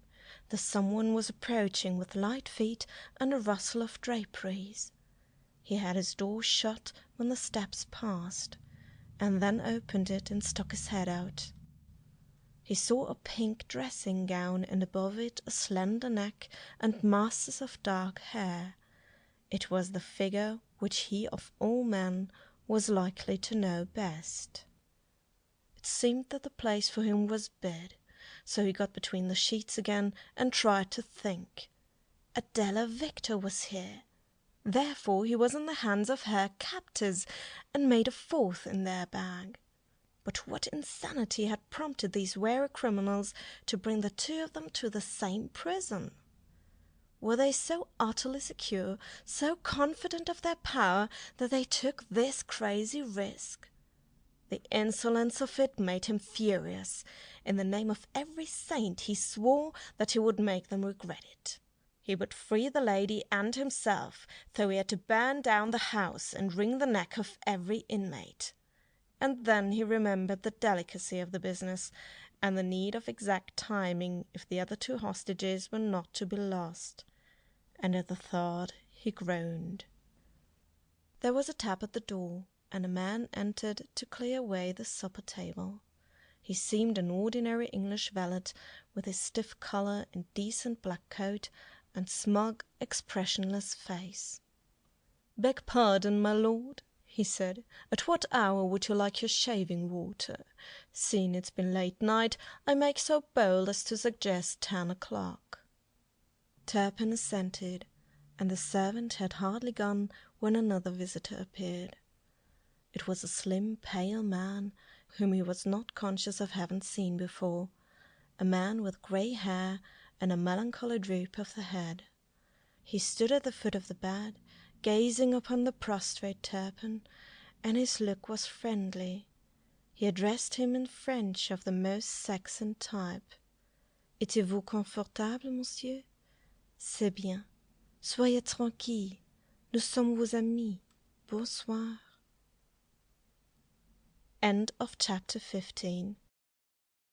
Chapter 16. Our time is narrowed. I lunched that day with Mary, alone, for her aunts were both in Paris, and it would have been hard to find in the confines of the British Islands a more dejected pair.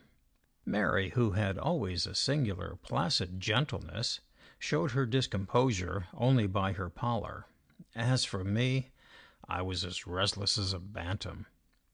"I wish I had never touched the thing," I cried. "I have done more harm than good." "You have found Lord Machray," she protested. "Yes, and I lost Turpin. The brutes are still 3 up on us. I thought we had found 2. And now we have lost Miss Victor again, and Turpin. They'll find him an ugly customer and probably take strong measures with him. They'll stick to him and the girl and the little boy now like wax, for last night's performance is bound to make them suspicious." "I wonder," said Mary, always an optimist. "You see, Sir Archie only dragged him in because of his rank. It looked odd his being in Adela's company, but then all the times he has seen her, he never spoke a word to her. They must have noticed that. I'm anxious about Sir Archie. He ought to leave London. Confound him, he's going to. As soon as he gets out of hospital, which will probably be this afternoon. I insisted on it, but he meant to in any case. He's heard an authentic report of a green sandpiper nesting somewhere. It would be a good thing if Archie would stick to birds. He has no head for anything else. And now we've got to start again at the beginning." "Not quite the beginning," she interposed. "Dash it near it. They won't bring Miss Victor into that kind of world again. And all your work goes for nothing, my dear. It's uncommon bad luck that you didn't begin to wake her up, for then she might have done something on her own account. But she's still a dummy, and tucked away, you may be sure, in some place where we can never reach her, and we have little more than 3 weeks left." "It is bad luck," Mary agreed. "But, Dick, I've a feeling that I haven't lost Adela Victor. I believe that somehow or other we'll soon get in touch with her again. You remember how children, when they lose a ball, sometimes send another one after it, in the hope that one will find the other? Well, we've sent the Marquis after Adela, and I've a notion we may find them both together. We always did that as children." She paused at the word children, and I saw pain in her eyes. "Oh, Dick, the little boy. We're no nearer him, and he's far the most tragic of all." The whole business looked so black that I had no word of comfort to give her. "And to put a lid on it," I groaned, "I've got to settle down in Medina's house this evening. I hate the idea like poison." "It's the safest way," she said. "Yes, but it puts me out of action. He'll watch me like a lynx, and I won't be able to take a single step on my own. Simply sit there and eat and drink and play up to his vanity. Great Scott, I swear I'll have a row with him and break his head." "Dick, you're not going to, how do you say it, chuck in your hand? Everything depends on you. You're our scout in the enemy's headquarters. Your life depends on your playing the game. Colonel Arbuthnot said so. You may find out something tremendous. It won't be horrible for you, but it isn't for long, and it's the only way." That was Mary all over. She was trembling with anxiety for me, but she was such a thorough sportsman that she wouldn't take any soft option. "You may hear something about David Warcliffe," she added. "I hope to God I do. Don't worry, darling. I'll stick it out. But look here, we must make a plan. I shall be more or less shut off from the world, and I must have a line of communication open. You can't telephone me at the house, and I daren't ring you up from there. The only chance is the club. If you have any message, ring up the head porter and make him write it down. I'll arrange that he keeps it quiet, and I'll pick up the messages when I get a chance. And I'll ring you up occasionally to give you the news. But I must be jolly careful, for likely as not, Medina will keep an eye on me, even there. You're in touch with McGillivray?" She nodded. "And with Sandy?" "Yes, but it takes some time, a day at least. We can't correspond direct." "Well, there's the layout. I'm a prisoner with qualifications.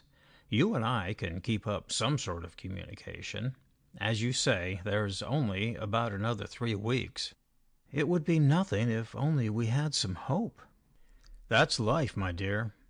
We've got to go on to the finish anyhow, trusting that luck will turn in the last 10 minutes. I arrived in Hill Street after tea, and found Medina in the back smoking-room writing letters. "Good man, Hannay," he said. "Make yourself comfortable. There are cigars on the table." "Had a satisfactory time in Shropshire?" I asked. "Rotten. I motored back this morning. Starting very early. Some tiresome business here wanted my attention. I'm sorry, but I'll be out to dinner tonight.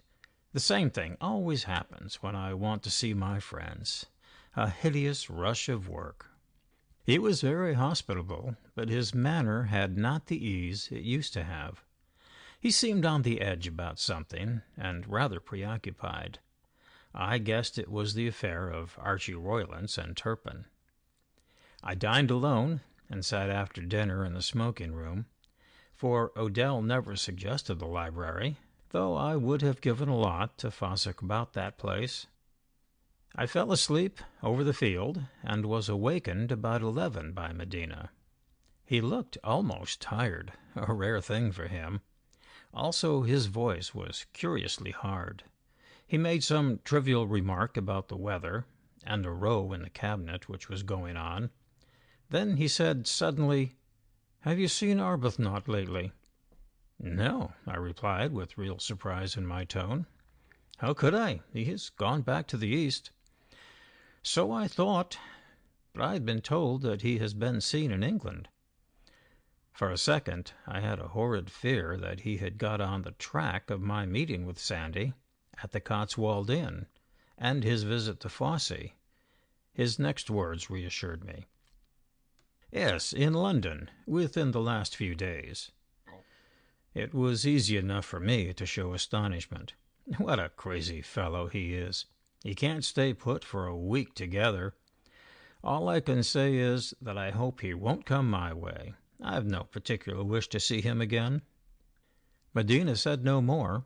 He accompanied me to my bedroom, asked if I had everything I wanted, bade me good night, and left me. Now began one of the strangest weeks in my life.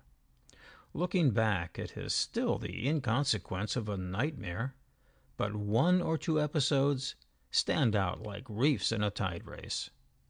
When I woke the first morning under Medina's roof, I believed that somehow or other he had come to suspect me. I soon saw that that was nonsense, that he regarded me as a pure chattel.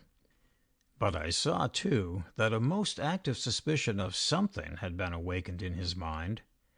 Probably Archie's fiasco, together with the news of Sandy, had done it, and perhaps there was in it something of the natural anxiety of a man nearing the end of a difficult course. Anyhow, I concluded that this tension of mind on his part was bound to make things more difficult for me. Without suspecting me, he kept me perpetually under his eye. He gave me orders as if I were a child, or rather he made suggestions, which in my character of worshipping disciple I had to treat as orders. He was furiously busy, night and day, and yet he left me no time to myself. He wanted to know everything I did, and I had to give an honest account of my doings, for I had a feeling that he had ways of finding out the truth.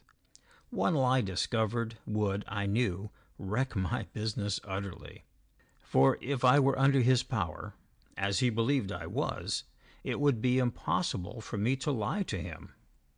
Consequently, I dared not pay many visits to the club, for he would want to know what I did there, and I was on such desperately thin ice that I thought it best to stay most of my time in Hill Street, unless he asked me to accompany him. I consulted Mary about this, and she agreed that it was the wise course. Apart from a flock of maids, there was no other servant in the house but Odell. Twice I met the gray, sad-faced man on the stairs, the man I had seen on my first visit, and had watched a week before in the house behind the curiosity shop. I asked who he was, and was told a private secretary, who helped Medina in his political work. I gathered that he did not live regularly in the house, but only came there when his services were required. Now, Mary had said that the other man, that evening in Little Fardell Street, had been Sandy. If she was right, this fellow might be a friend, and I wondered if I could get in touch with him. The first time I encountered him, he never raised his eyes. The second time, I forced him by some question to look at me, and he turned on me a perfectly dead, expressionless face, like a codfish. I concluded that Mary had been in error, for this was the genuine satellite, every feature of whose character had been steamrollered out of existence by Medina's will. I was seeing Medina now at very close quarters, and in complete undress, and the impression he had made on me at our first meeting, which had been all overlaid by subsequent happenings, grew as vivid again as daylight. The good fellow, of course, had gone. I saw behind all his perfection of manner to the naked ribs of his soul. He would talk to me late at night in that awful library, till I felt that he and the room were one presence, and that all the diabolic lore of the ages had been absorbed by this one mortal. You must understand that there was nothing wrong in the ordinary sense with anything he said. If there had been a phonograph recording his talk, it could have been turned on with perfect safety in a girls' school. He never spoke foully or brutally.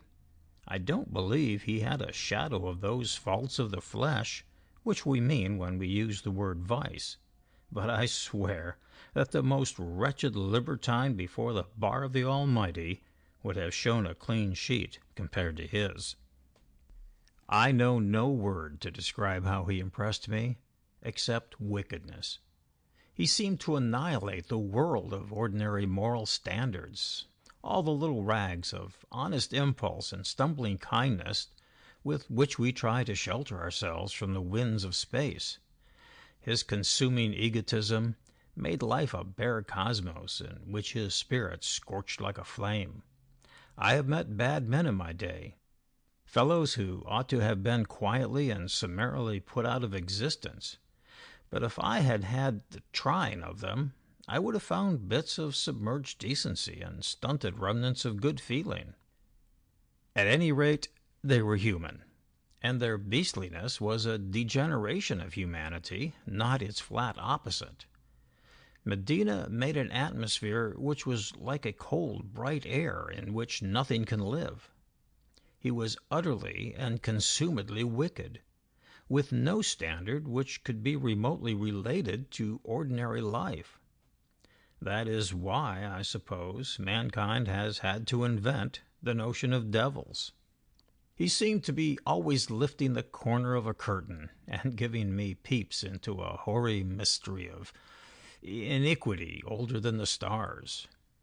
I suppose that someone who had never felt his hypnotic power would have noticed very little in his talk, except its audacious cleverness, and that someone wholly under his dominion would have been less impressed than me, because he would have forgotten his own standards and been unable to make the comparison.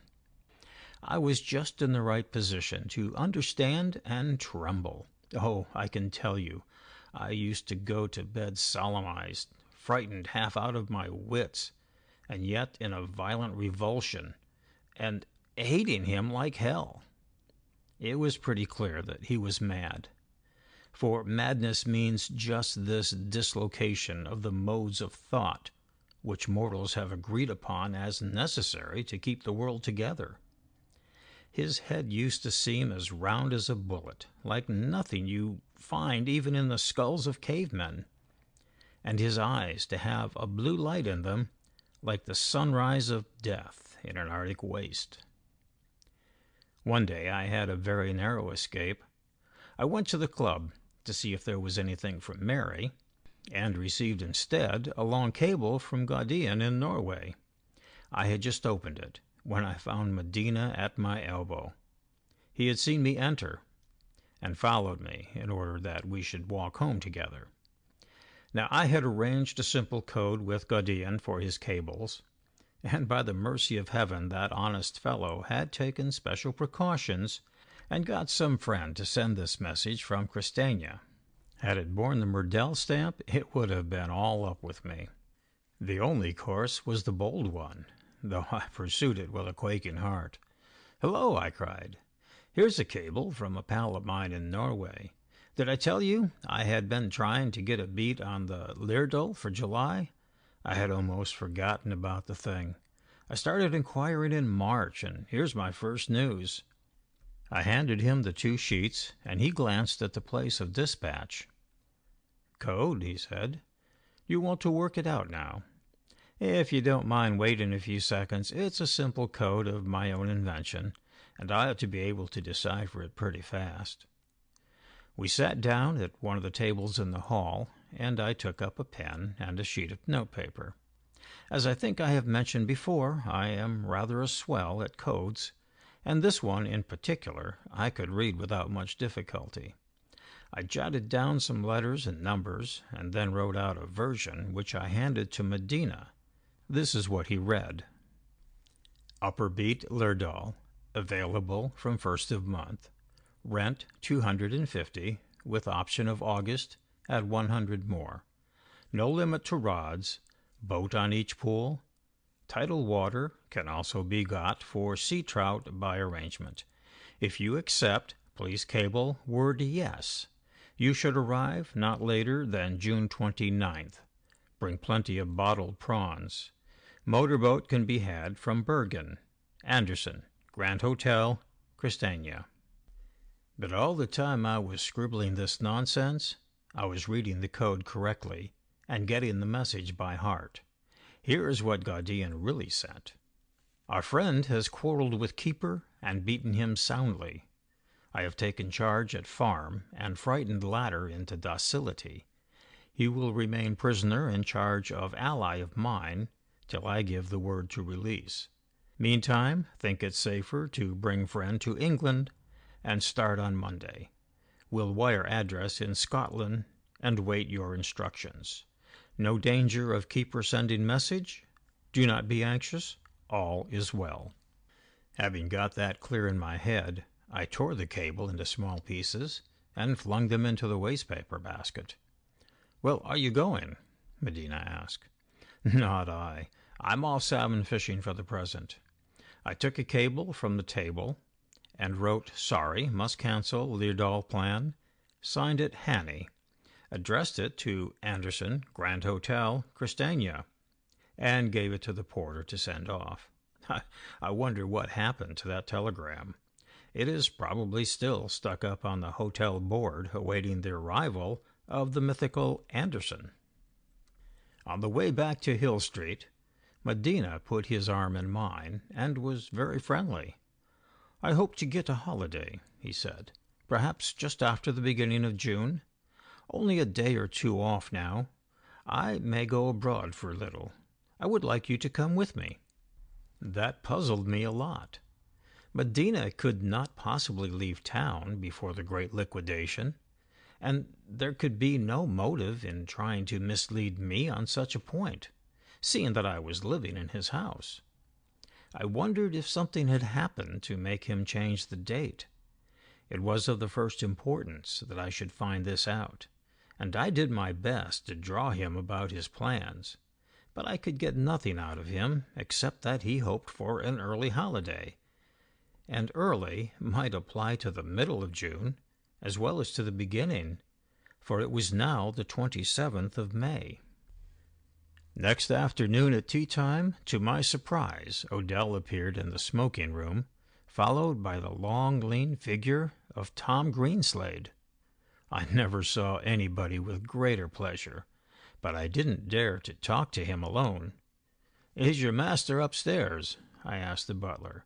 "Will you tell him that Dr. Greenslade is here? He is an old friend of his." We had rather less than 2 minutes before Medina appeared. "I come from your wife," Greenslade whispered. "She has told me all about the business, and she thought this was the safest plan. I was to tell you that she has news of Miss Victor and the Marquis. They are safe enough. Any word of the little boy?" He raised his voice as Medina entered. "My dear fellow, this is a great pleasure. I had to be in London for a consultation, and I thought I would look up Hannay. I hardly hoped to have the luck to catch a busy man like you." Medina was very gracious. No, that is not the word, for there was nothing patronizing in his manner. He asked in the most friendly way about Greenslade's practice, and how he liked English country life after his many wanderings. He spoke with an air of regret of the great valleys of Chausse and the windy Central Asian tablelands where they had first foregathered. Odell brought in tea, and we made as pleasant a trio as friends as you could find in London. I asked a few casual questions about Fawsey, and then I mentioned Peter John. Here Greenslade had an inspiration. He told me afterwards that he thought it might be a good thing to open a channel for further communications. "I think he's all right," he said slowly. "He's been having occasional stomach aches, but I expect that is only the result of hot weather and the first asparagus. Lady Hannay is a little anxious. You know what she is. And all mothers today keep thinking about appendicitis. So I'm keeping my eye on the little man. You needn't worry, Dick." I take credit to myself for having divined the doctor's intention. I behaved as if I scarcely heard him, and as if Fawsey Manor and my family were things infinitely remote. Indeed, I switched off the conversation to where Medina had last left it, and I behaved towards Tom Greenslade as if his presence rather bored me. And I had very little to say to him. When he got up to go, it was Medina who accompanied him to the front door. All this was a heavy strain upon my self-command, for I would have given anything for a long talk with him, though I had the sense not to believe his news about Peter John. "Not a bad fellow, that doctor of yours," Medina observed on his return. "No," I said carelessly, "rather a dull dog all the same, with his country gossip. But I wish him well, for it is to him that I owe your friendship." I must count that episode one of my lucky moments, for it seemed to give Medina some special satisfaction. "Why do you make this your only sitting room?" he asked. "The library is at your disposal, and it is pleasanter in summer than any other part of the house." "I thought I might be disturbing your work," I said humbly. "Not a bit of it. Besides, I've nearly finished my work. After tonight I can slack off, and presently I'll be an idle man." "And then the holiday?" "And then the holiday." He smiled in a pleasant boyish way, which was one of his prettiest tricks. "How soon will that be?" "If all goes well, very soon. Probably after the 2nd of June. By the way, the Thursday Club dines on the 1st. I want you to be my guest again." Here was more food for thought. The conviction grew upon me that he and his friends had put forward the date of liquidation. They must have suspected something, probably from Sandy's presence in England, and were taking no risk. I smoked that evening till my tongue was sore, and went to bed in a fever of excitement. The urgency of the matter fairly screamed in my ears, for McGillivray must know the truth at once, and so must Mary. Mercat was safe, and there was a chance, apparently, of Turpin and Miss Victor, which must be acted upon instantly if the main date were changed. Of the little boy, I had given up all hope.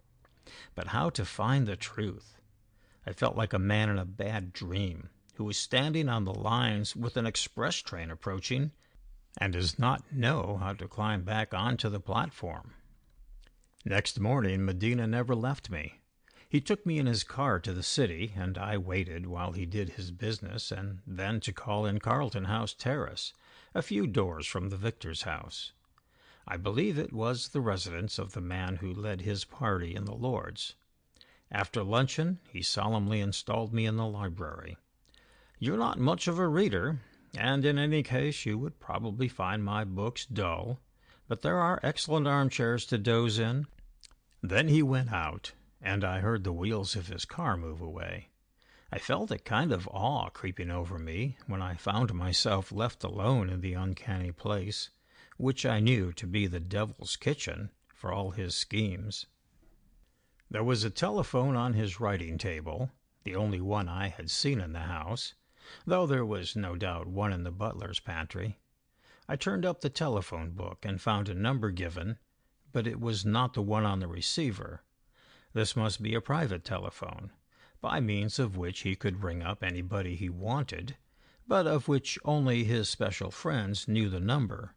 There was nothing else in the room to interest me, except the lines and lines of books, for his table was as bare as a bank manager's. I tried the books, but most of them were a long sight too learned for me. Most were old, and many were in Latin, and some were evidently treasures, for I would take one down and find it a leather box with inside it a slim, battered volume wrapped in wash leather. But I found in one corner a great array of works of travel, so I selected one of Oriel Steen's books and settled down in an armchair with it.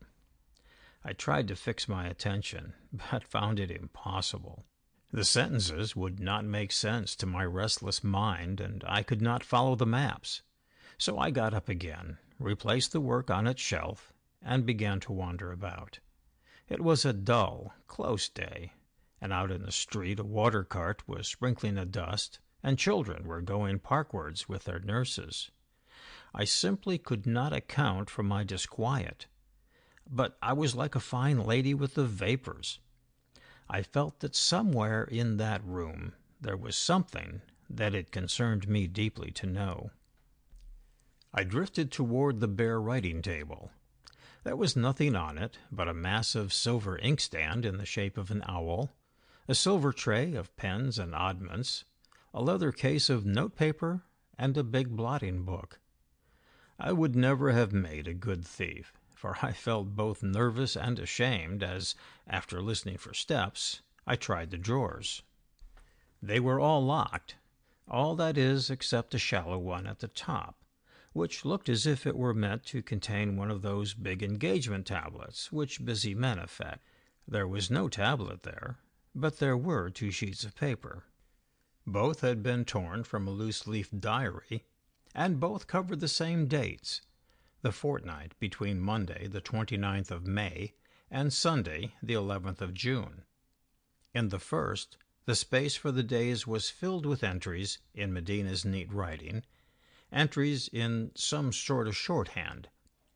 These entries were close and thick up to and including Friday the 2nd of June. After that, there was nothing. The second sheet of paper was just the opposite. The spaces were virgin up to and including the 2nd of June. After that, on till the 11th, they were filled with notes. As I stared at these two sheets, some happy instinct made me divine their meaning.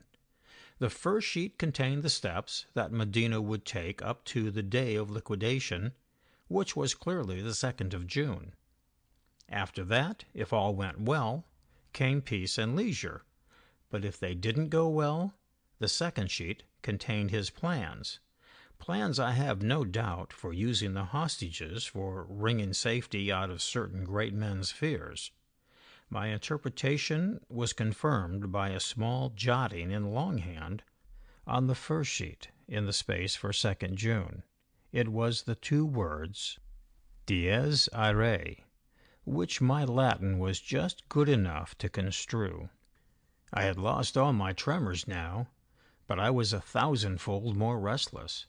I must get word to MacGillivray at once. No, that was too dangerous. To Mary. I glanced at the telephone and resolved to trust to my luck. I got through to the Wymanhams' house without difficulty. Bernard the butler answered and informed me that Mary was at home. Then, after a few seconds, I heard her voice. "Mary," I said, "the day is changed to the 2nd of June.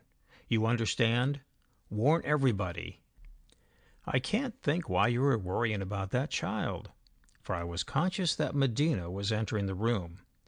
I managed with my knee to close the shallow drawer with the two sheets in it, and I nodded and smiled to him, putting my hand over the receiver. "Forgive me for using your telephone. Fact is, my wife's in London, and she sent me round a note here, asking me to ring her up. She's got the boy on her mind." I put the tube to my ear again. Mary's voice sounded sharp and high-pitched. "Are you there? I'm in Mr. Medina's library, and I can't disturb him talking through this machine. There's no cause to worry about Peter John. Greenslade is usually fussy enough, and if he's calm, there's no reason why you shouldn't be. But if you want another opinion, why not get it? We may as well get the thing straightened out now, for I may be going abroad early in June. Yes, sometime after the 2nd. Thank God Mary was quick-witted. "The 2nd is very near. Why do you make such sudden plans, Dick? I can't go home without seeing you. I think I'll come straight to Hill Street." "All right," I said. "Do as you please." I rang off and looked at Medina with a wry smile. What fussers women are! Do you mind if my wife comes round here? She won't be content till she has seen me. She has come up with a crazy notion of taking down a surgeon to give an opinion on the child's appendix. Tommy rot, but that's a woman's way. He clearly suspected nothing.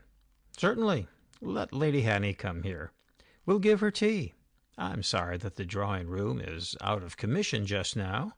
She might have liked to see my miniatures." Mary appeared in 10 minutes, and most nobly she acted her part. It was the very model of a distraught, silly mother who bustled into the room. Her eyes looked as if she had been crying, and she had managed to disarrange her hat and untidy her hair. "Oh, I've been so worried," she wailed after she murmured apologies to Medina. "He really has had a bad tummy pain, and Nurse thought last night that he was feverish. I've seen Mr. Dobson Ray, and he can come down by the 4:45. He's such a precious little boy, Mr. Medina, that I feel we must take every precaution with him. If Mr. Dobson Ray says it is all right, I promise not to fuss any more. I think a second opinion would please Dr. Greenslade, for he too looked rather anxious.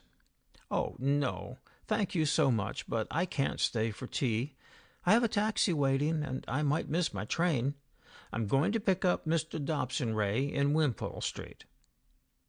She departed in the same tornado in which she had come, just stopping to set her hat straight at one of the mirrors in the hall. "Of course I'll wire when the surgeon has seen him, and Dick, you'll come down at once if there's anything wrong, and bring nurses. Poor little darling. Did you say after the 2nd of June, Dick? I do hope you'll be able to get off. You need a holiday away from your tiresome family. Goodbye, Mr. Medina. It was so kind of you to be patient with the silly mother. Look after Dick, and don't let him worry." I had preserved admirably the aloof air of the bored and slightly ashamed husband. But now I realized that Mary was not babbling at large, but was saying something which I was meant to take in. Poor little darling," she crooned as she got into the taxi. "I do pray he'll be all right. I think he may. Dick, I hope to put your mind at ease before the 2nd of June." As I turned back to Medina, I had a notion that the poor little darling was no longer Peter John. End of Chapter 16. Chapter 17. The District Visitor in Palmyra Square.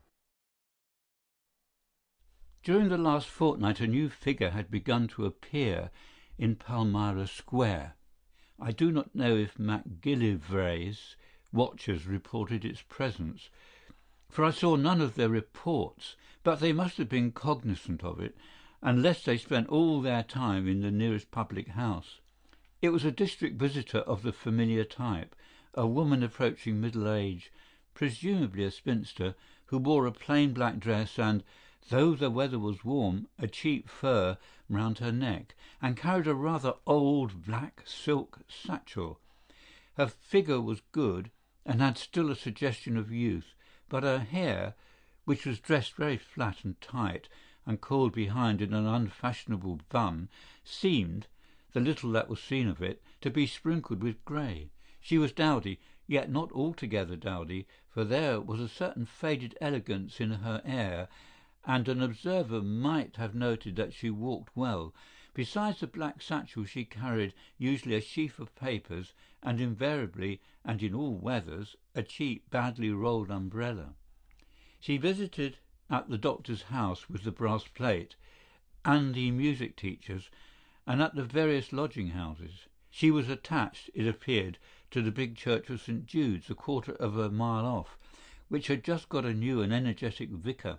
She was full of enthusiasm, for her vicar praised his earnestness and his eloquence, and dwelt especially, after the way of elderly maiden ladies, on the charm of his youth. She was also very ready to speak of herself, and eager to explain that her work was voluntary. She was a gentlewoman of modest but independent means, and had rooms in Hampstead, and her father had been a clergyman at Eastbourne. Very full of her family she was to those who would hear her. There was a gentle simplicity about her manners, and an absence of all patronage, which attracted people and made them willing to listen to her when they would have shut the door on another. For the inhabitants of Palmyra Square are not a courteous or patient or religious folk. Her aim was to enlist the overworked general servants of the square in some of the organizations of St. Jude's. There were all kinds of activities in that enlightened church, choral societies and mothers' meetings and country holiday clubs, and classes for adult education. She would hand out sheaves of literature about the Girls' Friendly Society and the Mothers' Union, and such like, and try to secure a promise of attendance at some of the St. Jude's functions. I do not think she had much success at the doctor's and the music teacher's, though she regularly distributed her literature there. The wretched little maids were too downtrodden and harassed to do more than listen dully on the doorstep and say "Yes'm," nor was she allowed to see the mistresses, except one of the lodging-house keepers, who was a primitive Methodist and considered St. Jude's a device of Satan. But she had better fortune with the maid at number 4. The girl belonged to a village in Kent, and the district visitor, it seemed, had been asked to look her up by the rector of her old parish. She was a large, flat-faced young woman, slow of speech, heavy of movement, and suspicious of nature. At first she greeted the district visitor coldly, but thawed at the mention of familiar names, and accepted a copy of the St. Jude's magazine. 2 days later, when on her afternoon out, she met the district visitor and consented to walk a little way with her. Now the girl's hobby was dress, and her taste was better than most of her class, and aspired to higher things. She had a new hat which her companion admired, but she confessed that she was not quite satisfied with it. The district visitor revealed a knowledge of fashions which one would have scarcely augured from her own sombre clothes. She pointed out where the trimming was wrong, and might easily be improved, and the girl, her name was Elsie Outhwaite, agreed. "I could put it right for you in 10 minutes," she was told. "Perhaps you would let me come and see you when you have a spare half-hour, and we could do it together. I'm rather clever at hats, and used to help my sisters." The ice was broken, and the aloof Miss Outhwaite became confidential. She liked her place, had no cause to complain, received good wages, and above all was not fussed. "I minds my own business, and Madam minds hers," she said. Madam was a foreigner and had her queer ways, but had also her good points. She did not interfere unnecessarily, and was not mean. There was handsome presents at Christmas, and every now and then the house would be shut up, and Miss Outhwaite returned to Kent on generous board wages. It was not a hard billet, although of course there were a lot of visitors, Madam's clients. "She's a masseuse, you know, but very respectable." When asked if there were no other inmates of the house, she became reticent. "Not what you would call regular part of the family," she admitted. "There's an old lady, Madam's aunt, that stops with us a bit, but I don't see much of her. Madam attends to her herself, and she has her private room. And of course there's—" Miss Outhwaite seemed suddenly to recollect something, and changed the subject. The district visitor professed a desire to make Madam's acquaintance, but was not encouraged. "She's not the sort for the likes of you. She don't hold with churches and God and such like. I've heard her say so. You won't be getting her near St. Jude's, miss. But if she is so clever and nice, I would like to meet her. She could advise me about some of the difficult questions in this big parish. Perhaps she would help with our country holidays." Miss Outhwaite primmed her lips and didn't think so. "You've got to be ill and nervy for Madam to have an interest in you. I'll take in your name if you like, but I expect Madam won't be at home to you." It was eventually arranged that the district visitor should call at number 4 the following afternoon and bring the materials for the reconstructed hat. She duly presented herself, but was warned away by a flustered Miss Outhwaite. "We're that busy today, I haven't a minute to myself." Sunday was suggested, but it appeared that that was the day when the district visitor was fully occupied, so a provisional appointment was made for the next Tuesday evening. This time all went well. Madam was out, and the district visitor spent a profitable hour in Miss Outhwaite's room. Her nimble fingers soon turned the hat, purchased in Queen's Crescent for 10 and 6pence, into a distant imitation of a costlier mode. She displayed an innocent interest in the household, and asked many questions, which Miss Outhwaite, now in the best of tempers, answered readily. She was told of Madam's habits, her very occasional shortness of temper, her love of every tongue but English. "The worst of them foreigners," said Miss Outhwaite, "is that you can't never be sure what they thinks of you. Half the time I'm with Madam and her aunt, they're talking some heathen language. As she departed, the district visitor was given a sketch of the topography of the house, about which she showed an unexpected curiosity. Before she left there was a slight contretemps. Madame's latchkey was heard in the door, and Miss Outhwaite had a moment of panic. "Here, miss, I'll let you out through the kitchen," she whispered. But her visitor showed no embarrassment. "I'd like to meet Madame Breda," she declared. "This is a good chance." Madame's plump, dark face showed surprise and possibly annoyance as she observed the two. Miss Outhwaite hastened to explain the situation with a speed which revealed nervousness. "This is a lady from St. Jude's, madam," she said. "She comes here district visiting, and she knows the folk in Radhurst, where I comes from. So I made bold to ask her in." "I am very glad to meet you, Madame Breda," said the district visitor. "I hope you don't mind my calling on Elsie Outhwaite. I want her to help in our Girls' Friendly Society work." "You have been here before, I think," was the reply in a sufficiently civil tone. "I have seen you in the square sometimes. There is no objection on my part to Outhwaite's attending your meetings, but I warn you that she has very little free time." The woman was a foreigner, no doubt, but on this occasion her English showed little trace of accent. "That is very good of you. I should have asked your permission first, but you were unfortunately not at home when I called, and Elsie and I made friends by accident. I hope you will let me come again." As the visitor descended the steps and passed through the bright green gate into the gathering dusk of the square, Madame Breda watched her contemplatively from one of the windows. The lady came again 4 days later. It must, I think, have been the 29th of May. Miss Outhwaite, when she opened the door, looked flustered. "I can't talk to you tonight, miss. Madame's orders is that when you next came you was to be shown into her room." "How very kind of her," said the lady. "I should greatly enjoy a talk with her. And, Elsie, I got such a nice present for you, a hat which a friend gave me and which is too young, really too young, for me to wear. I'm going to give it to you if you'll accept it. I'll bring it in a day or two." The district visitor was shown into the large room on the right-hand side of the hall, where Madame received her patients.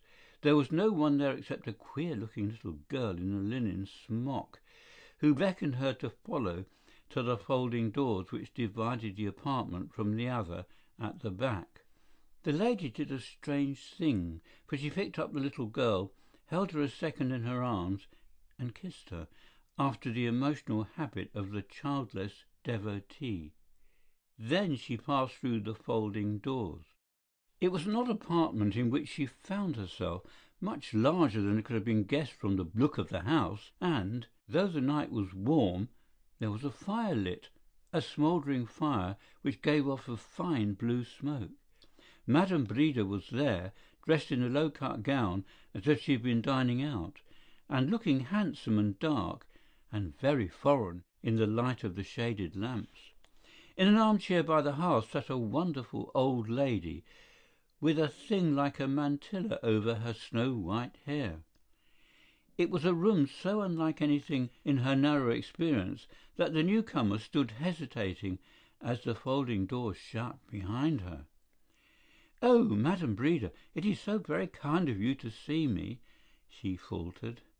"I do not know your name," Madame said, and then she did a curious thing, for she lifted a lamp and held it in the visitor's face, scrutinizing every line of her shabby figure. "Clark, Agnes Clark, and the eldest of 3 sisters. The other 2 are married. You may have heard of my father. He wrote some beautiful hymns and edited—" "How old are you?" Madame broke in, still holding up the lamp. The district visitor gave a small nervous laugh. "Oh, I am not so very old, just over 40. Well, to be quite truthful, nearly 47. I feel so young sometimes that I cannot believe it, and then, at other times, when I am tired, I feel 100. Alas, I have many useless years behind me. But then we all have, don't you think? The great thing is to be resolved to make the most of every hour that remains to us. Mr. Empson at St. Jude's preached such a beautiful sermon last Sunday about that. He said we must give every unforgiving minute its 60 seconds worth of distance run. I think he was quoting poetry. It is terrible to think of unforgiving minutes. Madame did not appear to be listening. She said something to the other lady in a foreign tongue. "May I sit down, please?" the visitor asked. "I've been walking a good deal today." Madame waved her away from the chair she seemed about to take. "You will sit there, if you please," she said, pointing to a low couch beside the old woman. The visitor was obviously embarrassed. She sat down on the edge of the couch, a faded, nervous figure compared to the two masterful personages, and her fingers played uneasily with the handle of her satchel. "Why do you come to this house?" Madame asked, and her tone was almost menacing. "We have nothing to do with your church." "Oh, but you live in the parish, and it's such a large and difficult parish, and we want help from everyone. You cannot imagine how horrible some of the slums are. What bitter poverty in these bad times, and the worn-out mothers, and the poor little neglected children. We are trying to make it a brighter place." "Do you want money?" "We always want money." The district visitor's face wore an ingratiating smile. "But we want chiefly personal service. Mr. Empson always says that one little bit of personal service is better than a large subscription, better for the souls of the giver and the receiver." "What do you expect to get from Outhwaite?" "She is a young girl from a country village and alone in London. She is a good girl, I think, and I want to give her friends an innocent amusement. And I want her to help, too, in our work." The visitor started, for she found the hand of the old woman on her arm. The long fingers were running down it and pressing it. Hitherto the owner of the hand had not spoken, but now she said, "This is the arm of a young woman. She has lied about her age. No woman of 47 ever had such an arm." The soft passage of the fingers had suddenly become a grip of steel, and the visitor cried out, "Oh, please, please, you are hurting me. I do not tell lies. I am proud of my figure, just a little. It is like my mother's, and she was so pretty. But oh, I am not young. I wish I was. I'm afraid I'm quite old when you see me by daylight." The grip had relaxed, and the visitor moved along the couch to be out of its reach. She had begun to cry in a helpless, silly way, as if she were frightened. The two other women spoke to each other in a strange tongue, and then Madame said, "I will not have you come here. I will not have you meddle with my servants. I do not care a fig for your church. If you come here again, you will repent it." Her tone was harsh, and the visitor looked as if her tears would begin again. Her discomposure had deprived her of the faded grace which had been in her air before, and she was now a pathetic and flimsy creature, like some elderly governess pleading against dismissal. "You are cruel," she sighed. "I am so sorry if I have done anything wrong, but I meant it for the best. I thought that you might help me, for Elsie said you were clever and kind. Won't you think of poor Elsie? She is so young and far from her people. Mayn't she come to St. Jude's sometimes? Outhwaite has her duties at home, and so I dare say have you, if truth was spoken. Bah! I've no patience with restless English old maids. They say an Englishman's house is his castle, and yet there is a plague of barren virgins always buzzing around it in the name of religion and philanthropy. Listen to me. I will not have you in this house. I will not have you talking to Outhwaite. I will not have an idle woman spying on my private affairs." The visitor dabbed her eyes with a wisp of handkerchief. The old woman had stretched out her hand again and would have laid it on her breast, but she had started up violently. She seemed to be in a mood between distress and fear. She swallowed hard before her voice came, and then it quavered. I think I had better go. You have wounded me very deeply. I know I'm not clever, but I try so hard, and it pains me to be misunderstood. I am afraid I have been tactless, so please forgive me. I won't come again. I'll pray that your hearts may some day be softened." She seemed to make an effort to regain composure, and with a final dab at her eyes smiled shakily at the unrelenting madame, who had touched an electric bell. She closed the folding doors gently behind her, like a repentant child who has been sent to bed. The front room was in darkness, but there was a light in the hall where Miss Outhwaite waited to show her out. At the front door the district visitor had recovered herself.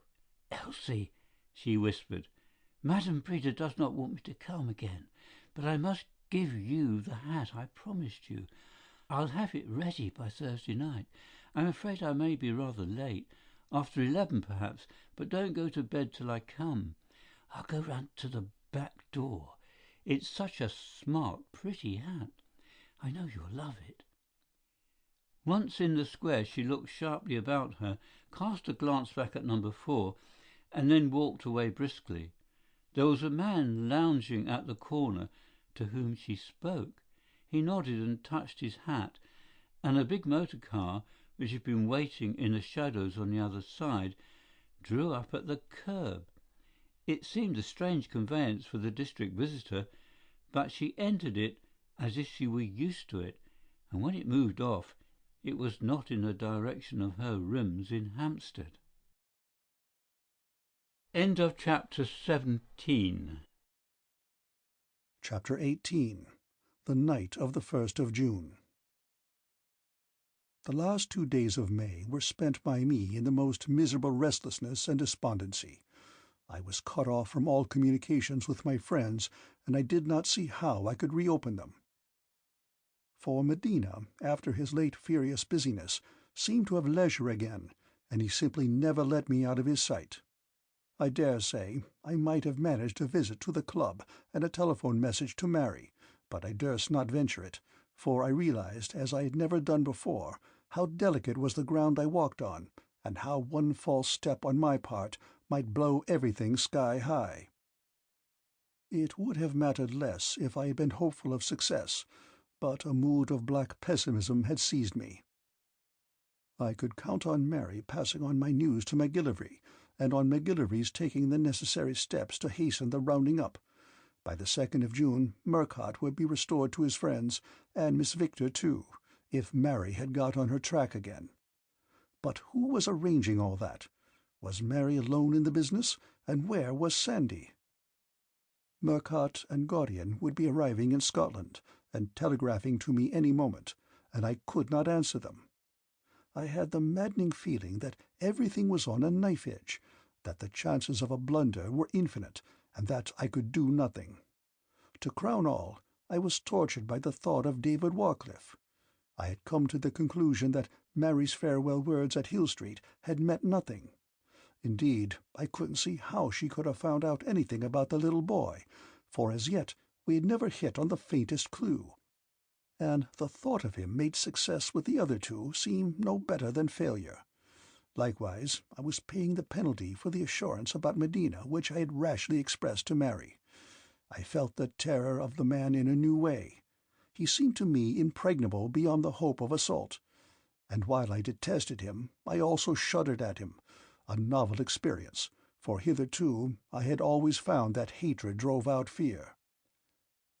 He was abominable during those 2 days, abominable but also wonderful. He seemed to love the sight of me, as if I were a visible and intimate proof of his power, and he treated me as an Oriental tyrant might treat a favourite slave. He unbent to me as a relief to his long spiritual tension, and let me see the innermost dreams of his heart. I realized with a shudder that he thought me a part of that hideous world he had created, and, I think for the first time in the business, I knew fear on my own account. If he dreamed I could fail him, he would become a ravening beast. I remember that he talked a good deal of politics, but, ye gods, what a change from the respectable conservative views which he had once treated me to, a Tory revival owing to the women and that sort of thing. He declared that behind all the world's creeds, Christianity, Buddhism, Islam, and the rest, lay an ancient devil-worship, and that it was raising its head again. Bolshevism, he said, was a form of it, and he attributed the success of Bolshevism in Asia to a revival of what he called shamanism. I think that was the word. By his way of it, the war had cracked the veneer everywhere, and the real stuff was showing through. He rejoiced in the prospect, because the old faiths were not ethical codes, but mysteries of the spirit, and they gave a chance for men who had found the ancient magic. I think he wanted to win everything that civilization would give him, and then wreck it, for his hatred of Britain was only a part of his hatred of all that most men hold in love and repute. The common anarchist was a fool to him, for the cities and temples of the whole earth were not sufficient sacrifice to appease his vanity. I knew now what a Goth and a Hun meant, and what had been the temper of scourges like Attila and Timur. Mad, you will say. Yes, mad beyond doubt, but it was the most convincing kind of madness. I had to fight hard by keeping my mind firm on my job to prevent my nerve going. I went to bed on the last night of May in something very near despair, comforting myself, I remember, by what I had said to Mary, that one must go on to the finish and trust to luck changing in the last 10 minutes. I woke to a gorgeous morning, and when I came down to breakfast I was in a shade better spirits. Medina proposed a run out into the country and a walk on some high ground. "It will give us an appetite for the Thursday dinner," he said. Then he went upstairs to telephone, and I was in the smoking-room filling my pipe, when suddenly Greenslade was shown in. I didn't listen to what he had to say, but seized a sheet of paper and scribbled a note. "Take this to the head porter at the club, and he will give you any telegram there is for me. If there is one from Gaudian, as there must be, wire him to start at once, and go straight to Julius Victor. Then wire the Duke to meet him there. Do you understand? Now, what have you to tell me?" "Only that your wife says things are going pretty well. You must turn up tonight at 10:30 at the Fields of Eden. Also, somehow, you must get a latchkey for this house, and see that the door is not chained." "Nothing more?" "Nothing more. And Peter John?" Greenslade was enlarging on Peter John's case when Medina entered. "I came round to tell Sir Richard that it was all a false alarm. Only the spring fret. The surgeon was rather cross at being taken so far on a fool's errand. Lady Hannay thought he had better hear it from me personally, for then he could start on his holiday with an easy mind." I was so short with him that Medina must have seen how far my thoughts were from my family. As we motored along the road to Tring, I talked of the approaching holiday, like a toadying schoolboy who has been asked to stay for a cricket week with some senior. Medina said he had not fixed the place, but it must be somewhere south in the sun. Algiers, perhaps, and the fringes of the desert, or better still, some remote Mediterranean spot where we could have both sunlight and blue sea. He talked of the sun like a fire-worshipper. He wanted to steep his limbs in it, and wash his soul in light, and swim in wide warm waters. He rhapsodized like a poet, but what struck me about his rhapsodies was how little sensuous they were. The man's body was the most obedient satellite of his mind, and I don't believe he had any weakness of the flesh. What he wanted was a bath of radiance for his spirit. We walked all day on the hills around Ivinghoe, and had a late lunch in the village inn. He spoke very little, but strode over the thymy downs with his eyes abstracted. Once, as we sat on the summit, he seemed to sigh, and his face for a moment was very grave. "What is the highest pleasure?" he asked suddenly. "Attainment?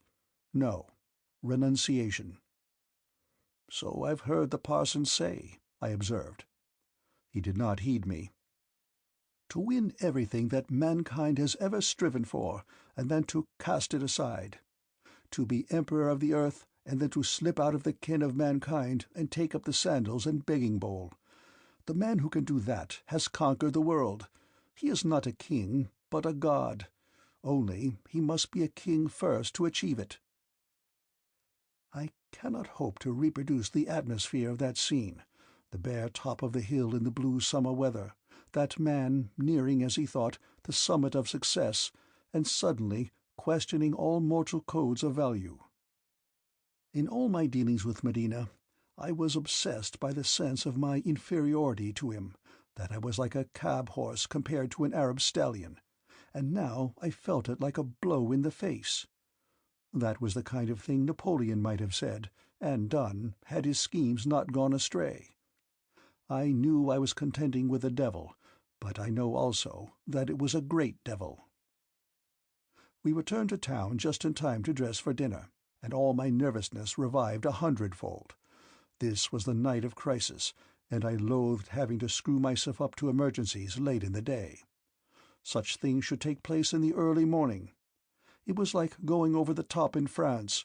I didn't mind it so much when it happened during a drizzling dawn, when one was anyhow depressed and only half awake, but I abominated an attack in the cold-blooded daylight, or in the dusk when one wanted to relax. That evening I shaved, I remember, very carefully, as if I were decking myself out for a sacrifice. I wondered what would be my feelings when I next shaved. I wondered what Mary and Sandy were doing. What Mary and Sandy were doing at that precise moment I do not know, but I can now unfold certain contemporary happenings which were then hid from me. Murcott and Gaudian were having a late tea in the Midland Express, having nearly broken their necks in a furious motor race to catch the train at Hawick. The former was clean and shaven, his hair nicely cut, and his clothes a fairly well-fitting ready-made suit of flannels. He was deeply sunburnt, immensely excited, and constantly breaking in on Gaudian's study of the works of Sir Walter Scott. "Newhover is to be let loose today. What do you suppose he'll do?" he asked. "Nothing yet awhile," was the answer. "I said certain things to him. He cannot openly go back to Germany, and I do not think he dare come to England. He fears the vengeance of his employer. He will disappear for a little and then emerge in some new crime with a new name and a changed face. He is the eternal scoundrel." The young man's face lighted up pleasantly. "If I live to be 100, he said, "I can't enjoy anything half as much as that clip I gave him on the jaw." In a room in a country house on the Middlesex and Bucks borders, Turpin was talking to a girl. He was in evening dress, a very Point Device young man, and she was wearing a wonderful gown, grass-green in color and fantastically cut. Her face was heavily made up, and her scarlet lips and stained eyebrows stood out weirdly against the dead white of her skin. But it was a different face from that which I first saw in the dancing-hall. Life had come back to it. The eyes were no longer dull like pebbles, but were again the windows of a soul. There was still fear in those eyes and bewilderment, but they were human again and shone at this moment with a wild affection. "I'm terrified," she said. "I have to go to that awful place with that awful man. Please, Antoine, please do not leave me. You have brought me out of a grave, and you cannot let me slip back again." He held her close to him and stroked her hair. "I think it is, how do you say it, the last lap. My very dear one, we cannot fail our friends. I follow you soon. The grey man, I do not know his name, he told me so, and he is a friend. A car is ordered for me in half an hour after you drive off with that Odell." "But what does it all mean?" she asked. "I do not know, but I think, I am sure, it is the work of our friends. Consider, my little one. I am brought to the house where you are, but those who have charge of you do not know I am here. When Odell comes, I am warned and locked in my room. I am not allowed out of it. I have had no exercise except sparring with that solemn English valet. He indeed has been most amiable, and has allowed me to keep myself in form. He boxes well too, but I have studied under our own Jules, and he is no match for me. But when the coast is clear, I am permitted to see you, and I have waked you from sleep, my princess. Therefore, so far it is good. As to what will happen tonight, I do not know, but I fancy it is the end of our troubles. Sir Grey Man has told me as much. If you go back to that dance place, I think I follow you, and then we shall see something. Have no fear, little one. You go back as a prisoner no more, but as an actress to play a part, and I know you will play the part well. You will not permit the man Odell to suspect.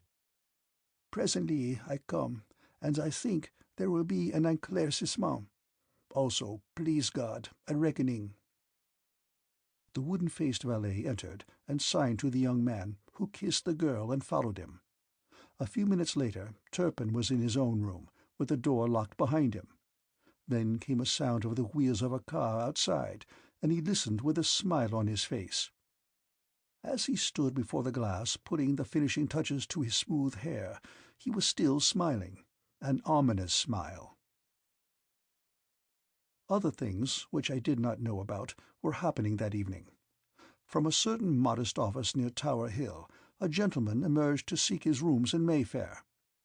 His car was waiting for him at the street corner, but to his surprise, as he got into it, someone entered also from the other side, and the address to which the car ultimately drove was not Clarges Street. The office, too, which he had left locked and bolted, was presently open, and men were busy there till far into the night, men who did not belong to his staff. An eminent publicist, who was the special patron of the distressed populations of Central Europe, was starting out to dine at his club, when he was unaccountably delayed, and had to postpone his dinner. The Spanish Copper Company in London Wall had been doing little business of late, except to give luncheons to numerous gentlemen, but that night its rooms were lit, and people who did not look like city clerks were investigating its documents. In Paris, a certain French count of royalist proclivities, who had a box that night for the opera and was giving a little dinner beforehand, did not keep his appointment, to the discomfiture of his guests, and a telephone message to his rooms near the Champs-Élysées elicited no reply. There was a gruff fellow at the other end who discouraged conversation. A worthy Glasgow accountant, an elder of the Kirk and a prospective candidate for Parliament, did not return that evening to his family, and the police, when appealed to, gave curious answers. The office, just off Fleet Street, of the Christian Advocate of Milwaukee, a paper which cannot have had much of a circulation in England, was filled about 6 o'clock with silent, preoccupied people, and the manager, surprised and rather wild of eye, was taken off in a taxi by 2 large gentlemen who had not had previously the honour of his acquaintance. Odd things seemed to be happening up and down the whole world. More than one ship did not sail at the appointed hour because of the interest of certain people in the passenger lists. A meeting of decorous bankers in Genoa was unexpectedly interrupted by the police. Offices of the utmost respectability were occupied and examined by the blundering minions of the law. Several fashionable actresses did not appear to gladden their admirers, and more than one pretty dancer was absent from the scene of her usual triumphs. A senator in Western America, a high official in Rome, and 4 deputies in France found their movements restricted, and a prince of the church, after receiving a telephone message, fell to his prayers. A mining magnate in Westphalia, visiting Antwerp on business, found that he was not permitted to catch the train he had settled on. 5 men, all highly placed, and 1 woman, for no cause apparent to their relatives, chose to rid themselves of life between the hours of 6 and 7. There was an unpleasant occurrence in a town on the Loire, where an Englishman, motoring to the south of France, a typical English squire well known in the hunting circles in Shropshire, was visited at his hotel by 2 ordinary Frenchmen, whose conversation seemed unpalatable to him. He was passing something from his waistcoat pocket to his mouth, when they had the audacity to lay violent hands on him and to slip something over his wrists. It was a heavenly clear evening when Medina and I set out to walk the half-mile to Mervyn Street. I had been so cloistered and harassed during the past weeks that I had missed the coming of summer. Suddenly the world seemed to have lighted up, and the streets were filled with that intricate odour of flowers, scent, hardwood pavements, and asphalt which is the summer smell of London. Cars were waiting at house doors, and women in pretty clothes getting into them. Men were walking dinnerwards, with some of whom we exchanged greetings. The whole earth seemed full of laughter and happy movement. And it was shut off from me. I seemed to be living on the other side of a veil from this cheerful world, and I could see nothing but a lonely old man with a tragic face waiting for a lost boy. There was one moment at the corner of Berkeley Square when I accidentally jostled Medina, and had to clench my hands and bite my lips to keep myself from throttling him there and then. The dining-room in Mervyn Street looked west, and the evening light strove with the candles on the table, and made a fairy-like scene of the flowers and silver. It was a full meeting, 15, I think, and the divine weather seemed to have put everybody in the best of spirits. I had almost forgotten Medina's repute with the ordinary man, and was staggered anew at the signs of his popularity. He was in the chair that evening, and a better chairman of such a dinner I have never seen. He had the right word for everybody, and we sat down to table like a party of undergraduates celebrating a successful cricket match. I was on the chairman's right hand, next to Burminster, with Pallister Yeats opposite me. At first the talk was chiefly about the Derby and Ascot entries, about which Medina proved uncommonly well posted. He had a lot of inside knowledge from the Chiltern stables, and showed himself a keen critic of form. Also, he was a perfect pundit about the pedigree of racehorses, and made Burminster, who fancied himself in the same line, gape with admiration. I suppose a brain like his could get up any subject at lightning speed, and he thought this kind of knowledge useful to him, for I don't believe he cared more for a horse than for a cat. Once, during the Somme battle, I went to dine at a French chateau behind the lines, as the guest of the only son of the house. It was an ancient place, with fish-ponds and terraces, and there were only 2 people in it, an old comtesse and a girl of 15 called Simone. At dinner, I remember, a decrepit butler filled for me 5 glasses of different clarets, till I found the one I preferred. Afterwards, I walked in the garden with Simone in a wonderful yellow twilight, watching the fat carp in the ponds and hearing the grumbling of the distant guns. I felt in that hour the poignant contrast of youth and innocence and peace with that hideous world of battle a dozen miles off. To-night I had the same feeling, the jolly party of clean, hard, decent fellows, and the abominable hinterland of mystery and crime of which the man at the head of the table was the master. I must have been poor company, but happily everybody was talkative, and I did my best to grin at Burminster's fooling. Presently the talk drifted away from sport. Palliser Yeats was speaking, and his fresh boyish colour contrasted oddly with his wise eyes and grave voice. "I can't make out what is happening," he said in reply to a remark of Lytton's. "The city has suddenly become jumpy, and there's no reason in the facts that I can see for it. There's been a good deal of realization of stocks, chiefly by foreign holders, but there are a dozen explanations of that. No, there's a kind of malaise about, and it's unpleasantly like what I remember in June 1914. I was in Whittington's then, and we suddenly found the foundations beginning to crumble. Oh yes, before the Sarajevo murders. You remember Charlie Esmond's smash? Well, that was largely due to the spasm of insecurity that shook the world. People now and then get a feeling in their bones that something bad is going to happen, and probably they are right, and it has begun to happen." "Good Lord," said Lytton, "I don't like this. Is it another war?" Palliser Yeats did not answer at once. "It looks like it. I admit it's almost unthinkable, but then all wars are really unthinkable till you're in the middle of them." "Nonsense," Medina cried.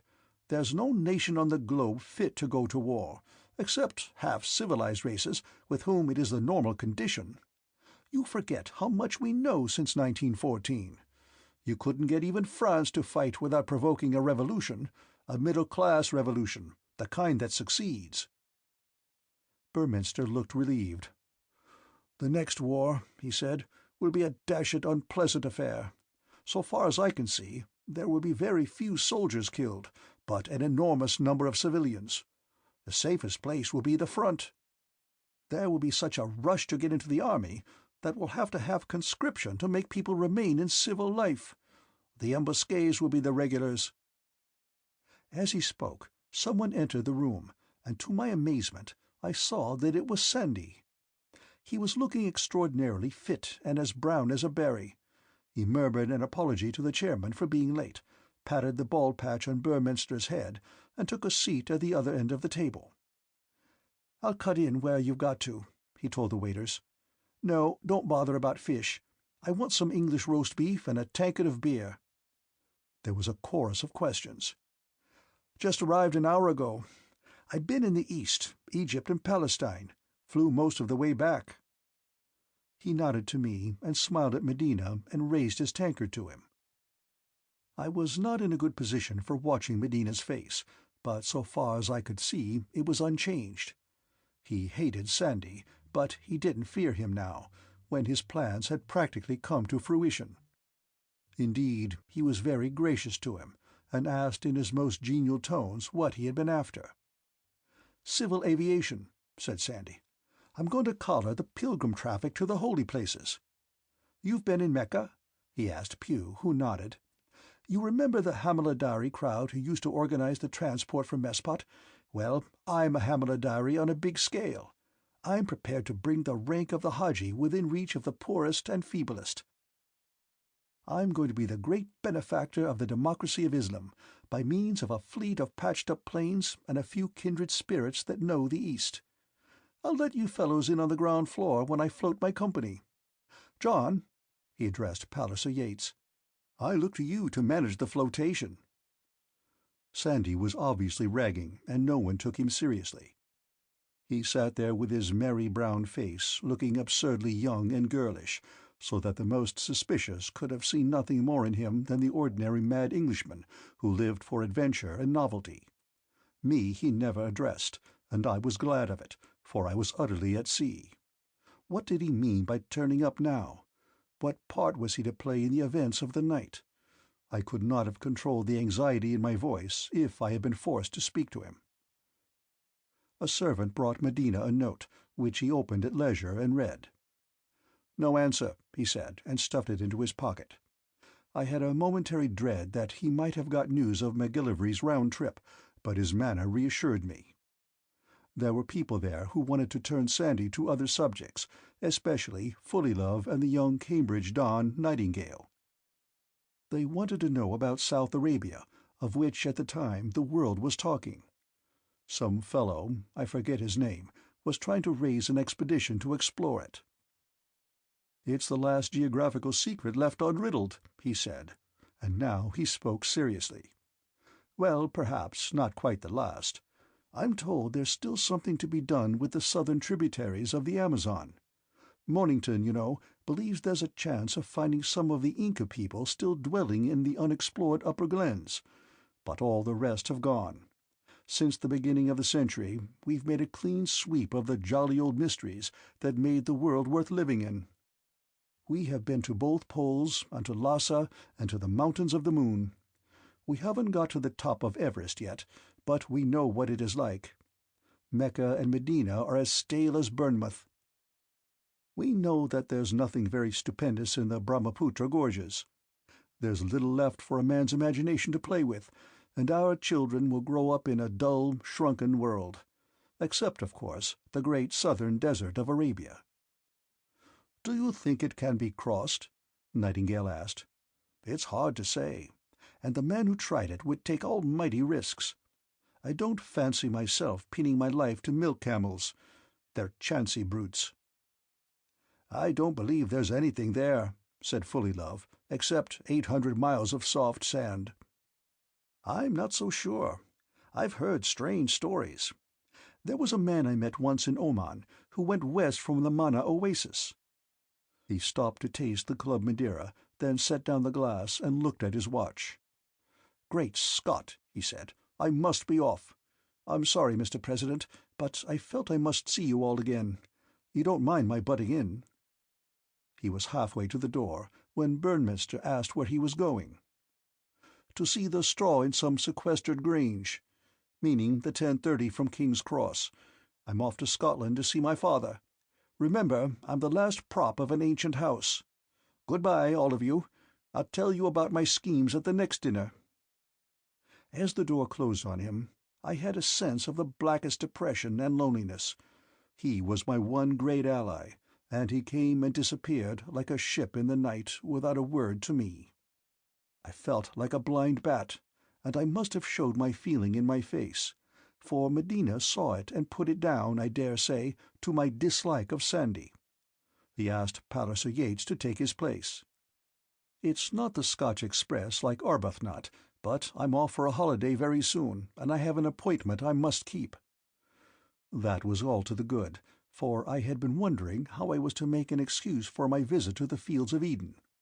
He asked me when I would be back, and I said listlessly within the next hour. He nodded.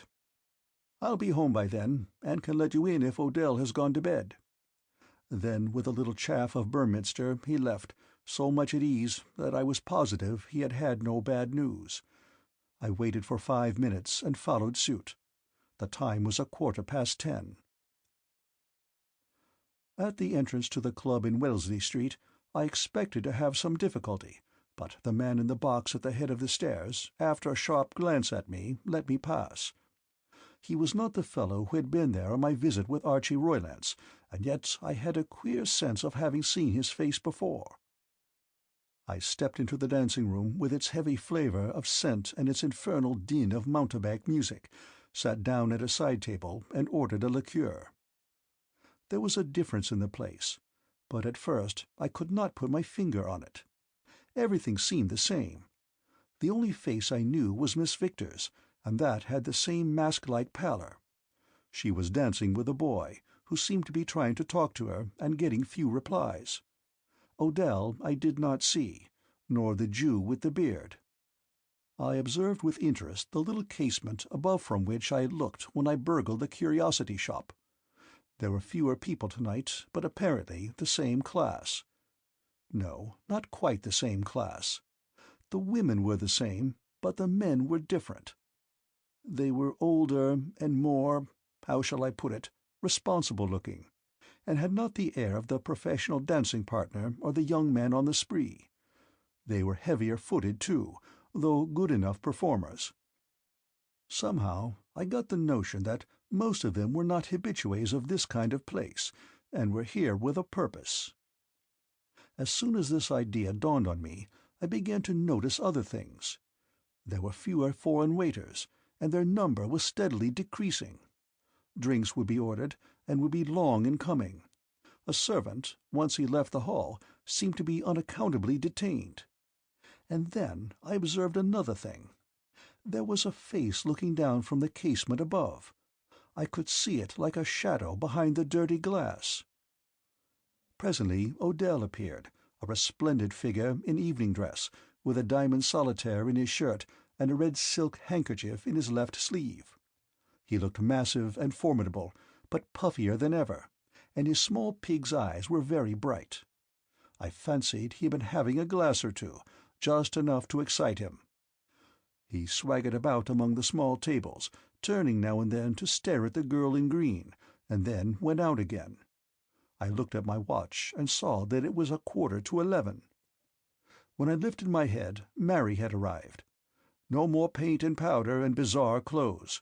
She was wearing the pale blue gown she had worn at our hunt ball in March, and her hair was dressed in the simple way I loved, which showed all the lights and shadows in the gold. She came in like a young queen, cast a swift glance round the room, and then, shading her eyes with her hand, looking up towards the casement. It must have been a signal, for I saw a hand wave. As she stood there, very still and poised like a runner, the music stopped suddenly. The few men who were still dancing spoke to their partners and moved towards the door. I observed the bearded Jew hurry in and look round. A man touched him on the arm and drew him away, and that was the last I saw of him. Suddenly Odell reappeared. He must have had some warning which required instant action. I shall never know what it was, but it may have announced the round-up and the course to be followed towards the hostages. He signed peremptorily to Miss Victor and went forward as if to take her arm. "You gotta come along," I heard, when my eyes were occupied with a new figure. Turpin was there, a pale, taut young man with his brows knit, as I remembered them in tight corners in France. The green girl had darted to Mary's side, and Turpin strode up to her. "Adela, my dear," he said, "I think it is time for you to be going home." The next I saw was Miss Victor's hand clutching his arm, and Odell advancing with a flush on his sallow face. "You let her go, that girl," he was saying. "You got no business with her. She's my girl." Turpin was smiling. "I think not, my friend." He disengaged Adela's arm and put her behind him, and with a swift step struck Odell a resounding smack on the cheek with the flat of his hand. The man seemed to swell with fury. "Hell!" he cried, with a torrent of Bowery oaths. "My smart guy, I've got something in my mitt for you. You for the sleep pill." I would have given a fortune to be in Turpin's place, for I felt that a scrap was what I needed to knit up my ragged nerves. But I couldn't chip in, for this was clearly his special quarrel, and very soon I saw that he was not likely to need my help. Smiling wickedly, he moved round the pug, who had his fists up. "Fiche-moi la paix," he crooned. "My friend, I am going to massacre you." I stepped towards Mary, for I wanted to get the women outside, but she was busy attending to Miss Victor, whom the strain of the evening had left on the verge of swooning. So I only saw bits of the fight. Turpin kept Odell at long range, for infighting would have been fatal, and he tired him with his lightning movements, till the professional's bad training told and his wind went. When the Frenchman saw his opponent puffing and his cheeks mottling, he started to sail in.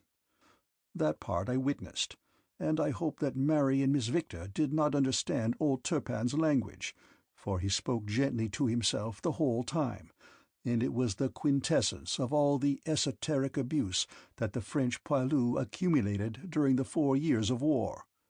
His tremendous reach gave him an advantage. He was as light on his legs as a fencer, and his arms seemed to shoot out with the force of a steam-hammer. I realized that I had never known before that his slimness was deceptive, and that stripped he would be a fine figure of sinew and bone. Also, I understood that a big fellow, however formidable, if he is untrained and a little drunk, will go down before speed and quick wits and the deftness of youth. They fought for just over 6 minutes.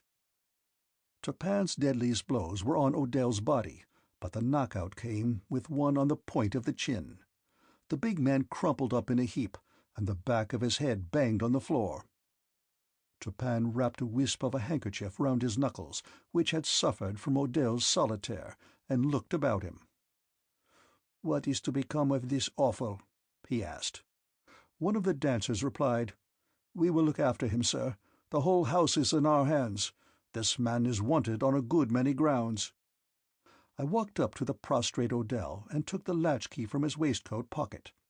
Turpin and Adela had gone, and Mary stood watching me. I observed that she was very pale. "I am going to Hill Street," I said. "I will come later," was her answer. "I hope in less than an hour. The key will let you in. There will be people there to keep the door open for me." Her face had the alert and absorbed look that old Peter Pienaar's used to have when he was after big game. There was no other word spoken between us. She entered a big saloon car which was waiting in the street below, and I walked to Royston Square to find a taxi. It was not yet 11 o'clock. End of section 19. Chapter 19. The Night of the 1st of June. Later. A little after 11 that night, a late walker in Palmyra Square would have seen a phenomenon rare in the dingy neighborhood. A large motor-car drew up at the gate of number 7, where dwelt the teacher of music who had long retired to rest. A woman descended, wearing a dark cloak and carrying a parcel, and stood for a second looking across the road to where the lean elms in the centre of the square made a patch of shade. She seemed to find there what she expected, for she hastened to the gate of number 4. She did not approach the front door, but ran down the path to the back where the tradesman called, and as soon as she was out of sight, several figures emerged from the shadow and moved towards the gate. Miss Outhwaite opened to her tap. "My, but you're late, miss," she whispered, as the woman brushed past her into the dim kitchen. Then she gasped, for some transformation had taken place in the district visitor. It was no longer a faded spinster that she saw, but a dazzling lady, gorgeously dressed as it seemed to her, and of a remarkable beauty. "I've brought your hat, Elsie," she said. "It's rather a nice one, and I think you'll like it. Now go at once and open the front door." "But, madam," the girl gasped. "Never mind, madam. You are done with madam. Tomorrow you will come and see me at this address," and she gave her a slip of paper. "I will see that you do not suffer. Now hurry, my dear." The girl seemed to be mesmerized, and turned to obey. The district visitor followed her, but did not wait in the hall. Instead, she ran lightly up the stairs, guiding herself by a small electric torch, and when the front door was open and 4 silent figures had entered, she was nowhere to be seen. For the next quarter of an hour, an inquisitive passer-by would have noted lights spring out and then die away in more than one room of number 4. He might have also heard the sound of low, excited speech. At the end of that space of time, he would have seen the district visitor descend the steps and enter the big car, which had moved up to the gate. She was carrying something in her arms. Within, in a back room, a furious woman was struggling with a telephone, from which she got no answer, since the line had been cut, and an old woman sat in a chair by the hearth, raving and muttering, with a face like death. When I got to Hill Street, I waited till the taxi had driven off before I entered. There was a man standing in the porch of the house opposite, and as I waited another passed me, who nodded. "Good evening, Sir Richard," he said, and though I did not recognize him, I knew where he came from. My spirits were at their lowest ebb, and not even the sight of these arrangements could revive them. For I knew that, though we had succeeded with Miss Victor and Murcott, we had failed with the case which mattered most. I was going to try to scare Medina or to buy him, and I felt that both purposes were futile, for the awe of him was still like a black fog on my soul. I let myself in with Odell's latchkey, and left the heavy door ajar. Then I switched on the staircase lights and mounted to the library. I left the lights burning behind me, for they would be needed by those who followed. Medina was standing by the fireplace, in which logs had been laid ready for a match. As usual, he had only the one lamp lit, that on his writing-table. He had a slip of paper in his hand, one of the 2 which had lain in the top drawer, as I saw by the dates and the ruled lines. I fancy he had been attempting in vain to ring up Palmyra Square. Some acute suspicion had been aroused in him, and he had been trying to take action. His air of leisure was the kind which is hastily assumed. A minute before, I was convinced he had been furiously busy. There was surprise in his face when he saw me. "Hello," he said. "How did you get in? I didn't hear you ring. I told Odell to go to bed." I was feeling so weak and listless that I wanted to sit down, so I dropped into a chair out of the circle of the lamp. "Yes," I said. "Odell's in bed all right. I let myself in with his key. I've just seen that Bowery tough put to sleep with a crack on the chin from Turpin. You know, the Marquis de la Tour du Pin." I had a good strategic position, for I could see his face clearly, and he could only see the outline of mine. "What on earth are you talking about?" he said. "Odell has been knocked out. You see, Turpin has taken Miss Victor back to her father." I looked at my watch. "And by this time Lord Murcott should be in London, unless the Scotch Express is late."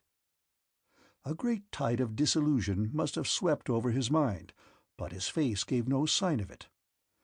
It had grown stern, but as composed as a judge's. You're behaving as if you were mad.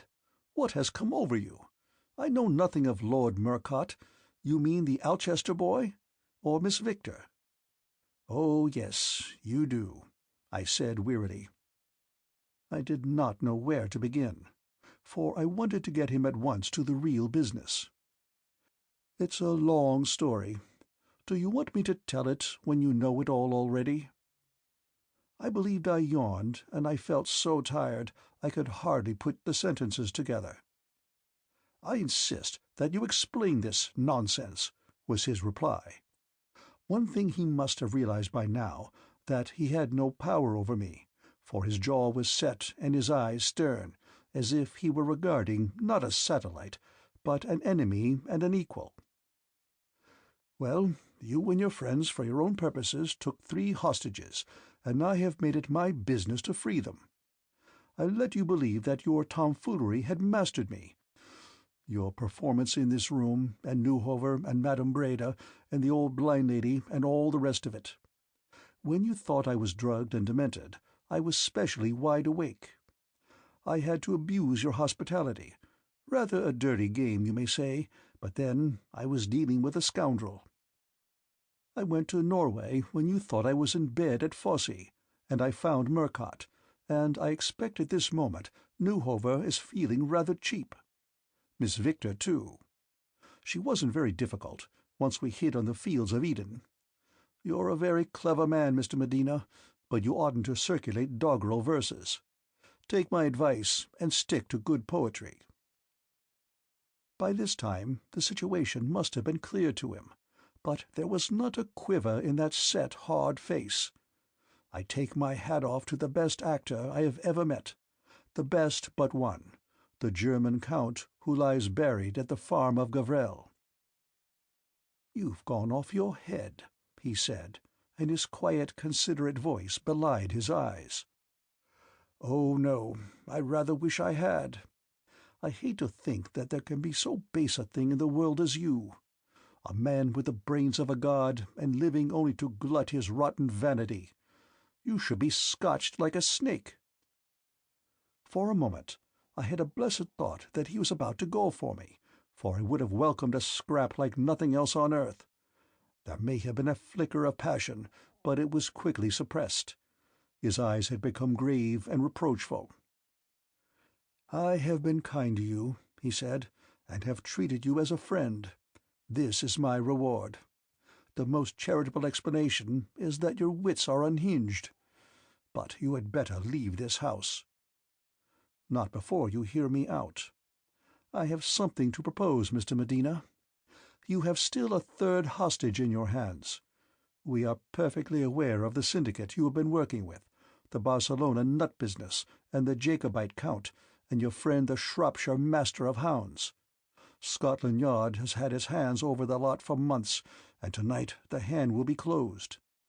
That shop is shut for good. Now listen to me, for I have a proposal to make. You have the ambition of the devil, and have already made for yourself a great name. I will do nothing to smirch that name. I will swear a solemn oath to hold my tongue. I will go away from England if you like. I will bury the memory of the past months, and my knowledge will never be used to put a spoke in your wheel. Also, since your syndicate is burst up, you will want money. Well, I will give you £100,000, and in return for my silence and my cash, I ask you to restore to me David Warcliffe, safe and sane. Sane, I say, for whatever you have made of the poor little chap, you have got to unmake it."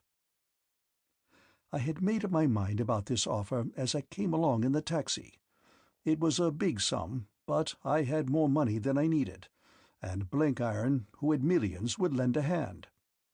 His face showed no response, no interest, only the same stern, melancholy regard. "Poor devil," he said. "You are madder than I thought." My lassitude was disappearing. I began to get angry. "If you do not agree," I said, "I will blacken your reputation throughout the civilized world. What use will England have for a kidnapper and a blackmailer and a bogus magician. But as I spoke, I knew that my threats were foolish. He smiled, a wise, pitying smile, which made me shiver with wrath. "No, it is you who will appear as the blackmailer," he said softly. "Consider, you are making the most outrageous charges. I don't quite follow your meaning, but clearly they are outrageous. And what evidence have you to support them? Your own dreams. Who will believe you? I have had the good fortune to make many friends, and they are loyal friends." There was a gentle regret in his voice. "Your story will be laughed to scorn. Of course, people will be sorry for you are popular in a way. They will say that a meritorious soldier, more notable perhaps for courage than for brains, has gone crazy, and they will comment on the long drawn-out effects of the war. I must, of course, protect myself.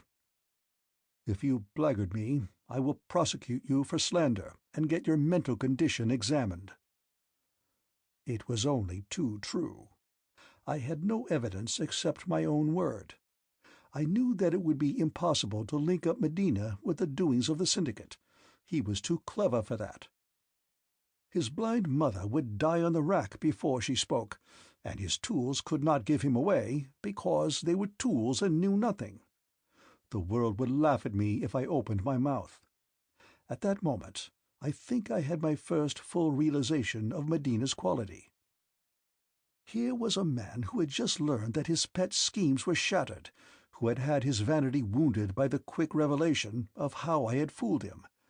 And yet he could play what was left of the game with coolness and precision.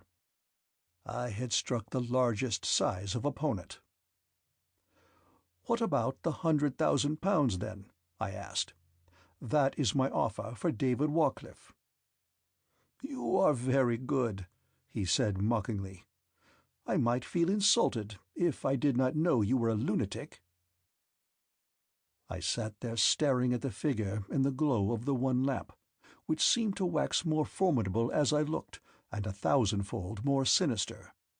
I saw the hideous roundness of his head, the mercilessness of his eyes, so that I wondered how I had ever thought him handsome. But now that most of his game was spoiled, he only seemed the greater, the more assured. Were there no gaps in his defences? He had kinks in him. Witness the silly rhyme which had given me the first clue. Was there no weakness in that panoply which I could use? Physical fear, physical pain. Could anything be done with that? I got to my feet with a blind notion of closing with him. He divined my intention, for he showed something in his hand which gleamed dully. "Take care," he said. "I can defend myself against any maniac." "Put it away," I said hopelessly. "You're safe enough from me. My God, I hope that somewhere there is a hell." I felt as feeble as a babe, and all the while the thought of the little boy was driving me mad.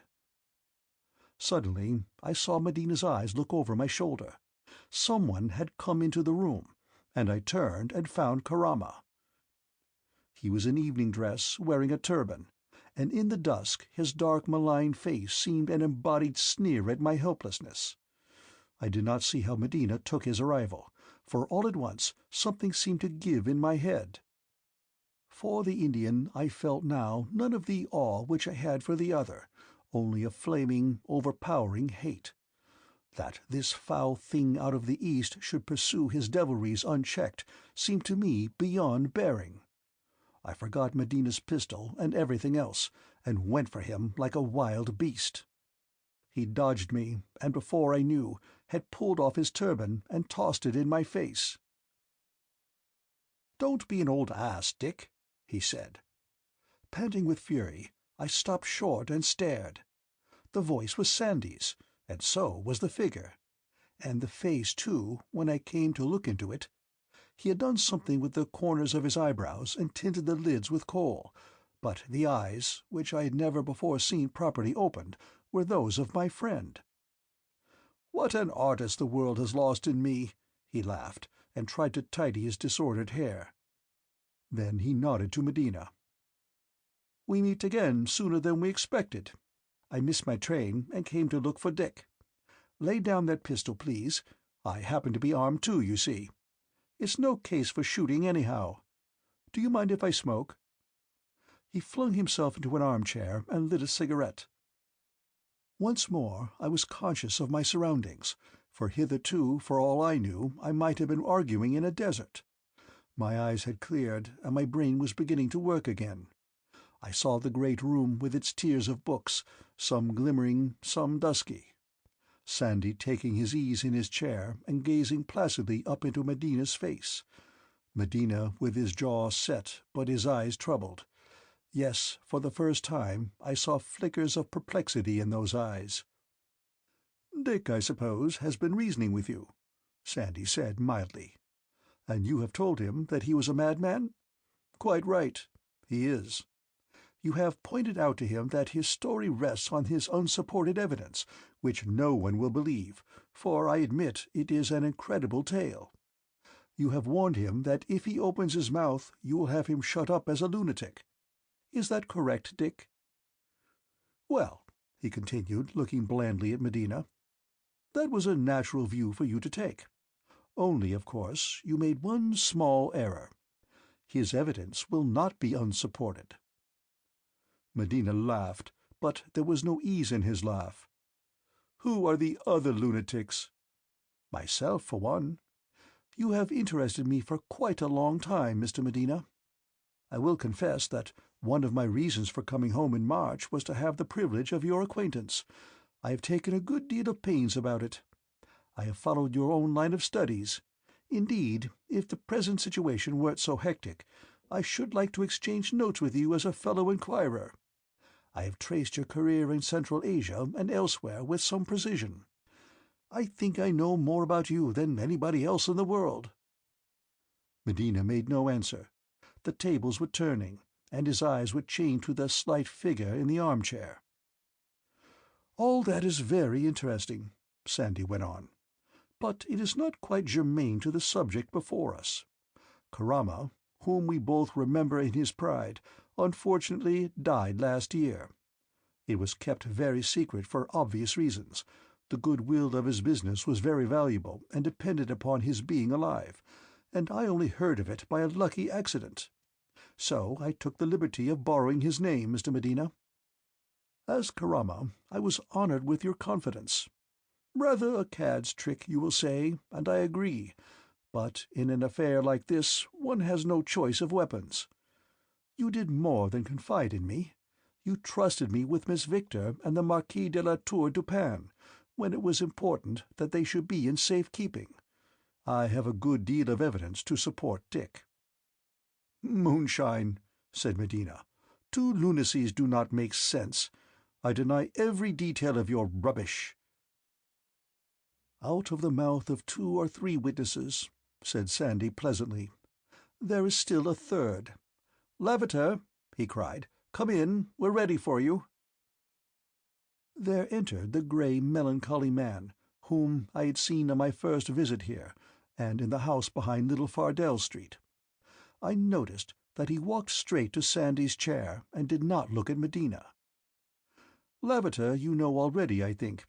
He used to be a friend of mine, and lately we have resumed the friendship. He was your disciple for some time, but has now relinquished that honour. Lavater will be able to tell the world a good deal about you."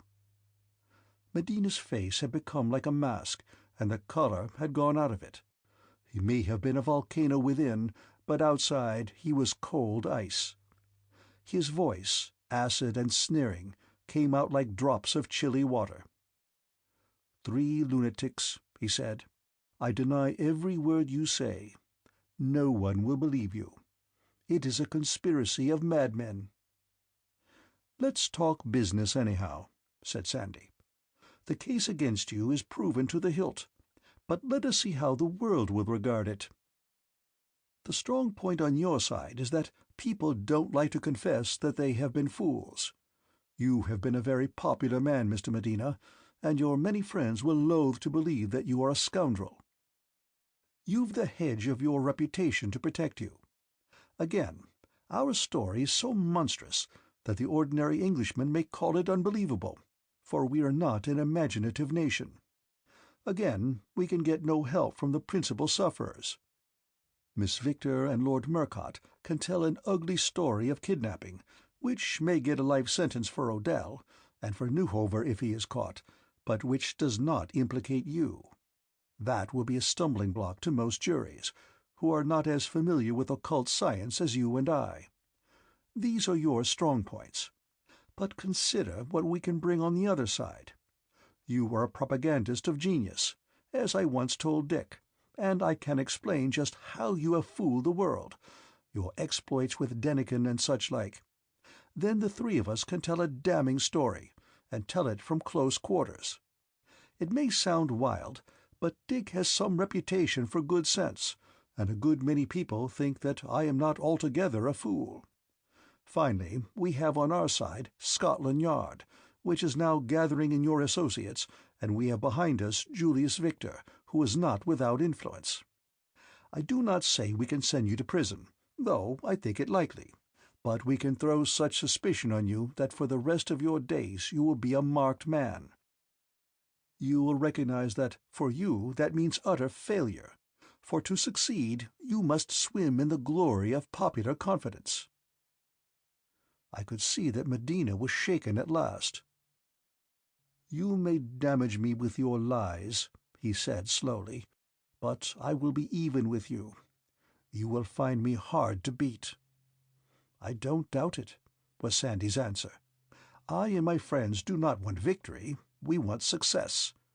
We want David Warcliffe." There was no answer, and Sandy went on. "We make you a proposal. The three of us will keep what we know to ourselves. We will pledge ourselves never to breathe a word of it. If you like, we will sign a document to say that we acknowledge our mistake. So far as we are concerned, you may go on and become Prime Minister of Britain, or Archbishop of Canterbury, or anything you jolly well like. We don't exactly love you, but we will not interfere with the adoration of others.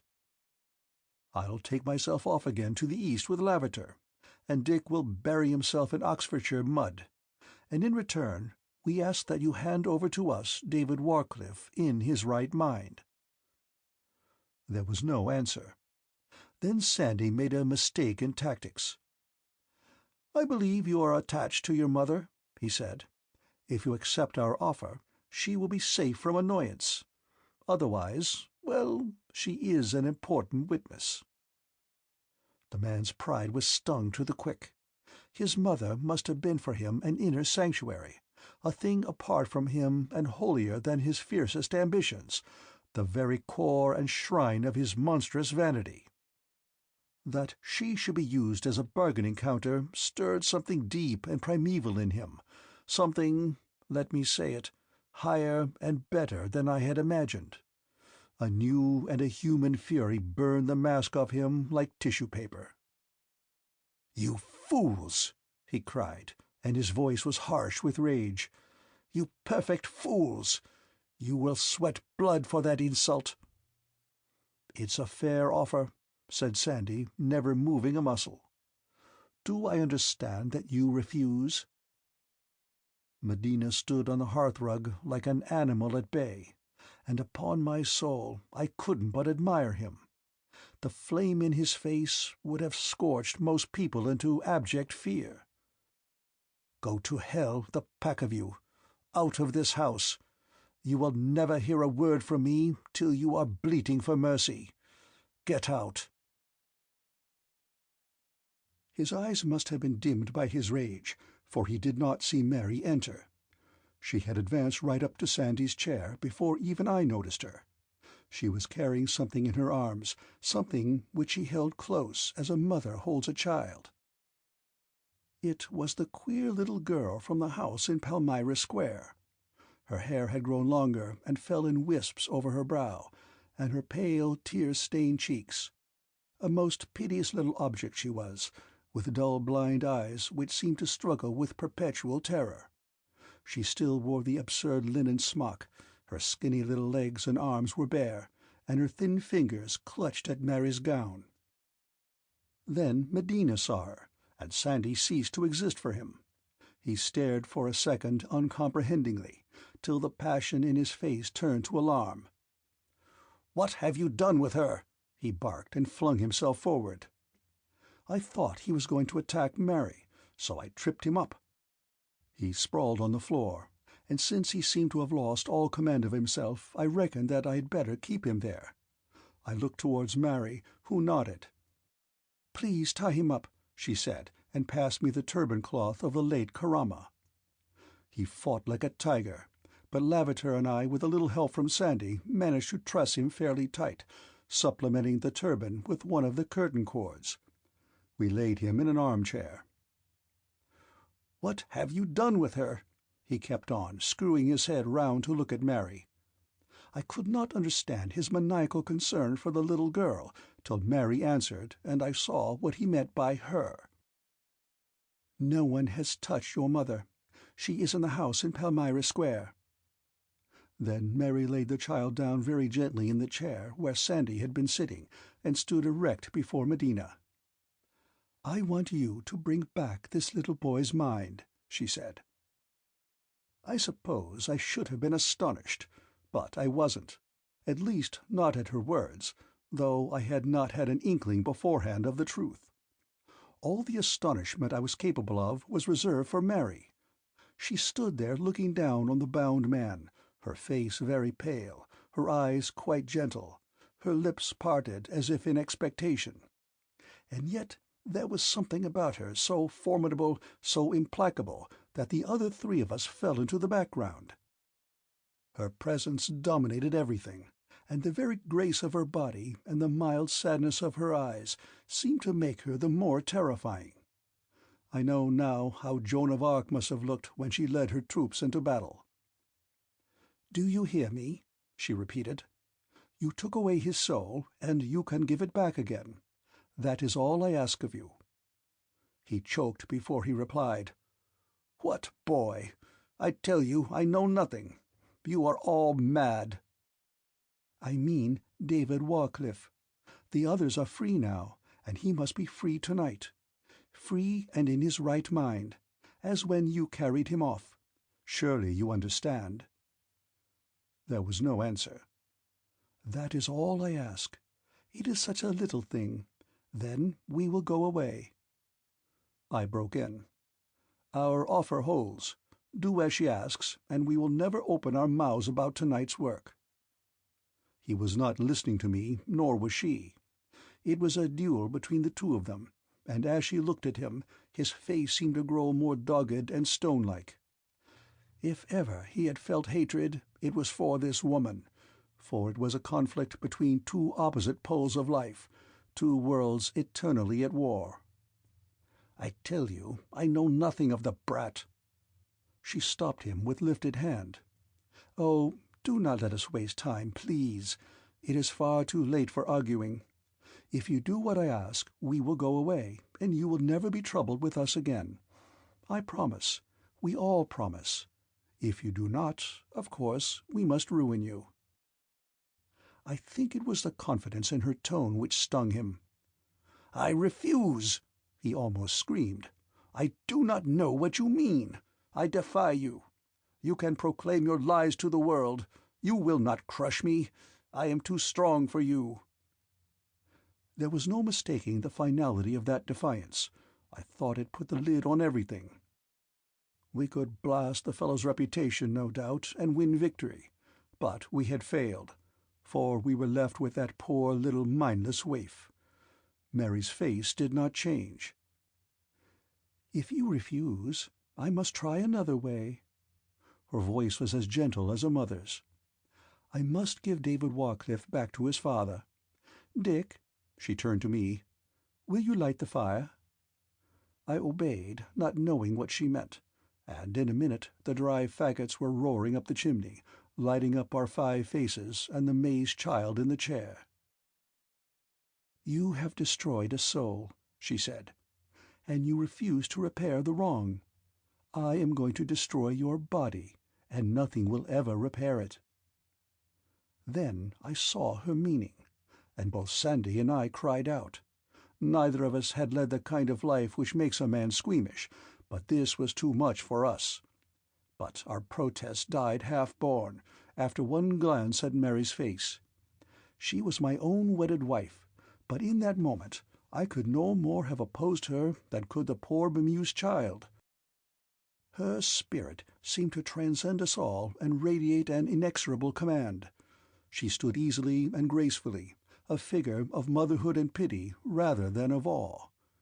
But all the same, I did not recognize her. It was a stranger that stood there, a stern goddess that wielded the lightnings. Beyond doubt she meant every word she said, and her quiet voice seemed to deliver judgment as aloof and impersonal as fate. I could see creeping over Medina's sullenness the shadow of terror.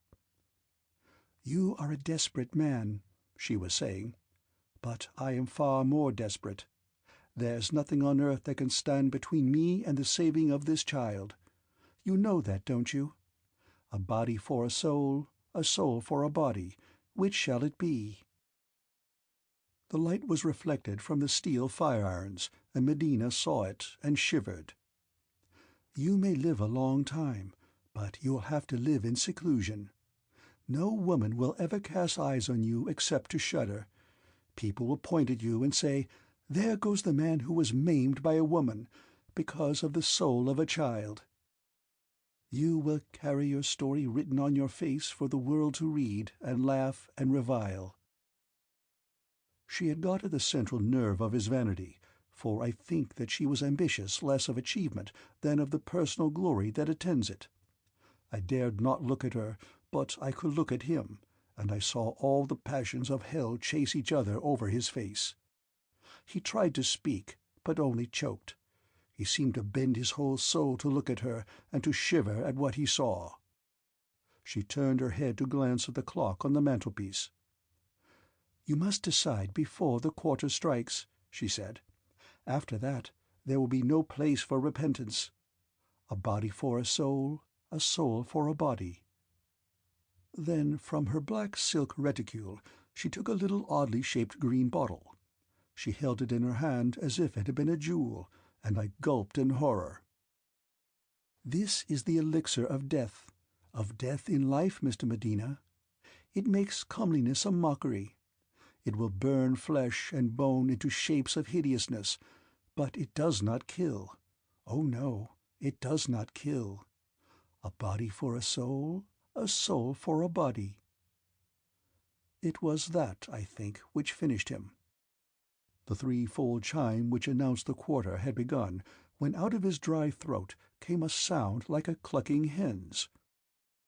"I agree," a voice croaked, seeming to come from without, so queer and far away it was.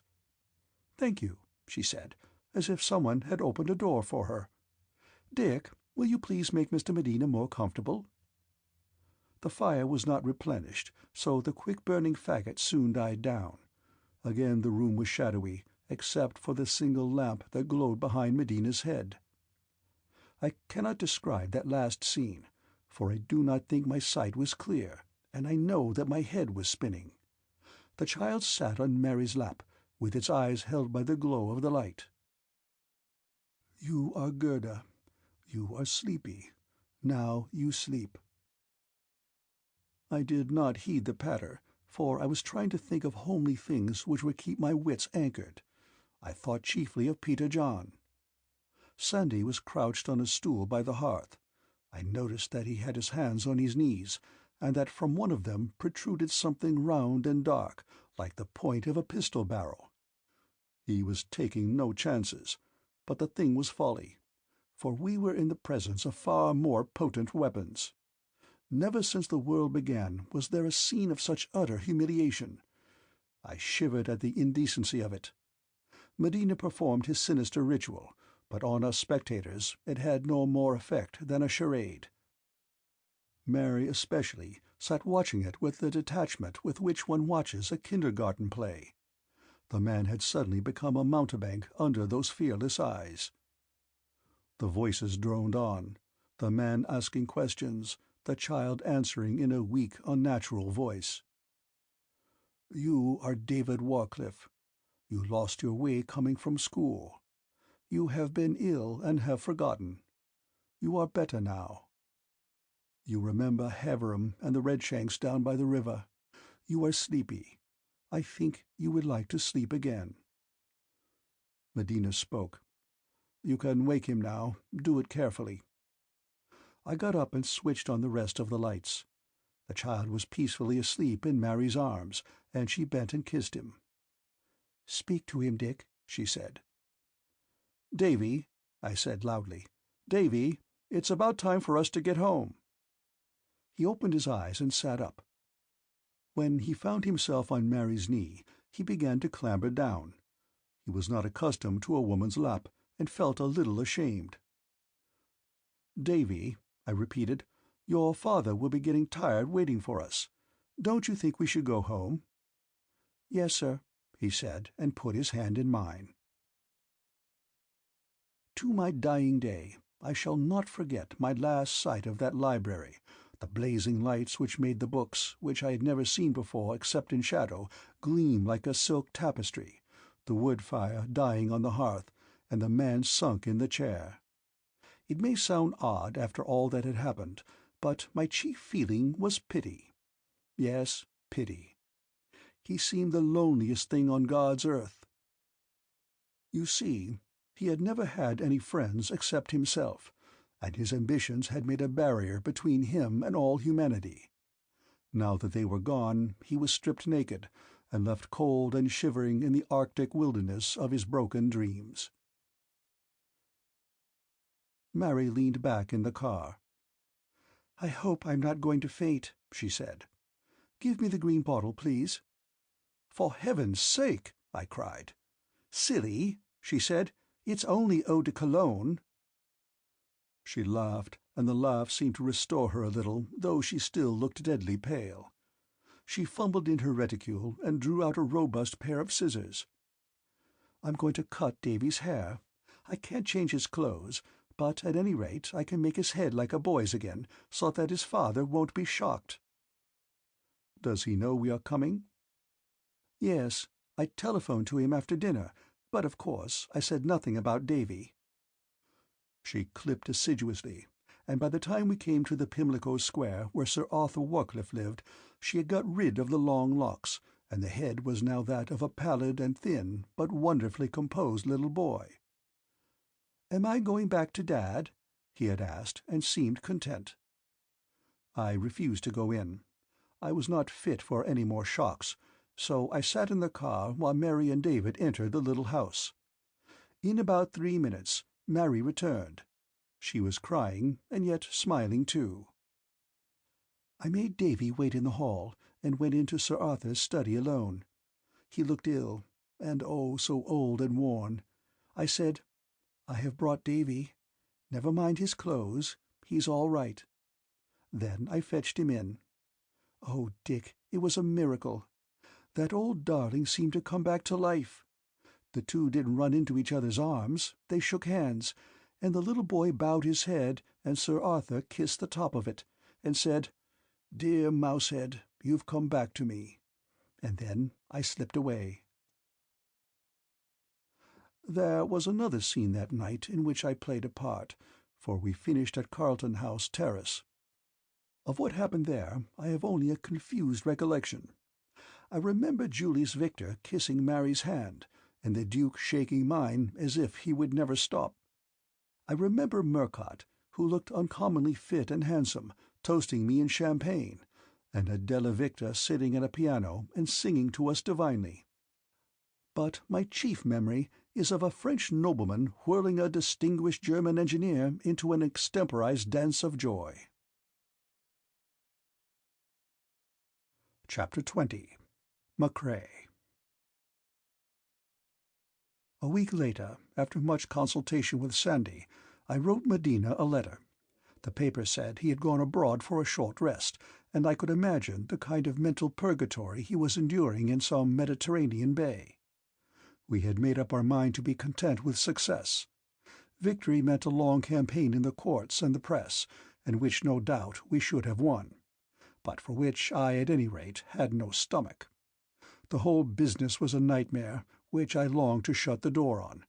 We had drawn his fangs, and for all I cared, he might go on with his politics and dazzle the world with his gifts, provided he kept his hands out of crime. I wrote and told him that. Told him that the three people who knew everything would hold their tongues, but that they reserved the right to speak if he ever showed any sign of running crooked. I had no reply, and did not expect one. I had lost all my hate for the man, and, so strangely are we made, what I mostly felt was compassion. We are all, even the best of us, egotists and self-deceivers, and without a little comfortable make-believe to clothe us, we should freeze in the outer winds. I shuddered when I thought of the poor devil with his palace of cards about his ears and his naked soul. I felt that further triumph would be an offence against humanity. He must have got my message, for in July he was back at his work, and made a speech at a big political demonstration which was highly commended in the papers. Whether he went about in society I do not know, for Sandy was in Scotland and I was at Fosse, and not inclined to leave it. Meantime, MacGillivray's business was going on, and the press was full of strange cases, which no one seemed to think of connecting. I gathered from MacGillivray that, though the syndicate was smashed to little bits, he had failed to make the complete bag of malefactors that he had hoped. In England there were 3 big financial exposures followed by long sentences. In Paris there was a first-rate political scandal and a crop of convictions. A labour agitator and a copper magnate in the Middle West went to jail for life, and there was the famous rounding up of the murder gang in Turin. But MacGillivray and his colleagues, like me, had success rather than victory. Indeed, in this world I don't think you can get both at once. You must make your choice. We saw Murcott at the house ball at Oxford, none the worse for his adventures, but rather the better, for he was a man now and not a light-witted boy. Early in July, Mary and I went to Paris for Adela Victor's wedding, the most gorgeous show I have ever witnessed, when I had the privilege of kissing the bride and being kissed by the bridegroom. Sir Arthur Warcliffe brought David to pay us a visit at Fosse, where the boy fished from dawn to dusk, and began to get some flesh on his bones. Archie Roylance arrived, and the pair took such a fancy to each other that the 3 of them went off to Norway to have a look at the birds on Flaxholm. I was busy during those weeks making up arrears of time at Fosse, for my long absence had put out the whole summer programme. One day I was down at the home meadow, planning a new outlet for one of the ponds. Sandy turned up, announcing that he must have a talk with me and could only spare 20 minutes. "When does your tenancy of Machray begin?" he asked. "I have it now, ever since April. The sea trout come early there." "And can you go up whenever you like?" "Yes. We propose starting about the 5th of August." "Take my advice and start at once," he said. I asked why, though I guessed the reason. "Because I'm not very happy about you here. You've insulted to the marrow the vainest and one of the cleverest men in the world. Don't imagine he'll take it lying down. You may be sure he is spending sleepless nights planning how he is to get even with you. It's you he is chiefly thinking about. Me he regards as a rival in the same line of business. He'd love to break me, but he'll trust to luck for the chance turning up. Lavater has been his slave and has escaped, but at any rate he once acknowledged his power. You have fooled him from start to finish, and left his vanity one raw, throbbing sore. He won't be at ease till he has had revenge on you and your wife." "Peter John!" I exclaimed. He shook his head. "No, I don't think so. He won't try that line again, at any rate, not yet a while. But he would be much happier, Dick, if you were dead." The thought had been in my mind for weeks, and had made me pretty uncomfortable. It is not pleasant to walk in peril of your life, and move about in constant expectation of your decease. I had considered the thing very carefully, and had come to the conclusion that I could do nothing but try to forget the risk. If I ever allowed myself to think about it, My whole existence would be poisoned. It was a most unpleasant affair, but after all the world is full of hazards. I told Sandy that. "I'm quite aware of the danger," I said. "I always reckoned that as part of the price I had to pay for succeeding. But I'm hanged if I'm going to allow the fellow to score off me to the extent of disarranging my life." "You've plenty of fortitude, old fellow," said Sandy. "But you owe a duty to your family and your friends. Of course, you might get police protection from McGillivray, but that would be an infernal nuisance for you. And besides, what kind of police protection would avail against an enemy as subtle as Medina? No, I want you to go away. I want you to go to Machray now, and stay there till the end of October." "What good would that do? He can follow me there if he wants to, and anyhow the whole thing would begin again when I came back." "I'm not so sure," he said. "In 3 months' time his wounded vanity may have healed. It's no part of his general game to have a vendetta with you, and only a passion of injured pride would drive him to it. Presently that must die down, and he will see his real interest. Then as for Machray, why, a Scotch deer forest is the best sanctuary on earth. Nobody can come up that long glen without your hearing about it, and nobody can move on the hills without half a dozen Argus-eyed stalkers and gillies following him. They're the right sort of police protection. I want you, for all our sakes, to go to Machray at once." "It looks like funking," I objected. "Don't be an old ass.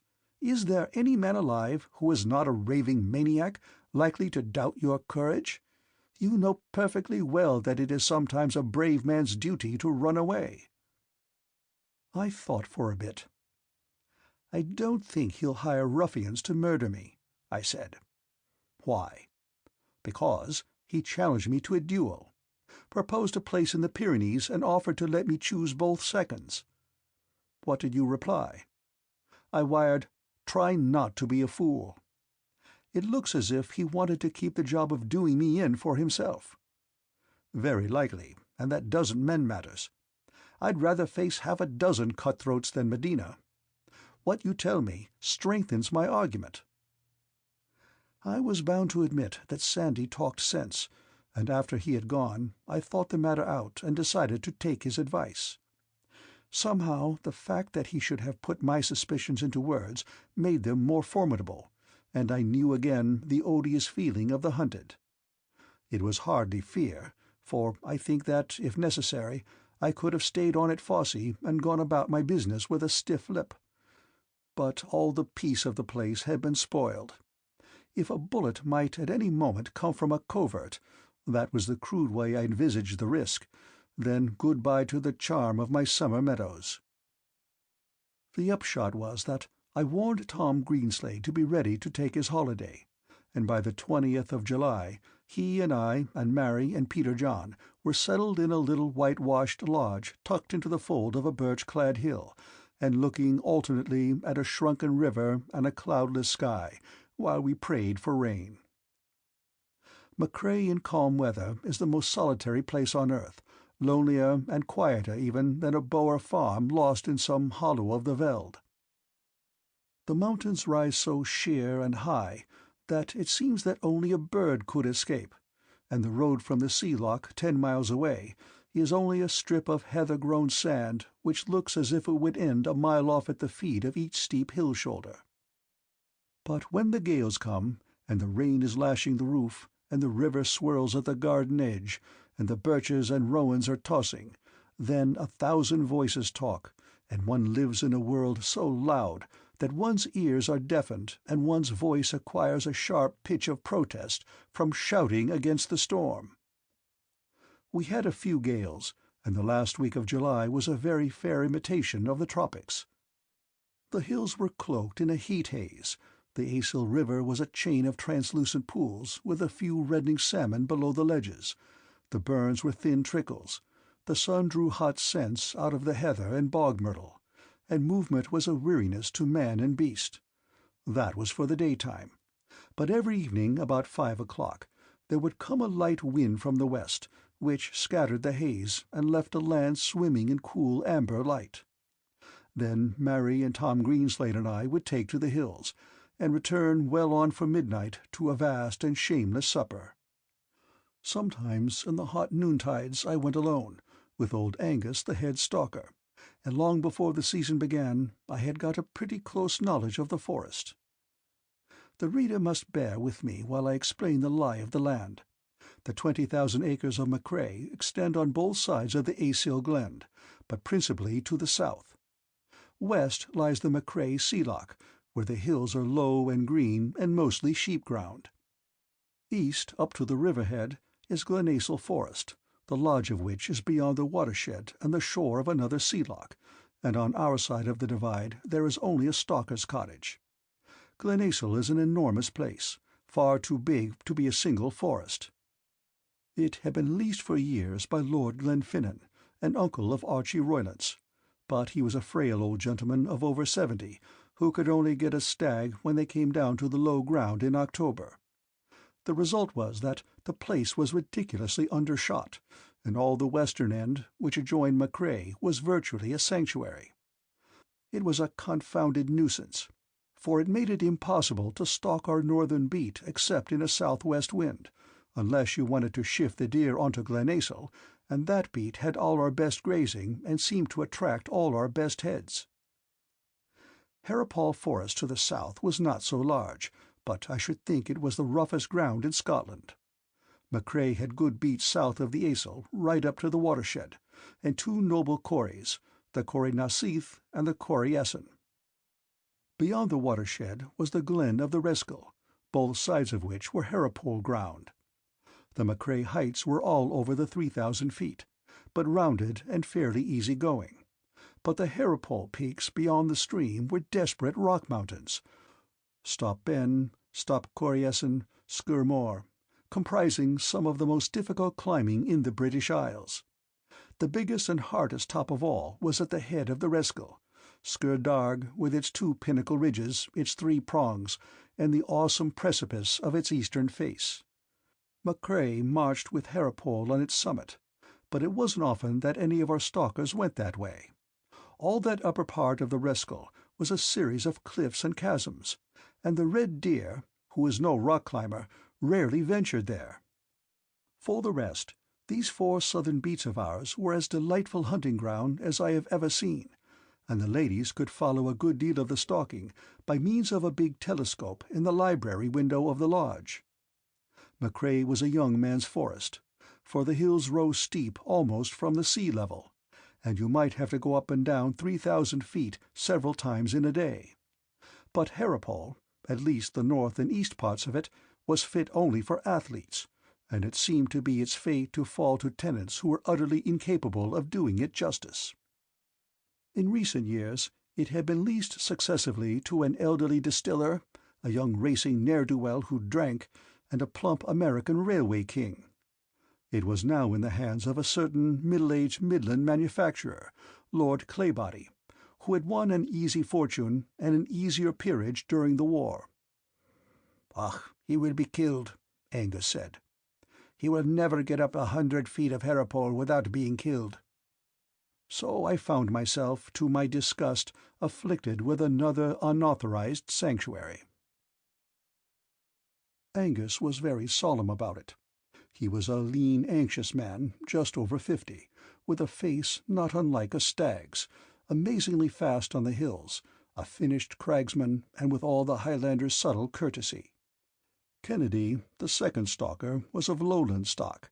His father had come to the north from Galloway in the days of the boom in sheep, and had remained as a keeper when sheep prices fell. He was a sturdy young fellow, apt to suffer on steep slopes on a warm day, but strong as an ox and with a better head than Angus for thinking out problems of weather and wind. Though he had the Gaelic, he was a true lowlander, plain-spoken and imperturbable. It was a contrast of new and old, for Kennedy had served in the war and learned many things beyond the other's ken. He knew, for example, how to direct your eye to the point he wanted, and would give intelligent directions like a battery observer, whereas with Angus it was always, "Do you see yon stone? Aye, but do you see another stone?" and so forth. Kennedy, when we sat down to rest, would smoke a cigarette in a holder, while Angus lit the dottle in a foul old pipe. In the first fortnight of August we had alternate days of rain, real drenching torrents, and the Asil rose and let the fish up from the sea. There were few sea trout that year, but there was a glorious run of salmon. Greenslade killed his first, and by the end of a week had a bag of 12, while Machray, with the luck which seems to attend casual lady anglers, had 4 in one day to her own rod. Those were pleasant days, though there were mild damp afternoons when the midges were worse than tropical mosquitoes. I liked it best when a breeze rose, and the sun was hot, and we had all our meals by the waterside. Once at luncheon we took with us an iron pot, made a fire, and boiled a fresh-killed salmon in his brew, a device I recommend to anyone who wants the full flavour of that noble fish. Archie Roylance arrived on August 16th, full of the lust of hunting. He reported that they had seen nothing remarkable in the way of birds at Flaxholm, but that David Warcliffe had had great sport with the sea-trout. "There's a good boy for you," he declared. "First-class little sportsman, and to see him and his father together made me want to get wedded straight off." I thought him a bit hipped at Fosse, but the North Sea put him right, and I left him as jolly as a grig. By the way, what was the matter with him in the summer? I gathered that he had been seedy or something, and the old man can't let him out of his sight. "Let's get in, Angus, and talk deer." Angus was ready to talk deer till all hours. I had fixed the 21st for the start of the season, though the beasts were in such forward condition that we might have begun 4 days earlier. Angus reported that he had already seen several stags clear of Velvet, but he was inclined to be doleful about our neighbours. "My Uncle Alexander is past praying for," says Archie. "He lives for that forest of his, and he won't have me there early in the season, for he says I have no judgment about beasts and won't listen to the stalkers. In October, you see, he has me under his own eye. He refuses to let a stag be killed unless it's a hummel or a diseased ancient. The result is, the place is crawling with fine stags that have begun to go back and won't perish till they're fairly mouldering. Poor notion of a stud has my Uncle Alexander. What about Heripole? Who has it this year?" When he heard, he exclaimed delightedly, "I know old Claybody. Rather a good old fellow in his way, and uncommon free-handed. Rum old bird, too. He once introduced his son to me as the Honourable Johnson Claybody. Fairly wallows in his peerage. You know, he wanted to take the title of Lord Oxford, because he had a boy going up to Magdalen, but even the Herald's College jibbed at that. But he'll never get up those Heripole hills. He's a little fat puffin' old man. I'm not very spry on my legs now, but compared to Claybody, I'm a gazelle." "He'll maybe have visitors," said Angus. "You bet he will. He'll have the lodge stuffed with young men, for there are various Honourable Claybody daughters. Don't fancy there'll be much good on the hill, though." "They will not be good, Sir Archibald," said the melancholy Angus. "There will be some of them on the hill already. There'll be no better than tourists." Tourists, I should explain, were the poison in Angus's cup. By that name he meant people who trespassed on a deer forest during, or shortly before, the stalking season, and had not the good manners to give him notice and ask his consent. He distinguished them sharply from what he called mountaineers, a class which he respected, for they were modest and civil folk, who came usually with ropes and ice-axes early in the spring, and were accustomed to feast off Angus's ham and eggs and thaw their frozen limbs by Angus's fire. If they came at other seasons, it was after discussing their routes with Angus. They went where no deer could travel, and spent their time, as he said, shamming themselves into chimneys. But the tourist was blatant and foolish and abundantly discourteous. He tramped, generally in a noisy party, over deer ground, and if remonstrated with, became truculent. A single member of the species could wreck the stalking on a beat for several days. "The next I see on Machray," said Angus, "I will be rolling down a big stone on him." Some of the Heripole guests, it appeared, were of this malign breed, and had been wandering thoughtlessly over the forest, thereby wrecking their own sport and mine. "They will have Alan MacNichol's heart broke," he concluded. "And Alan was saying to me that they was awful bad shots. They was shooting at the big stone and missing it. And they will have little ponies to ride up to the tops, for the creatures is no use at walking. I hope they will fall down and break their necks." "They can't all be bad shots," said Archie. "By the way, Dick, I forgot to tell you. You know Medina, Dominic Medina? You once told me you knew him. Well, I met him on the steamer, and he said he was going to put in a week with old Claybody." That piece of news took the light out of the day for me. If Medina was at Haripole, it was most certainly with a purpose. I had thought little about the matter since I arrived at Machray, for the place had an atmosphere of impregnable seclusion, and I seemed to have shut a door on my recent life.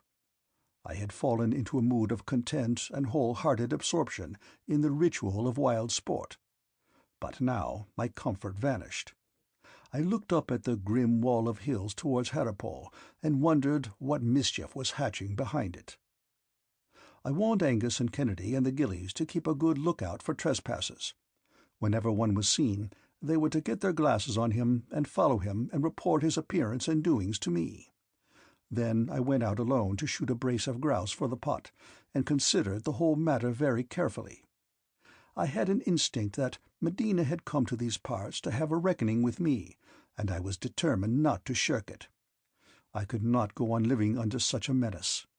I must face it and reach a settlement. To Mary, of course, I could say nothing, and I saw no use in telling either Archie or Greenslade. It was, metaphorically and perhaps literally, my own funeral. But next morning I did not go fishing. Instead, I stayed at home and wrote out a full account of the whole affair up to Medina's appearance at Haripole, and I set down baldly what I believed to be his purpose. This was in case I went out one day and did not return. When I finished it, I put the document in my dispatch box and felt easier, as a man feels when he has made his will.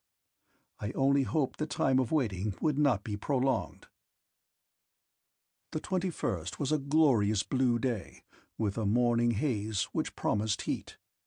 What wind there was came from the southeast, so I sent Archie out on the Corrie Essen beat, and went myself with one gillie to Cloch Gless, which is the western peak on the north bank of the Aisill. I made a practice of doing my own stalking, and by this time I knew the ground well enough to do it safely.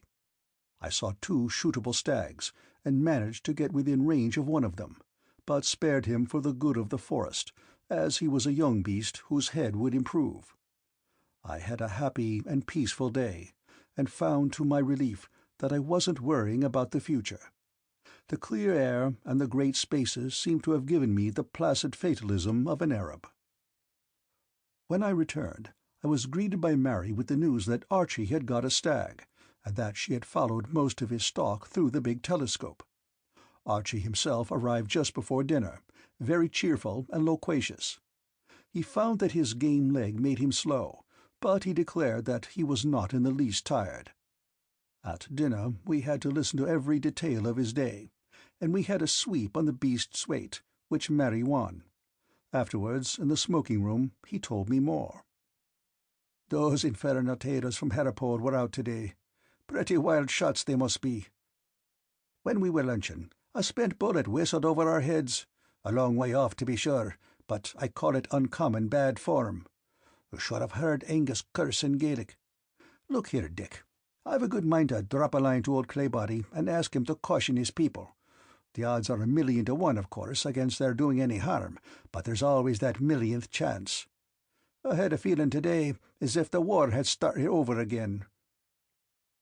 I replied that if anything of the sort happened a second time, I would certainly protest, but I pretended to make light of it, as a thing only possible with that particular brand of wind. But I realized now what Medina's plans were. He had been tramping about Haripole, getting a notion of the lie of the land, and I knew that he had a big-game hunter's quick eye for country. He had fostered the legend of wild shooting among the Haripole guests, and probably he made himself the wildest of the lot. The bullet which sang over Archie's head was a proof, but he waited on the chance of a bullet which would not miss. If a tragedy happened, everyone would believe it was a pure accident. There would be heartbroken apologies, and, though Sandy and one or two others would guess the truth, nothing could be proved, and in any case it wouldn't help me. Of course I could stalk only in the north beats of Machray, but the idea no sooner occurred to me than I dismissed it. I must end this hideous suspense. I must accept Medina's challenge, and somehow or other reach a settlement. When Angus came in for orders, I told him that I was going stalking on the Corrie na Síth beat the day after tomorrow, and asked him to send word privately to Alan McNichol at Hatterpole. "It will be no use, sir," he groaned. "The visitors will no heed Alan." But I told him to send word nevertheless. I wanted to give Medina the chance he sought. It was my business to draw his fire. Next day we slacked and fished. In the afternoon I went a little way up the hill called Clachless, from which I could get a view of the ground on the south side of the Aicill. It was a clear, quiet day, with the wind steady in the southeast, and promising to continue there. The great green hollow of Corrie na Síth was clear in every detail. Much of it looked like a tennis court, but I knew that what seemed smooth sward was really matted blaeberries and hidden boulders, and that the darker patches were breast-high bracken and heather. Corrie Essen I could not see, for it was hidden by the long spur of Ben Farra, over which peeped the cloven summit of Scuredarg. I searched all the ground with my glasses, and picked up several lots of hinds and a few stags, but there was no sign of human activity. There seemed to be a rifle out, however, on Glen Aicill Forest, for I heard 2 far-away shots toward the northeast. I lay a long time amid the fern, with bees humming round me and pipits calling, and an occasional buzzard or peregrine hovering in the blue, thinking precisely the same thoughts that I used to have in France the day before a big action. It was not exactly nervousness that I felt, but a sense that the foundations of everything had got loose, and that the world had become so insecure that I had better draw down the blinds on hoping and planning and everything, and become a log. I was very clear in my mind that next day was going to bring the crisis. Of course, I didn't want Mary to suspect, but I forgot to caution Archie, and that night at dinner, as ill luck would have it, he mentioned that Medina was at Hatterpole. I could see her eyes grow troubled, for I expect she had been having the same anxiety as myself these past weeks, and had been too proud to declare it. As we were going to bed, she asked me point-blank what it meant. "Nothing in the world," I said. "He is a great stalker and a friend of the Claybodies. I don't suppose he has the remotest idea that I am here. Anyhow, that affair is all over. He is not going to cross our path if he can help it. The one wish in his heart is to avoid us." She appeared to be satisfied, but I don't know how much she slept that night. I never woke till 6 o'clock, but when I opened my eyes I felt too big a load on my heart to let me stay in bed, so I went down to the garden pool and had a swim. That invigorated me, and indeed it was not easy to be depressed in that gorgeous morning, with the streamers of mist still clinging to the high tops, and the whole glen a harmony of singing birds and tumbling waters. I noticed that the wind, what there was of it, seemed to have shifted more to the east, a very good quarter for the Corrie na Síth beat. Angus and Kennedy were waiting outside the smoking-room, and even the pessimism of the head stalker was mellowed by the weather. "I think," he said slowly, "we will be getting a stag. There was a big beast on Ben Fadda yesterday. Kennedy seen him. A great beast he was, maybe 19 stone, but Kennedy never right seen his head. We'd better be moving on, sir." Mary whispered in my ear, "There's no danger, Dick. You're sure?" I have never heard her voice more troubled. "Not a scrap," I laughed. "It's an easy day, and I ought to be back for tea. You'll be able to follow me all the time through the big telescope." We started at 9. As I left, I had a picture of Greenslade sitting on a garden seat busy with fly-casts, and Archie smoking his pipe and reading a 3-days-old Times, and Peter John going off with his nurse, and Mary looking after me with a curious tense gaze. Behind, the smoke of the chimneys was rising straight into the still air, and the finches were twittering among the Prince Charlie roses.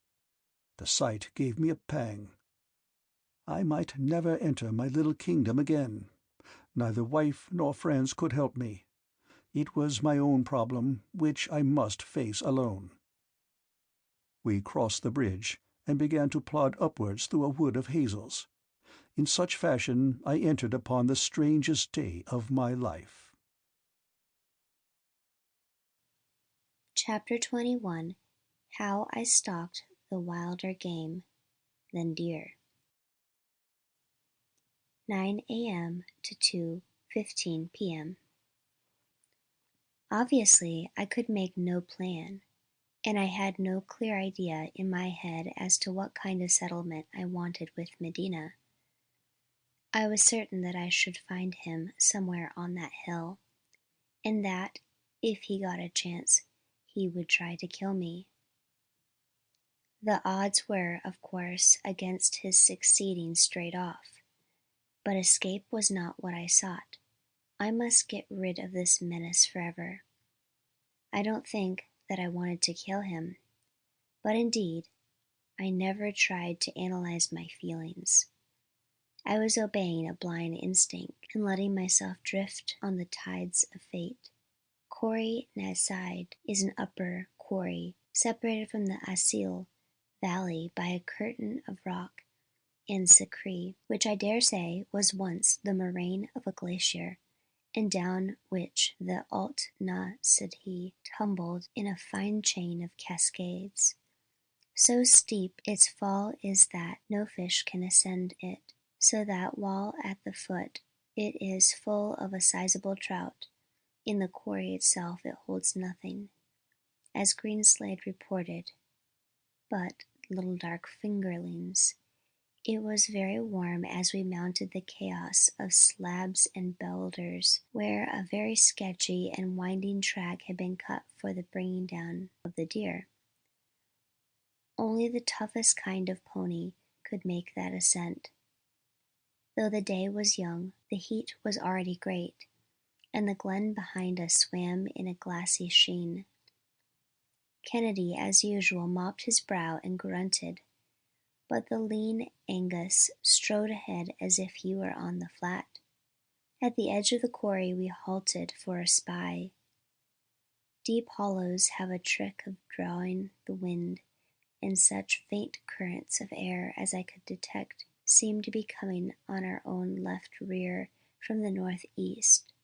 Angus was positive, however, that though the south had gone out of the wind, it was pretty well due east, with no north in it, and maintained that when we were farther up the quarry we would have it fair on our left cheek. We were not long in finding beasts. There was a big drove of hinds on the right bank of the burn, and another lot, with a few small stags on the left bank, well up on the face of Bechain Falda, but there was nothing shootable there.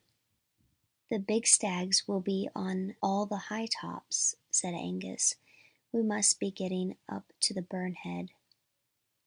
It was easier said than done, for there were the hinds to be circumvented, so we had to make a long circuit far up the hill called Clonlet, which is the westernmost of the Machray tops, south of Asil.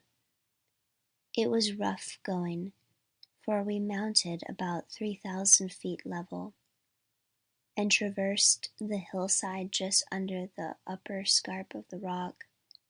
Presently we were looking down upon the cup which was the head of the quarry, and over the cool could we see the peak of Staub Quarry Assain, and the ridge of the Saub Ban, both on Haripole and beyond the Rescule. We had another spy, and made out of 2 small lots of stags on the other side of Alt Nasihid. They were too far off to get a proper view of them, but one or two looked good beasts, and I decided to get near. We had to make a cautious descent of the hillside in case of deer lying in pockets, for the place was seamed with gullies. Before we were halfway down, I got my telescope on one of the lots and picked out a big stag with a poor head, which clearly wanted shooting. Angus agreed, and we started down a sheltering ravine to get to the burn side. The sight of the quarry made me forget everything else. For the next hour and a half I hadn't a thought in the world except how to get within range of that beast. One stalk is very much like another, and I am not going to describe this. The only trouble came from a small stag in our rear, which had come over Clunlet, and got the scent of our track on the hill face. This unsettled him, and he went off at a great pace towards the top of the burn.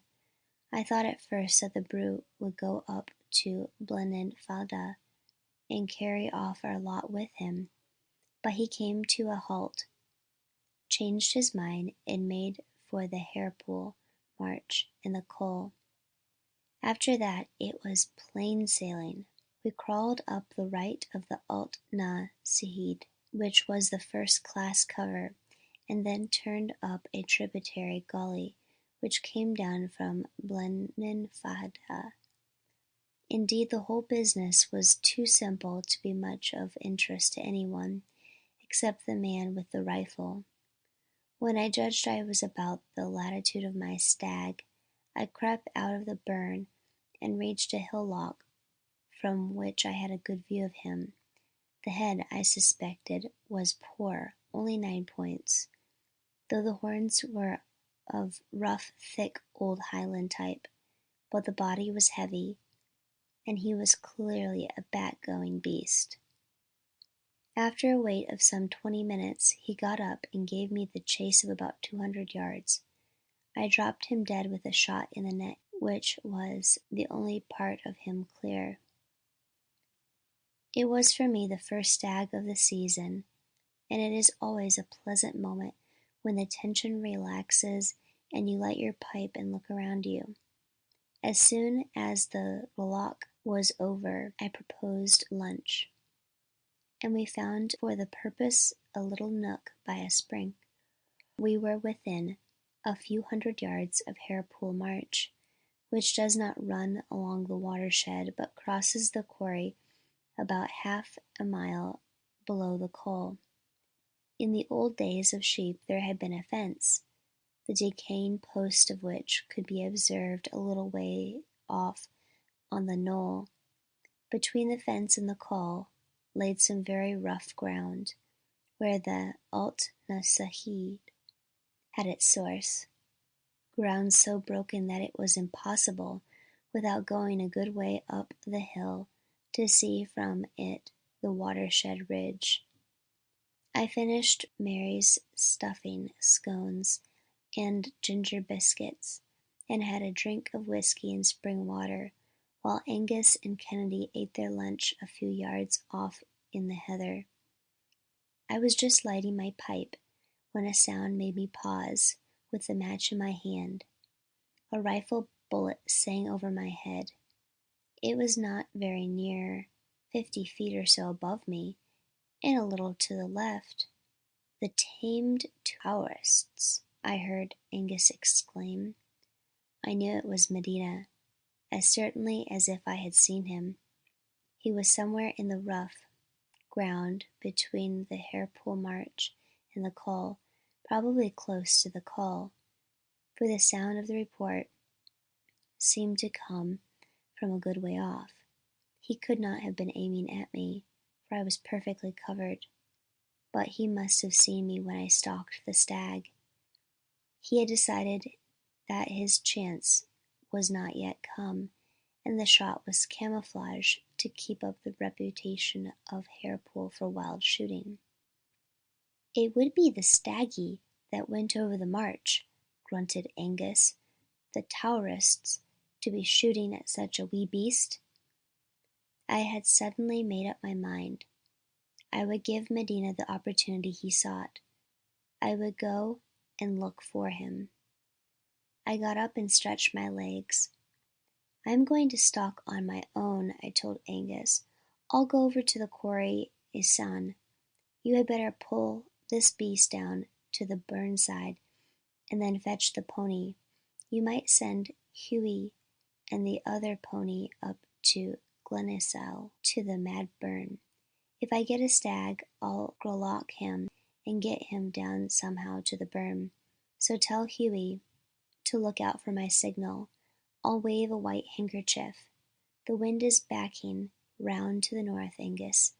It should be all right for Quarry Isan if I take it from the south. That would be better for Sugdirg, said Angus, but that's o'er far. Have you the cartridges, sir? Plenty, I said, patting a side pocket. Give me that spare rope, Kennedy. I'll want it for hauling down my stag if I get one. I put my little 240 into its cover, nodded to the men, and turned down the gully to the main burn. I wasn't going to appear on the bare hillside, so long as it was possible for Medina to have a shot at me. But soon a ridge shut off the view from the Hairpool ground, and then I took a slant up the face of Buchan Fada. Mary had spent most of the morning at the big telescope in the library window. She saw us reach the rim of the quarry and lost us when we moved up the side of Clonlet. We came into view again far up the quarry, and she saw the stalk and the death of the stag. Then she went to luncheon, but hastened back in the middle of it to see me scrambling alone among the screes of Blenheim Fada. At first she was reassured because she thought I was coming home, but then she realized that I was mounting higher and making for Quarry Isan. Her heart sank, and when I had gone out of view, she could do nothing but range miserably about the garden. 2:15 to about 5 p.m. It was very hot on Blenheim Fada,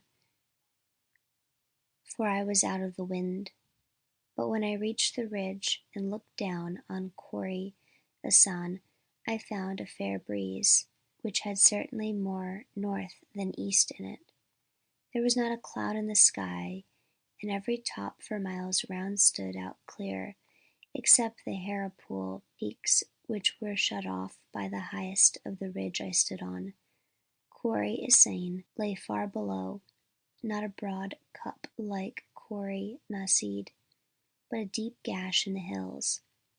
I inclined at such an angle that the stream in it was nothing but white water. We called it the Mad Burn. Its Gaelic name, I think, was the Alt Almuhulan, and halfway up was just opposite me a tributary. The red burn came down from the cliffs of Sugdirg. I could see the northern peak of that mountain, a beautiful cone of rock rising like the Matterhorn from the glacis of Machray. I argued that Medina would have seen me going up Blenheim Fada and would assume that I was bound for Quarry Isan. He would recross the Col and make for the Hairpool side of the Galach, which led from the quarry to the Rescue. Now I wanted to keep the higher ground, where I could follow his movements, so it was my aim to get the watershed ridge, looking down on Hairpool before he did. The wind was a nuisance, for it was blowing from me and would move any deer toward him, thereby giving him a clue to my whereabouts. So I thought if I could once locate him, I might try to get the lee side of him, and that time I think I had a vague notion of driving him towards Machray. I moved at my best pace along the east face of Blenheim towards the Bleach, which was a deep rift in the grey rock curtain through which deer could pass.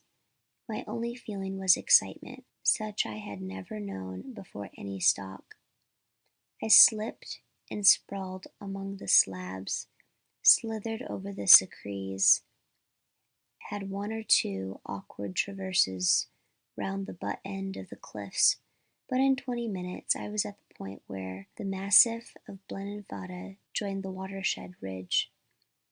The easy way was now to get on the ridge, but I dared not appear on the skyline, so I made a troublesome journey along the near side of the ridge wall, sometimes out of the face of the sheer precipices, but more often involved a chaos of loose boulders which were the debris of the upper rocks. I was forced pretty far down, and eventually struck the Bleach patch about 500 feet below the summit.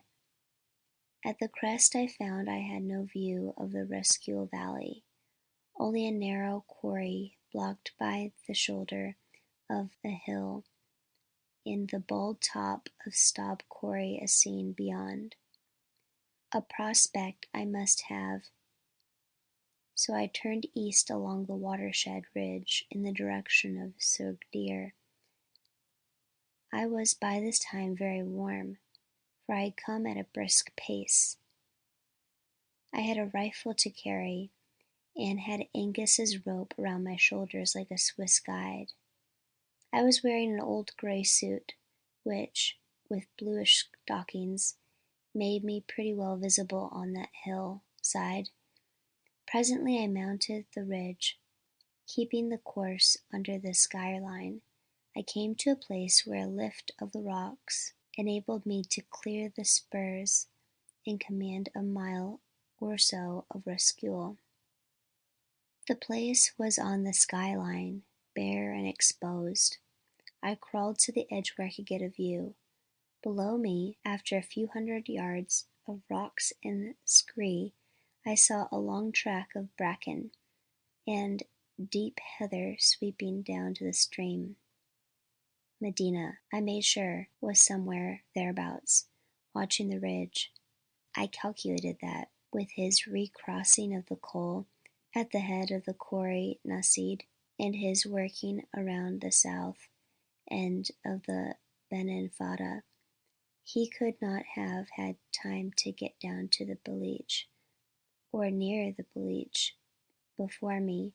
I must still be on the lower ground. Indeed, I hoped to catch sight of him, for, while I was assured he was pursuing me, he could not know that I was after him, and might be off his guard. But there was no sign of life in that sunny stretch of green and purple, broken by the grey of boulders. I searched it with my glass, and could see no movement except pipits and a curlew by a patch of bog. Then it occurred to me to show myself. He must be made to know that I had accepted this challenge. I stood up straight on the edge of the steep, and decided to remain standing till I had counted 50. It was an insane thing to do, I dare say, but I was determined to force the pace. I had got to 41 without anything happening. Then a sudden instinct made me crouch and step aside. That movement was my salvation. There was a sound like a twanged fiddle string. A bullet passed over my left shoulder. I felt the wind of it on my cheek. The next second I was on my back, wriggling below the skyline. Once there I could get to my feet and run up the ridge on my left to get a view from higher ground. The shot was, so far as I could judge, had come from well below and a little to the east where I had been standing. I found another crunkle of rock and crept to the edge of it, so that I looked from between two boulders to the glen. The place was still utterly quiet. My enemy was hidden there, probably not half a mile off, but there was nothing to reveal his presence. The light wind stirred the bog cotton. A Maryland sailed across to stop quarry a scene. A raven croaked in the crags, but these were the only sounds. There was not even a sign of deer. My glass showed that halfway down an old ewe was feeding, one of those melancholy beasts which stray into the forest from adjacent sheep ground and lead a precarious life among the rocks, lean and matted and wild, till some gilly cuts their throats. They are far sharper eyed and quicker of hearing than a stag, and an unmitigated curse to the stalker. The brute was feeding on a patch of turf near a big stretch of bracken, and suddenly I saw her raise her head and stare. It was the first time I had ever felt well disposed towards a sheep. She was curious about something in a shallow gully which flanked the brackens, and so was I. I kept my glass glued on her, and saw her toss her disreputable head, stamp her foot, and then heard her whistle through her nose. This was a snag Medina could not have reckoned with. He was clearly in that gully, working his way upward in its cover, unwitted that the ewe was giving him away. I argued that he must want to reach the high ground as soon as possible. He had seen me on the ridge, and must naturally conclude that I had beaten a retreat.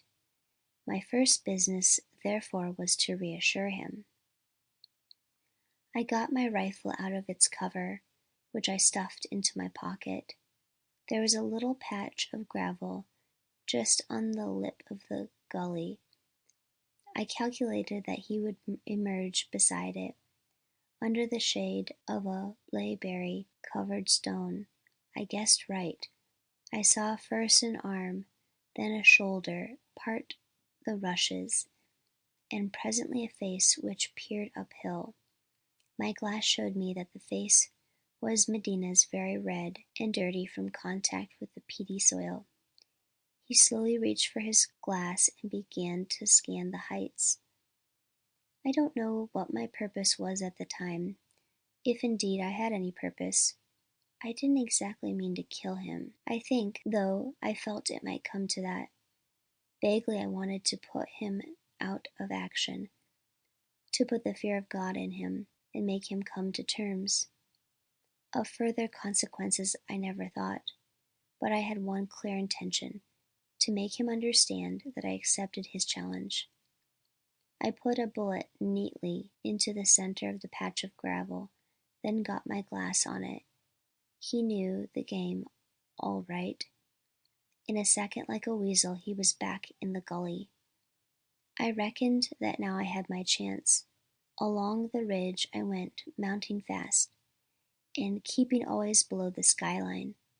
I wanted to get to the lee side of him, and so be able to stalk him upwind, and I thought that I had an opportunity now to turn the head of the rescue by one of the sheep quarries which descend from Suer Dirg.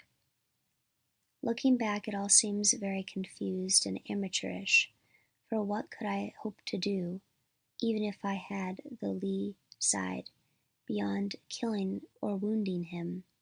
But I had a chance of that as long as I had the upper ground. But in the excitement of the chase, the mind does not take long views, and I was enthralled by the crazy sport of the thing. I did not feel any fear, because I was not worrying about consequences. Soon I came to the part of the ridge, and saw frowning upon me the great rock face of Sogdir. I saw, too, a thing I had forgotten. There was no way up the mountain direct from the ridge, for the tower rose was perpendicular as a house wall. To surmount it a man must traverse on one side or the other, on the Machray side by a scree slope, or on the Harepool side by a deep gully, which formed the top of the quarry to which I was now looking. Across that quarry was the first of the great buttress which Sir Deer sends down to Roskilde. It was the famous Pinnacle Ridge, as the mountaineers called it. I had climbed it 3 weeks before and found it pretty stiff, and then I had kept the ridge all the way from the valley bottom, and I did not see any practicable road up to the quarry face of it, which was nothing but slabs and rotten rocks, while the few chimneys had ugly overhangs. I lay flat and reconnoitered. What was Medina likely to do? After my shot, he could not follow up the ridge.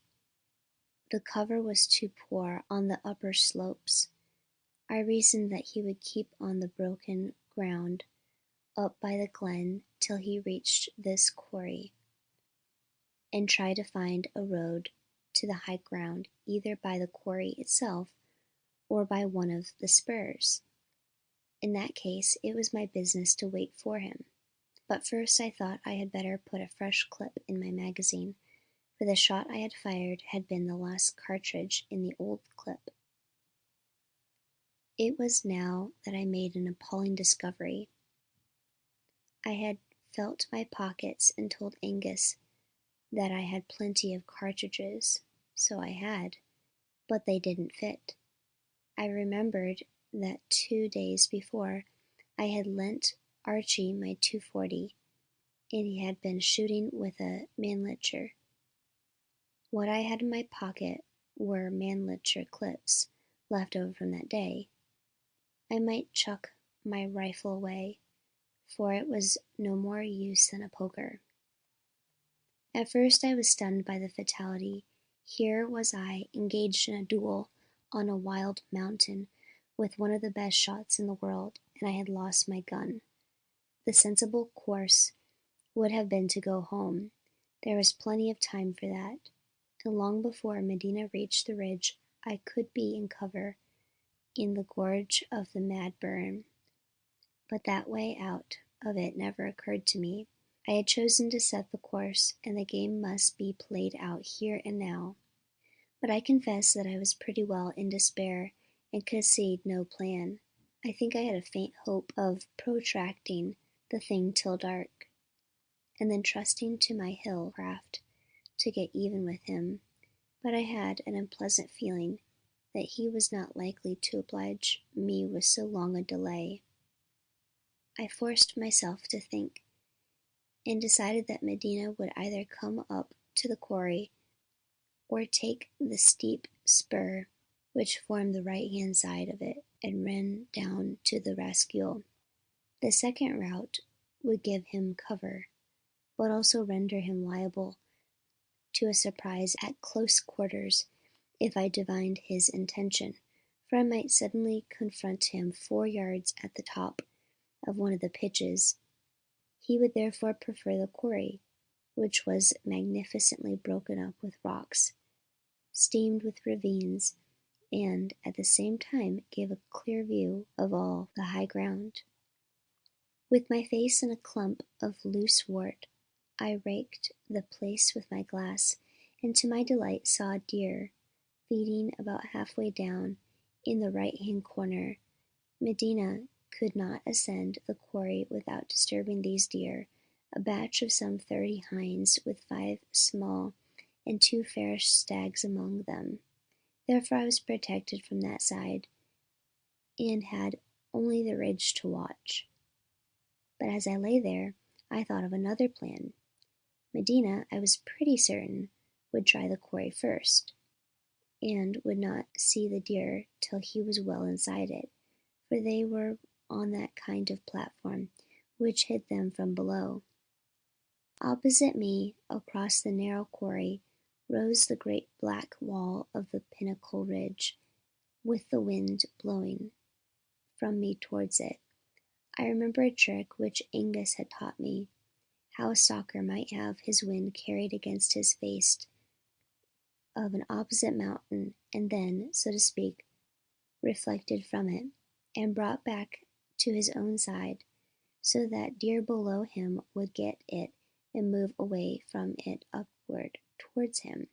If I let my scent be carried to the pinnacle ridge and divert it back, it would move the deer on the platform up the quarry towards me.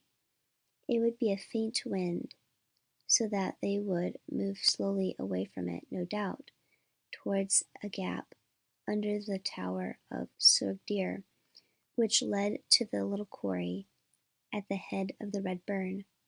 We never stalked that quarry, because it was impossible to get a stag out of it without cutting him up, so the place was a kind of sanctuary to which disturbed deer would naturally resort. I stood on the skyline, being confident that Medina could not be yet within sight, and let the wind, which was now stronger, nearly due north, ruffle my hair. I did this for about 5 minutes, then lay down to watch the result. With my glass on the deer, presently I saw them become restless.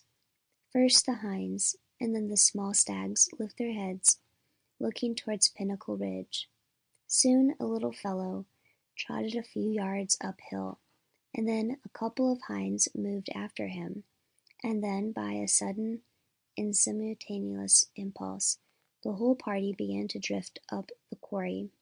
It was a quiet, steady advance, and they were not scared, only a little doubtful. I saw with satisfaction that their objective seemed to be the gap which led over the red burn. Medina must see this, and would assume that wherever I was not ahead of the deer. He might look for me on the other side, but more likely would follow the beast so as to get the high ground. Once there, he could see my movements, whether I was on the slopes of the Pinnacle Ridge or down the Machray side. He would consider, no doubt, that his marksmanship was so infinitely better than mine that he had only to pick me out of the landscape to make an end of the business.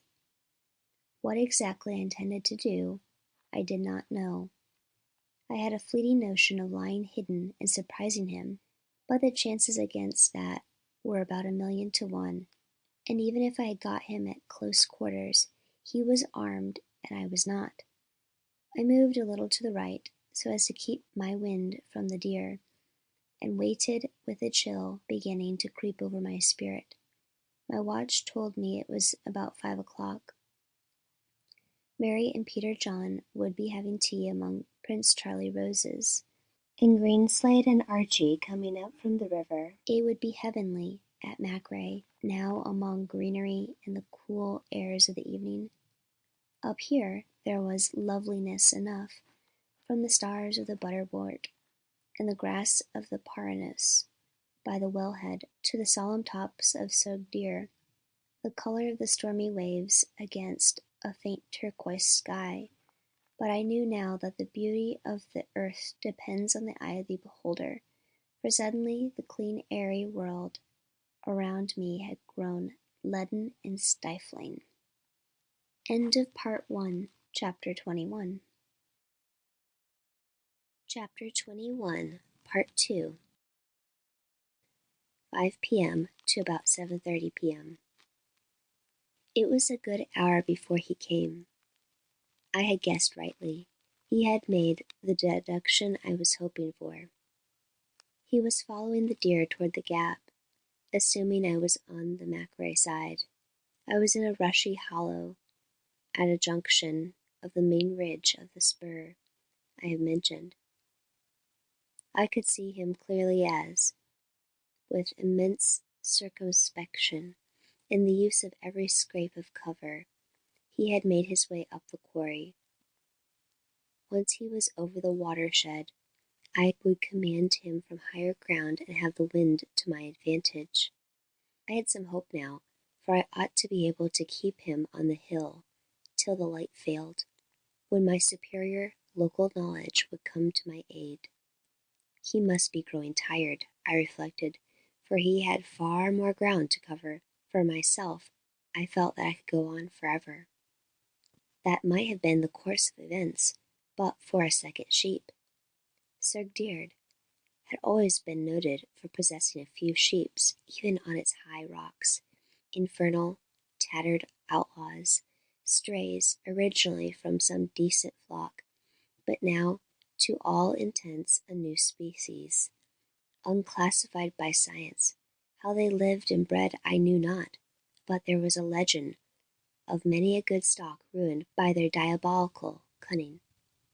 I heard something between a snort and a whistle behind me, and screwed my head around, and saw one of these confounded animals poised on a rock and looking my direction.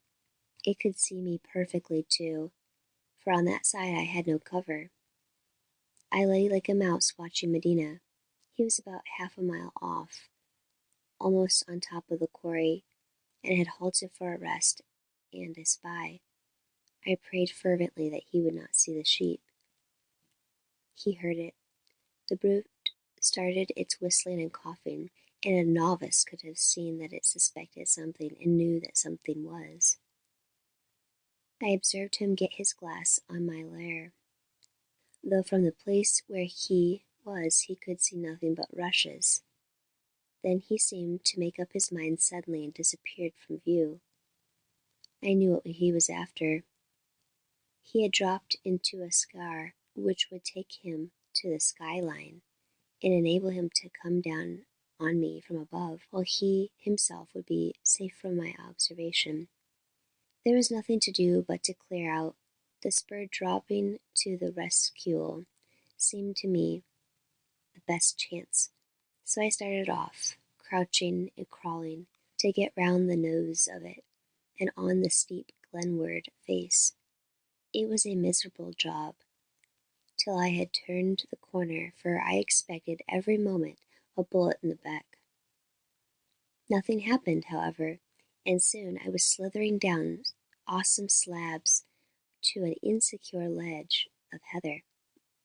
I am a fairly experienced mountaineer, a lover of rock, but I dislike vegetation mixed up with a climb, and I had too much of it now. There was perhaps 1,000 feet of that spur, and I think I must hold the speed record for its descent. Scratched, bruised, and breathless, I came to an anchor on the bed of skis, with the infant rescue tumbling below me and beyond it, a quarter-mile off, the black cliffs of the Pinnacle Ridge. But what was my next step to be? The position was reversed. Medina was above me with a rifle, and my own weapon was useless. He must find out the road I had taken, and would be after me like a flame. It was no good going down the hill. In the open ground he would get the chance of 20 shots. It was no good sticking to the spur or the adjacent ridge, for cover was bad. I could not hide for long in the quarry. Then I looked to the Pinnacle Ridge, and considered that, for once I got into those dark coilers, I might be safe. The psalmist had turned to the hills for his help. I had better look to the rocks. I had a quarter-mile of open to cross, and a good deal more if I was to reach the ridge at a point of easy ascent. There were chimneys in front of me, deep black gashes, but my recollection of them was that they had looked horribly difficult, and had been plentifully supplied with overhangs. Supposing I had got into one of them and stuck, Medina would have me safe enough, but I couldn't wait to think, with an ugly cold feeling in my stomach. Supposing I got into one of them and stuck, Medina would have me safe enough, but I couldn't wait to think, with an ugly cold feeling in my inside. I got into the ravine of the burn, after a long drink from the pool. I started downstream, keeping close to the right-hand bank, which mercifully was high and dotted with rowan saplings, and as I went I was always turning my head to see behind and above me what I feared. I think Medina, who of course did not know about my rifle, may have suspected a trap, for he came on slowly, and when I caught sight of him, it was not on the spur. I had descended but farther up the quarry. Two things I now realized. One was I could not make the easy end of the pinnacle ridge without exposing myself on some particularly bare ground. The other was that to my left in the ridge was a deep gully which looked climbable. Moreover, the foot of that gully was not 100 yards from the burn, and the mouth was so deep that a man could find shelter as soon as he entered it.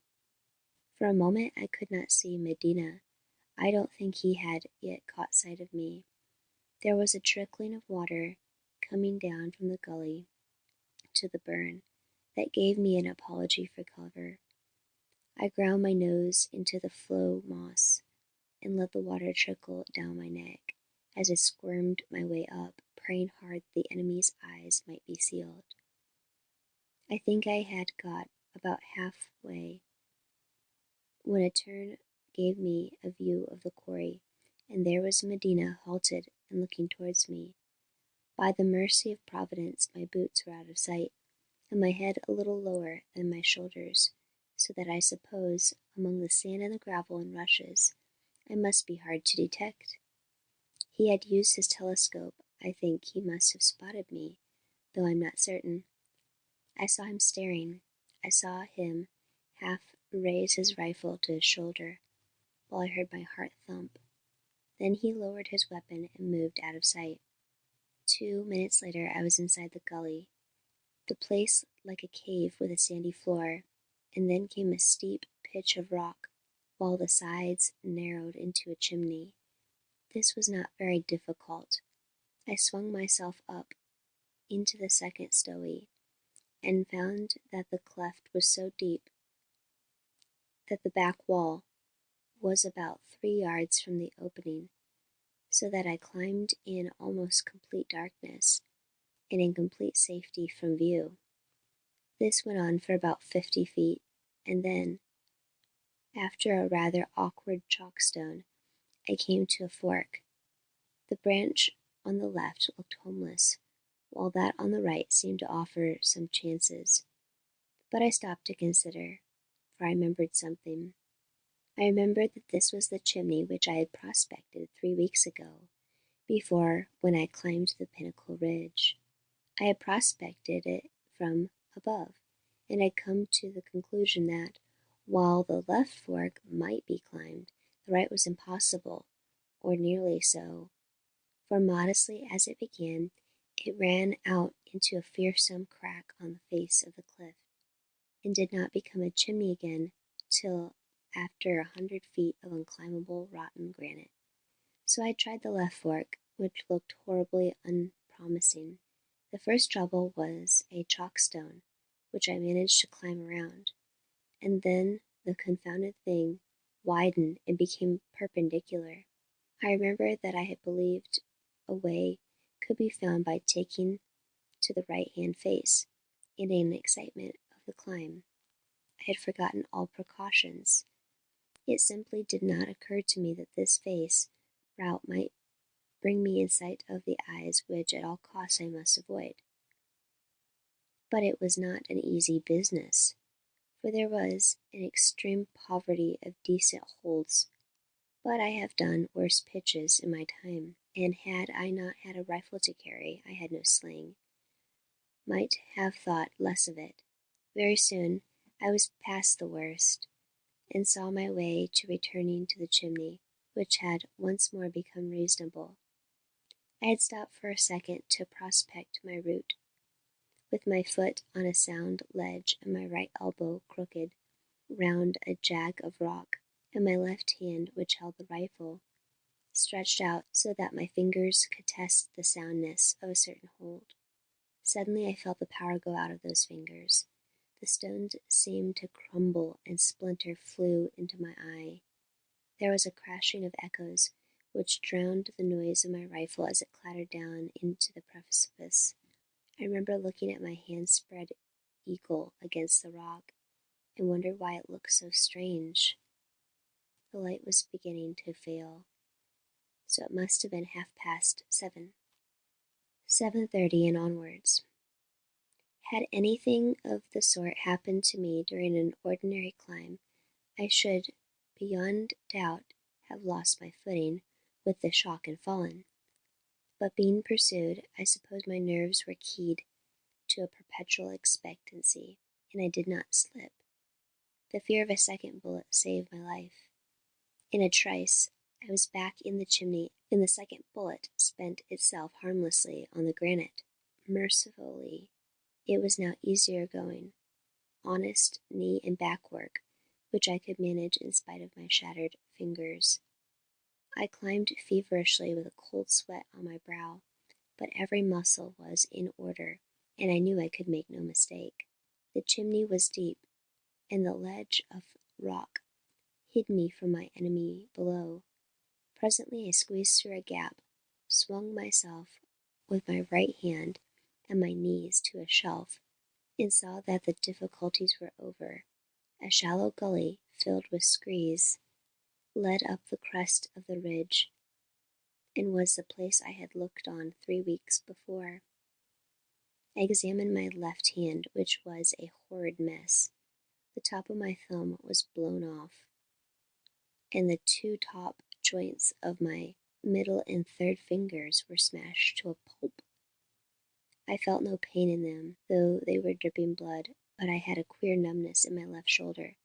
I managed to bind the hand up in the handkerchief, where it made a gory bundle. Then I tried to collect my wits. Medina was coming up the chimney after me. He knew I had no rifle.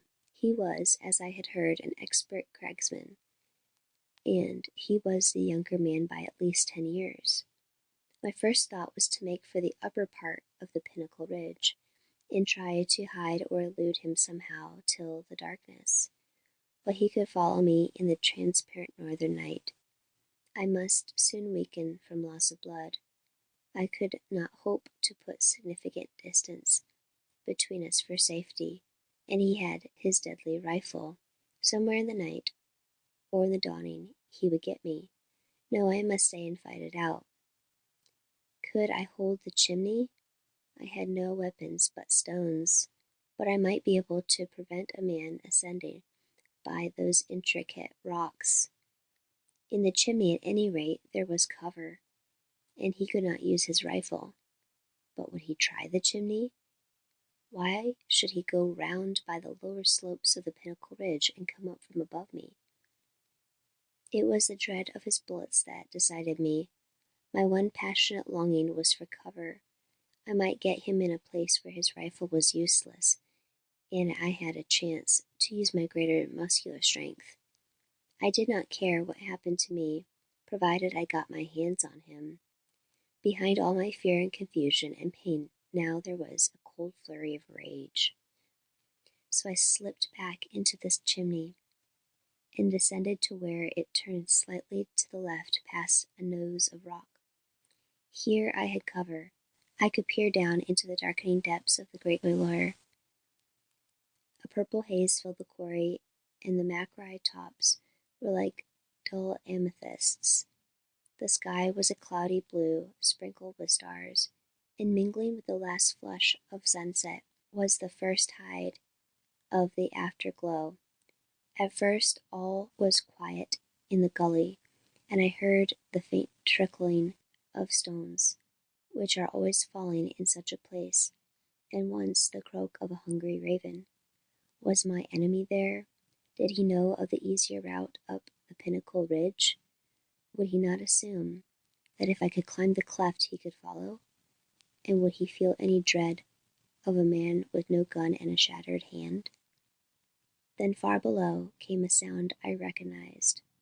Iron hobnails on rock. I began to collect loose stones and made a little pile of such ammunition beside me.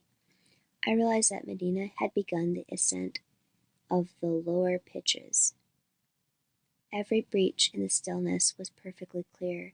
The steady scraping in the chimney, the fall of a fragment of rock as he surmounted the lower chalk stone, the scraping again as he was forced out onto the containing wall. The light must have been poor, but the road was plain. Of course I saw nothing of him, for the bulge prevented me, but my ears told me the story. There was silence. I realized that he had come to the place where the chimney forked. I had my stones ready, for I had hoped to get him when he was driven out on the face at the overhang, the spot where I had been when he fired. The sounds began again, and I waited in a desperate, choking calm. In a minute or two would come the crisis. I remember that the afterglow was on Machray tops. It made a pale light in the quarry below. In the cleft there was still a kind of dim twilight. Any moment I suspected to see a dark thing in movement 50 feet below, which would be Medina's head. But it did not come. The noise of scraped rock still continued, but it seemed to draw no nearer. Then I realized that I had misjudged the earlier situation. Medina had taken the right-hand fork. He was bound to, unless he had made, like me, an earlier reconnaissance. My route in the half-lit light must have looked starkly impossible. The odds were now on my side. No man in the fast-gathering darkness could hope to climb the face of the cliff and rejoin that chimney after its interruption. He would go on till he struck, and then it would not be too easy to get back. I reascended my own cleft, for I had a notion that I might traverse across the space between the two forks and find a vantage point of view. Very slowly and painfully, for my left arm was beginning to burn like fire in my left shoulder and neck, to feel strangely paralyzed. I wriggled across the steep face till I found a sort of guinarme of rock, beyond which the cliff fell smoothly to the lip of the other fork. The great gully below was now a pit of darkness, but the afterglow still lingered on this upper section, and I saw clearly where Medina's chimney lay, where it narrowed and where it came out. I fixed myself so as to prevent myself from falling, for I feared that I was becoming light-headed. Then I remembered Angus's rope, got it unrolled, and took a coil around my waist, and made a hitch over the guinarme. There was a smothering cry from below, and suddenly came the ring of metal on stone, and then a clatter of something falling. I knew what it meant. Medina's rifle had gone the way of mine, and lay now among the boulder at the chimney foot. At last we stood on equal terms, and befogged as my mind was, I saw that nothing now could stand between us and a settlement. It seemed to me that I saw something moving in the half-light. If it was Medina, he had the left chimney, and was trying the face, the way I knew there was no hope. He would be forced back, and surely would soon realize the folly of it and descend. Now that his rifle had gone, my hatred had ebbed. I seemed only to be watching a fellow mountaineer in a quandary. He could not have been 40 feet from me, for I heard his quick breathing. He was striving hard for holds, and the rock must have been rotten, for there was a continuous dropping of fragments, and once a considerable boulder hurtled down the quair. "Go back, man," I cried instinctively. "Back to the chimney. You can't get further that way." I suppose he heard me, for he made a more violent effort, and I thought I could see him sprawl at a foothold which he was missing, and then swing out on his hands. He was evidently weakening, for I heard a sob of weariness. If he could not regain the chimney, there was 300 feet of a fall to the boulders at the foot. "Medina," I yelled, "I have a rope. I'm going to send it down to you. Get your arm in the loop." I made a noose at the end with my teeth and my right hand, working with a manic's fury. "I'll fling it out straight," I cried. Catch it when it falls to you. My cast was good enough, but he let it pass. The rope dangled down to the abyss. Oh, damn it, man, I roared. You can trust me. We'll have it out when I get you safe. You'll break your neck if you hang there. Again I threw, and suddenly the rope tightened. He believed my word, and I think that was the greatest compliment ever paid me in all my days. Now you're held, I cried. I got a belay here. Try and climb back into the chimney. He understood and began to move, but his arms and legs must have been numb with fatigue, for suddenly that happened which I feared. There was a wild slipping and plunging. Then it swung out limply, missing the chimney, right on the smooth wall of the cliff. There was nothing for it but to haul him back. I knew Angus's ropes too well to have any confidence in them, and I only had one good hand. The rope ran through a groove of stone which I had covered with my coat, and I hoped to work it even with a single arm by moving slowly upwards. I'll pull you up, I yelled, but for God's sake give me some help. Don't hang on the rope more than you need. My loop was a large one, and I think he had got both arms around it. He was a monstrous weight, limp and dead as a sack, for though I could feel him scraping and kicking at the cliff face, the rock was too smooth for fissures. I held the rope with my feet, planted against boulders, and wrought till my muscles cracked. Inch by inch I was drawing him in, till I realized the danger. My rope was grating on the sharp brink beyond the chimney. It might at any moment be cut like a knife's edge. Medina! My voice must have been like a wild animal's scream. This is too dangerous. I'm going to let you down a bit so that you can traverse. There's a sort of ledge down there. For heaven's sakes, go canny with this rope. I slipped the belay from the gendarme, and hideously difficult it was.